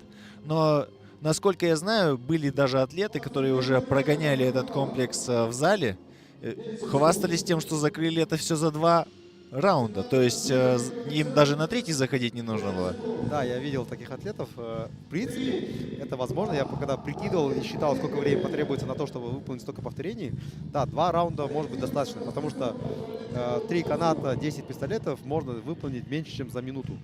И за вот эту минуту с лишним времени можно сделать больше 30 повторений. Но тут опять же зависит от скорости приседания. И давай не будем забывать, что в зале ты делаешь по одному, там за тобой никто не считает и никто не смотрит, доседаешь ты или нет. А здесь не только камеры, но и личный судья, каждый, который будет контролировать каждый твой повтор. Поэтому, и еще смотри, канаты находятся чуть дальше от штанги, ты еще до штанги дойти надо, это тоже требует времени. А в зале могут многие инвентарь поставить вплотную. Да и к тому же я должен заметить, это сегодня третий комплекс на сегодня, и ты уже закислен весь, поэтому будет намного сложнее выполнить его за 2 раунда. Но я думаю, что такие могут найтись. Допустим, опять же, если атлет, простите, будет хорошо сбалансирован. То есть если атлет легко справляется с канатом, или, допустим, даже тяжело, в его же интересах 3 каната сделать как можно быстрее и перейти на штангу. То есть закрыть вопрос за 2 раунда. Вот знаешь, как есть же боксеры, которые вот не настроены на 12 раундов. И их задача вырубить оппонента за, там, скажем, за 2-3 раунда. А иначе он проиграет. Вот тут то же самое. То есть есть такие атлеты, я не знаю, мне кажется, Була относится к ним. То есть его задача максимально быстро сделать вот 30 оверхедов. Это вот как раз, мне кажется, про это. Но мы будем смотреть это позже. Сейчас мы видим, как дамы приседают. И легче всего, я так понимаю, дается приседание Евгении. Она одним темпом работает. Также Анна Товченик не отступает от нее. И, если я не ошибаюсь, это у нас с вами наша Джокер Гарас Екатерина тоже хорошо идет. И Также наравне с ними идет Ирина Караганда. Я ее так и буду называть, кстати, Караганда, потому что вот ассоциация с Карагандой у меня именно с ней. Думаю, потому что яркая личность. Помнишь, я, кстати, говорил тебе о том, что у нее в каждом хите свой наряд. И что мы видим сейчас? Точно, да, я запомнил, что она была до этого вроде бы в оранжевых лосинах, сейчас у нее уже серые. Ну, человек готовился не только физически, но и, видимо, дресс-кодом тоже. Тут стоит отметить технику взятия штанги. То есть штангу за голову можно с рывка, можно рывок сет, можно взять и толчок, а можно взять и толчок, переброс на спину и потом рывковый уход. Кстати, обрати внимание, что можно даже узкий хват брать, чтобы у тебя не уставали плечи. Это тоже играет роль. Это, конечно, большой плюс, если у тебя хорошая мобильность. Но не у каждого есть такая возможность узким хватом держаться. А так у нас идет третий заход, третий раунд, и никто еще 60 повторений не набрал. Смотрим, будем наблюдать. Я думаю, что они раньше времени сейчас доберут третий. То есть на канате-то уже тяжело подниматься. То есть времени не на нем тратят больше. Но я думаю, что им осталось меньше 20 повторов сделать. И кто-нибудь из них закроет за оставшиеся там секунды. Смотрим на таймер 6:20 сейчас. То есть им, по сути, осталось... Да, то есть 4 раунда по 2 минуты, а они за 3 раунда точно закроют. То есть 4 даже много для этих соревнований, если честно. Ну, опять же, вес для девушек 35 килограмм в оверхеде достаточно тяжелый. С учетом того, что ты вначале должен делать 3 каната. И здесь высота каната, кстати, если касание до балки, выше 4 метров. Да ты посмотри на них. У них пресс просматривается. Какие они красивые. Просто красотки. Честно, я аплодирую, вы этого не слышите, дамы, но каждая из вас заслуживает, не знаю, какой-то отдельного уголка в Федерации функционального многоборья, и просто фотография и почетное место. Да и вообще, в принципе, если составлять список людей, которые заслуживают моего уважения, вы все туда попадаете. Достар, біз шеберлер санатының өнерін тамашалаудамыз. Алдарыңызда Евгения Цой, оп-оңай 35 келі салмақты зілтемірмен отырып тұрып жатыр. Айта кетейін, отырып тұрудың стандартын жамбастың қиылысы зе буыннан төмен болу керек. Және тұрған кезде барлық буын бір сызыққа түзілуі тиіс. Анастасия 35 келімен кішкене қиындау болып жатыр. Оны зілтемірді алуынан көріп отырмыз. Ол өйткені бірінші кеудеге алып, және кейін иыққа лақтырып, одан кейін басын жоғары көтеріп, содан кейін барып отыру жасау жаттығуына кірісіп жатыр. Ол енді көп күш жұмсайды оған. Көріп тұрмыз 35 келі ауыр тиіп жатқанын. Ал Евгения болса оп-оңай отырып тұру жаттығуын жасап жатыр. Қазір соңғы айналым қалды. Соңғы айналымда бізде 2 минут жұмыс істейміз. Сонымен шеберлер санатының бүгінгі күнгі өнері аяқталады деп ойлаймын. Ертең жалғасын ертең табамыз. Ал 30 секунд біздің атлеттер кішкене демін басып алып, соңғы айналымға кіріседі. Бұл жерде бізде 3 рет арқанға шығу, 10 рет бір аяқпен отырып тұру, қалған уақытта зілтемірмен бастың жоғарыдан ұстап отырып тұру. 10 секунд. Қыздарымыз дайын. Мұны келді. Қазір арқанға шығу ауыр тиеді, өйткені алдында 12 рет шығып түсті. Оның бәрі қазірде әсер етеді. Көреміз қалай екен. Жоқ, шығып жатыр. Екатерина бет білдіртпей оңайда шығып жатыр. Ирина мұны бір рет шығып түсті. Анастасия екінші арқанға шығуға дайын. Наталья да берілмейді. Әлі 1 минут 40 секунд жұмыс істеу уақыты қалды. Анна Тавченикте шығуда. Қараймыз. Қыздар берілмейді. Қараз, оп-оңай сырғанап түсіп, тәжірибе деген осы. Кезінде халықаралық аренада өнер көрсеткен Анна Тавченик. Қазір Бостон Джим залында бапкер. Айта кетейін, тағы да осында қазір жүргізуші Рустамның бапкері Анна Тавченик алдарыңызда міне.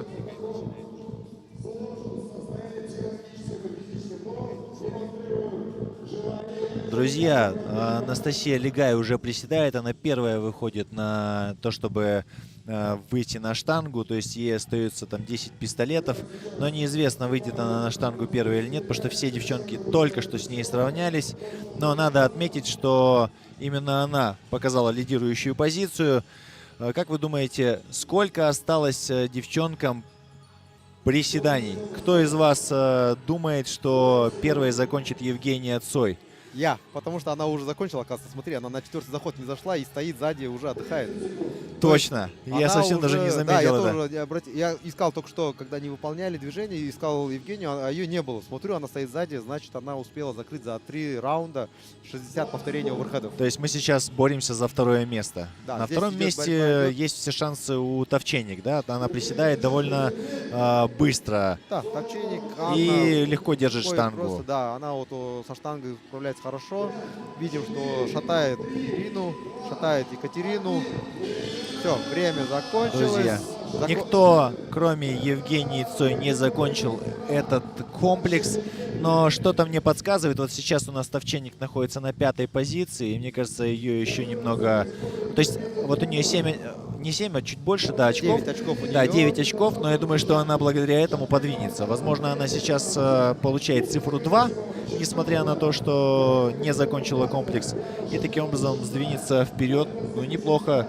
Ну То да. есть у нее будет 11 И, очков. борьба плотная идет, особенно за 2-3 место. Там вообще непонятно, как будет дальше развиваться событие. Завтра у нас ждет еще 3 задания. Там тоже еще чувствую, переменится все еще. Девчонки Молодцы. На уходят сегодня, на сегодня, заслуженный да, они все отдых. закончили. Для них соревновательный первый день позади.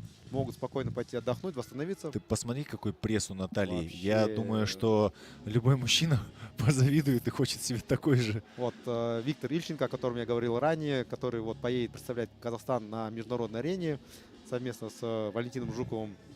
Это буквально будет через неделю в городе Эр-Рияд, Саудовской Аравии, будет чемпионат мира по функциональному многоборью. Да, кстати, наша федерация спонсирует атлетов, возит на международные соревнования. Был уже опыт до этого. Ездили, кстати, в Бухарест. Будапешт, да, ездили в Будапешт и, кстати, хорошо показали. Там Роман Жантлеев выступал, Валентин Лукановский, Максат Оспанов, кстати, с Орлана тоже выступал. Вот, и вот сейчас 11 атлетов через неделю будут показывать свои физические формы в городе Эр-Рияд. Друзья, сейчас у нас готовится Intermedia Woman, то есть они будут выполнять тот же самый комплекс с теми же самыми задачами и весами. И у нас на второй дорожке, так сказать, на второй дорожке будет Валерия Переверзник, на третьем канате Шапенова Дана, на 4-м канате Елена Герасимова, на 5-м канате Богатырева Карина, на 6-м Диана Шапенова, на 7-м Марина Ситник, на 8-м Виолетта Собянина и на 9-м Ниязова Назгуль. Итак, друзья, сейчас решается тоже судьба, так сказать, наших девчонок Интермедиа. И давайте посмотрим сейчас, какая же у них турнирная таблица. То есть кто из Intermedia Woman занимает лидирующие позиции. Итак, у нас, смотрите, на лидирующих позициях идет Диана Шапенова. У нее 4 очка. Ого-го-го-го. 72 килограмма сыграли свою роль, она молодец. Да, выкупила. на втором месте. То есть Екатерина Богатырева подвинулась на второе место, но у нее также 4 очка. Да. Дальше у нас идет на третьем месте Марина Ситник с 5 очками, то есть недалеко ушла. И на 4-м Елена Герасимова. А дальше уже мы как бы 10, 11, 13 и так далее. То есть сейчас вопрос по комплексам еще не ясен. Этот комплекс обладает точнее, требует от вас как хорошей гимнастики, так и хорошей тяжелой атлетики, то есть силовой. Посмотрим, что будет с нашими атлетками в этом заходе. Я қазір бізде интермедиат санаты алдарыңызда 8 спортшы алаңға шығуда. Екінші жолда Валерия Переверзник, үшінші жолда Шапенова Дана, төртінші жолда Елена Герасимова, 5 Карина Богатырева, 6 Диана Шапенова, 7 Марина Сытник, 8 Виолетта Собянина, 9 Назгүл Ниязова. Қазіргі тапсырма тура сондай, алдындағы шеберлер санатындағыдай 4 раунд, 2 минут жұмыс істеп, 1 минут демалады, арқанға 3 рет шығу, 10 рет бір аяқпен отырып тұру, қалған уақытында 60 рет зілтемірмен басынан жоғары ұстап, 60 рет отырып тұру. Кім 4 раунд жеткізбей жабады екен көрейік. Бәрі спортшылар дайын. Валерия бірдеңке ұнамай тұр ау деймін. Түсінбей қалған сияқты. Жоқ. Кішкене бір техникалық. Міне бастады, болды. Иә. Арқанға шығуда бірінші жолда міне Назгүлді қарап отырмыз. Диана бірінші орында келе жатыр. Жаңағы 72 килограмм зілтемірді көтеріп бағындырғанына арқасында бірінші орынға шықты. Оның артында 1-4 ұпаймен Богатырева Карина келе жатыр. Ал үшінші орында міне Марина Сытник. Ол бірақ ұпай артта келе жатыр. Осы 3 спортшы менің ойымша бірінші 3 орынға таласады деп ойлаймын. Бірақ бұл екі ғана сынақ болды. Қазір мына үшінші сынақ көреміз қалай болатын. Бұл жерде гимнастикалық дағдыларын тексереміз. Міне қараңыз, Марина таза отырып тұрып жатыр. Отырып тұрған кезде, бір аяқпен отырып тұрған кезде айтып өтейін, жамбастың сызығы тізеден төмен болу керек. Және де жаңағы бос аяқ ілініп тұрған ол жерге тимеуі тиіс. Тиген жағдайда ол қайталау саналмайды. Диана асықпай 10 рет отырып тұрып жатыр. Иә. Марина зілтемірге ауысты. Назым асықпайды. Карина бастап қойды. Енді Диана енді ғана келіп жатыр. Қазір Марина бірінші орында, Карина екінші, үшінші орында Диана келе жатыр. Осы сайыстың бойында. 1 минут 30 секунд өтті. 30 секунд әлі артта бар дегеніміз. Әлі Назгүл әлі штангаға келгенде жоқ. Міне енді ғана алып жатыр. Уақыт азайып қалды ау. Қанша отырып тұрғанын өкінішке орай біз білмейміз, бірақ Марина мен Карина екеуі бірінші келіп, әлі тастамай үзіліссіз отырып жатыр. 15 секунд қалды. Марина зілтемірді құлатып алды. Демалуда. Алдымызда әлі Карина да құлатып алды. Иә, өйткені қарсыласы түсіргеннен кейін ол да ойладым, мен де демалып алайын. Оған бәрін жеңу міндетті емес, тек қана жақында тұрған қарсыластарын ұтса болды. Ол да өзінше бір стратегия. Қазір 1 минут демалып аламыз. Кішкене қол сырғанап кеткен болар, көрдіңіздер ме? Марина дем басуда. Дорогие друзья, сейчас мы видим, что от Карины не отстает Марина, и они идут практически нога в ногу. Также Диана не отстает, идет за ними. Но что хотел заметить, я, по-моему, посчитал повтор, и если не ошибаюсь, то у Богатыревой было то ли 18, то ли 19 повторов. То есть, как минимум, за 3 раунда она, скорее всего, не закроет комплекс. То есть вопрос встанет о 4. И получается, что Евгения Цой, скорее всего, будет чемпионкой в этом комплексе в обоих категориях. То есть в категории 35+ и категории интермедиа. Да, но мы как бы эти категории между собой не сравниваем. Абсолютно точно. Разделили. Хотя Евгения могла бы и в этой категории показать, ну, у них одинаковый комплекс, да, она по-любому Евгения, видишь, она не интермедиа, она все-таки элитный боец, и она не имеет права в категории интермедиа выступать. Кстати, а в категории 35+, да. В категории 35+ нету разделения интермедиат-любитель, там нету такого разделения. Там, по сути, это бывшие элитные спортсмены показывают свои... Да, друзья, то есть как только вы перешагнули за 35, можете считать, что вы можете выступить по эриксерам, но бодаться с ними будет очень тяжело. Но вы полное право имеете выступать в категории... Кстати, вопрос, вот ты можешь выступать в категории интермедиа, если ты бывший боец элит? Но тебе там, скажем, 40. По правилам, по идее, нельзя. Но, судя по заданиям, задания интермедиат делают одинаковые, как для мастеров 35+. Но мое мнение, чтобы не было всяких спорных моментов, надо выступать в той категории, сколько тебе лет. Если тебе 40+, выступай 40+, и нормально. Ну да, я считаю это тоже правильным. Тем не менее, я скажу так. Вот сейчас, когда будут соревнования и будут RX-атлеты, и не будет категории 35+, скажем, будет только 40+, я в категории RX все равно пойду с головой. Ну, то есть предложат, пойду. Друзья, мы видим, что сейчас Богатырева приседает, а рядом с ней Марина, да, то есть Марина не отступает от нее. Диана к штанге только приступает, хочет ее поднять, а если не ошибаюсь, да, она уже со штангой стоит. Вот как все меняется в этом комплексе, очень сильно. Как бы вот силовой комплекс это одно, а на выносливость с гимнастикой это совсем другое, друзья.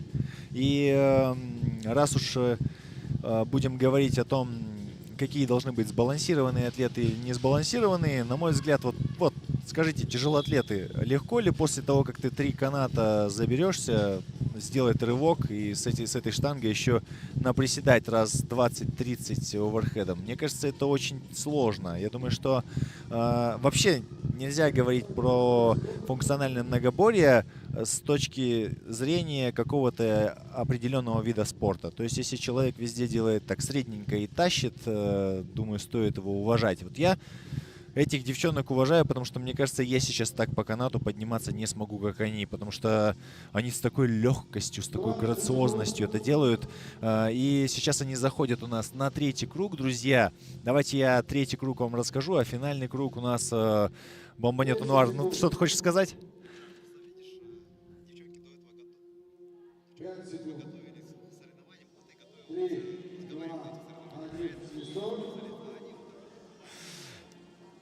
Хорошая шутка. Я думаю, кстати, она очень уместна, потому что у меня дело в следующем, друзья. Мы заходим и видим сейчас, как показывают общий план наших с вами леди. Они забираются по канату уже в 3-й раз, а значит, это уже 9 канатов как минимум. И придется им не сладко. Вот сейчас Диане тяжело. И я так думаю, что нужно поступить следующим образом.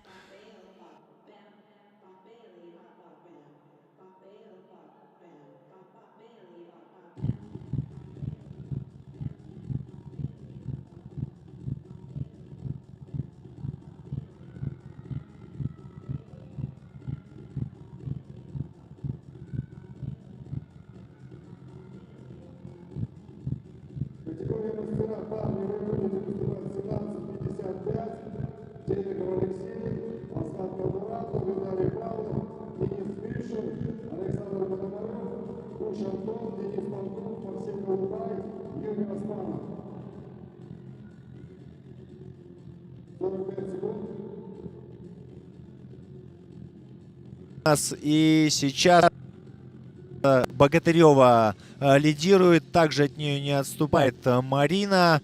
Они уже на штанге, это у нас 3-й заход, и их задача, ну, набрать хотя бы раз 15, чтобы в 4-м раунде закрыть его полностью. Что-то мне подсказывает, что никто с такой скоростью, как Евгения Цой, не закроет этот комплекс, но, опять же, мы не сравниваем эти категории, потому что никто не сможет, как эти девчонки, с такой же скоростью выполнить комплекс номер 1, где там была, если вы помните, гребля и бег.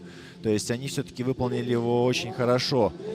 Сейчас мы видим, что они удаляются, так сказать, пауза минутная, отдых минута. И все они будут заходить, да, на раунд 4. Ни у кого не получилось закрыть за 3 раунда 60 оверхед приседаний. Ну, честно говоря, это очень сложно. Особенно, представьте, если мужчины приседают с весом 50, а женщины приседают с весом 35. Ладно бы половина, 25 килограмм, я бы согласен. Но, тем не менее, у девушек всегда стандартно чуть ли не в 2 раза, а в 1,5 раза меньше. И им приходится очень тяжело. Я считаю, даже тяжелее, чем мужчинам в какой-то мере. Итак, сейчас я передаю бразды правления Ануару. Он расскажет вам, кто же у нас будет лидировать в 4-м раунде.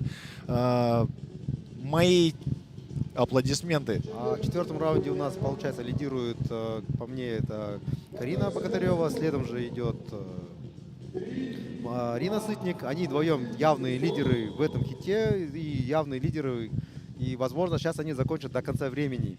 Диана, к сожалению, чуть-чуть отпустила их, и она долго подходит к К штанге, я думаю, у нее проблемы есть с заходом на канат, потому что я помню, на каких-то соревнованиях был заход бэкборд такой, и вот у нее это упражнение вызвало серьезные проблемы. А это говорит о том, что у нее как бы слабый струк. Ну или предплечье, хват, это все как раз таки те же самые мышцы работают на канате. И вот, возможно, из-за того, что она много силы тратит на канате и времени, ее основные конкурентки успевают опережать ее. Что я вижу, Марина Ситник заходит сейчас первой на пистолеты, то есть на 4-м круге она именно в канатах и в пистолетах обгоняет Богатыреву, но неизвестно, обгоняет ли она ее на повторах в оверхедах. Вот, кстати, в чем сложность комплекса. Ты не знаешь, опережает тебя твой оппонент или не опережает. Хотя, если Марина со стороны краем глаза подглядывала за Богатыревой, может быть, она и следила, сколько ей осталось. Сейчас ведущий, по идее, должен озвучить, сколько им осталось повторений, или один из судей должен поднять руку или поднять пальцы и там обратный отсчет дать буквально. Я вижу, что пока просто считают по количеству, но не показывают обратный отсчет. Богатырева заходит сейчас на оверхед приседания, и у нас остается до конца раунда каких-то, сколько, 30 секунд. Друзья. Да, но Марина успела отыграть здесь, если она отставала, то она где-то повторений 8 успела сделать, пока Карина подошла. Да, остается 15 секунд, и тут непонятно. Вот тут интрига сохраняется, кто выиграл, мы пока еще не знаем. Да, друзья, мы не знаем, кто из них победит. Вот, к сожалению, вот, кстати, дорогие организаторы, давайте вы нам будете выводить онлайн результаты прямо на табло. Это сработает? Да, почему Было бы бы и нет? классно. Потому что есть же такая практика, когда вот кроссфит игры, когда смотрим, там мы знаем, сколько повторений сделал каждый атлет, и сразу видно, кто где идет. Да, видно, кто Какое к ним отставание? идет по счету. Это очень удобно. То есть, понимаете, атлеты не видят этого, а вы, как наблюдатель со стороны, это видите. Обратите внимание, как держит руки Карина. Она у нее... Я думаю, что она их не Загнулась. держит. Я думаю, что они Ну да, застыли в этом они положении. застыли согнутыми, потому что предплечье забиты, бицепс забит, и руки она выпрямить не может. Она легла, а руки не выпрямляются. Вот, только сейчас вот она начала выпрямлять их. Видно, что очень тяжело, очень такой комплекс сложный именно, реально, потому что навык заходов на канат дается всем тяжело. А сейчас я видим Антон Кущ, видимо, это будет категория мастеров. Да. Давай поговорим о категории мастеров. Вот как ты думаешь, вот в данном испытании, вот до этого комплекс был по тяжелой атлетике, и там, если я не ошибаюсь, да, результаты очень сильно поменялись. Давай посмотрим сейчас турнирную таблицу категории мастеров. Кто из них на каком месте? Давайте на первом месте сейчас также Александр Пономарев. Денис Мищур на втором месте, но у него уже 5 очков, то есть у них уже разрыв 2. До этого раньше был 1. На третьем месте Антон Кущ. Смотрите, как он подвинулся в турнирной таблице, потому что он, если не ошибаюсь, после первого комплекса Антон Кущ был 5-й. Так он 122 килограмма поднял и стал первый. И это подвинуло его на 3-е место. Александр Пономарев, он, получается, в первом комплексе был первый, а во втором комплексе второй. Он 120 килограмм смог толкнуть. Давайте посмотрим на Мищура Дениса. А Мищур Денис 3-м стал. Он, кстати, средненько идет. 2-й, 3-й. То есть у него хорошие показатели, на самом деле. Вот сейчас будет коварный комплекс. Вот, кстати, где... 3-й комплекс покажет, кто более сбалансированный, потому что здесь и канаты, и штанга. Вот здесь, мне кажется, у Антон Кущ есть все преимущества, чтобы догнать своих оппонентов. Как ты думаешь? Да, я немного болею за Антона, потому что мы с ним одно время тренировались вместе, мы с ним еще поедем вместе в Измир. Вот, рад, что он смог только что 122 килограмма взять 2 раза и толкнуть.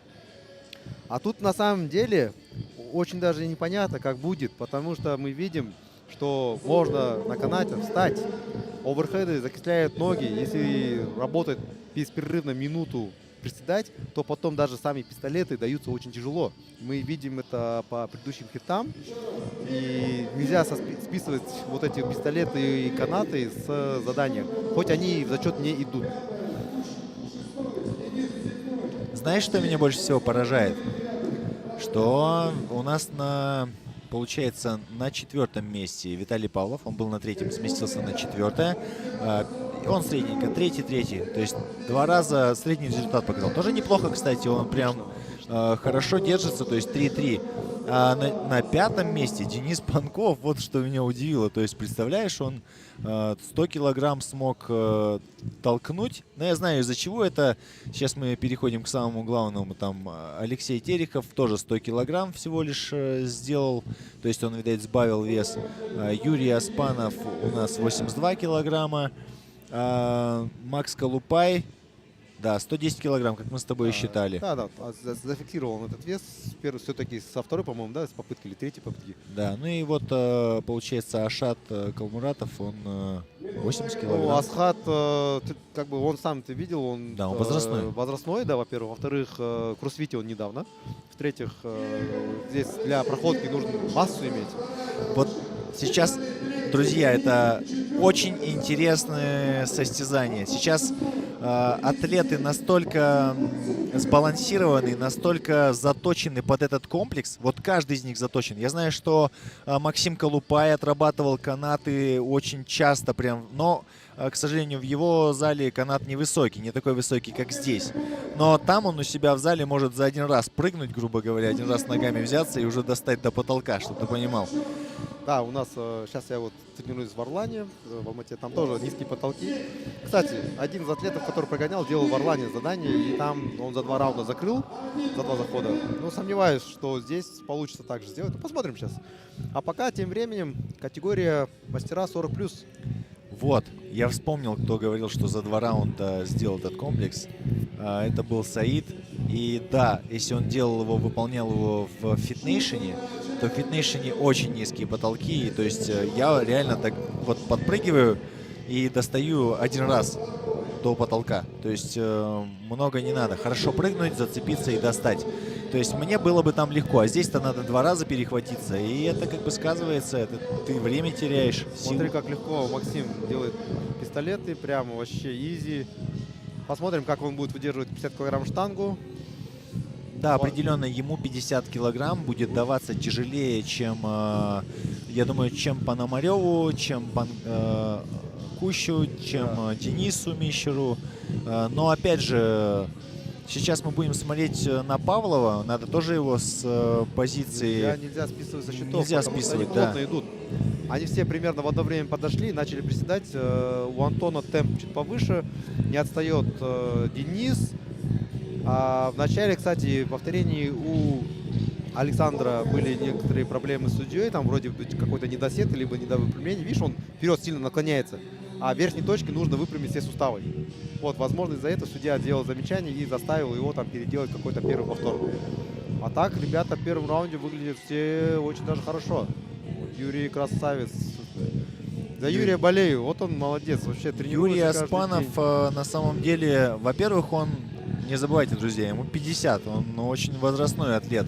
И в такой форме хочется, мне кажется, каждому выглядеть в 50. Я думаю, что он не остановится и будет выступать и в 60, и в 70. Будет продолжать это делать постоянно. Друзья, сейчас у них пауза. Они закончили первый круг и будут отдыхать минуту. То есть у нас есть с вами 4 раунда.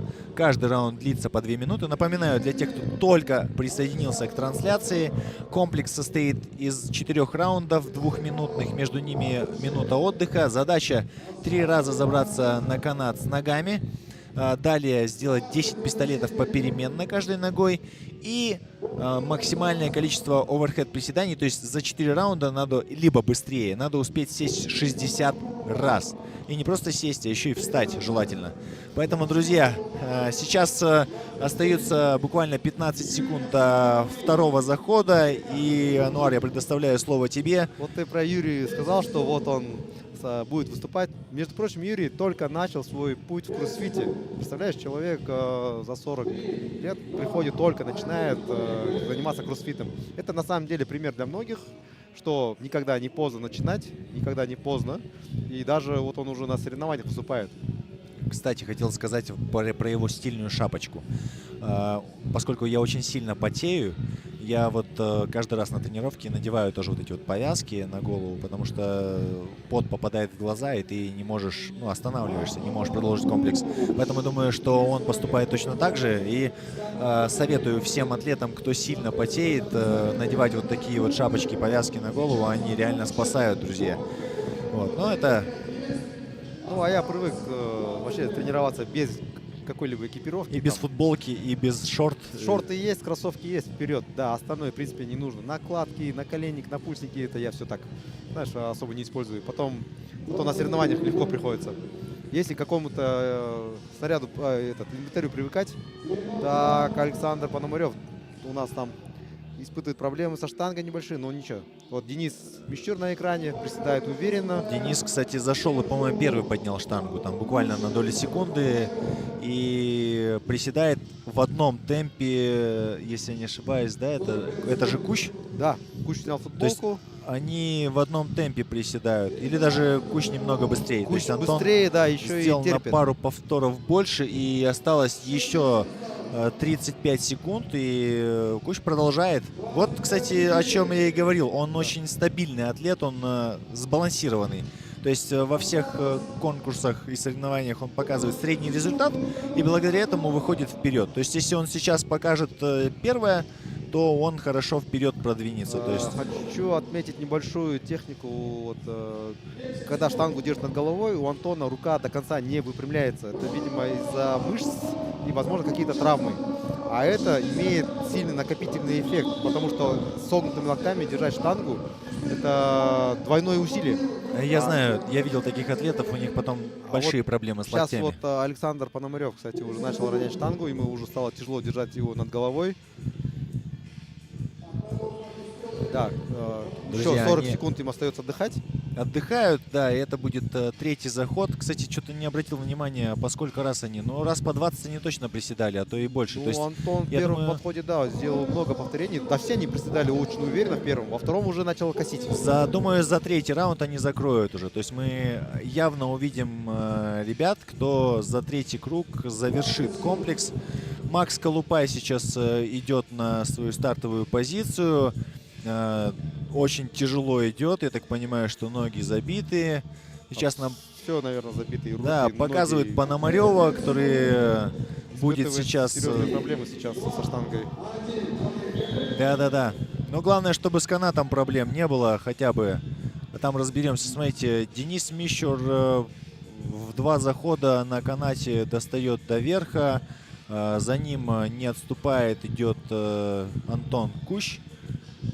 То есть я так понимаю, Антон что... закончил. Антон, он закончил, Антон всё. закончил 60 повторений за 2 раунда. Вот тебе и результат.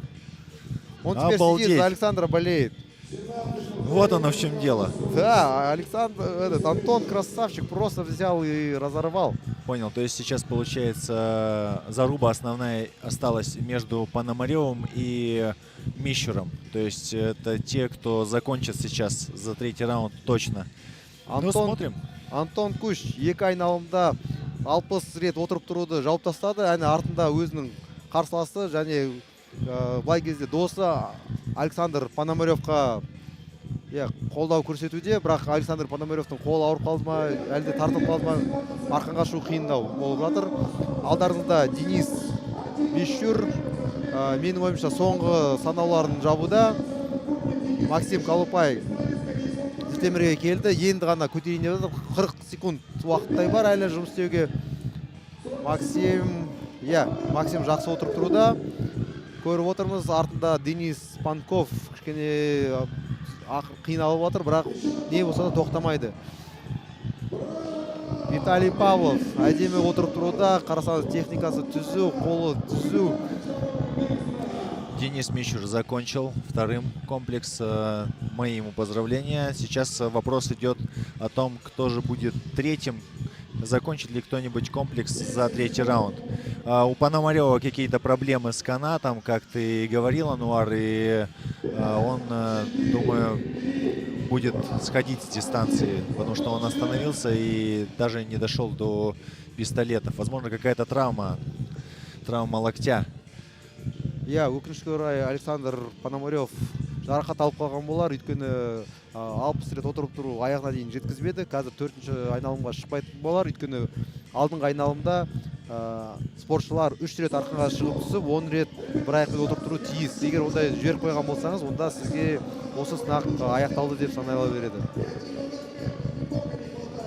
Александр екі сынақ бойынша нәтижесінде бірінші орында келе жатқан. Қазір енді қалай болатынын білмеймін. Қанша рет отырып тұрғанын әлі де білмейміз. Мүмкін сақтап қалар орнын. Юрий Оспанов алдарыңызда соңғы айналымға дайындалуда. Қазір көреміз. 10 секунд қалды.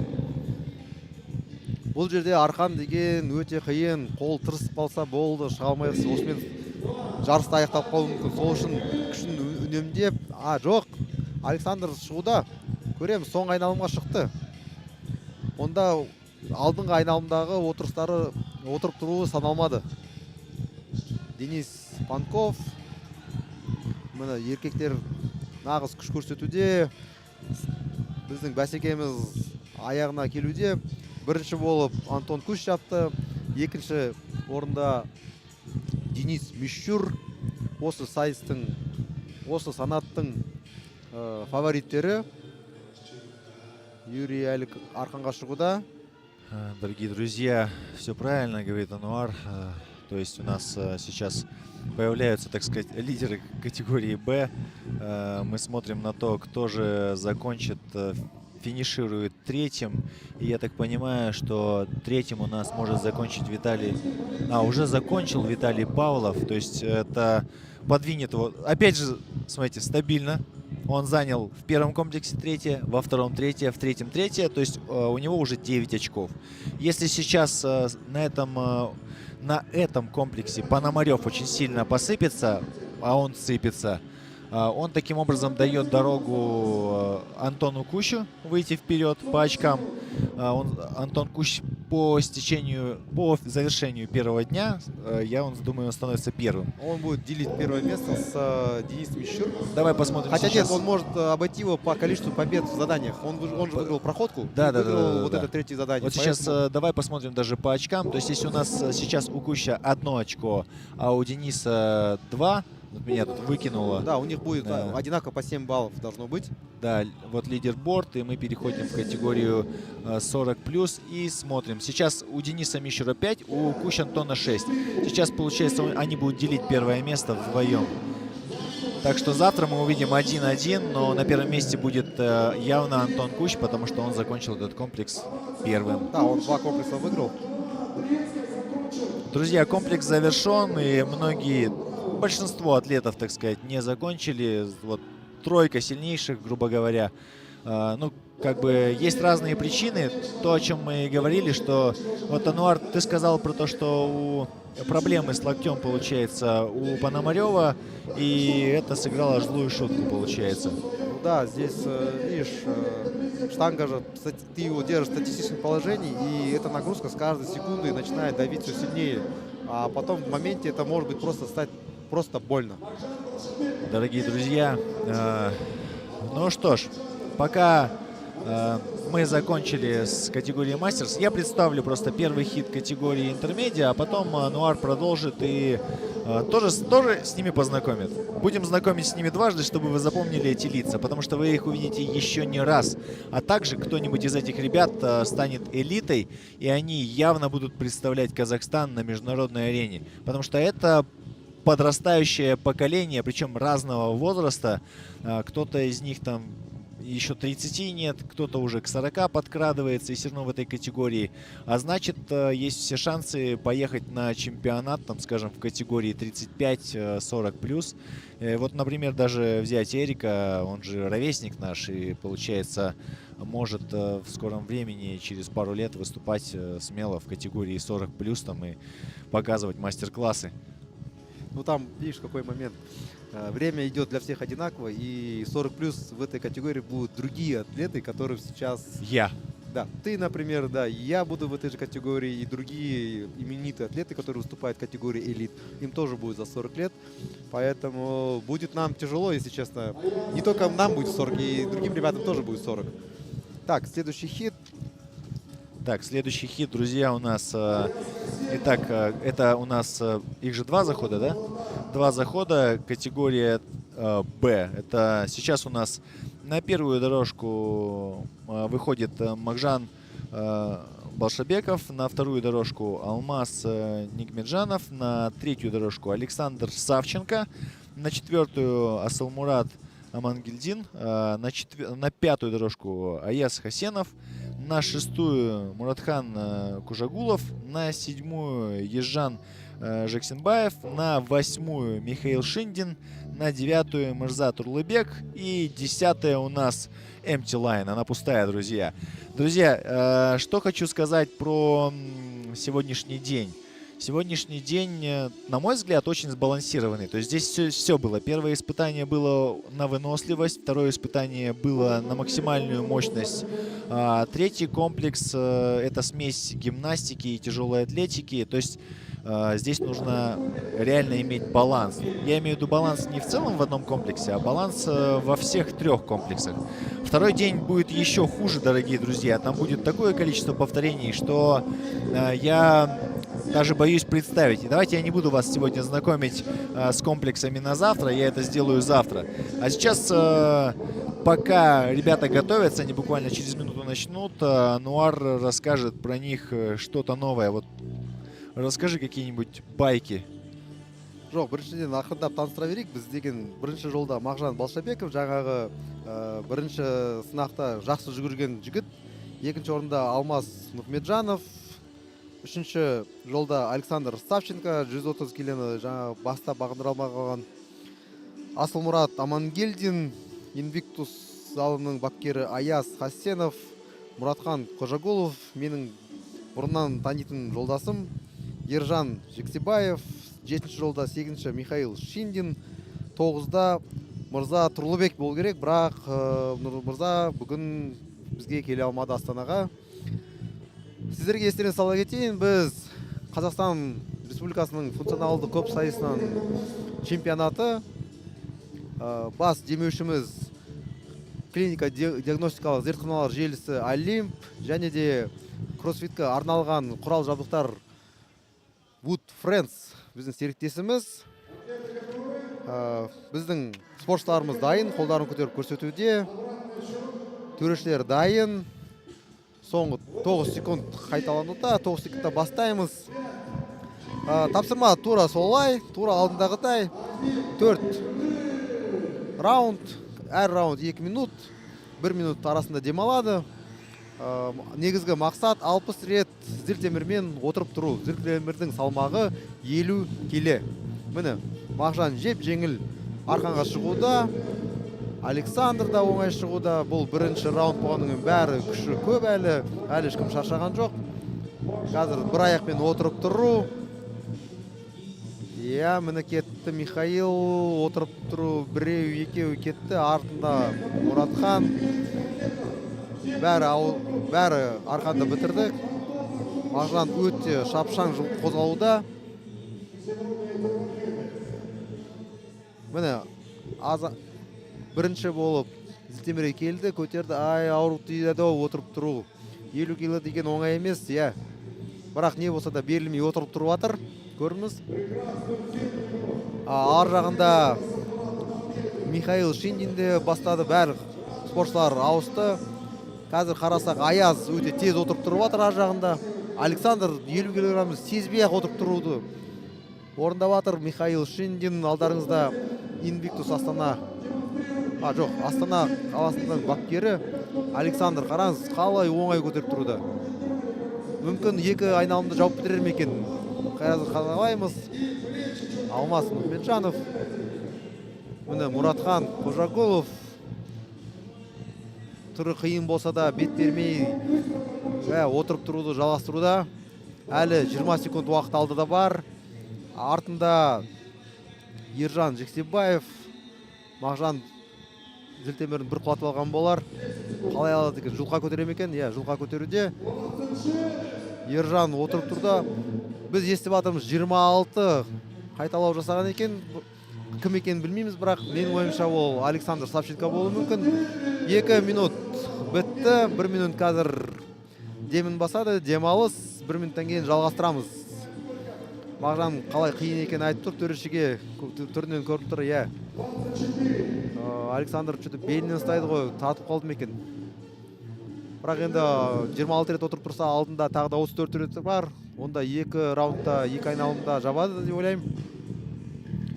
50 келе деген кәдімгідей салмақ. 30 секунд демалыс уақыты қалды.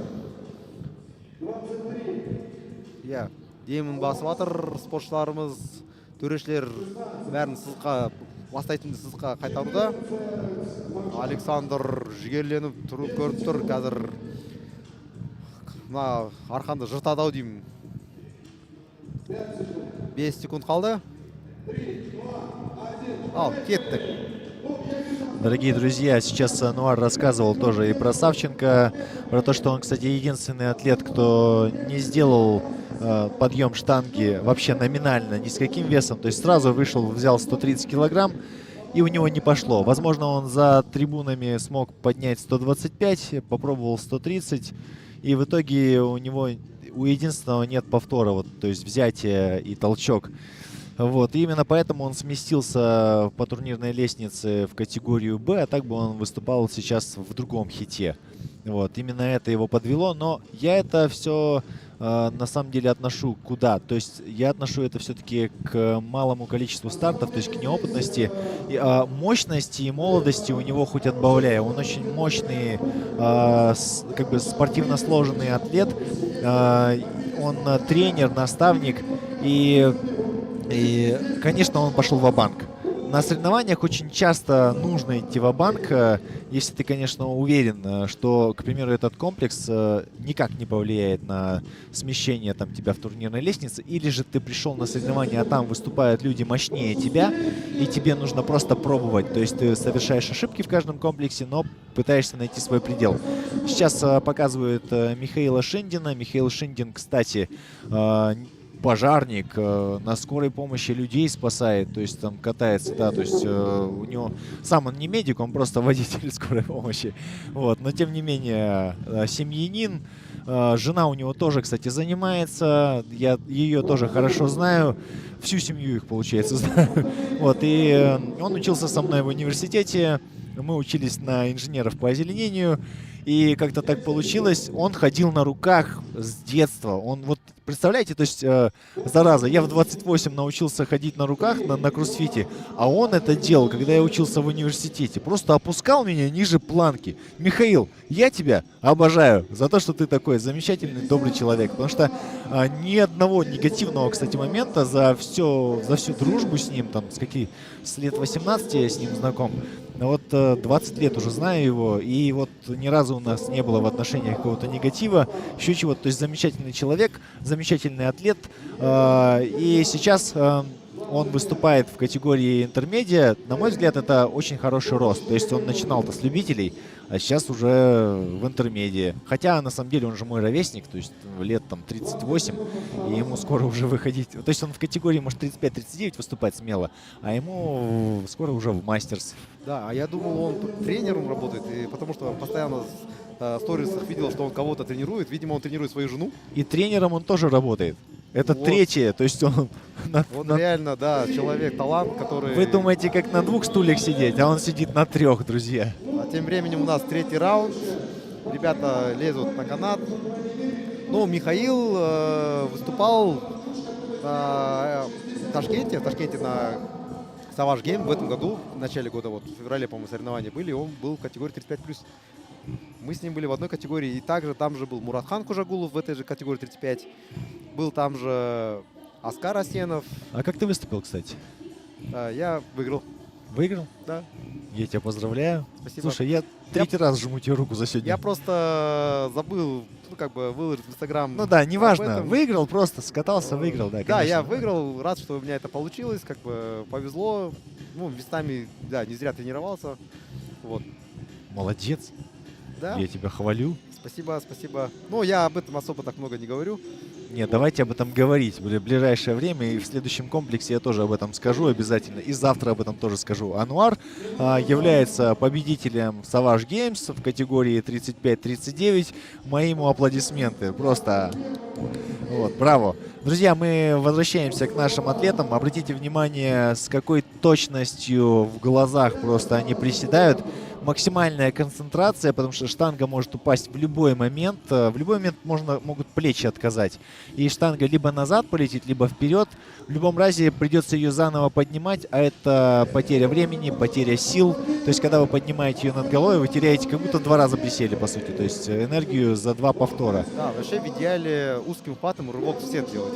То есть ты штангу забросил в сет, встал, это уже считается 1 повтор. Ну, я вот что обратил внимание, никто из них узким хватом не берется. У всех относительно с растяжкой траблы. Потому что у многих развиты трапециевидные мышцы, и они мешают рукам завести узко за голову штангу. Проблема в том, что у них развиты трапециевидные мышцы. Друзья, на недоразвитых у нас, кстати, на соревнованиях нет, я должен заметить. Все абсолютно развиты и во всем. Это факт. Сейчас они закончили заход номер 3, то есть 2-минутка третья кончилась. Они отдыхают Мурат ровно лежит, минуту. как будто закончил задание. И мне Давай так кажется. посмотрим, кто Сейчас закончил. Мурат Хан, да, Кожаголов на 6-й линии. Если он сейчас пойдет к сторону каната, значит... А, нет, смотри, судья дает ему подписать результат, значит, он закончил. Да, в 3 круга он успел закрыть. Вот 60 о чем я и повторений. говорил. То есть очень мощные ребята в интермедиа. Это только первый заход. Что во втором будет твориться, страшно подумать. Михаил тоже лежит. После тоже закончил, потому что снял, смотри, бинты.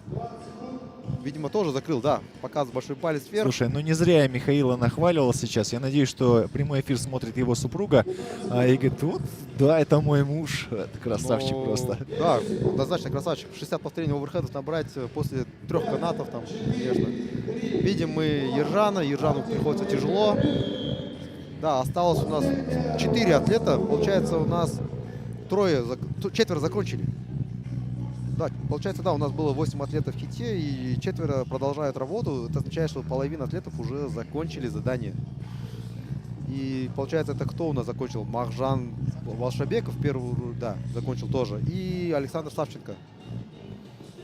Остается последний круг. Из них 30 секунд позади. Нет, Савченко продолжает работу, смотри. Да, это Аслумурат закончил на 4-й линии и Аяз. Мы единственное не знаем, какое у них время, но они закончили в 3-м кругу. А Махжан, оказывается, продолжает. Я извиняюсь, я ошибся. Ну, ничего, бывает. Здесь нам просто отсюда не всегда видно всех атлетов. Дорогие друзья, обратите внимание, что атлеты не сдаются. Это у нас 4-я 2-минутка, и они ну, как бы хотят закончить все-таки комплекс. Очень важно все-таки идти до конца, потому что во втором заходе могут найтись те, кто не выполнит комплекс до конца. То есть есть шанс подвинуться в турнирной лестнице чуть-чуть повыше. Сейчас у нас будет следующий заход. И в следующем заходе будут очень сильные ребята. Это топы сегодняшнего вечера, сегодняшнего дня. И они будут на голову выше, мне кажется. То есть, опять же, стоит вопрос в том, закончат ли они все это за 3 раунда, или же будут все 4 работать. Но Антон Куч показал, что возможно закрыть за 2 раунда. Значит, эти ребята тоже, я думаю, будут закрывать за 2 раунда. Я думаю, что все шансы есть на самом деле у Булы. Хоть он и тяжелый, ему главное на канате забраться 3 раза. Да, Антон что-то захромал, Александр Савченко захромал. Надеюсь, не получил никаких Видимо, серьезных он травм. приземлился неудачно. Нет, он после оверхедов что-то начал хромать и отходить и держаться за ногу. Там потому что дичайшее закисление и, возможно, мышцы были в отказе. Возможно, даже судорога у него была. Но на самом деле Савченко, знаешь, он кого напоминает по массе своей? Он напоминает мне Александра Салманова, который приезжал к нему на соревнования. Да. Там атлет весил 107 килограмм и без проблем 20 выходов на кольцах делает. То есть насколько нужно свою массу тащить. То есть я в свои 95 не могу 20 раз на кольца затянуть, а он свои 107 туда закидывает. Я был свидетелем этих выходов на кольцах и на турнике. И когда он делал турник, турник шатался так, что я думал, сейчас он ее вообще оторвет, наверное. Ну, алдымызда интермедиат санатының лидерлері бүгінгі күннің соңғы сынағы. Ақырындап сіздерді таныстырып өтейін. Бұл жерде бірінші жолда Нұрсұлтан Жақан шығады, екінші жолға Абылайхан Казенов, үшінші жолға Ермек Жанахметов, 4 Дархан Есенгалиев, 5 Вячеслав Субботин, 6 Болат Нурабаев, 7 Аскар Асенов, 8 Ерік Біржанов, 9 Рашид Бижангалиев, 10 Саид Темиров. Екі сынақтың нәтижесі бойынша Болат Нурабаев бірінші орында келе жатыр. Ол екі сынақты бірінші орын алды, 2 ұпаймен келетір. Артынан екінші орында Вячеслав Субботин 6 ұпаймен, Аскар Асенов 7 ұпай, 3-ші орында. 4-ші орында Дархан Есенгалиев 9 ұпаймен. Оның артынан іле сала 1 ұпай 2 адам Ерік Біржанов пен Ермек Жанахметов 5-ші 6-ші орында. Рашид Бижангалиев 14 ұпаймен 7-ші орында. Абылайхан Казенов 17 ұпай 8-ші орында. Және Саид Темиров 9-ші орында 22 ұпай. Жоқ, тағы да бізде Нұрсұлтан Жақан 22 ұпаймен, ол да 10-ші орында келе жатыр. Мұнда қазір қызықтың бәрі болайын деп тұрған сияқты. Өйткені біз жаңа көрдік, Антон Куш 2 айналымда 60 рет отырып тұра салды, оңайырақ. Ал мынау интермедиат санатында нағыз кәсіпқой спортшылар осында. Мұнда қазір көреміз қалай болатынын. Мен естуім бойынша Аскар Асенов 2 айналымда өз үйінде жұмыс жасаған кезде 2 айналымда жауаптым деп естігемін. Қазір қайталай ма екен, сол нәтижесін көреміз.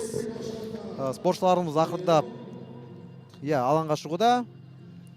Қазір төрешілер аттарын парақшаға жазып, соңғы дайындықтарын жасауда.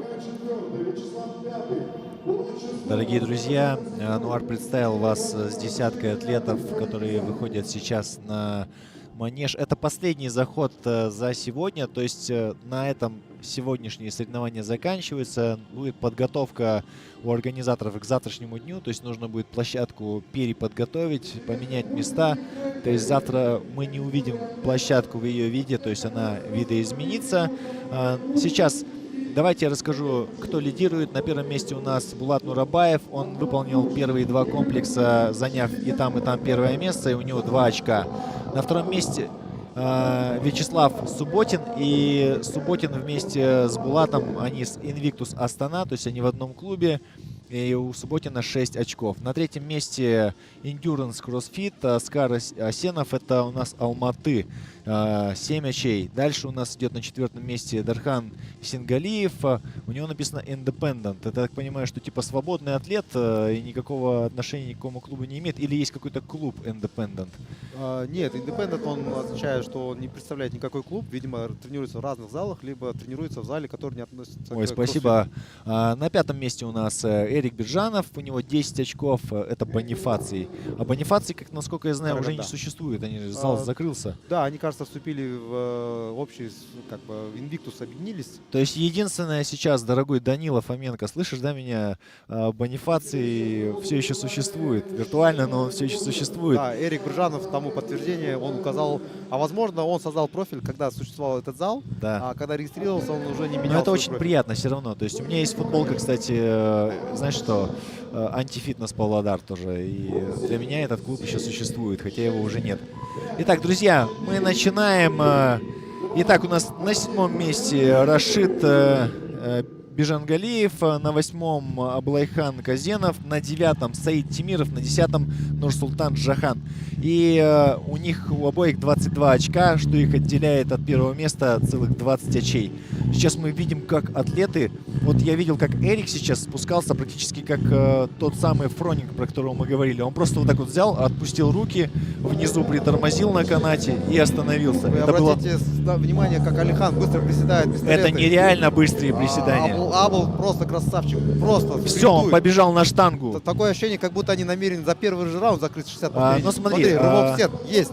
2 повторения есть. Вместе с ним наравне начал только что, я обратил внимание, Субботина. Була сейчас только заходит на штангу. Но, опять же, смотри, ты видел, как Була поднял штангу? Он да, практически, он просто под нее сел. поднял ее силой рук, и сейчас у него скорость приседания выше. То есть то, о чем я говорю, что сейчас важно темп не терять. Смотри, самым быстро приседает Эрик. Эрик быстрее всех приседает. Он и раньше подошел, и он и начал быстрее приседать. Но там же также Дархан Исенгалиев чуть ли не выбежал с канатов, начал быстро. Я делать согласен. пистолеты. А вот что он как раз на экране у нас. есть вероятность того, что Эрик действительно может закончить комплекс довольно быстро, потому что он и канаты быстро выполнил, спустился, прям отпустив канат, просто прыгнул вниз практически и наделал приседаний целую кучу. Саид, кстати, тоже, как и говорил, он же за 2 раунда выполнял задание. Он сделал первый раунд, говорил, 29, второй 31, что нереально, на мой взгляд, конечно, с таким закислением. Но опять же посмотрим, как это будет в соревновательном комплексе на месте. Сейчас все приседают, никто из них штангу практически не отпускает. Саид только 1 раз уронил. Эрик темп сбавил, но я уверен, что он знает, что он спереди. Булат штангу бросил чуть раньше. Здесь Эрик явно сделал больше всех повторений, но он прям с последней, как взял штангу, до последнего не бросал, накидал там, кажется, больше 30 повторений сделал. Подожди, получается, что за 2 раунда закончил у нас Кущ Антон. Да. И сейчас есть все шансы, по идее, повторить это у Эрика. То есть... Плюс они будут учитывать время, за которое они закрывают. То есть за 2 раунда закрыть это одно, плюс еще внутри этого раунда время. Кто быстрее закрыл, тот Согласен. впереди. Но сложно, наверное, закончить его раньше, чем, скажем, ну, грубо говоря, 3 минуты. То есть все-таки наверное, на думает канат о том, уходит что очень вот много. если Рашид в это Дубае- твой любимчик, Да, я мой понял уже. любимчик, Ты- конечно, да, я за него болею. Но я ему дал указание, сказал, типа, давай на расслабоне выступай, не надо выжимать из себя максимум, ты и так на организм. Он очень отлично сложен. Он вообще шикарно сложно, шикарно тренируется. Молодец. Вообще он не имеет опыта выступления в больших А соревнованиях. сколько лет ему? Ему 20... нет, подожди, не 20, ему за 30 перевалило. За 30 перевалило. Да. То есть Все равно молодой. с виду он очень молодой парень. Я бы ему лет 25 дал, наверное. Вот видишь, я тоже изначально хотел сказать ему 25, потом вспомнил, что он за 30 перевалил. Они, кстати, с Аятом хорошие друзья, они вместе тренируются, и вот они примерно и ровесники. Субботин пошел уже на штангу, нет, пошел на Нет, пистолеты. Пистолеты, 10 повторений. Кто у нас, получается, тоже на пистолеты вышел рядом с ним? Почти все, кроме Булата. Булат не торопится Булат делать на канат. канате, Да, у него завис. вес Да. играет против него на канатах. О, Рашид красавчик, давай. Саид, Рашид хорошо Саид идет. выглядит так, что как будто не Опа, закроет. вот то, о чем ты и говорил. И снова штанга уже в руках. Субботин работает. Потин есть. Сзади Оскар Асенов пошел приседать. Эрик Жан тоже взял штангу. минуту еще приседать. Сможет мне интересно дотерпеть до конца? Как думаешь? Ну, Я шатает думаю, его конкретно. что да, но смотри, на первом круге Эрик дал очень хорошо, и сейчас у него скорость совсем не та, которая была на первом Но, круге. давай заметим, возможно, ему осталось меньше половины, поэтому он просто будет терпеть до последнего. И, возможно, согласен. сейчас он закроет. Кстати, все, Закрыл. он закончил. Обалдеть, 4.21. Хорош. Он, кажется, Обалдеть. больше Эрик 40 повторений, кажется, сделал в первом же подходе. просто жесть. Эрик, Просто разорвал. он сделал этот комплекс, друзья, и сейчас я посмотрю турнирную таблицу и скажу вам, как же его... Кажется, Аблайхан Казенов тоже закрыл, Вячеслав Субботин тоже, потому что Аблайхан в своей манере как крикнул, как... Итак, Как смотрите, лев. Вячеслав Субботин, если закончил вторым, тогда у него будет 8 очков. Если, получается, закончил... кто у нас? Ну, закончил, получается... Эрик, у него было 10 очков, то у него будет большой 11. разрыв, то будет 11. То все равно, Всё то есть, равно сократит. он сократит разрыв, но Субботин, возможно, сейчас выйдет на первое место в конце первого дня. Да, да, потому что там 4 очков отставания, а Булат, к сожалению, застрял немного на канатах, и он теряет очень много времени на них. Остается всего 2 минуты. Сейчас у нас 3-й круг впереди. Друзья, это очень интересно, потому что по итогу третьего ивента за сегодня очень сильно места поменяются снова. То есть вот это очередной парадокс нашего вида спорта в том, что ты можешь выстрелить в первом комплексе первое занять, во втором комплексе первое занять, но потом облажаться на третьем комплексе и сдать позиции, просто уступить там и стать вторым, третьим и так далее. То есть вопрос очень важный. Кто же сейчас из ребят зайдет на 3-й круг и на третьем круге закончит. У нас осталось несколько атлетов. Что мы видим? Смотри, Булат и Оскар лежат на заднем фоне. Они что, Думаешь, они закончили? Может быть, может быть. Нет, Да? хотя да, может быть, да, Булат тоже закрыл, получается. Нет, Булат может сохранить. Если он закрыл, то он сохраняет за собой. Первое место он сохранит, потому что между ними мало кто успел зайти. Если да, так, то остается да. всего 3 атлета. Это у нас на первой полосе Нурсултан Жахан, на третьей Ермек, потом остается Рашид и последний Саид.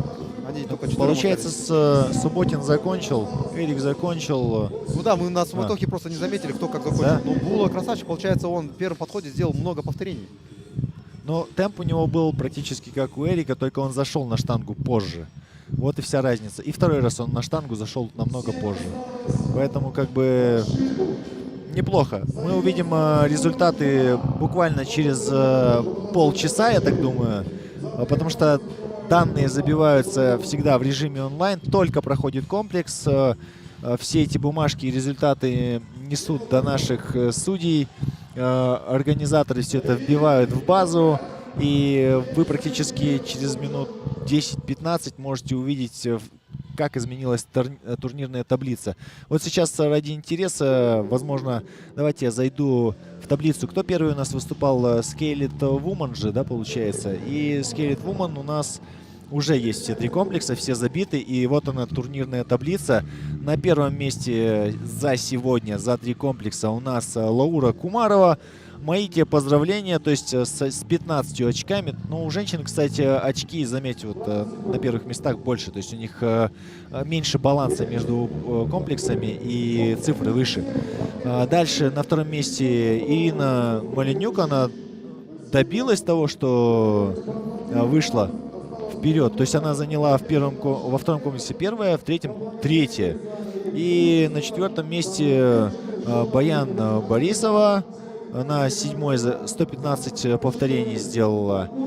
На 5-м месте, смотри, Вероника Махмедова. Вот о ком мы и ошиблись с тобой и называли ее другим именем.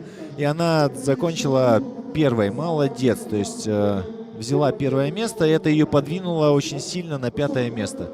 Мои аплодисменты. А сейчас ребята у нас закончили 3-й раунд и закончили все. То есть они на 4-й не пошли. Представляешь? Вот это сильный заход. Это самый сильный заход за сегодня. Я бұл айттым ғой, ең мықты осы жарыстың ең мықты спортшылары осы санатта өнер көрсетуде. Алдарыңызда Болат Нурабаев, интермедиат санатының лидері Вячеслав Субботин екінші орында келе жатқан. Біздің бүгінгі бірінші күннің бағдарламасы бойынша жарыс бітті. Қазір Эрик нағыз еркектік істеп бірінші орын көрсетті. Ішкі істер құрамында жұмыс істейтін көрініп тұр, өйткені жаңа қолының қозғалысынан білген боларсыздар. Нағыз еркек. Ал енді бүгінге біздің жарысымыз осы соңғы сынағы болды. Ертең бізді тағы да жалғасы күтеді. Жалғасында тағы да 3 сынақ болады алдымызда. Ертең таңғы сағат 9-дан бастаймыз. Бірінші болып әуесқой санаты әйелдер арасында сағат 9-да қайтадан осы эфирімізде кездесеміз. Ертеңге дейін бізде кішкене бір үзіліс. Қазір сөзімді Сергейге берейін. Дорогие друзья, подошел первый соревновательный день к концу. Есть уже результаты. Дорогие атлеты, вы можете посмотреть эти результаты в приложении Circle, зайти туда и глянуть. То есть сейчас есть уже результаты 3 комплексов у Scaled Man. На первом месте за первый отборочный день, точнее уже соревновательный день, Иван Лесников. Он сохраняет первую позицию. Он на 3-м комплексе стал 6-й. На 2-м месте Респек. Мои ему аплодисменты. Он, получается, закрыл 3-й комплекс первым. Да, представляете, и 2-й комплекс тоже первым. То есть благодаря тому, что он стал 20-м на 1-м комплексе, и через 2 комплекса, которые он занял, 1-е и 1-е, он сдвинулся на позицию номер 2. Представляешь? То есть какой разбег у любителей. И на 3-м месте Александр Бенгарт. Он, кстати, 3-ю позицию так и сохранил без изменений. но он стал 10-м на последнем комплексе, и это его подвинуло. Так бы, возможно, он вторым и остался. Буквально Ну, там. интрига сохраняется. Рузбек, конечно, красавчик, просто взял 2 комплекса. Проходку забрал 95 килограммами. И также он показал только что владеет хорошо гимнастическими навыками. И спокойненько взял и выиграл первое задание. Но вместе с ним также этот же комплекс выиграл Жайсан Аят, надо отметить, потому что он мой подопечный все-таки. Ну, ты любишь его, ты прям... Обязательно, да, надо его отметить. И Тебе надо также, доплачивать за также каждое... с ними еще закончил Роман Бойко. Они троем Тебе показали... надо за одинаковый каждое результат. упоминание об Аяте деньги брать просто. А это у нас с ним уже заключено в контракте, мы с ним Помнишь, как договорились. история про шпингалеты когда-то была? Да, на этом наш эфир сегодня подходит к концу. Попрощаемся с вами до завтрашнего дня. Передаю слово Сергею. Давайте, друзья, увидимся завтра. Продолжим наш эфир. В 9 Друзья, утра. ну и последнее, пока мы не закончили. Напоминаю, что спонсором наших соревнований является компания Олимпа, Wood Friends и многие другие, то есть Арасан. И также у нас есть еще компания, которая Агрохолдинг, она занимается, сами знаете чем, слово говорящее. Я про нее рассказывал в прошлый раз. Они продолжают нас спонсировать. Огромное спасибо.